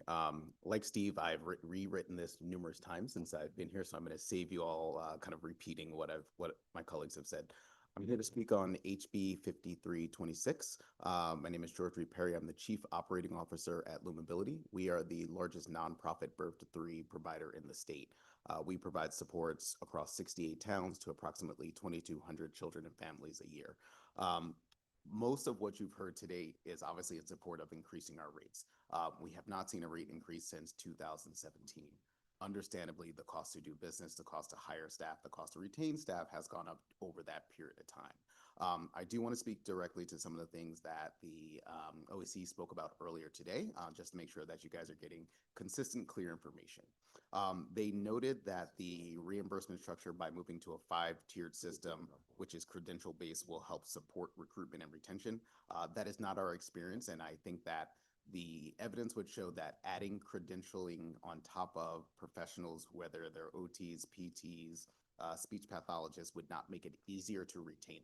It's another barrier to them getting into this service structure that's already struggling to retain staff.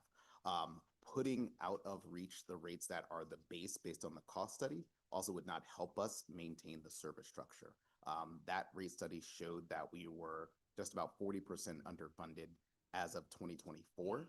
And so adding on additional barriers to getting that funding that we need to maintain our base just does not make sense. I think another piece of it that we really need to speak to is the general administrative payment. This payment specifically is for non-billable services. So the operation costs of supervision for staff, our compliance, our documentation systems, the administrative infrastructure. When we moved to a fee-for-structure service back in 2017, the gap payment was put in to cover those services. They are not things that we can get through any Medicaid funding, and so that gap payment is really important. During last session, $1 million was removed from the budget for gap. We need that put back, and for the statute to go back in place, noting that $200 per eligible child is really important. It really covers a lot of things, such as like staff mileage. We pay our staff a lot of mileage to travel across those 68 towns, but they are still not where their peers are. Just to give you an example, we had an SLP that we were trying to hire. She was coming from the school system. She communicated directly to us that she was making $120,000 and that she could not take a pay cut because we were offering closer to $82,000. No one in their right mind would take a $30,000 pay cut, no matter how much they love the job. And so what I would urge is that we increase the funding for Birth to Three. We cannot continue without. Thank you. Thank you. Thank you for your testimony. Any questions for George? Seeing none, George, thanks for staying with us for your Thank you. testimony. Next, we're gonna have 196, which would be That would be me. John. Yes. All right.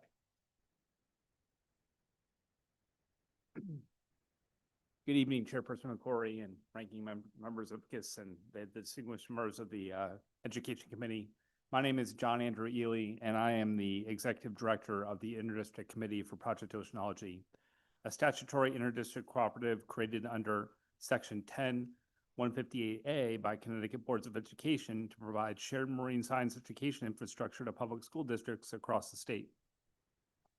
Project Oceanology has endured for more than 5 decades because it continues to meet clear and ongoing need.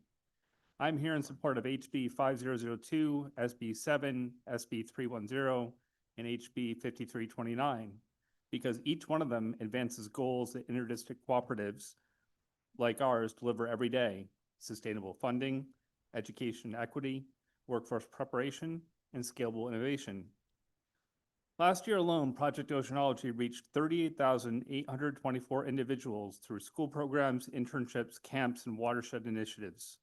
More than 10,000 students stepped aboard our research vessels to participate in authentic vessel-based experiences on the Long Island Sound, deploying sampling gear, measuring water quality, examining plankton, and analyzing real environmental data. For many students, exposure through Project Oceanology is their first experience on the Long Island Sound, and also a first opportunity to see themselves in a STEM career. That is workforce exposure in action, which is exactly what SB 310 aims at. We also provide work-based learning opportunities, including school year internships alongside our Aquarius and educators, and summer internships for high school students and college students working with licensed captains and marine science professionals. With respect to HB 5002, I offer this brief context. For many years, multiple interdistrict programs connected to Project Oceanology operated simultaneously under state partnership. While the scale of our service has grown, the state support structure has not evolved alongside it.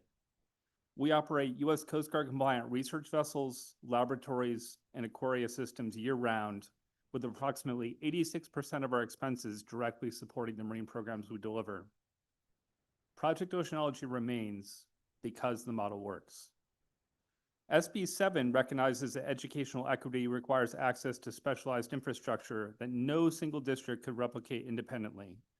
Just as Superintendent Hendrickson from Salem and so many students said earlier, zip code should not determine the access to education. I hear from so many small school districts that they cannot afford to partake in our services because they don't have enough funding within their district to take care of the basic needs.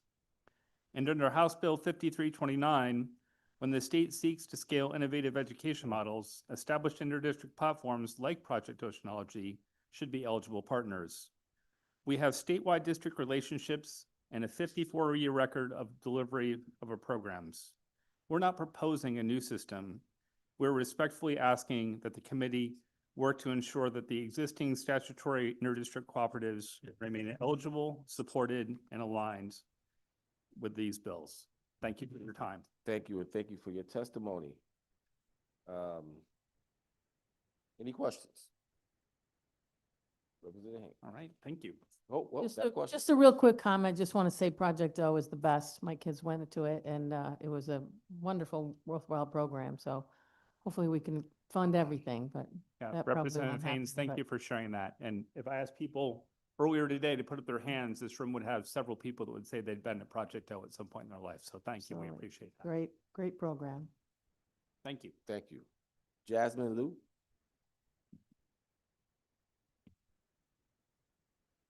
Followed by John Russell.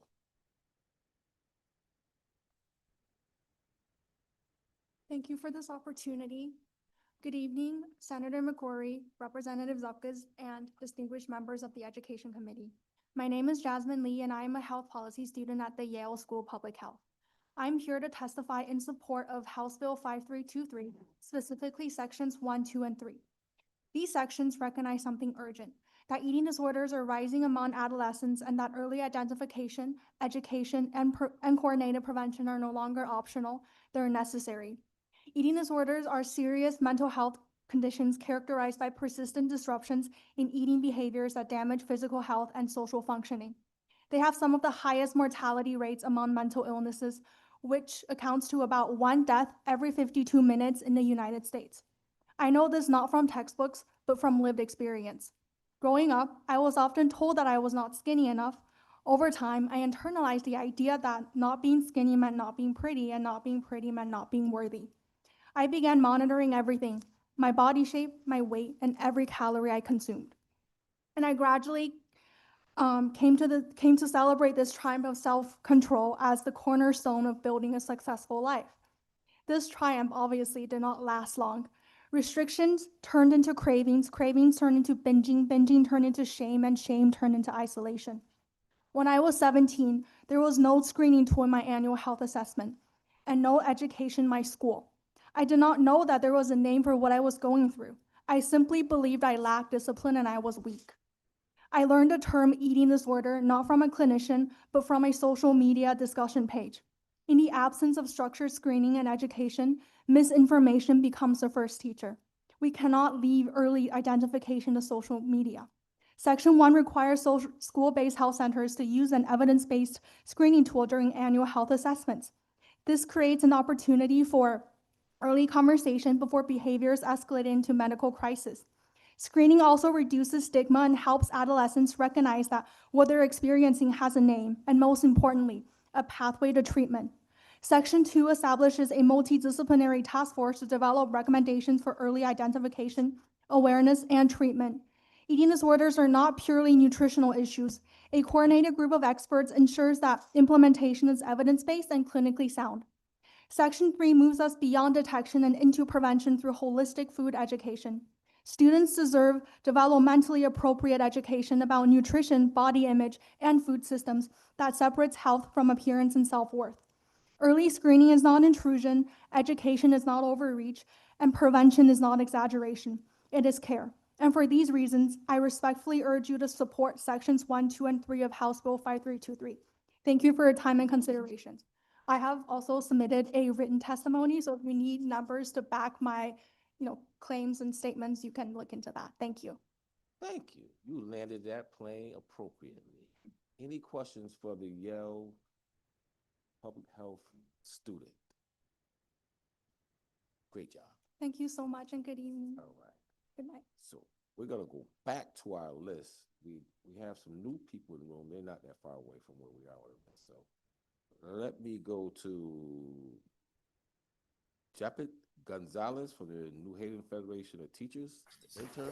I know I put you. Hello, can you guys hear me? Yes. Yeah, Yes. okay. Good afternoon or good evening, everyone. My name is Japet Gonzalez. I am a senior at high school in the community, and I am testifying today on Senate Bill SB 7. The condition New Haven Public Schools are in are embarrassing. The amount of times me and other students have testified about the conditions of our school is larger than it should be. We've tried talking to the mayor, we've testified at the Board of Education, at the Board of Alders, and now once again, we're here testifying at the Capitol asking for our schools to be properly funded. There hasn't been a rainy day where the water hasn't leaked into our building, ruining materials and infrastructure. There hasn't been a day where students don't point out missing and cracked tiles in the floor. There hasn't been a day where I look up and I don't see mold growing and spreading across our ceilings in different parts of our schools.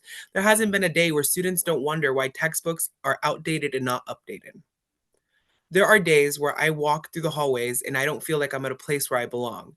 So many students are really smart and passionate about learning and passionate about their futures, but being in an environment where it doesn't reflect the students inside of it feels degrading. All students should be invested in, So the form of investing that the state should do is put more money into all of NHPS. The money is there, so all it takes is action. A common idea that people don't get is that students will most likely reflect the environment they are in. In well put together schools like Greenwich, Riverside, and Westport, the students and environments tend to flourish and do well because they are invested in. They have enough money to keep their students attended to and their infrastructure appropriate for people to work in. But in places like New Haven, the students and environments aren't in a stable nor comfortable form for education because we aren't invested in. Because the people making decisions for the education system don't see the education system as the ones who actually live and learn inside of it. So once again, me and all the students who stood beside each other today are here to ask that New Haven public schools are properly funded, and we will not stand down until that is done. Thank you. Thank you, and thank you for your testimony. I think I saw you early here today. Was that you? All right. That was indeed me. Yes. Oh, sorry. Any questions from he? No? Okay, that was 124. I think Bishop Oral Roberts was part of Faith Act, so we at 126. Rita Skog. Rita? No Rita? She's not. Yes, can you hear me? Yes. All right. Good evening, Senator McCrory, Representative Leeper, and distinguished members of the Education Committee. My name is Rita Skog. I live in Bridgeport, Connecticut, and I'm a member of Connect, Congregations Organized for New Connecticut, and Generations Now Bridgeport. I'm not an educator, a parent, a grandparent, or a student, but I'm a deeply concerned and troubled senior citizen. I'm testifying in support of HB 5002 and SB 7 to increase the foundation amount in the education cost sharing formula and phase in equitable funding of education in the state of Connecticut. The ECS basic rate of $11,525 has not been raised since 2013. I'm asking you to raise the base rate this year to at least $16,500 per student. This will reflect the cost of living adjustment of 41% that has not been recognized nor implemented over the past 13 years. The results of not keeping up with inflation are reduction in critical school staff, cutting important programs, underachievement by inner city students, increased property taxes on burdened local taxpayers to pay the needed services. For example, Bridgeport schools need $100 million more to fund the services it provided in prior years. Half that money to keep the services we now have, and half to return libraries within each school, add counselors, paraprofessionals, and other resources that were eliminated for this school year. Our poorest school districts are suffering most. Many of the students in these districts are children of color, English language learners, or youngsters with special learning needs. Denying them a quality education only proves that Connecticut is one of the most segregated states in the country, one where education is separate and not equal. I'm a proud product of the Bridgeport Public Schools and the Connecticut State University system. I built a successful marketing career on my public school education, and as a single mother of 2 sons, raised them in a home of our own. Students today in Bridgeport, our other cities, and our rural systems should have no less opportunities than I had as a student 70 years ago. We as a society should be appalled at the measly resources we provide to our children. And all students are our children. All children are our future as a state and as a country. We should be ashamed of our lack of commitment to them, of our lack of concern for the future of our country, our democracy, and the quality of citizens we are nurturing and producing. We can't brag about the quality of education in Connecticut when inner city kids are performing at less than 40% of grade level. How can we expect to have an educated workforce in coming years when so many leave school without the tools for a successful work life? I ask you to support HB 5002 and Senate Bill 7 to provide the resources our students need and help make Connecticut a more equitable place to live and work. And thank you for your time, your consideration, and for proposing these bills. I appreciate you've stayed so long. Thank you for your testimony and your experience in the Connecticut public school system. Any questions? Seeing none, thank you again. Next up, number 127, Julian Schaefer. All right. Yes, thank you, Senator McCrory.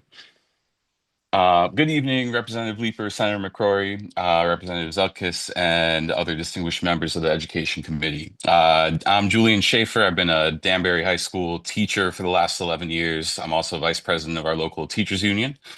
Today, I'm testifying in support of Senate Bill 7 and House Bill 5002. I was there earlier today with some of our students who spoke on this, along with our superintendent. And, you know, I'm here today because for the time that I've spent teaching in Danbury, our schools have been underfunded, right? The ECS formula had been phased in over the course of my career there.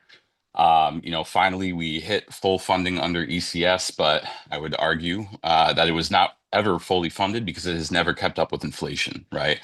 ECS is the imperfect fix we have to, you know, far from perfect funding system for our schools, which is based on property taxes, which we know is inherently unequal, which is why we have ECS. Somebody earlier today was asking, you know, what does it really look like in our schools when we don't have this equitable funding? And so when you look at a school in Danbury compared to, let's say, Norwalk, we have about 2/3 as many educators to support the students in our schools with many of the same needs. Special ed teachers in my high school teach an additional class without compensation. We can't keep special ed teachers, right, because of this overworkload that you know, our district is putting them in because of these shortened funds or inequitable funds. Counselors in our schools have 300 to 400 students on their caseloads, right? And I've heard of stories of teachers going out of pocket to pay for curriculum materials and students who have needs in their IEPs that they need to provide legally. You know, facilities in our schools, and I think the student that went a couple spots before me, I think, summarized the importance for keeping our facilities up to date, right? But you know, we have a school that's sinking that we need to pay for because if you, there's a teacher who told me if you put a water bottle down in the hallway, it will roll because the school is that uneven, right? So our schools need this funding, right? Our students deserve equitable funding. You know, I've again taught for 11 years. They've yet to receive equitable state funding. I hope, right, that the students that are in our school system now will be the recipients of that equitable funding. And in the brief time I have left, taking off my union hat, I also want to speak very briefly in support of HB 5328. Just as an individual, someone who is Jewish, and you know, seeing the anti-Semitism working group passed, I think it's also critical that the legislature support this working bill for what is it, to address anti-Muslim racism. I'd also like to see it address anti-Palestinian and anti-Arab racism. I believe that as a Jew, my safety is tied to the safety of Muslim folks who are also experiencing rises in hate crimes due to global events. I'll put that as plain or so I think it's very important that our legislature also make those improvements to HB 5328. All right, thank you for your time. Thank you for your testimony. Any questions? Seeing none. Next up, John Russell.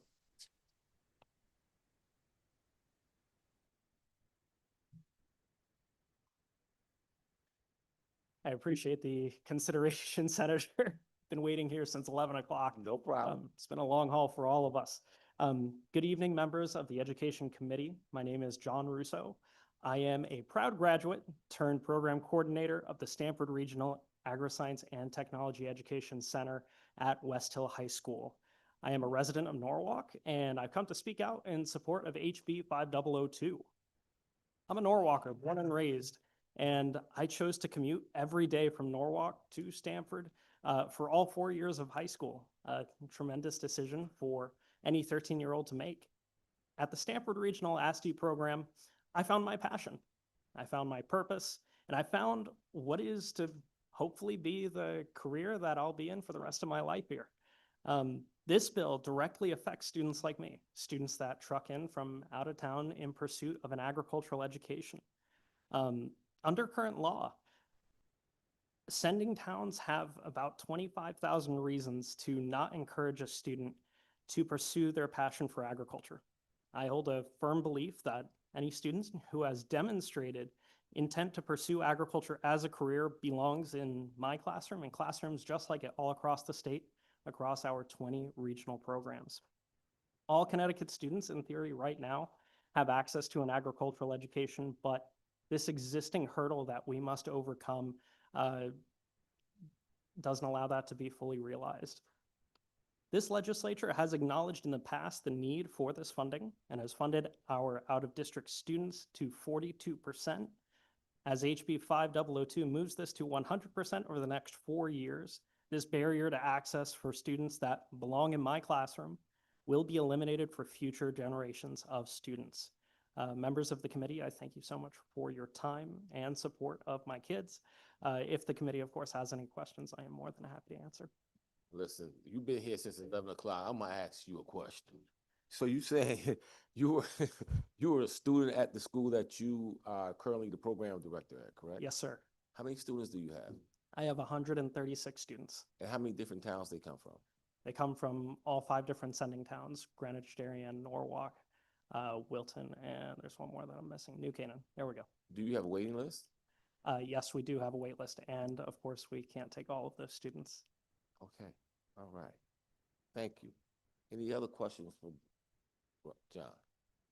John, thank you for staying with us this long, giving us that information. Great job. And keep Thank you on so much for your teaching time. our children. All right, we're gonna go back to number 1. We're gonna get, you got 3 more in-house.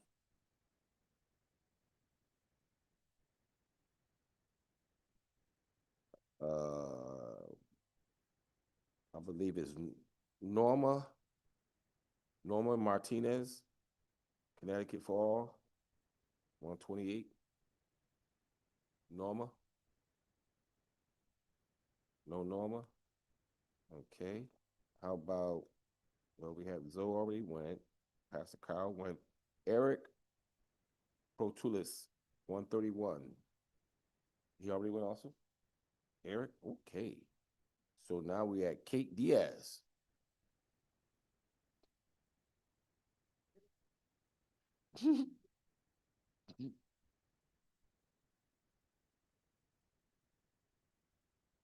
All right, thank you so much. It's a pleasure to be here with you this evening.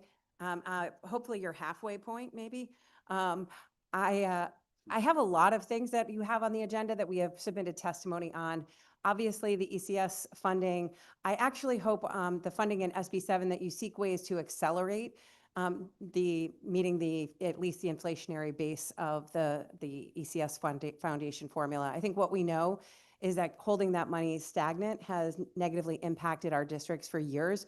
We've asked them to do so much more with so much less, and they've squeezed a lot of their budgets and a lot of their facilities and maintenance and things that you've kind of heard iterated over and over again, because we have mandates of what we must cover.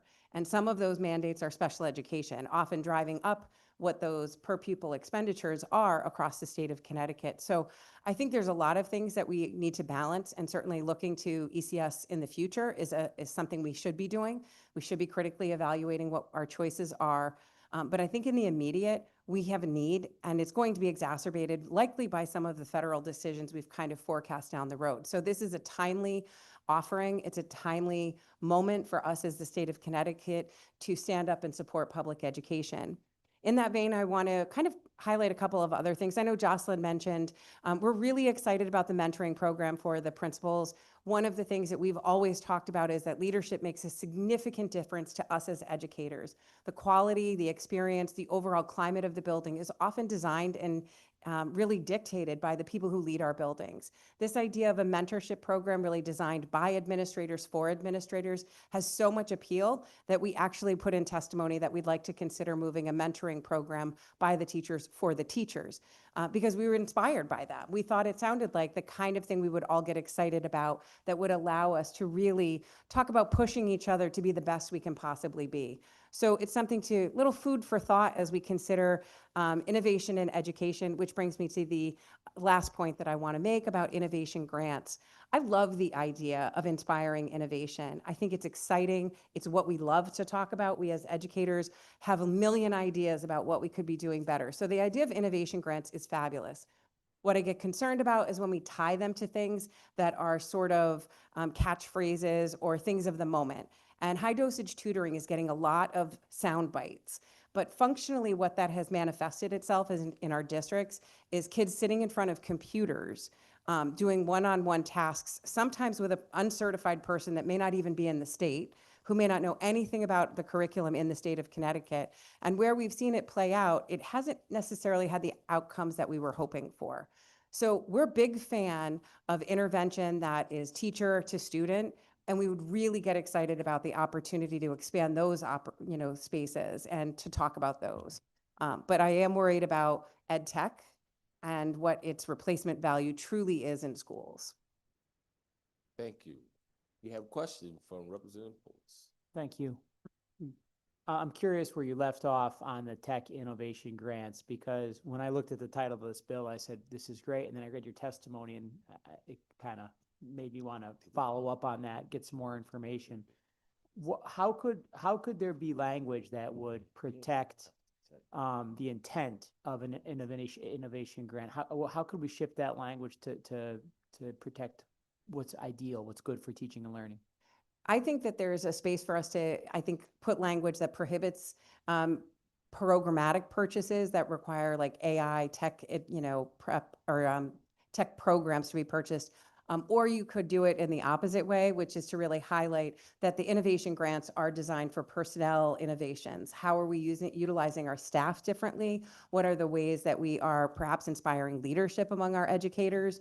And talk about it in that vein as what you really want to direct these initiatives towards. And so for me, I think there's a balance to this. I'm deeply concerned about directing funds just at more technology and thinking we're going to get different outcomes. COVID taught us that technology wasn't going to actually save us. The people are going to save us. And so investment in people is, I think, a great idea and something that we would really be excited about doing. Thank you. Thank you. Any other questions? Yes, Representative Hayes. Hi, Kate. How are you? I'm great. How are you? Great. The mentoring program, can't you do that right now with SDE? I mean, can't you guys just do that? Why do you need us for that? So we have, obviously, we outreach with our membership and do that work. SDE currently has the blueprint for the team program, which is often, we're in the process of working with the SDE to restructure it and to try and make more inroads. But I really think that there's something to be said for the opportunity to have teachers run it. Right now, we have staff in place that are sort of managing it. And there's a really interesting idea that the administrators are putting in front of us is saying, if we really want to invest in this administrator to administrator, and we thought, there's a lot of logic to that. Who knows best what teachers need but other teachers? And so divorcing ourselves from some of the bureaucracy to allow ourselves to build programs that are really designed for the educators on the ground is an opportunity that I think we should at least have a conversation about. And, it's not something that we're necessarily looking to completely eliminate sort of the state department's influence over, but it's something where if we could put more reliance on educators to help build and kind of put those programs into play, it might be a real opportunity to do something exciting. Okay. Any other questions? Seeing none, thanks for your testimony. Thank you. Okay, we're going to, I believe, John Ramos, Bridgeport Public Schools. John Ramos once, twice. And we're gonna move right ahead to it. Asif Majad from the University of Connecticut. 138. Good evening, senators, representatives, members of the Education Committee. My name is Dr. Asif Majid. I'm a professor at the University of Connecticut, here to speak in favor of HB 5328 with amendments. At UConn, I teach courses and conduct research on Islam, social justice, and the cultural representations of Muslims in contemporary Euro-America. I've also developed and continue to serve as lead faculty on UConn's Confronting Anti-Muslim Racism pop-up course, which is a university-wide online course that gathered dozens of student testimonies and nationwide experts on this topic, has enrolled over 1,000 students since its launch in March 2024, and garnered statewide media coverage. Based on my expertise, here are some of the changes that I would like to see happen for HB 5328. First and foremost, this bill's working group should address anti-Muslim racism, not Islamophobia. Islamophobia implies an individual pathology akin to a fear of snakes or the dark. What we are seeing across Connecticut and the wider nation is systemic racism and discrimination directed at Muslim communities and individuals based on various visual markers that are associated with Muslimness, things like dark skin color, headscarves, and beards. On these and other bases, surveillance, stereotyping, curriculum exclusion, racial profiling, and institutional hostility have been embedded in policy, media narratives, and school culture for decades. We have to focus on structural causes, not individual attitudes. Second, the working group really should provide guidance on creating an Islamic and Arab studies K-12 curriculum, including curriculum about genocides experienced by Muslim and Arab communities. We know that the State Department of Education is required to provide curriculum materials about the Holocaust, a requirement that recognizes that education about historical atrocity helps combat hatred. Connecticut must also address other genocides and mass atrocities that shape the experience of Muslim and Arab students, such as the Palestinian Nakba and the Bosnian genocide. Third, this working group must include strong and meaningful representation from Muslim, Palestinian, and Arab communities, including educators and community groups. Too often, policies about these communities, marginalized communities generally, are developed without them, which produces recommendations that are disconnected from lived experience. Given my professional expertise, little plug here, and lived experience as a Muslim, I'd be happy to serve as one such member of this working group if and when that becomes appropriate. Relatedly, this working group must address the entwinement of anti-Muslim racism, anti-Palestinian racism, and anti-Arab racism. These forms of racism are interconnected. Students who are holding any of these identities or are perceived to be from one of these identities often experience overlapping forms of discrimination. Artificially separating these obscures how racism actually works and leaves vulnerable students unprotected. Fourth, this working group really ought to be reporting to the state legislature, ideally directly to this committee, rather than to the State Board of Education or local school districts or boards. Not only would this be consistent with the anti-Semitism working group created 1 week ago, but it would also ensure democratic oversight, transparency, and public accountability. Finally, we need to remove the artificial termination date of this working group. I wish that structural racism expired, but unfortunately it does not, and neither should this working group. Instead, it must mirror in language and design the recently established anti-Semitism working group to ensure parity and long-term commitment. If the state treats one form of racism as requiring ongoing on-site, it must treat others with equal seriousness. Senators and representatives, I urge you to adopt the version of this bill that is put forth by Representative Mariam Khan, which does the things that I outline above. And let me conclude with an anecdote, which is that aside from my professional experience, I'm a practicing Muslim who has experienced over 30 years of anti-Muslim racism in educational contexts. That is why I do the work I do today. The first time that I was called a terrorist was in a typewriting class in my elementary school. It was the day after 9/11, and that racism still sticks with me to this day. We have to ensure that no Connecticut student faces a similar fate, and with the changes I suggest found in Representative Khan's version of this bill, the amended bill can help make that a reality. Thank you, and I welcome any questions.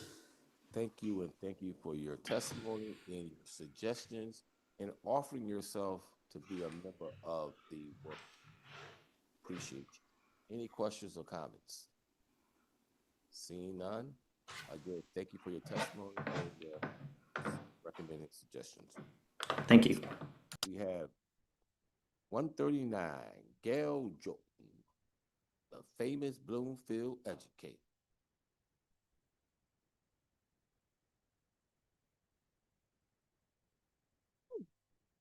Good evening, Representative Leeper, Senator McCrory, Representative Zupkis, and Representative Gibson. It's good to see you all.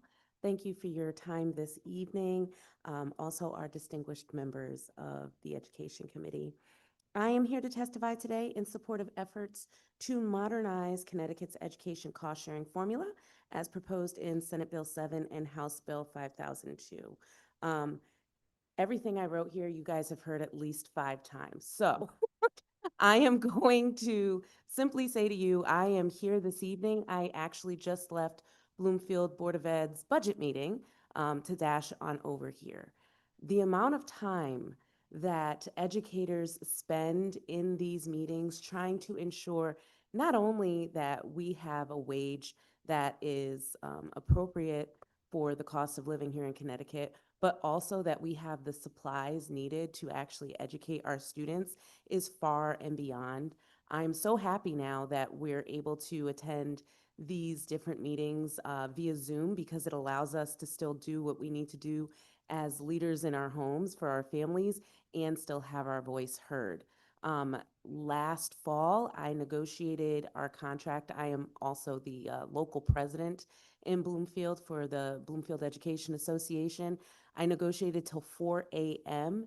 and our teachers got up the next morning and went right back into work. So the amount of time we spend trying to convince folks how much money we need to do the jobs we need to do is astronomical. If our ECS funding were actually fully funded and appropriately funded and kept up with the inflation and the costs, it would really help our communities.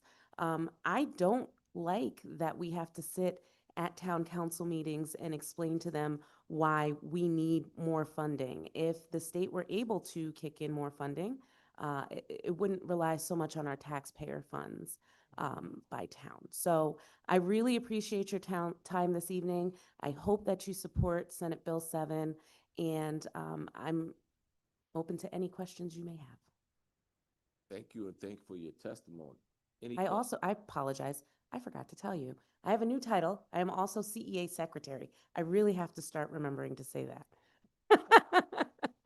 Okay. Okay. Good to see you. Any questions? Representative Gibson.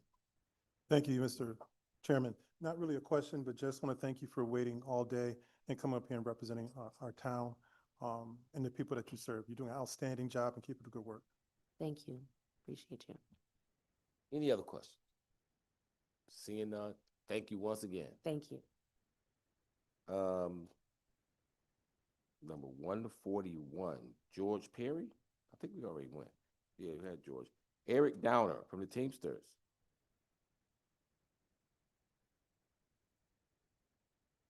Eric Downer? No Eric?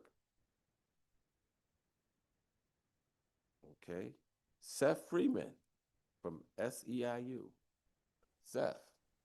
Good evening, Senator McCrory and members of the Education Committee. My name is Seth Freeman. I'm president of 4Cs, SEIU 1973, which represents faculty and staff at Connecticut State Community College, part-time faculty at the University of Hartford, and teaching faculty at Charter Oak State College. I'm also a computer science professor at CT State Capitol. And thank you all for the opportunity to testify today. I'm here in support of Senate Bill 7 and House Bill 5328 with amendments. For Senate Bill 7, I support Senate Bill 7. As someone who teaches in Hartford, in a Hartford Community College, I see the effect of our unequal education system in our state. Students come to our community colleges, some of our students come to our community colleges with strong preparation and support. Others arrive having had to overcome less support, larger class sizes, fewer interventions, and fewer resources in the schools and communities that shape them. When students come to my classroom underprepared for college, it is not a reflection of their talent. Rather, it's a reflection of the policy choices we make as a state. If we want more students from Hartford and similar communities to succeed in college, and I know that we do, and in the workforce, we need to invest much earlier and much more fairly. Fixing the ECS foundation amount and tying it to inflation is a necessary step in this direction. I also support HB 5328 because students learn best when they feel safe, respected, and fully seen in school. Public education should prepare young people to live in a diverse democracy. That means confronting racism honestly, including anti-Muslim, anti-Arab, and anti-Palestinian racism, and making sure the people most affected have a meaningful voice in the work. I urge you to strengthen this bill by adopting the recommendations from the Freedom to Learn Coalition.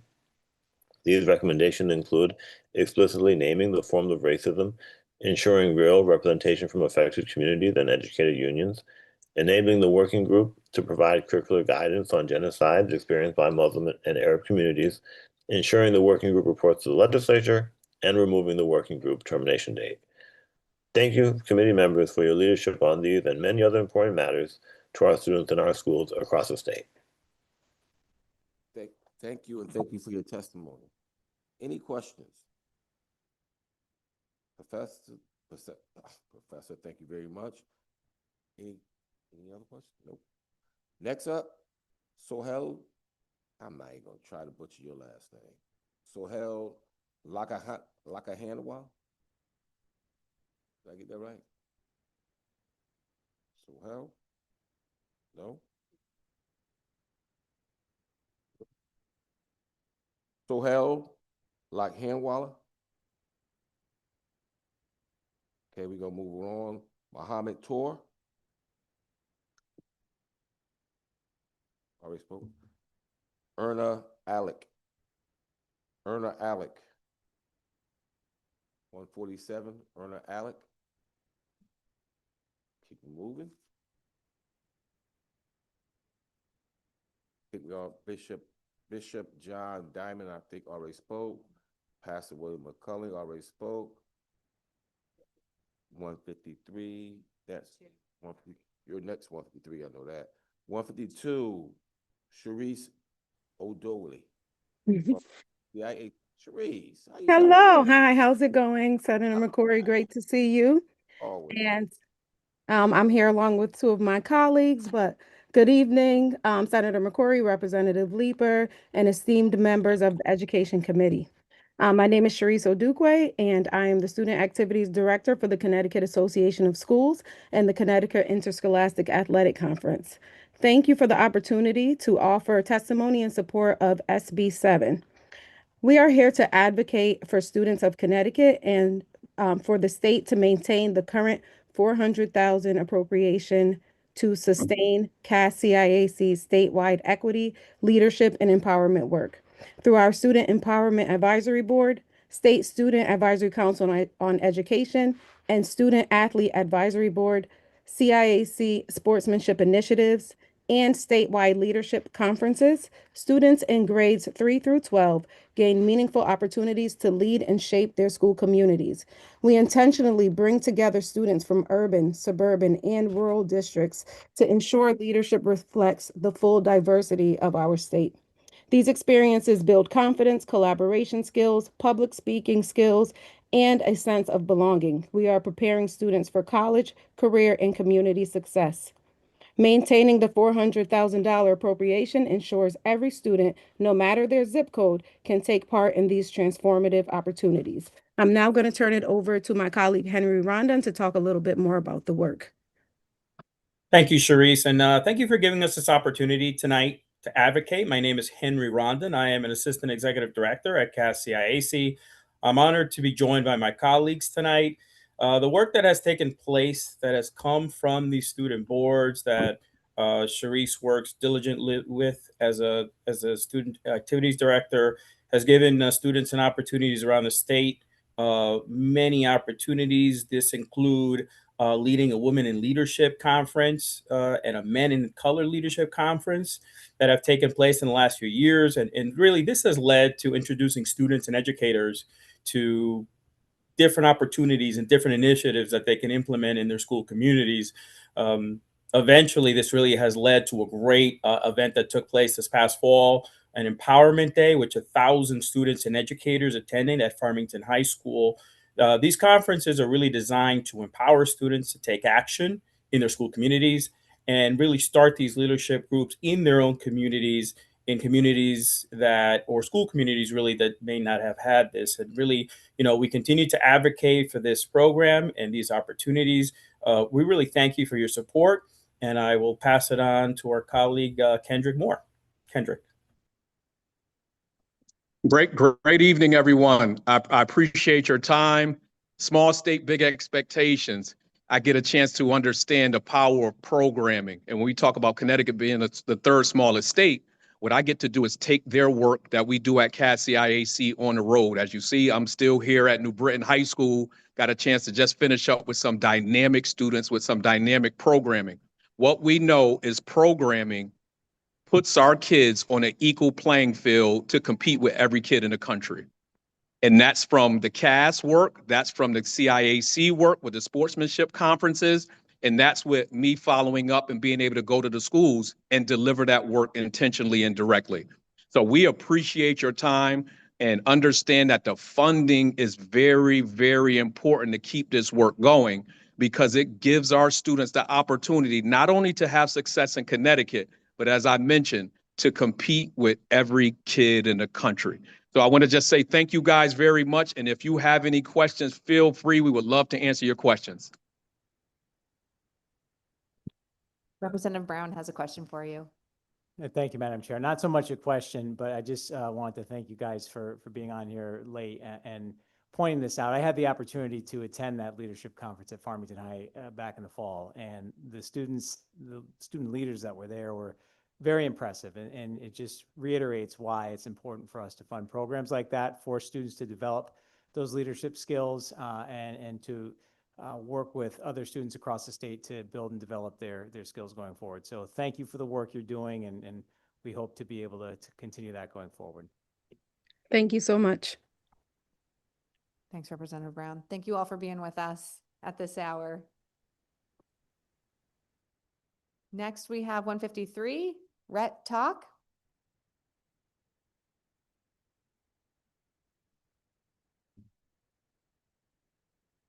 Hi there. So I'm an educator over at the University of Hartford. I'm an adjunct as well as full-time staff for the recording studio. I'm very happy to see that all of my colleagues have already gone through the amendments for me, since I only have 3 minutes. And I do want to riff off of what Seth Freeman was saying as well, is that preparing kids in K through 12 really prepares them for when they come to college. And so really, I think focusing on some of the amendments of HB 5328, I think really can make this bill so much stronger. I want to support it with those amendments.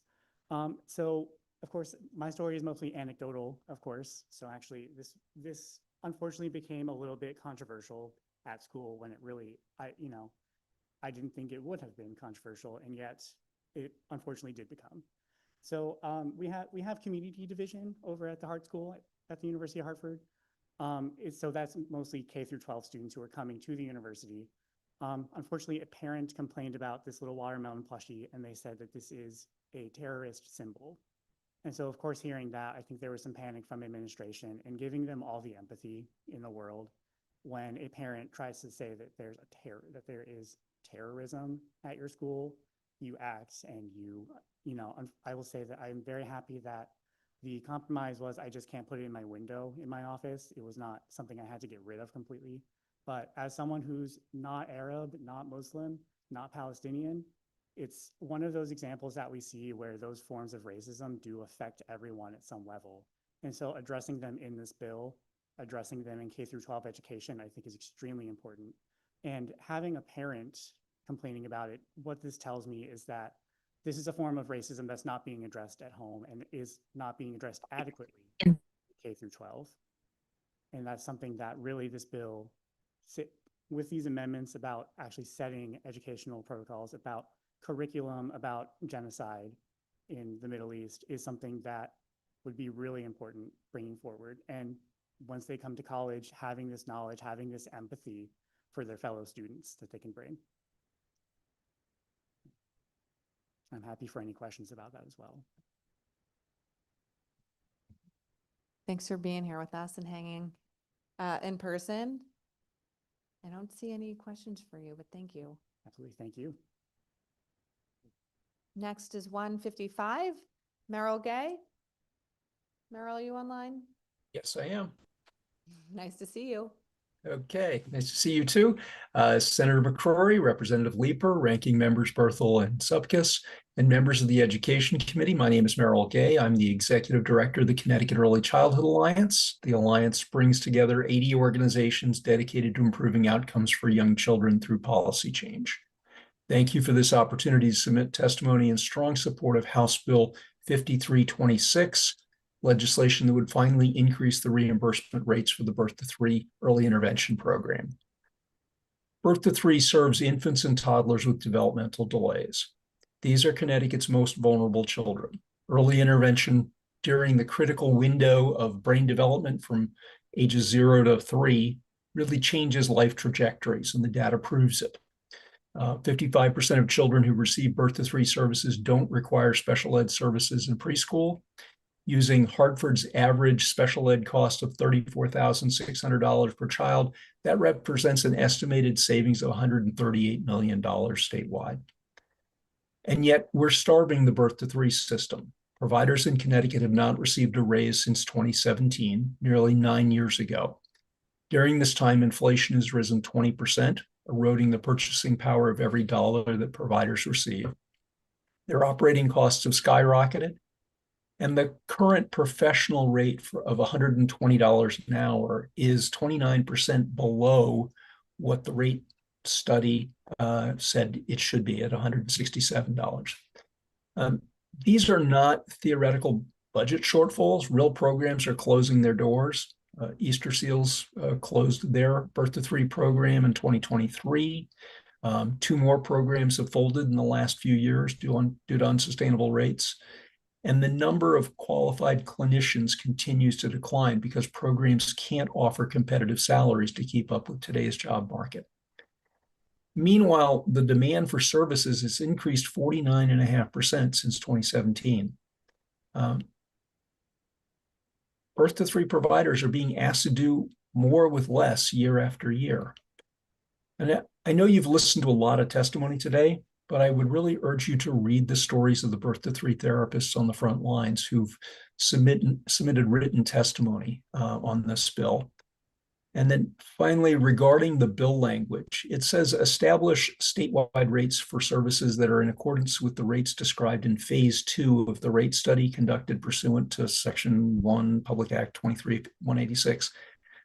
That's a bit confusing because the words phase 2 don't appear anywhere in that rate study. The Early Childhood Alliance supports the birth to 3 providers in asking that this bill be amended to maintain the simpler 2-tier system rather than the more complicated 5-tier system proposed by the administration, and that the rates be raised to those described that are in the rate study. So I'd be happy to answer any questions. Thank you for taking the time to listen. Thanks so much, Meryl, for your testimony and for all of your support. Okay, thank you. Earliest learners. And we know birth to 3 is definitely deserving of additional support and resources. So thanks so much for being with us. Okay, thank you very much. I think Representative Comey's online with a question for you.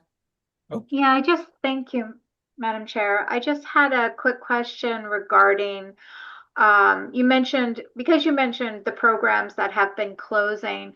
What is that meaning for the fact that we are mandated, we have to by law provide services for these kids, and what is happening to the existing programs that have remained? Well, basically what's happened is that the other programs have had to pick up the slack. And so they have a 45-day window in which they can do the evaluation, and other set timeframes in this. So that just means lots of people working harder than they used to have to. And that makes it harder to keep staff when the job is harder and more demanding and you aren't getting pay raises like all the other people in the economy. And also of note is that it is a home visiting program, or to the early care program. So you still have to factor in all that transportation and all that travel time. So thank you so much for coming. I would just say that in my 20 years of advocacy in the early childhood world, I've talked to lots of parents about lots of different programs, and overwhelmingly the one that gets the best marks from parents is the birth to 3 program, because it not only helps their child, it also helps the parents through a really difficult time trying to figure out, what's going on with my kid, what do I do? Yeah, thank you for your advocacy on this as well. Thank you, Madam Chair. Thanks, Representative. Thanks, Meryl. Thanks for being with us. Have a great evening. I don't think I see any other questions for you. Okay, thank you. Next, 156, Maury Hernandez.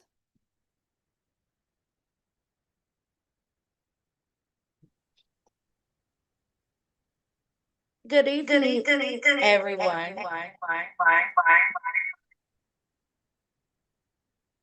Seems like we have a little echo here. Is that better? Yes. Much better. Okay. My name is Maury Hernandez, and I am the Director of Restorative Practices at Catalyst CT. We partner with schools and communities to strengthen stability and resolve conflict through social emotional learning and restorative practices. I am here in strong support of Race Bill 311 because these approaches are essential to making the bill's reforms effective and sustainable. This bill takes important steps, limiting exclusionary discipline, improving data sharing, protecting students experiencing homelessness, and launching the Disconnected Youth Investment Grant Program. But reducing suspensions alone does not change behavior. Excuse me. Social emotional learning and restorative practices equip students with the skills and relationships that they need to stay connected to school. Strengthening emotional regulation, building conflict resolution skills, and repairing harm rather than simply punishing it. Excuse me, I'm sorry. These approaches also support educators. When schools have proactive systems for building relationships and addressing conflict, teachers spend less time on repeated disciplinary incidents and more time on instructions. For students experiencing homelessness or instability, trauma-informed restorative approaches are especially critical. They help adults understand that behavior is communication and ensure that school remains a place of safety, belonging, and consistency. For youth serving organizations, these practices strengthen mentorship, workforce readiness, and persistence, directly advancing the outcomes this bill seeks to achieve. To fully realize the vision of Race Bill 311, social emotional learning and restorative practices should be explicitly prioritized across its provisions. Thank you for your commitment to Connecticut's youth, and I respectfully urge you to support Race Bill 311. Thank you. Thank you so much for your testimony. I don't see any questions for you. Have a great evening. You as well. Thank you very much.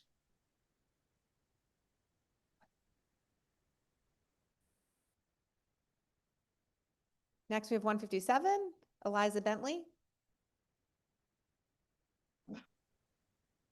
Hey everyone, how you doing? My name is Eliza. I'm a resident of Hamden.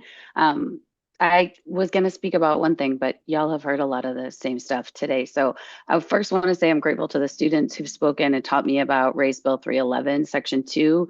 I'm also in favor of entirely abolishing suspension. So that bill is a great start. I'm the mother of a Jewish child, and both she and I support HB 5328 with the edits that have been recommended by a number of people, including the person from Yale who was just on, the Freedom to Learn Coalition folks, CARE, others who spoke on the bill today, including using the term anti-Muslim racism instead of Islamophobia, and in the interest of democracy and alignment with the recently passed anti-Semitism working group, that the anti-Muslim racism group report directly to y'all on this committee. I am so amped up, and I want to echo Gail Jordan's enthusiasm about democracy because I moved here from Texas, a state that is 50 times larger than Connecticut, and they don't offer online testimony. And so this is just amazing to hear all of these people talking. And I'm also amazed to hear legislators celebrating a bill like SB 7 for equity, because I'm used to testifying in Texas where efforts for equity in education are literally banned by legislation in 2023 and 2025. But there are some things that are the same about Connecticut and Texas. In both states, there's deep, persistent, and profoundly unjust disparity in school funding across districts that all too often aligns with community demographics and minoritized communities experiencing an education debt that accumulates year over year. So SB 7, as it's written, it moves closer to closing the debt, but it doesn't do enough. So I definitely support approval of the bill with an amendment that increases the foundation aid amount to $16,525 for 2027 and continues to move with inflation. There's no need to wait, which I think you've heard from a lot of people today. This education cost sharing formula, what people keep saying over and over is that it's been the same since 2013. That's the year that the high school juniors and seniors who came and talked to you today all day started kindergarten, which means that the graduating class, this one and the next one, have been underfunded their entire public education.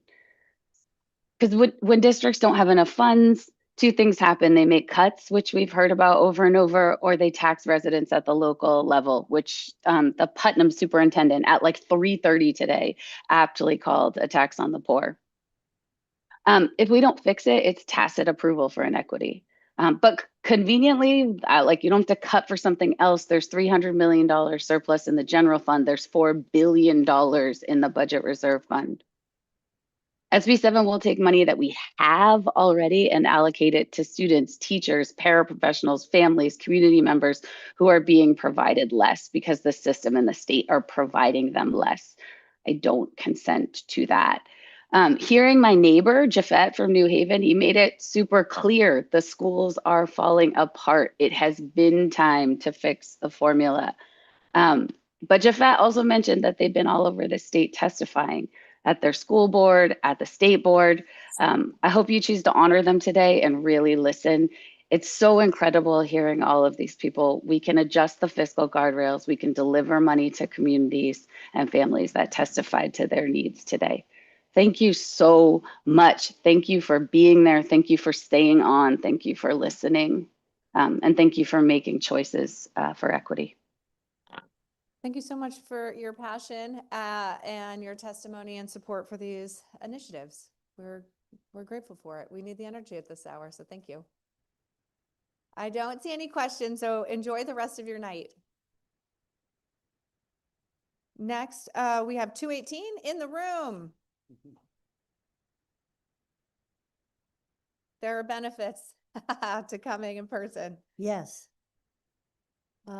Good evening, members of the Education Committee. My name is Chris McNabo. I'm CEO and founder of one of the private nonprofit agencies providing essential services to our citizens with developmental disabilities through contracts with DDS and 7 local school systems.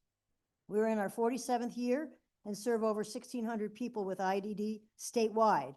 We employ 270 year-round staff and an additional 150 seasonal staff.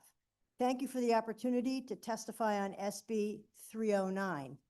I'm here to propose that changes be made so that teachers working in transition education programs be recognized in the same manner as their public school and non-public school teaching peers. Horizons is recognized by the State Department of Ed as a transition education provider. Yet, Our teachers are treated differently from their teaching peers when they are progressing through the steps required to obtain professional level certification. Our teachers complete and maintain documentation for eligible students to have quality individualized education plans and 504 plans, write progress notes throughout the school year, present reports and visual presentations at annual PPTs, lesson plans for students to build post-secondary, vocational, and independent living skills, as well as supplementary documentation. Horizons teachers regularly complete professional development to stay relevant in the field, learn how the field of transition education works, and are documented as the teacher of record in students' IEPs. And their licenses are listed when completing the teacher course student report for the school courses for the exchange of data. Acknowledging the credentials and talents of transition ed service provider teachers will allow us to hire certified teachers, which is a requirement. We provide supports to students from districts throughout Eastern Connecticut who are 18 to 22 years old. In order to continue to provide these essential supports for students, our teachers need your support to keep their licenses. The State Department relies on private providers like Horizons to work with students in the public schools that need assistance. And local school districts rely on us to meet the needs of some of the students who live in their districts. However, Horizons is not recognized as a non-public school the same way other private schools are recognized in Connecticut.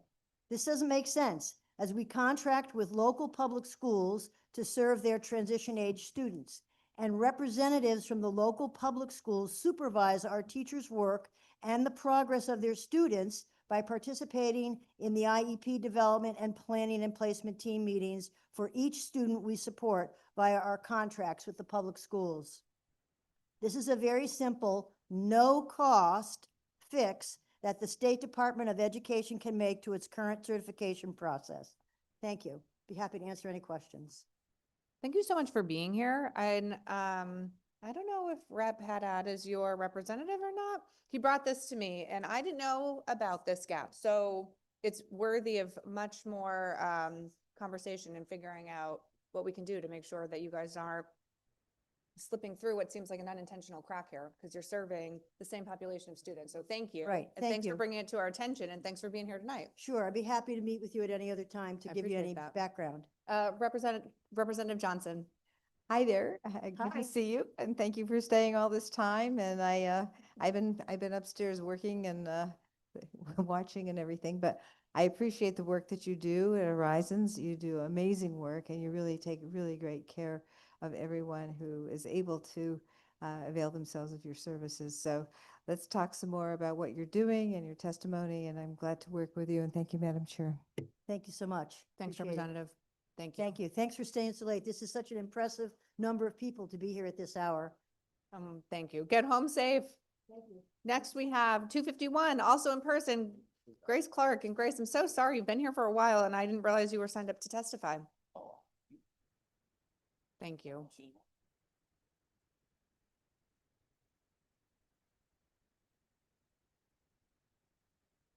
I am interning today as well as testifying. Yes. Thank you. Thank you. All right. Good evening, everyone. Thank you for being here. Senator McCurry, Representative Leeper, Senator Berthal, Representative Zupkis, and distinguished members of the Education Committee. I'm honored to have the opportunity to testify before you today in support of Section 2 of Senate Bill 312, an act concerning assorted revisions to the education statutes.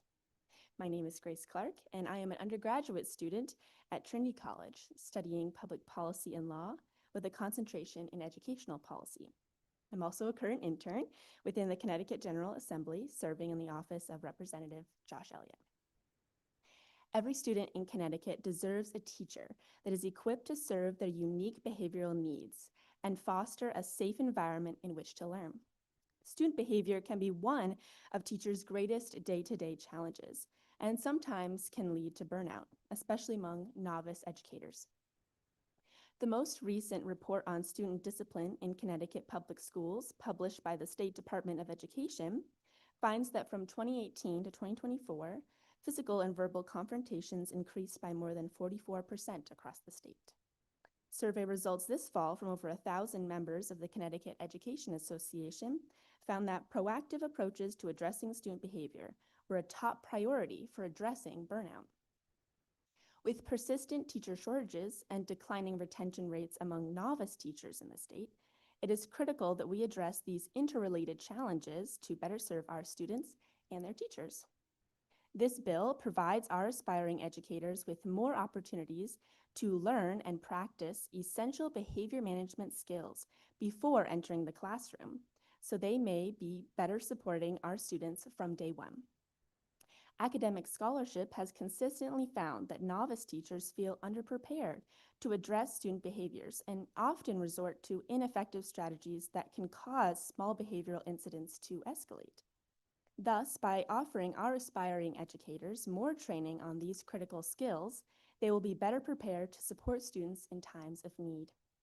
Regarding more technical notations on the language and implementation of this bill, please refer to the written testimony that I will be submitting. Every single one of our students deserves an enriching educational experience where they are treated with love and respect. And our aspiring educators deserve the opportunity to learn and develop the skills, knowledge, and confidence needed to foster these qualities in their future classrooms. This bill takes an intentional step towards this noble goal. Thank you so much for the opportunity to testify today in support of Section 2 of Senate Bill 312. I look forward to supporting the passage of this bill going forward. Thank you so much. Representative Poulos. Hi. I have just one quick question. Are there any existing mechanisms in teacher preparation or in teacher induction into which you might insert this proposal into something that's already existing? Absolutely, yes. And I know we've spoken about this previously, but I spoke with several members of the State Department of Education, and they mentioned the ongoing work of the Connecticut Educator Preparation and Certification Board, and they're putting out new proposals for how those mechanisms will be working. And so this would be a substantive place to put in this legislation to make sure they are looking at how this would look in classrooms and making sure that all stakeholders are involved. So it's a substantive, not just a checkbox, but a substantive increase in this kind of training where they can decide what that will look like. So this would be a great place because they're already right now doing the work to look at how we can improve preparation and certification in the state. Makes sense to me. Thank you. Wonderful. Thank you so much. Thank you, Representative. Thank you so much. Thank you for your efforts in this and for hanging with us until almost 10 o'clock to testify. Thank you so much. It was an honor. Let me just make sure. I think someone rejoined. 147 is on. Erna? Yes, that's me. Dear members of the Education Committee, my name is Erna Alich, and I'm an educator, student, and advocate, especially for my Muslim community today. I'm testifying in support of HB 5328 with several changes and improvements. I currently work at Trinity College, so it was really great seeing one of my Trinity students out there as well, where I'm also pursuing my master's degree in public policy. I have worked closely with high school students in the city of Hartford and have been a Hartford student myself since arriving here as a refugee with my parents from Bosnia. I'm here to show how important it is to create a safe and inclusive environment for Muslim students and for all students. This bill is a good starting point, but we urge you to make improvements as well. One change I strongly support is ensuring that the working group helps guide the creation of Islamic and Arab studies curriculum, including education about genocides experienced by Muslims. To be consistent and just with other curricula already approved by the law, Connecticut must also address the histories of other genocides and mass atrocities that shaped the experience of Muslim and Arab students here in Connecticut, which include the Nakba or the Bosnian genocide. Many of my own family members are victims of anti-Muslim hatred that began as rhetoric that dehumanized Muslims and ultimately escalated into violence and genocide against Bosnian Muslims, a history that many people here are still unaware of. Addressing anti-Muslim hatred requires acknowledging the historical significance of these atrocities. They serve as a reminder of what happens when hate goes unchecked and becomes normalized. My family, now citizens here, carries the trauma of those experiences. When we fled our country, we came seeking freedom and safety in the United States. However, my parents soon felt fear again. Fear of being openly practicing Muslims, especially after 9/11, where anti-Muslim incidents increased. My parents told me not to wear the hijab, the headscarf in school, or tell people that I was Muslim because teachers or students might treat me differently. As a child, I did not fully understand why they said such things. But as I grew older, I began to see it myself. People shouting at me that I was a terrorist, threats against mosques and my local community centers, and hateful and discriminatory speech across social media. This rhetoric has not only come from anonymous individuals online, but at times even from elected officials at national and state levels.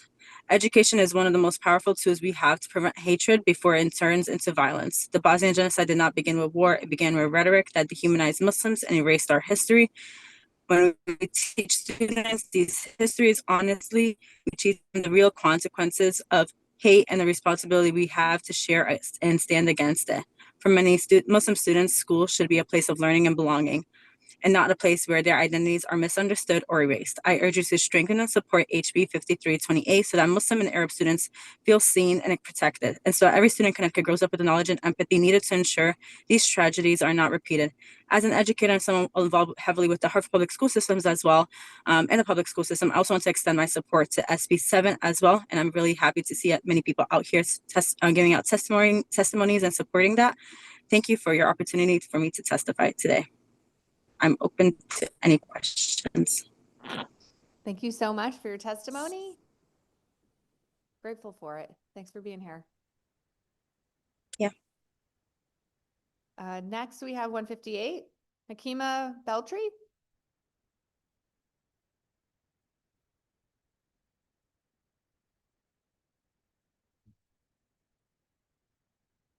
All right, 159, Douglas Foley.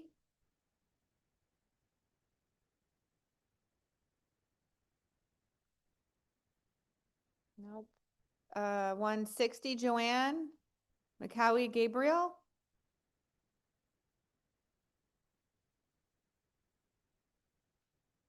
$161, Assad Anwar. Yes, good evening. Thank you, respected senators and representatives. Everybody has been so wonderfully articulate. I'm a little overwhelmed by this. I'm just a parent of 3 kids that have gone through the Fairfield high school system. It's wonderful, actually. And I reside in Bridgeport now, but we lived in Fairfield for about 21 years while my kids were going through the high school system.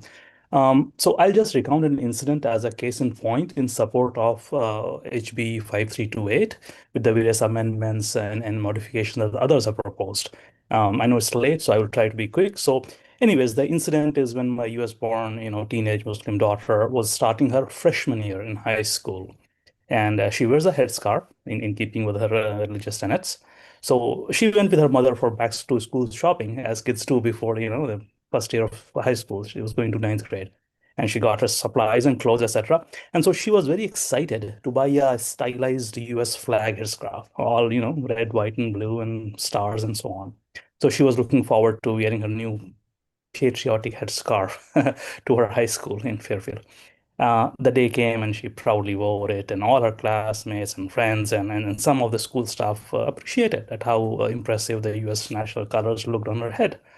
She wore it respectfully and joyfully as she walked the hallway from class to class that day.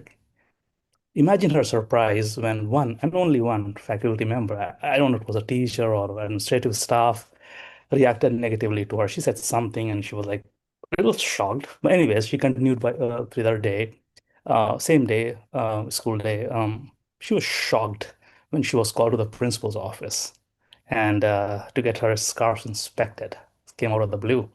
So she came crashing down from cloud 9, and the principal had her remove the headscarf and inspected it. Now, removing the headscarf is not a pleasant, was an embarrassing thing, but she had to comply, and they found nothing wrong with it, and they had her put it back on, and the rest of her day was ruined, obviously, and she became unfocused in studies, and she couldn't wait to walk back home.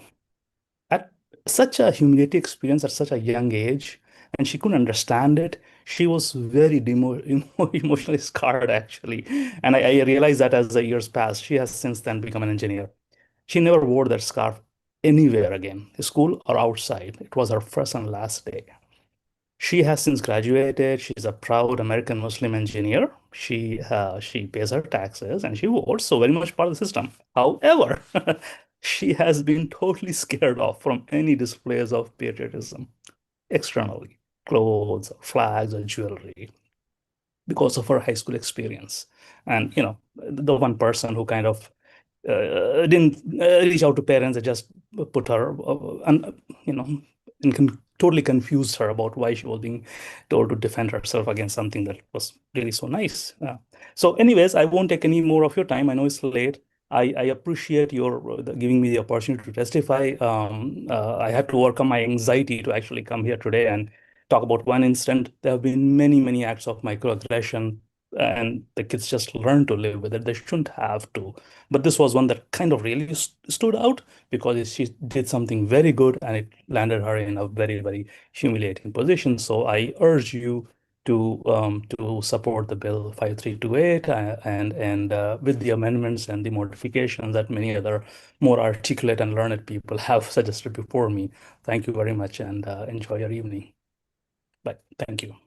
Thank you very much for being with us and sharing that story. And I'm so sorry that happened to your daughter. And I hope that we can be endeavoring on a path to make sure that doesn't happen to future children. So thanks for. Thank you so much. I don't see any other questions for you. Have a great evening. I guess we might be squarely a night now. 158. Oh, no, sorry. 162. Hassan Awad? Yes, can you hear me? I can. I'm sorry, I have some technical difficulties with my camera, so I'm going to speak. Good evening, senators. Good evening, representatives and the members of the Education Committee. My name is Hassan Awad, and I am from West Haven. I am with CARE Connecticut, the Council on American Islamic Relations. I'm the guy who receives all the complaints and reports from the Muslim students and families all over the state about bullying, racism, discrimination, you name it. I'm here to testify in support of HB 5328 with several important changes and improvements. Last year, around this time in March, I was testifying on in support of HB 7075 in this building. And at that time, we were hoping that educating students about diverse cultures and histories would reduce the bullying and harassment faced by Muslims, Arabs, and Palestinian students. And while sitting in the hearing room, my phone was ringing continuously, more than 20 missed calls.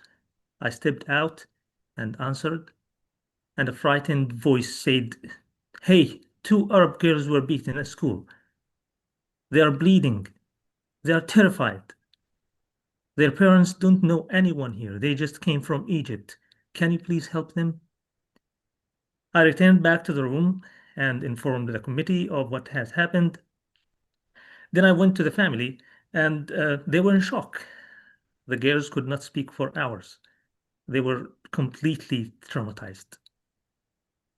During the last 3 years, I was receiving at least one call a day from parents telling me their child was harassed for wearing cultural clothing, for speaking with an accent, or simply for having an Arab name.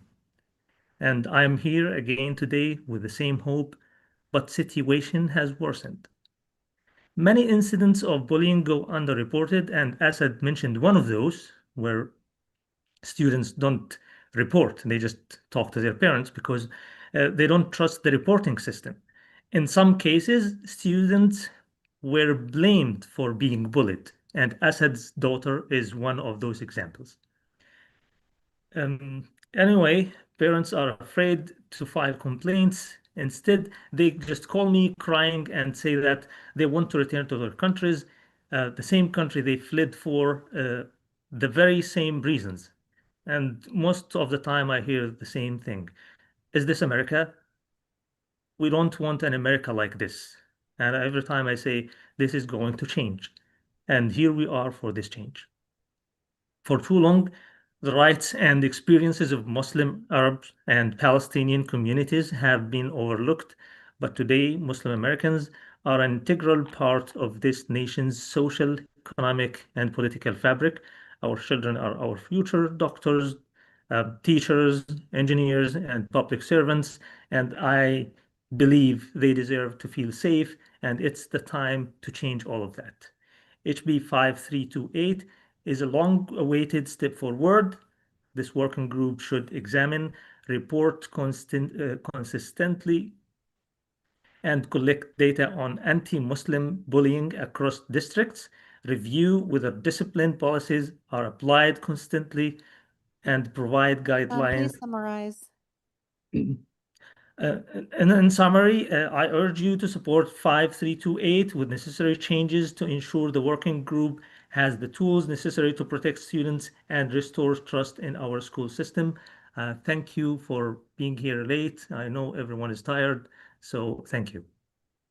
Hassan, thanks for being with us. Thanks for sharing that testimony. I'm so sorry for that incident that happened to those girls and that family and your community. And hopefully this can be a meaningful step to ensure things like that do not continue to happen. I am sure we will work together to stop this. Any questions? I don't see any. Rep McGee online has a question for you.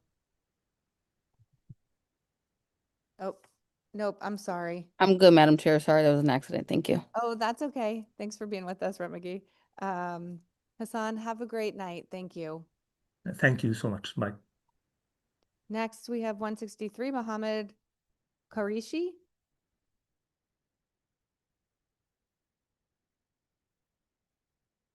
(164) Ada Mansour.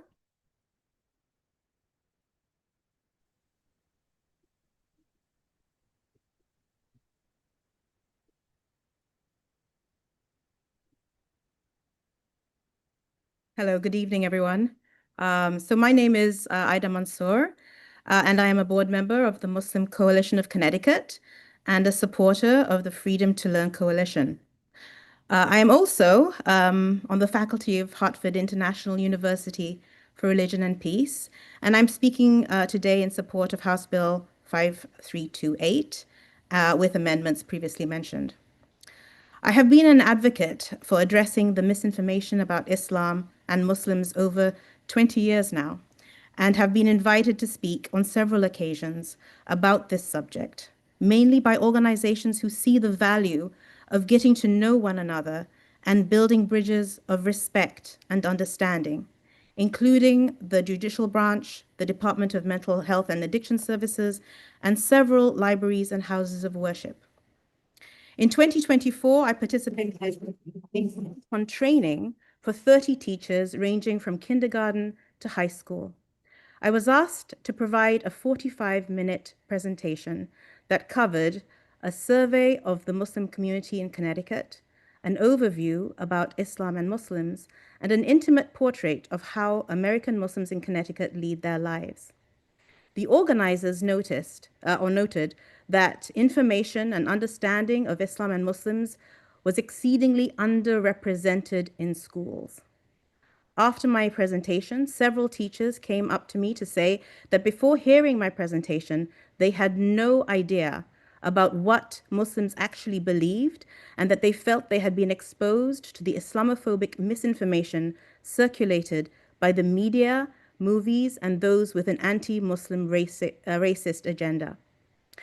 Anti-Muslim racism is in our communities and in our schools.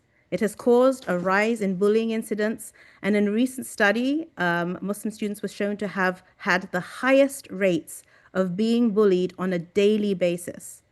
Due to this, we are seeing more children with anxiety and depression.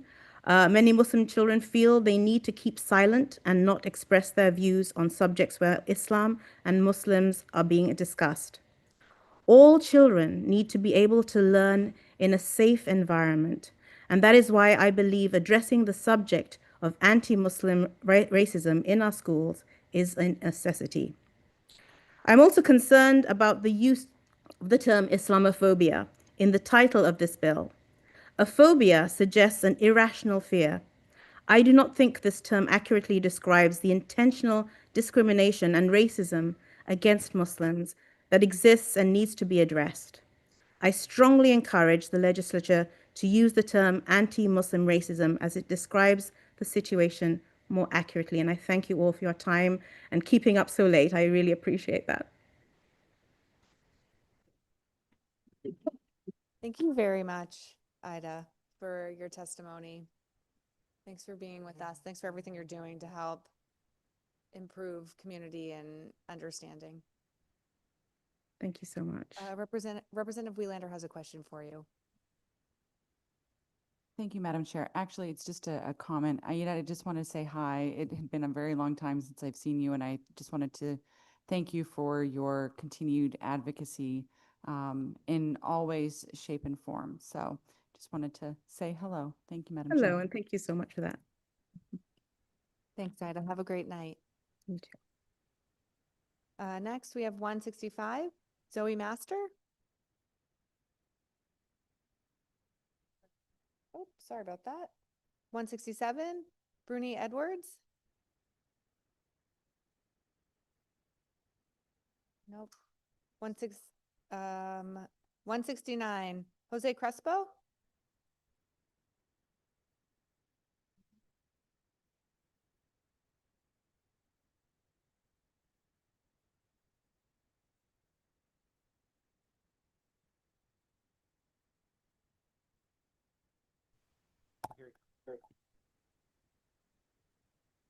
Jose Crespo.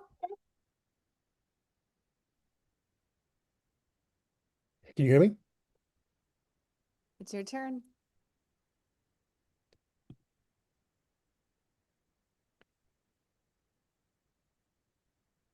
Good evening. Can you hear me?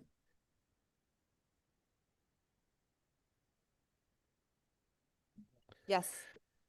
Thank you so much. Good evening, Senator McCrory, Madam Chair Leeper, ranking members, and every member of the Education Committee. Thank you for the opportunity to speak tonight, and I want to thank you for taking this entire day to listen to us. I had the opportunity to see you all at the LOB, and this morning I was there until about 5:30, so thank you for allowing me to testify remotely. As I begin, I wanted to commend you also for centering the conversation around the funding equity, inflation adjustment, and the long-term stability within the ECS formula. These aren't things that happen in abstract. These are things that happen in real life, and they impact our students, they impact our teachers and our paraprofessionals.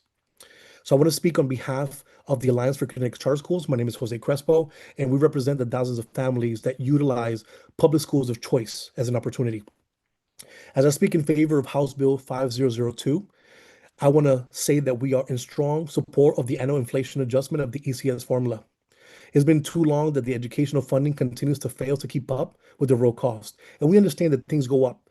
The utility costs go up, healthcare, transportation, salaries, but the funding doesn't always keep up the pace. So predictable inflation adjusted funding is not a luxury. It is a responsibility, and it is something that we need in this governance.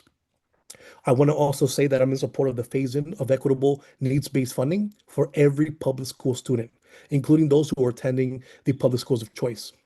Public dollars should follow the student fairly and transparently.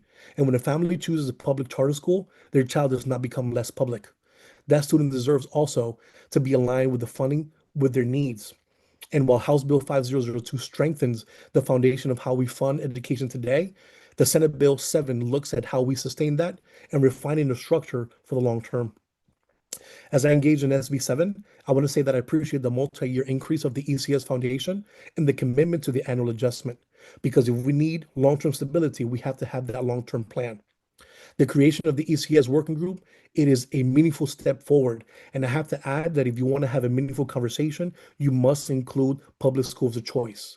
To be more specific, you need to include charter schools at the table and having a meaningful conversation. If we're serious about educational equity, then our funding formula should also continue to reflect the student need. We understand that students may have poverty issues, multilingual learning needs, special needs, or other disadvantages, and we must take that into consideration. Equity is fairness, and we shouldn't consider the zip code, the school type, the district model. We should consider the student. Every child that is in Connecticut that attends a public school, even despite if it's a district school, a magnet school, a technical school, or a charter school, they're all the children of Connecticut, and we must provide them a funding structure that reflects a shared responsibility. As someone who has taken the time to speak with thousands of families across the state, I can tell you that they don't care about politics. Parents are just asking for one thing. Please summarize. Yes. As I conclude, I just want to say that the bills will help us move into the right direction. And we ask that as the ECS working group takes shape, consider public schools of choice to be represented at the table. Thank you.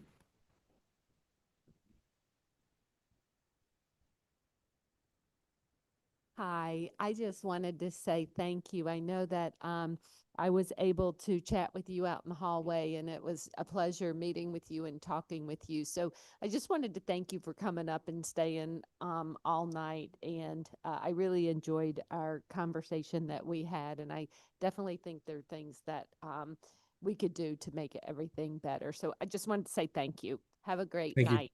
You too. Thank you. Thank you. Any other questions, comments? Seeing none, thank you very much. Up next, we have Omara Robledo. Oh. Yes, Omara? I'm here. All right, you're up. Hello, good evening, Senator McCrory, Representative Leeper, Senator Berthaud, Representative Zupkis, and members of the Education Committee. Thank you for the opportunity to testify in support of SB 311, an act concerning disconnected youth, and SB 7, an act concerning educational equity. My name is Omar Robledo, and I am a Hartford native from the South End of Hartford and a first-generation student, currently pursuing my Master of Social Work through the Advanced Standing Program at UConn with a concentration in policy practice. While I am a UConn graduate student and an intern in the governor's office here at the state capitol, I am testifying today in my capacity as a Hartford native and resident who has been exposed to the systematic issues that young leaders and youth face in our education system. I grew up in Hartford and have seen how educational inequities and limited opportunities impact young people in my community. Many students are not exposed to the same learning experiences as those in more resource or rural areas due to a lack of funding.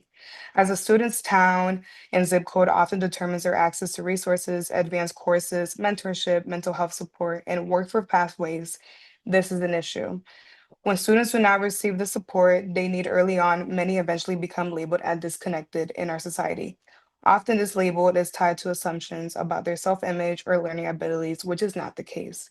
Young leaders are often misjudged or misunderstood because of the environment and circumstances surrounding them. Through my prior internship experiences with the City of Hartford and the Office of Violence Prevention and Hartford Communities That Care, I have seen that disconnection does not happen overnight. Factors such as housing instability, community violence, food insecurity, lack of transportation, and limited mentorship all contribute to these inequities. Senate Bill 7 addresses inequities within our educational system, while Senate Bill 311 focuses on reconnecting young people who have already fallen through the cracks. Both bills take a prevention and intervention approach. One works to stop the problem at its root, and the other creates pathways back for our youth leaders who deserve another chance. As a student who prioritizes education and success, I believe it is crucial that the next generation receive the same, if not greater level opportunity moving forward. Success is not easy for everyone, especially for young people who are not receiving the same investment and support. They're our future, and we need systematic change so that opportunity is not the exception, but the norm. Thank you again for the opportunity to advocate on this important issue. Oh, thank you, and thank you for your testimony, Omaria. Any questions for you? Did I hear you work? You're interning or working with Hartford Communities That Care? That was my prior internship last semester. Well, last year I would say as an undergrad, but my last year as doing my bachelor's in social work. I was an intern there. And now you're at UConn School of Social Work? I'm graduating this May Okay, with my congratulations. master's in social work. Yeah. Cool. Any questions for you? Seeing none, thank you for your testimony. Thank you. Have a great evening. You too. Next up, Jackie Simmons from Bridgeport Public Schools. Jackie? No Jackie. Stephanie Wanzer. Hi. Yep. Good evening, Representative Leeper, Senator McCrory, Representative Zupkis, Senator Berthel, and distinguished members of the Education Committee. I'm Stephanie Wanzer, Treasurer of the CEA. I'm also the CES Education Association President, which is a public school RESC in Lower Fairfield, as well as a resident of Danbury. I testified tonight, because now it's tonight, in support of efforts to modernize Connecticut's ECS formula as proposed in Senate Bill 7 and House Bill 5002. The School and State Finance Project reports that since the start of the ECS formula in 2019, cities have received less funding than what the full funding called for. Stratford was 44.5 million, Stanford 47.7 million, Bridgeport 92.1 million, and Danbury 109.1 million. I mention these districts specifically because they send students to my school. I've worked at CES for over 30 years with students age 18 through 22 with developmental disabilities, including those with autism spectrum disorders, intellectual disabilities, and also have challenging behaviors. Districts have utilized the PPT process to refer students to our program when their home school is not the most appropriate environment to provide a free, appropriate public education under IDEA. Sadly, financial desperation is now overriding educational integrity. We are seeing a dangerous trend where districts, pushed by unsustainable costs, are bringing back students from RESC placements, not because the student is ready, but because the budget is empty. This happened to one of my very own students. This Bring Back initiative prioritizes cost savings over clinical needs. It forces students to require low student to staff ratios and specialized environments into general programs that lack the staff, mental health resources, and tailored curricula that need to succeed. Modernizing ECS would help address the strain of rising costs of special education, transportation, and resources on local budgets. The current ECS formula does not account for inflation, which year after year you've heard leaves districts unfunded. While our schools struggle, the federal government is doubling down on tax breaks for the ultra-rich. We cannot wait for Washington to prioritize our children. If the federal government insists on handling billionaires another windfall, Connecticut must ensure a portion of that wealth stays here to fund our schools, protect our students, and offset the massive federal cuts we know are coming. While additional refinements may be needed, I appreciate the committee's commitment to strengthening Connecticut's public schools and addressing the resource challenges that educators and students across the state face. CEA's priorities continue to be about fairness, safety, stability for all public schools in Connecticut. Moving a student for a line item isn't just a budget move. For a child with complex needs, it is a regression that risks their safety and their future. And I thank you for all the time you have spent all day listening to every single one of us, and that you still have to do that all night long. So thank you so much for listening. Thank you, and thank you for your testimony. Any questions? Seeing none, thank you once again. Jackie Simmons from the Bridgeport Public Schools. Jackie, are you there? Not there. Zulabeth Gonzalez. Julabeth Gonzalez. Wait a minute, I see. Stephanie, are you? Julabeth, no. Evelise Correra. Evelise Correra. No. I think Pastor Lewis Burgers already went. Jason Papa from Bridgeport Public Schools. Jason? No Jason. I think Pastor Moses Mercedes already went. Maharan Sayal, 179. Maharan. Okay. Hassan Agwad, 180. Hassan Agwad. Okay. Moving right along. Lillian Serrano, Bridgeport Care Youth Leadership. Liliana. No Liliana. Okay. Agua Abbas. 182. Okay. Right along.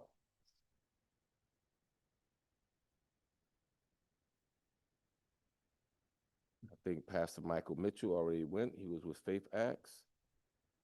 Jeff Morrissey. I'm sorry, Jeff Morrissey. Jeff is. Hi, good evening. Good evening, Jeff.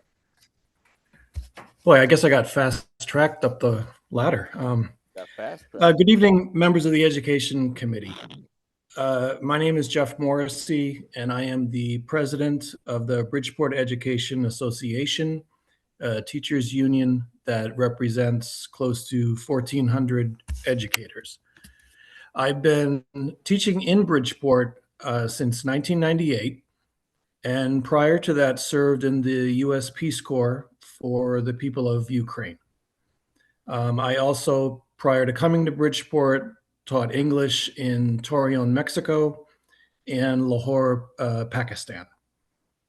I'm here today in the hope of encouraging you to modernize the ECS formula to promote equity across the state as it pertains to our schools receiving the funding they desperately need.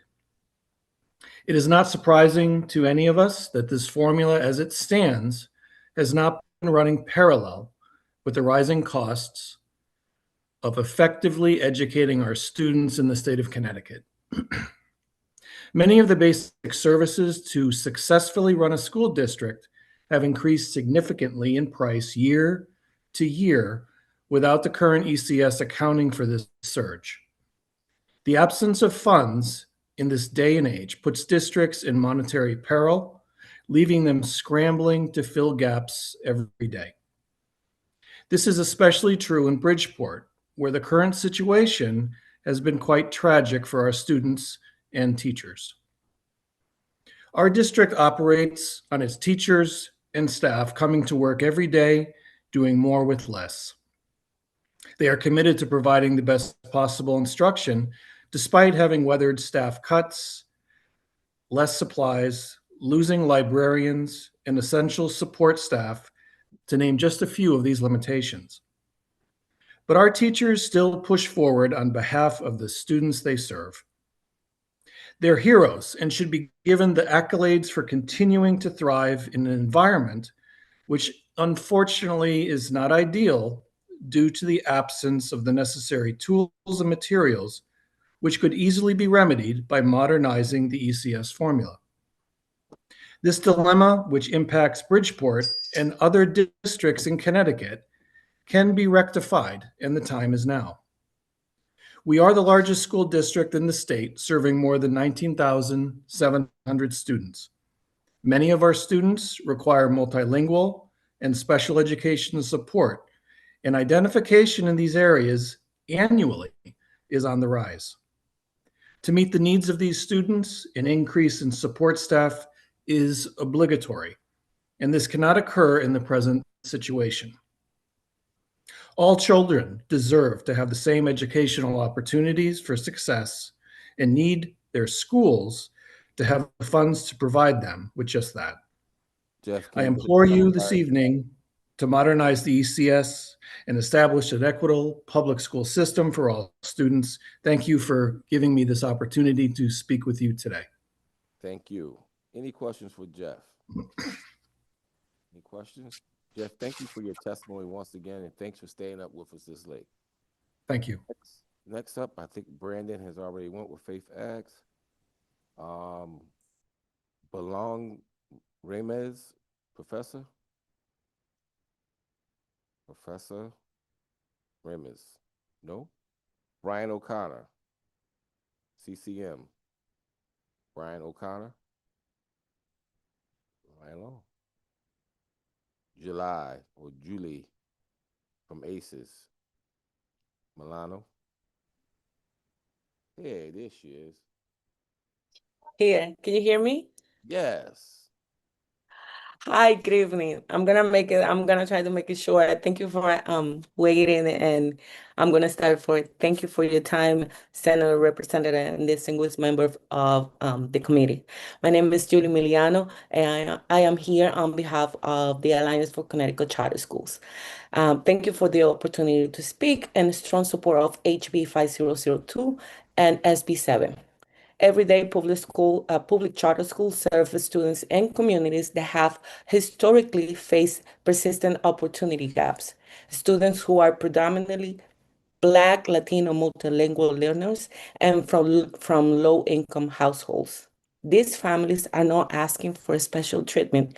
They are asking for fairness and access to opportunity. HB 5002 is an important step towards strengthening Connecticut's education funding system, including meaningful investment in special education and early childhood programs. Funding inequities directly impact classrooms, affecting access to specialized staff, student supports, facilities, and program stability. If the goal of HB 5002 is to advance educational equity, that equity must extend to all public schools, including those attending a school of choice. In the same spirit, SB 7 advances Connecticut's commitment to educational equity by strengthening accountability, transparency, and access to high-quality learning opportunity. The bill recognizes that closing opportunity gaps requires more than funding alone.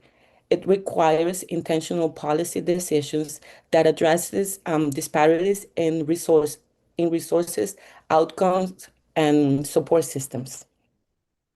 Our request is straightforward. As you move HB 5002 and SB 7 forward, please ensure that funding formulas and policy language explicitly and fairly include public charter schools. Educational equity cannot be partial. It must be comprehensive, consistent, and inclusive for every public school student in our state. I respectfully urge you to stand with all students and advance these bills in a way that truly reflects Connecticut's commitment to fairness and opportunity for all. On behalf of the Alliance for Connecticut Charter Schools and the families we serve, I respectfully urge your support. Thank you for your leadership and your commitment to Connecticut's children, and thank you for your time. Thank you, and thank you for your testimony. I think I made it below the 3 minutes line. Okay. I think I made it before the 3 minutes time limit. Absolutely. Well, when you said you was going to be brief, I didn't even stop my clock. I'm open to questions. Any questions? Nope. You can enjoy the rest of your evening. Thank you very much. All right. Have a great night. Yep. Chris Parkin, Region 9, Board of Education. Good evening, Senator McCrory, Representative Leeper, members of the committee. Thank you all for sticking with this public hearing for going on 12 hours, especially Representative Poulos, who's up there representing Joel Barlow High School on the committee. I agree with many of the speakers today who have stated or implied that our entire system of education funding is broken. The state's underfunding of education and over-reliance on property taxes carries forward the immoral legacy of segregation and redlining and serves to perpetuate a system of haves and have-nots in our state. I have a somewhat unique point of view on this duality. I live in Reading, where I am the chair of the Region 9 Board of Education. We receive very little education funding from the state. Together with Easton, our towns receive about $225 per pupil in ECS money. Our local property taxpayers bear substantially all the costs associated with delivering public education and would certainly be grateful for increased state funding to alleviate never-ending property tax increases that force seniors with reduced incomes out of their homes. But I'm not here to complain about the lack of state funding for my Durgay district. We're ultimately the haves in this state. I'm here because I have a firsthand experience and see the differences in Connecticut schools daily as the parent of a student at Fairchild Wheeler in Bridgeport. You've heard from Fairchild students many, many hours ago today. You also heard a Bridgeport Military Academy student beg for money because his school hasn't had a science teacher in 4 years. To hear that student then ask, "Do you really need more money, or is this just mismanagement?" was shocking.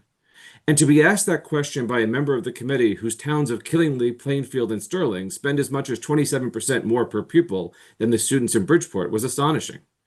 Bridgeport isn't throwing money away on education. It's just trying to get by. Here's a little context. My board is currently reviewing a budget request that calls for an increase of about 3% and a net current expenditure per pupil of about $33,000. Bridgeport is seeking a 36% increase to get their per pupil expenditure up to just $20,000. In Reading and Easton, we have a growing MLL population and a special ed identification rate on par with state average. In Bridgeport, half of their 20,000 students are non-native English speakers or have special needs. They're asked to provide services to all students, what they're trying to do at just $18,000 per pupil. Take out $120 million in special ed spending, and the per pupil expense drops to $10,000. It's not sustainable. The students of Bridgeport can't fix it. The teachers of Bridgeport can't fix it. The local board and taxpayers can't fix it. The federal government has no interest in fixing it. The buck stops with you in the Connecticut General Assembly. It's past time to fix the system and stop the annual parade of begging for scraps. SB 7 won't fix all of, or even most of the problems with the system, but it will give current students a fighting chance, and it's the least that the state can do for them. Perfect timing. Thank you. Thank you for your presentation and your advocacy. And like the young people used to say, thank you for keeping it real. Any questions? Thank you, Senator. All right. Thank you. Next up, David Galloway from Beacon Service, Connecticut. David? Yeah, good evening. I will also try to be brief given the late hour. Distinguished members of the Education Committee, my name is Dr. David Galloway. I represent Beacon Services of Connecticut, a birth to three provider agency that supports children and families across the state. Our agency is supportive of HB 5326 and applauds the prospect of desperately needed rate increases aligned with the recommendations of the rate study that was completed in 2024. Agencies such as Beacon employ highly educated clinicians, the majority of which have advanced degrees. The recruitment, retention, and training costs of maintaining this workforce have escalated substantially over the past several years, while reimbursement rates have remained stagnant during this time. I believe the data has been shared with this committee regarding the ever-increasing number of families entering the birth three system since 2021. To meet these growing needs, provider agencies must maintain a stable workforce. You've already heard from others tonight about the potential reimbursement rates and the modified tiered system that classifies clinicians' reimbursement based on current unspecified amount of specialty training they've completed. This training would be beyond what they must already complete to maintain their state licensure and professional endorsements. Our agency supports and invests heavily in ongoing professional development for our already highly skilled staff. And the birth to three system through state and federal regulatory bodies has already significantly increased the procedural requirements for agencies and their staff to operate. Extensive training and supervision to enhance the quality of services have already been implemented, and this has greatly benefited the families we serve. However, it's worth noting in a fee-for-service model, escalating training requirements do place considerable financial burdens on agencies by reducing clinician availability to provide services to family. For example, an agency who hires a physical therapist with a doctorate degree and clinical experience would still need to send the clinician for extensive training to access sufficient rates to cover salary and benefits these days. In short, thank you for supporting HB 5326 to bring rates in line with what is needed to cover the current costs of service providers in birth to three. In addition, we encourage all parties to carefully weigh both the benefits and the costs of additional requirements for accessing essential reimbursement rates under the proposed change. Thank you. Thank you, and thank you for your testimony this evening. Any questions for David? Seeing none, David, once again, thank you for your testimony. Next up, Estella Lopez. Estella? Good evening, members of the Education Committee. My name is Estella Lopez Espelin, and I'm a licensed clinical social worker from Clinton. I am part of the Freedom to Learn Coalition. I'm testifying in support of HB 5328 with amendments. I also support SB 7 to fix the school funding formula. Although I currently work with adults, I have past experience as a mental health clinician for children and families. HB 5328 with amendments will help to decrease risk factors for trauma, depression, and anxiety for Muslim and Arab students. I remember children who felt enough trust in me to discuss the theme of racism. Racism and invisibility of one's culture can cause feelings of shame, defectiveness, and distress in children. Children experiencing racism can develop negative beliefs such as, my voice doesn't matter, I don't belong, and I must hide in order to be loved or to be safe. The first recommendation for HB 5328 is for the working group to provide guidance in the creation of Islamic and Arab studies curriculum, including curriculum about genocides experienced by Muslim and Arab communities, including the Palestinian Nakba and the Bosnian genocide. Teaching about these histories reduces ignorance and counters the persistent dehumanization of Muslim, Arab, and Palestinian children and adults. The second recommendation is that the working group should use the term anti-Muslim racism instead of Islamophobia. The term anti-Muslim racism highlights systemic discrimination more accurately. Thank you for the opportunity to testify. Thank you for your testimony. Any questions? Any questions for Estella? Estella, thank you once again. Thank you. We have Diane Wilcuts. Diane? Hello. I'm Diane Wilcuts. I'm an education advocate from West Hartford, and I am, oh, there's a distracting delay there. I'll keep going.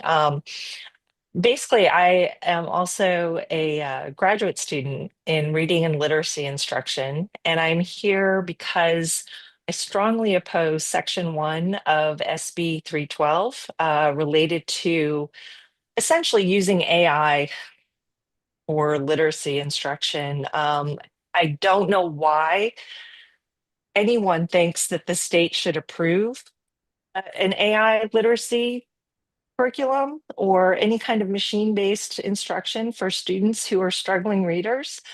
And yet here this bill is. So I thought it was really important to say, hell no, this needs to go away.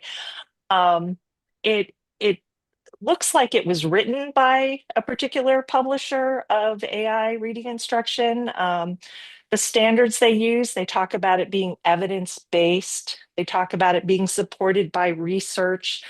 For a lot of these publishers, research does not mean peer-reviewed research. Peer-reviewed research is the standard. They're talking about the research they funded themselves, or they're talking about the research that's a third-party researcher who couldn't get it published. So it's not valid research necessarily. It also says that this could be used if another state had approved it. And we should not be aspiring to do anything that other states are doing right now when it comes to reading. Massachusetts is number one in the country. They are failing to teach 50% of their students to read proficiently. Connecticut is worse at this moment, but there is no state, not Mississippi. Mississippi's a lot worse than Connecticut, not Louisiana, not Massachusetts, and certainly, if any of these states are using these programs, they're not working. That's basically it.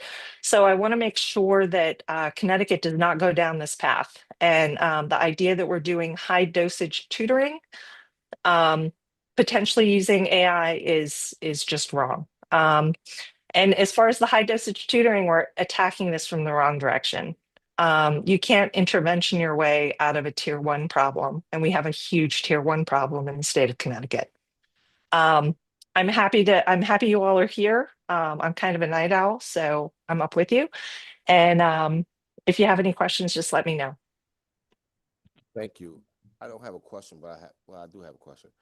What would your recommendation be to be able to get the best bang for our impact? We do know tier 1 intervention is extremely important. It usually come with maybe one. Senator McCrory, we can't hear you. You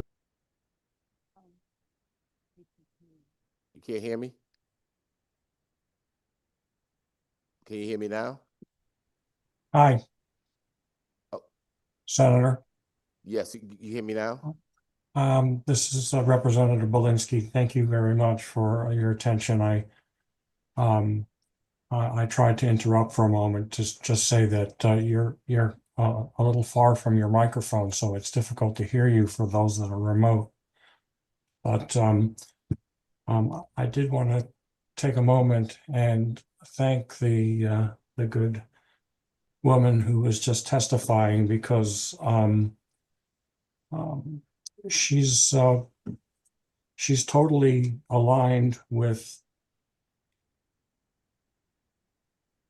with constituents of mine that are experts in the field in what she said about machine-based learning. And we have a complete program that advocates were able to leverage into creating a state office of dyslexia and reading disabilities that has yet to get off the ground.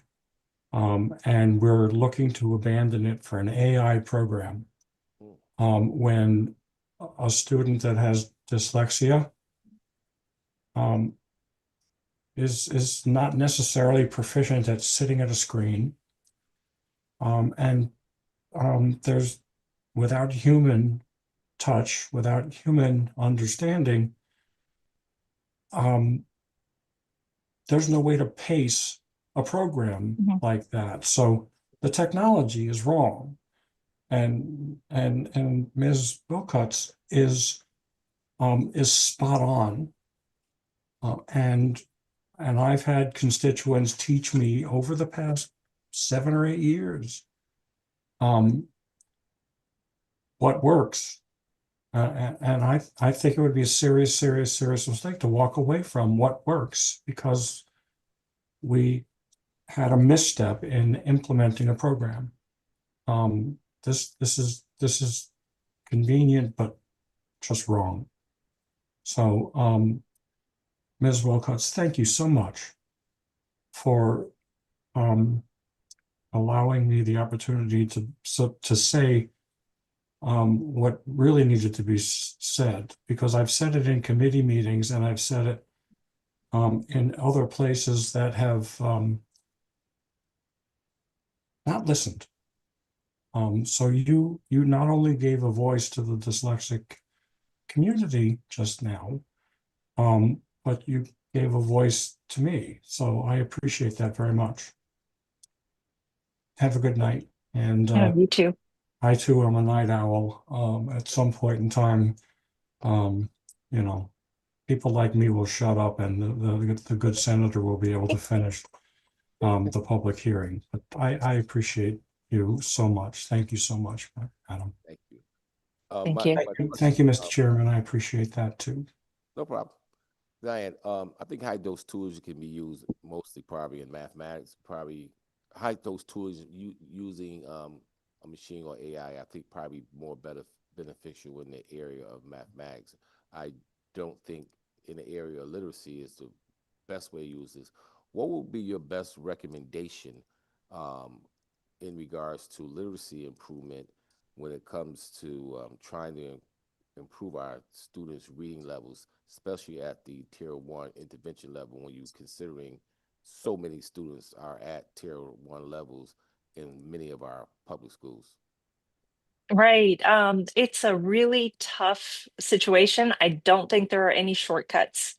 And I think that's been part of the problem that we've been facing in Connecticut is we've been trying to take shortcuts. We've been, the high dosage tutoring, when people first mentioned it, I'm thinking, who are going to be these high dosage tutors? Are we paying them minimum wage? Are we, they're not going to be the ones who are going to be able to teach our students.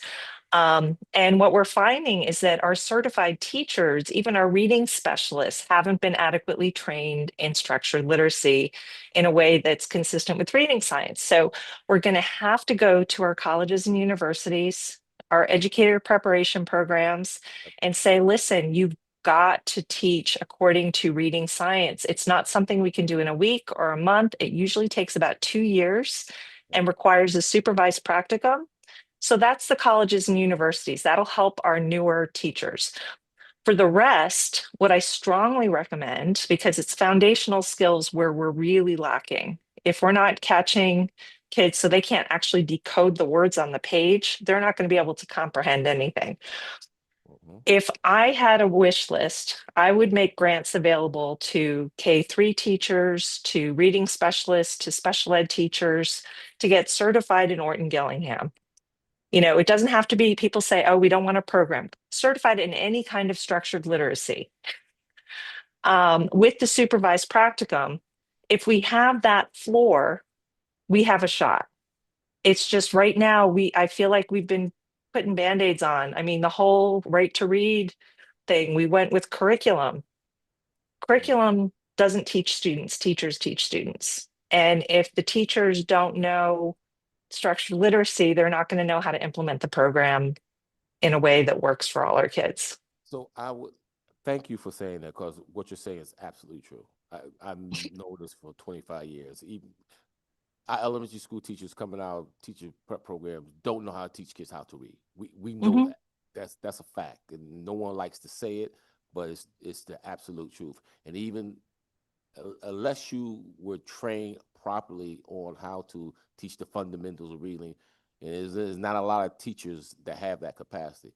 It sounds like what you're saying is our professional development in K-3 should be focused on all our professional development for our current teachers right now, because you said the long-term plan is to embed this in our teacher preparation program. So in the future, every child coming out of those teacher prep programs, well, in K through 6, will know how to do this. It should be the hallmark of their instruction, what they learn. But that's a long-term fix. The short-term fix could be all our teachers in our pre-K 3 program, all their professional development should be done teaching them the science of reading and teaching them how to read. Like you said, a curriculum doesn't do this. But if you're not trained to do this, then we're just spinning our wheels. How do we get those who are in charge of these programs to focus on pre-K through 3? I just see teaching our teachers how to teach reading. How can we go about that? With what do you think our best way we should do that? You mean apart from the educator preparation programs? Yeah, you mean like we can do the education prep program as we move forward. We can require that in their programs. I hope we get, but I'm talking about for the people in the classroom right now who don't have those skill sets. How do we get them to? How do we make sure every month they have a professional development is geared towards teaching kids how to read? Is that something we can do? That is something instructors to teach them in each school district. Right, because the instructors, obviously, they're only going to learn as much as their instructors already know. Right. That was why I mentioned Orton Gillingham certification through something like the Academy of Orton Gillingham, because they have very high level fellows who train. And people sometimes say, oh, that's just for the kids with dyslexia. Yeah. It's not. Structured literacy works for everyone and it benefits everyone. It's just that a lot of our students require it. So that would be my off the cuff, it's after, it's almost 11, kind of brainstorming. But I definitely want to continue thinking about that and continue talking about that because I would like to be part of the solution on this one. And I do think that, Wilson certification, letters certification, but it has to include the supervised practicum. It's one thing to learn in a classroom. It's another thing to go out with your student and teach them. Yeah. I'm the last one to have a long conversation at this tonight, but you are touching the third rail in our educational problems that we have in the state of Connecticut. And everybody think we're doing so great, but I know the real story. And so do you think this Gillingham, do they have enough fellows to provide the in-service that we need in the state of Connecticut? Or if we don't, and maybe we don't need it in every school district. I think we need it in every school district because no school district is doing, there's not one school it's district true. the kids can read on grade level. That's not right. One. Right. How can we get these fellows? Do you think it's possible? We probably have this conversation at another time, but just off the cuff, where do we get these fellows to teach our teachers how to teach kids how to read? The Academy of Orton Gillingham practitioners and educators. I'll send you the link. There are at least 6 in Connecticut, but they are all over the country. And you can do a lot of the supervised practicum, you know, by sending videos of the teacher and the student, and they give feedback. A lot of the classes that can be online. I mean, it's not like they all have to be, I mean, they could probably do groups of teachers. So yeah, I mean, my understanding is that Orton Gillingham training certification to the associate's level with the supervised practicum costs usually around 5,000 to 7,500. And that's individual. I don't know what, like, if there's a discount rate for more students. But it's something that could be effective, particularly around the foundational skills. You know, and it's like, if we can get that for our K3 kids, the door is wide open for them to get the comprehension and everything else. Okay. Let's stay in touch, because I really, Yes.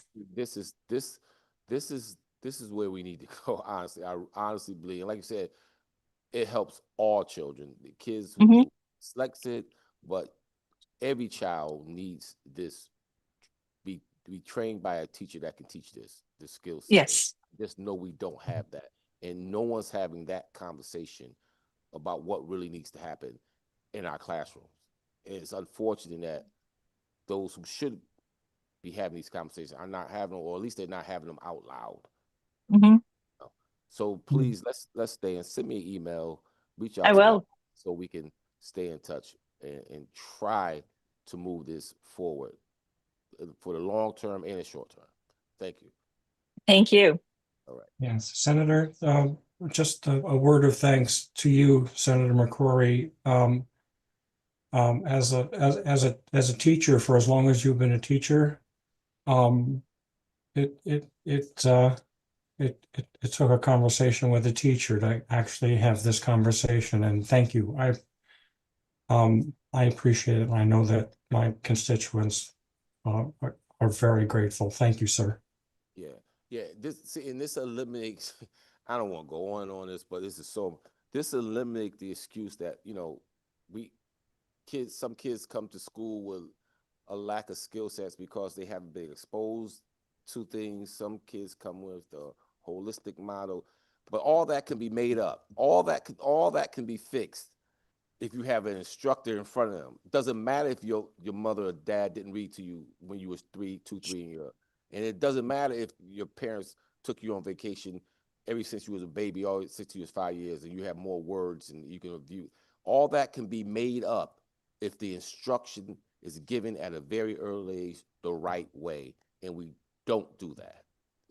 Clearly, there's an advantage if you've been exposed to more things at a very early age. Clearly, you're going to have that advantage, but that doesn't mean because you didn't or have not been exposed to it that you cannot make up for it if you have the right instruction, and that's a fact.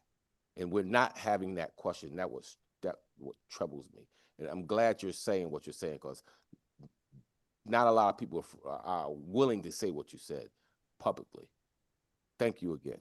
All right, let's go on. Next up, Samuel Pappas. Samuel Pappas. Okay, we're gonna continue on. How about Sarah Kokak? I think probably went already with E for E. How about Kate Rivera? Kate Rivera Consulting.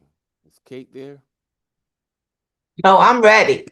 All right, Kate, you've been waiting all day for this. It's 11. I have, and this is the second time you all have kept me up late. I testified a couple weeks ago, too. You can be with us at 11, or you can be watching the news. Now, what you gonna do? Your eyes don't believe us. Go ahead, Kate. Okay, so my name is Kate Rivera, and I'm a Bridgeport Public School parent. I also am a former Bridgeport Public Schools board member. I'm an anti-bias educator. I'm an advocate, and I also worked at the Connecticut School Finance Project. And I urge you all to utilize the data on that website. Connecticut school funding is a perfect example of institutional racism and classism.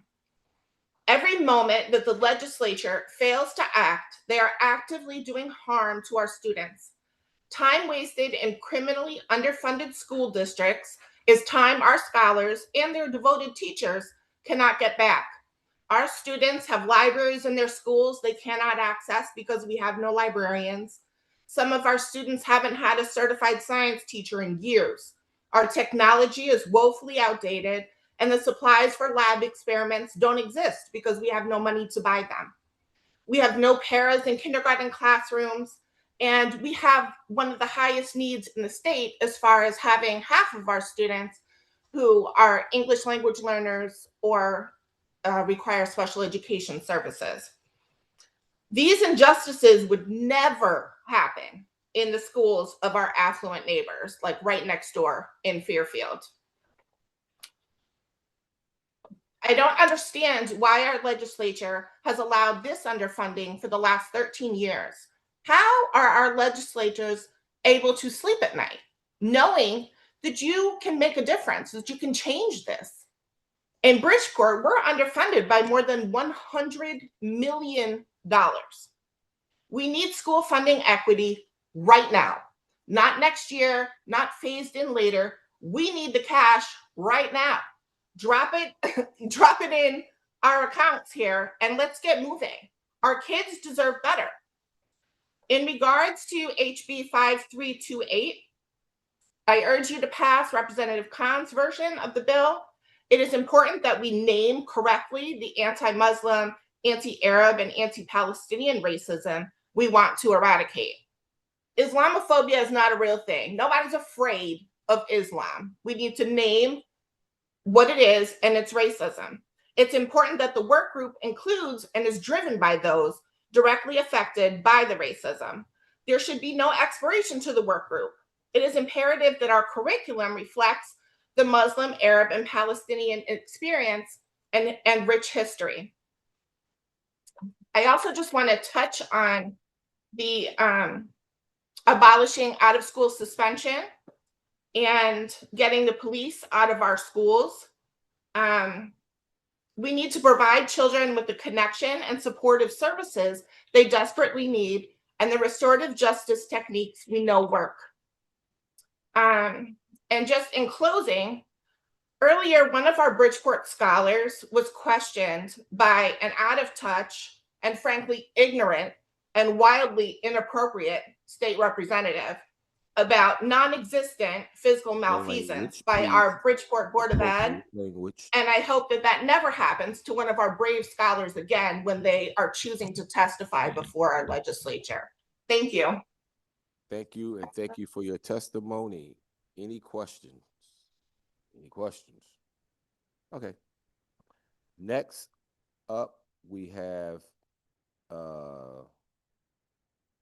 Kate Rivera. No, that was Kate.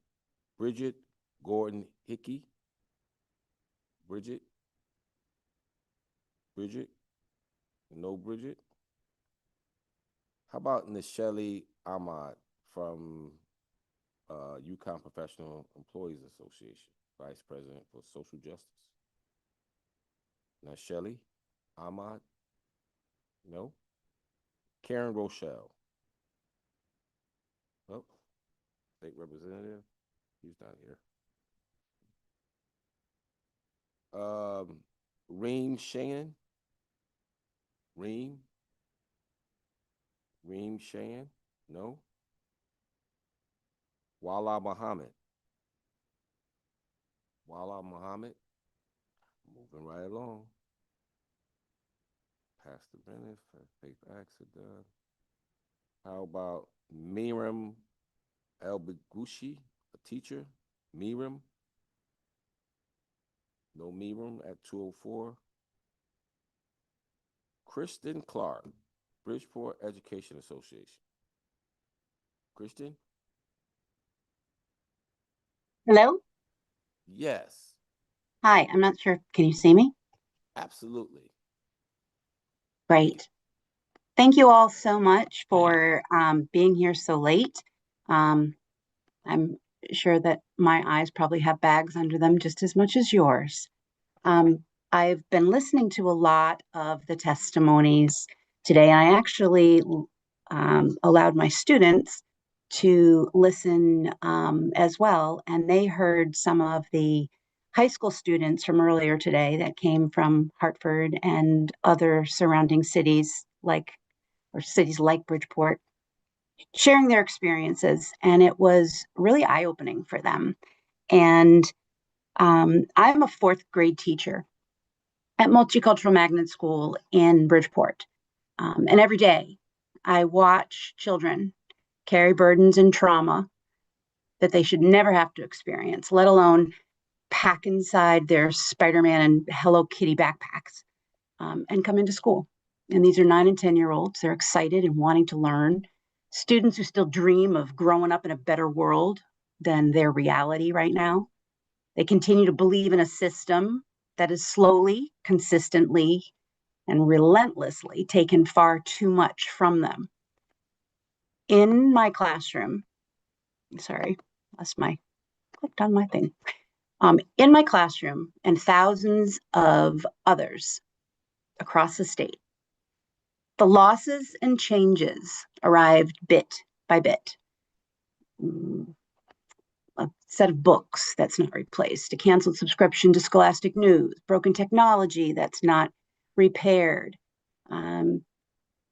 office supply staff, consumable materials, tag programs, security personnel, soap, broken shelving, library media specialists, literacy and math coaches, kindergarten paras, special education teachers, MTSS support staff, color printers, printer paper.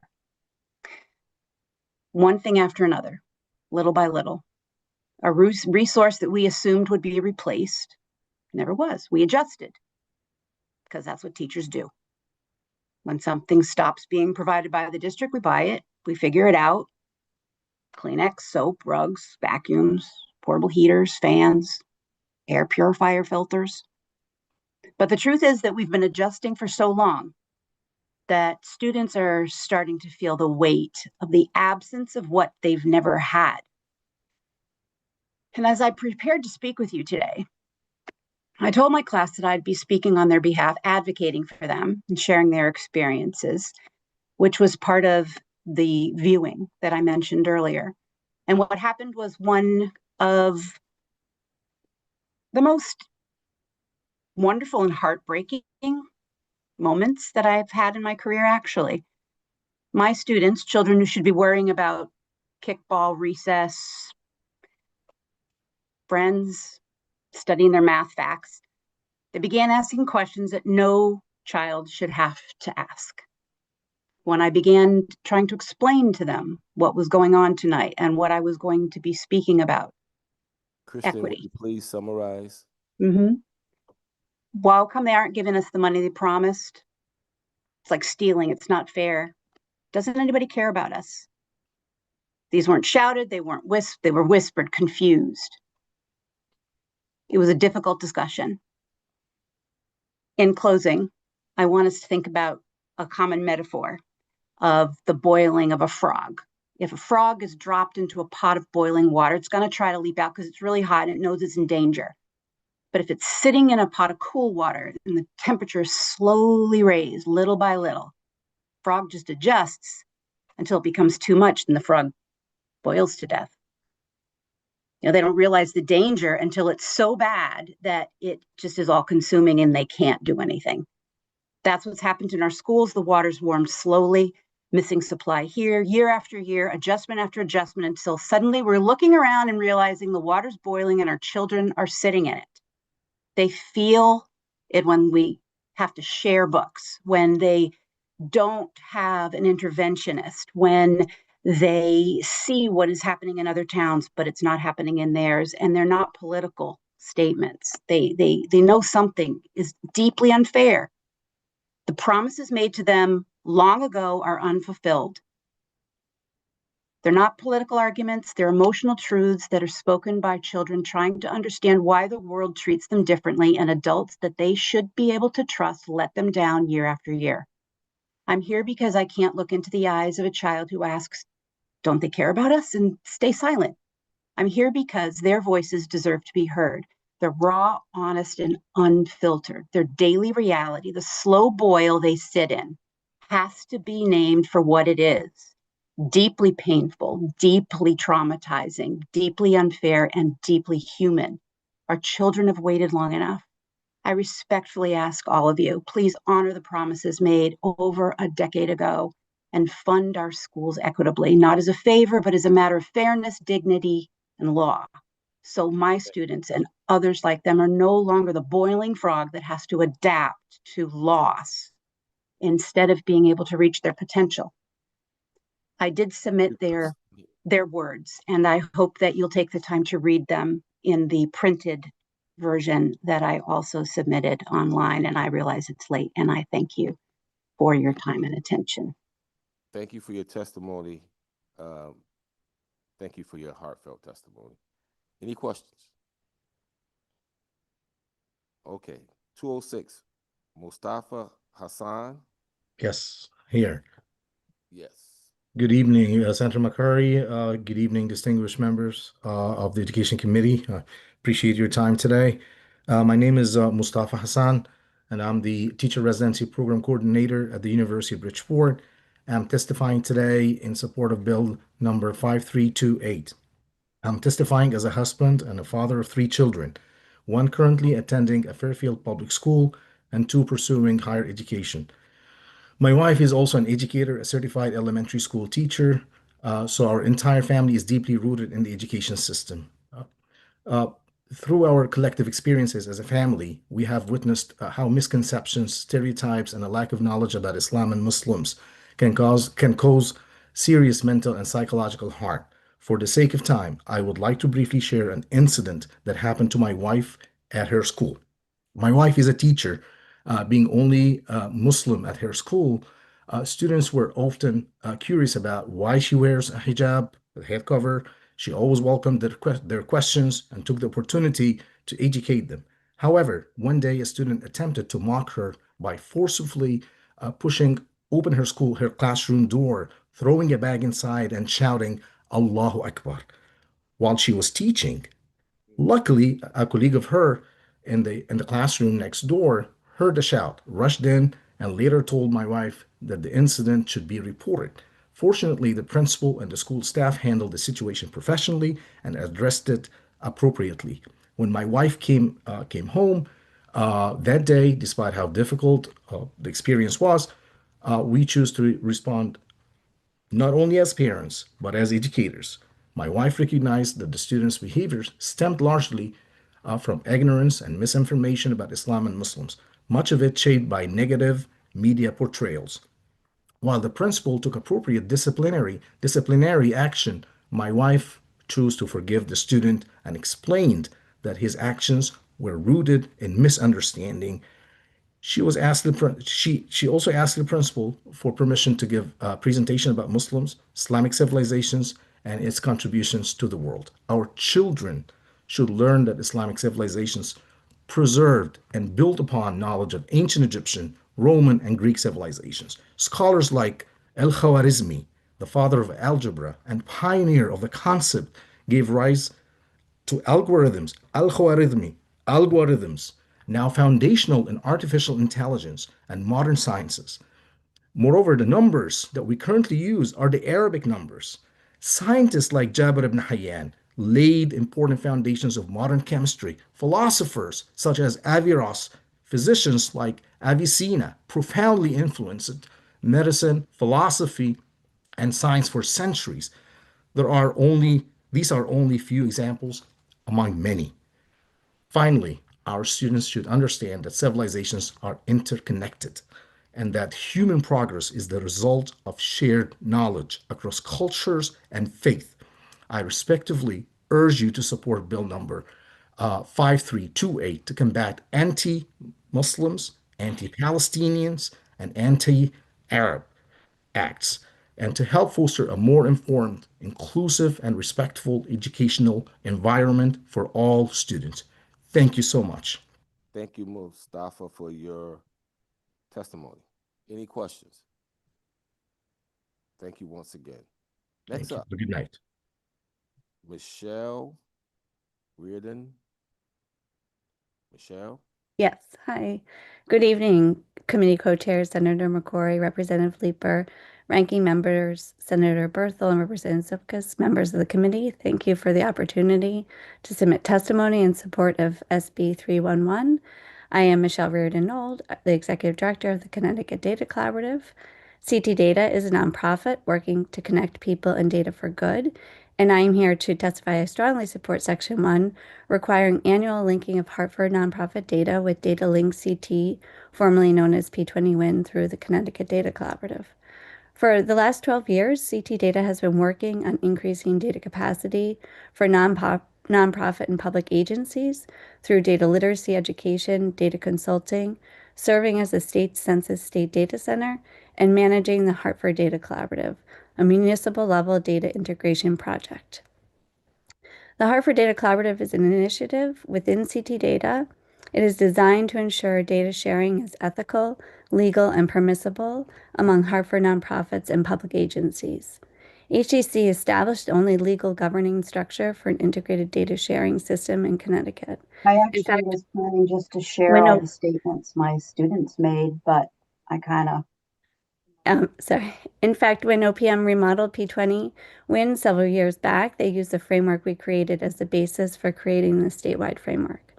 We commend the General Assembly for their continued focus on disconnected youth and including the linking of data in legislation. However, we're still learning about the characteristics and experiences of disconnected youth in our state. The report issued by OPM is limited in what it can conclude about the well-being of youth because it's just looking at state education and labor data. So it can't provide insights on which youth are connected to nonprofit service providers because the state does not have access to that data. So we've been working the past few years to help improve Hartford's understanding about disconnected youth. In the fall of 2004, we initiated a data sharing agreement with DataLink CT to link nonprofit data with education and labor data.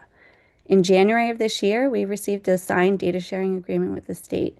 So we now await the receipt of that data, which will contain Hartford nonprofit youth engagement data from partners such as Capital Workforce Partners, Our Piece of the Pie, Compass Youth Collaborative, Hartford Public School programs, linked to education, state education and labor data. So during the process of negotiating the data sharing agreement, we were told by OPM staff that the statutory data link CT data projects are honored above all other data requests, which led to delays in our request being processed. So what we're proposing here is not a new request, but it's the data sharing agreement is already in place. What we're requesting is that our request happens annually, and that through statutory requirement, it will happen annually. So what we can learn once we receive the data from OPM, we'll be able to answer questions like, of youth who are on track, what services are they connected to that are helping them stay on track? What nonprofit programs are reaching the kids that are disconnected? What are the educational labor outcomes of youth that are connected to services versus those that are not? How many youth are over age and under credit? So these are the kinds of questions that we're hoping to get answers to by linking the nonprofit data with the state education and labor data. So with that, happy to answer questions, and I really appreciate you all staying so late and hearing everyone's testimony. Thank you for your testimony, Michelle. Any questions, Michelle? Seeing none, thank you again for your testimony. Senator McCrory, if it's okay, I have a question. I'm sorry, Rep. Khan. Yeah, thank you, Michelle. So I know you said that the data that is OPM is prioritizing is data that was statutorily there. Do you know what towns are already required statutorily? So what I was referring to is that in statute, they have different requirements to use Data Link CT, formerly P20WIN. They have certain reports that they must put out because it's written in statute that they must compose these reports. So what would happen is our data sharing agreement, getting it executed, got bumped because they had other statutory requirements to fulfill. So what we're requesting is that our request, which we have a signed data sharing agreement, just occurs annually so that we can look at the data longitudinally.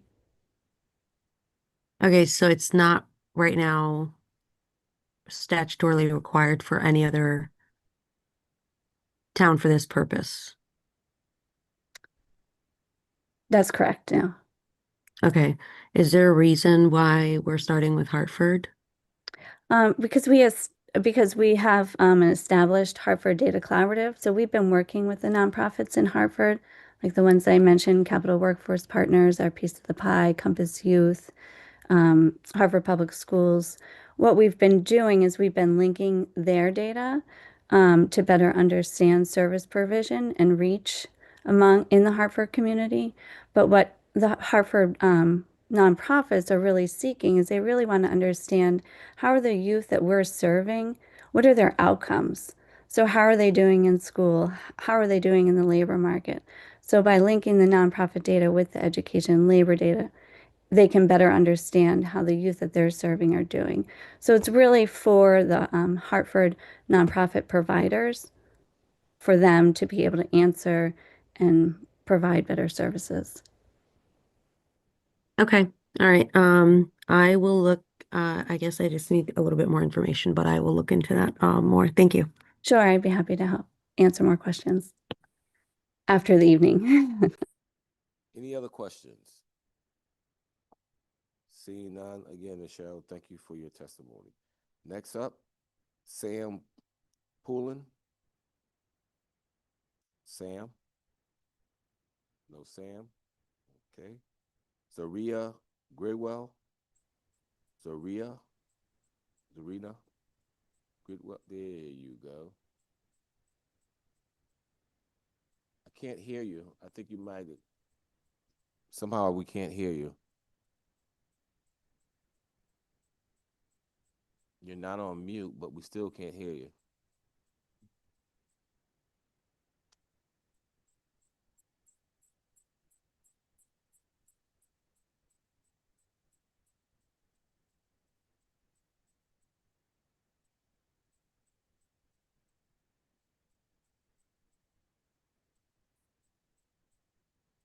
Still can't hear you.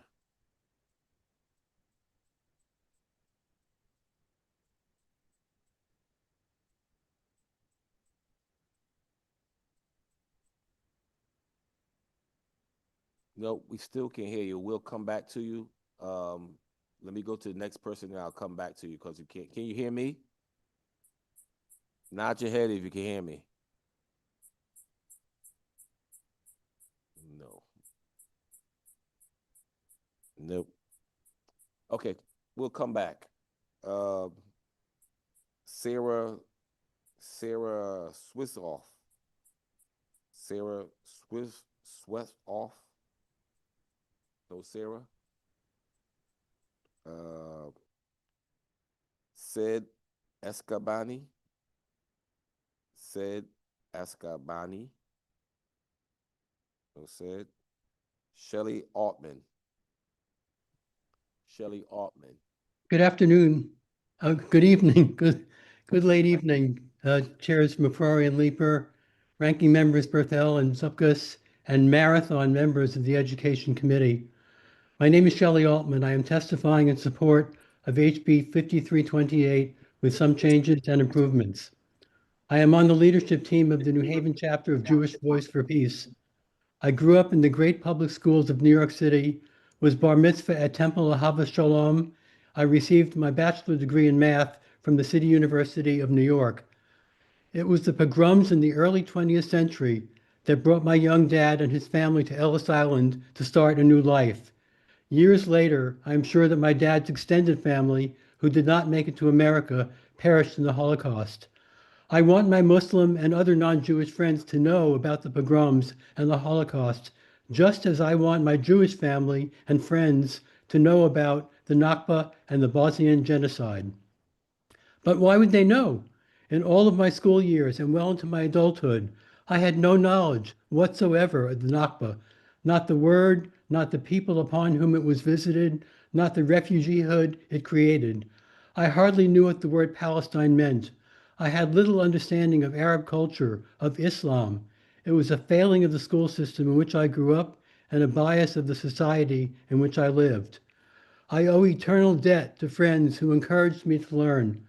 I began learning by traveling to Palestine, Israel, and Jerusalem. It brings tears to my eyes to think of the day I stood on a breezy bluff outside the Yad Vashem Holocaust Museum in Jerusalem, absorbing the horror of that atrocity. That bluff, I learned, overlooks the remains of the Palestinian village of Deir Yassin. On April 9, 1948, that village was attacked by Zionist militias. Residents were taken captive and paraded through West Jerusalem before being executed. The village was looted, emptied, and used as an example to force Palestinian departure from scores of other villages, which were then looted and leveled. Little did I know that this experience would escort me into a part of my life that would be filled with the richness of new friends, new rituals, new strivings. Our communities need to experience our joys and our pain together. Our schools have a critical role to play in this and must have curricula to prepare our students with understanding of their own and others' lived experiences. The Anti-Islamophobia Working Group should facilitate such curricula, should have educator union members who implement curriculum and policy, and should report directly to the Education Committee of the Legislature to ensure democratic oversight and public accountability. Thank you very much for listening. Thank you, and thank you for your testimony. Any questions? Any questions? Rep. Belinsky, online. Sir, are you still online? Yes. Mr. Altman, thank you very much for your testimony. It was heartfelt. Actually, not heartfelt. It was more than heartfelt. It was real. It was very, very persuasive, and I thank you for that. What part of Europe did your family emigrate from? What part of? From where did your family emigrate to My Ellis family Island? emigrated from. My dad's family emigrated from Brest-Litovsk, Russia. Ah. My on the maternal side, it was from Ukraine. So actually, I'm Russian Ukraine, Oh, which is interesting. Yeah. Interesting conflict there. Yeah. My maternal side came from Russia, and my paternal side from Vilnius in Lithuania. So our family stories have a little intersection. Thank you. Thank you for touching a part of me. Thank you, Rep. Belinsky. I appreciate it. Thank you. Thank you for your testimony again, Shelley. Zarina, yes. Can you hear me now? I'm so sorry for the previous microphone problem. Can you hear me okay now? Yes. Okay, great. So first of all, it's such an honor to testify after hearing so many incredible teachers and advocates speak to the importance of the Islamophobia Working Group. I am a professor at Yale in the Ethnicity, Race, and Migration Department.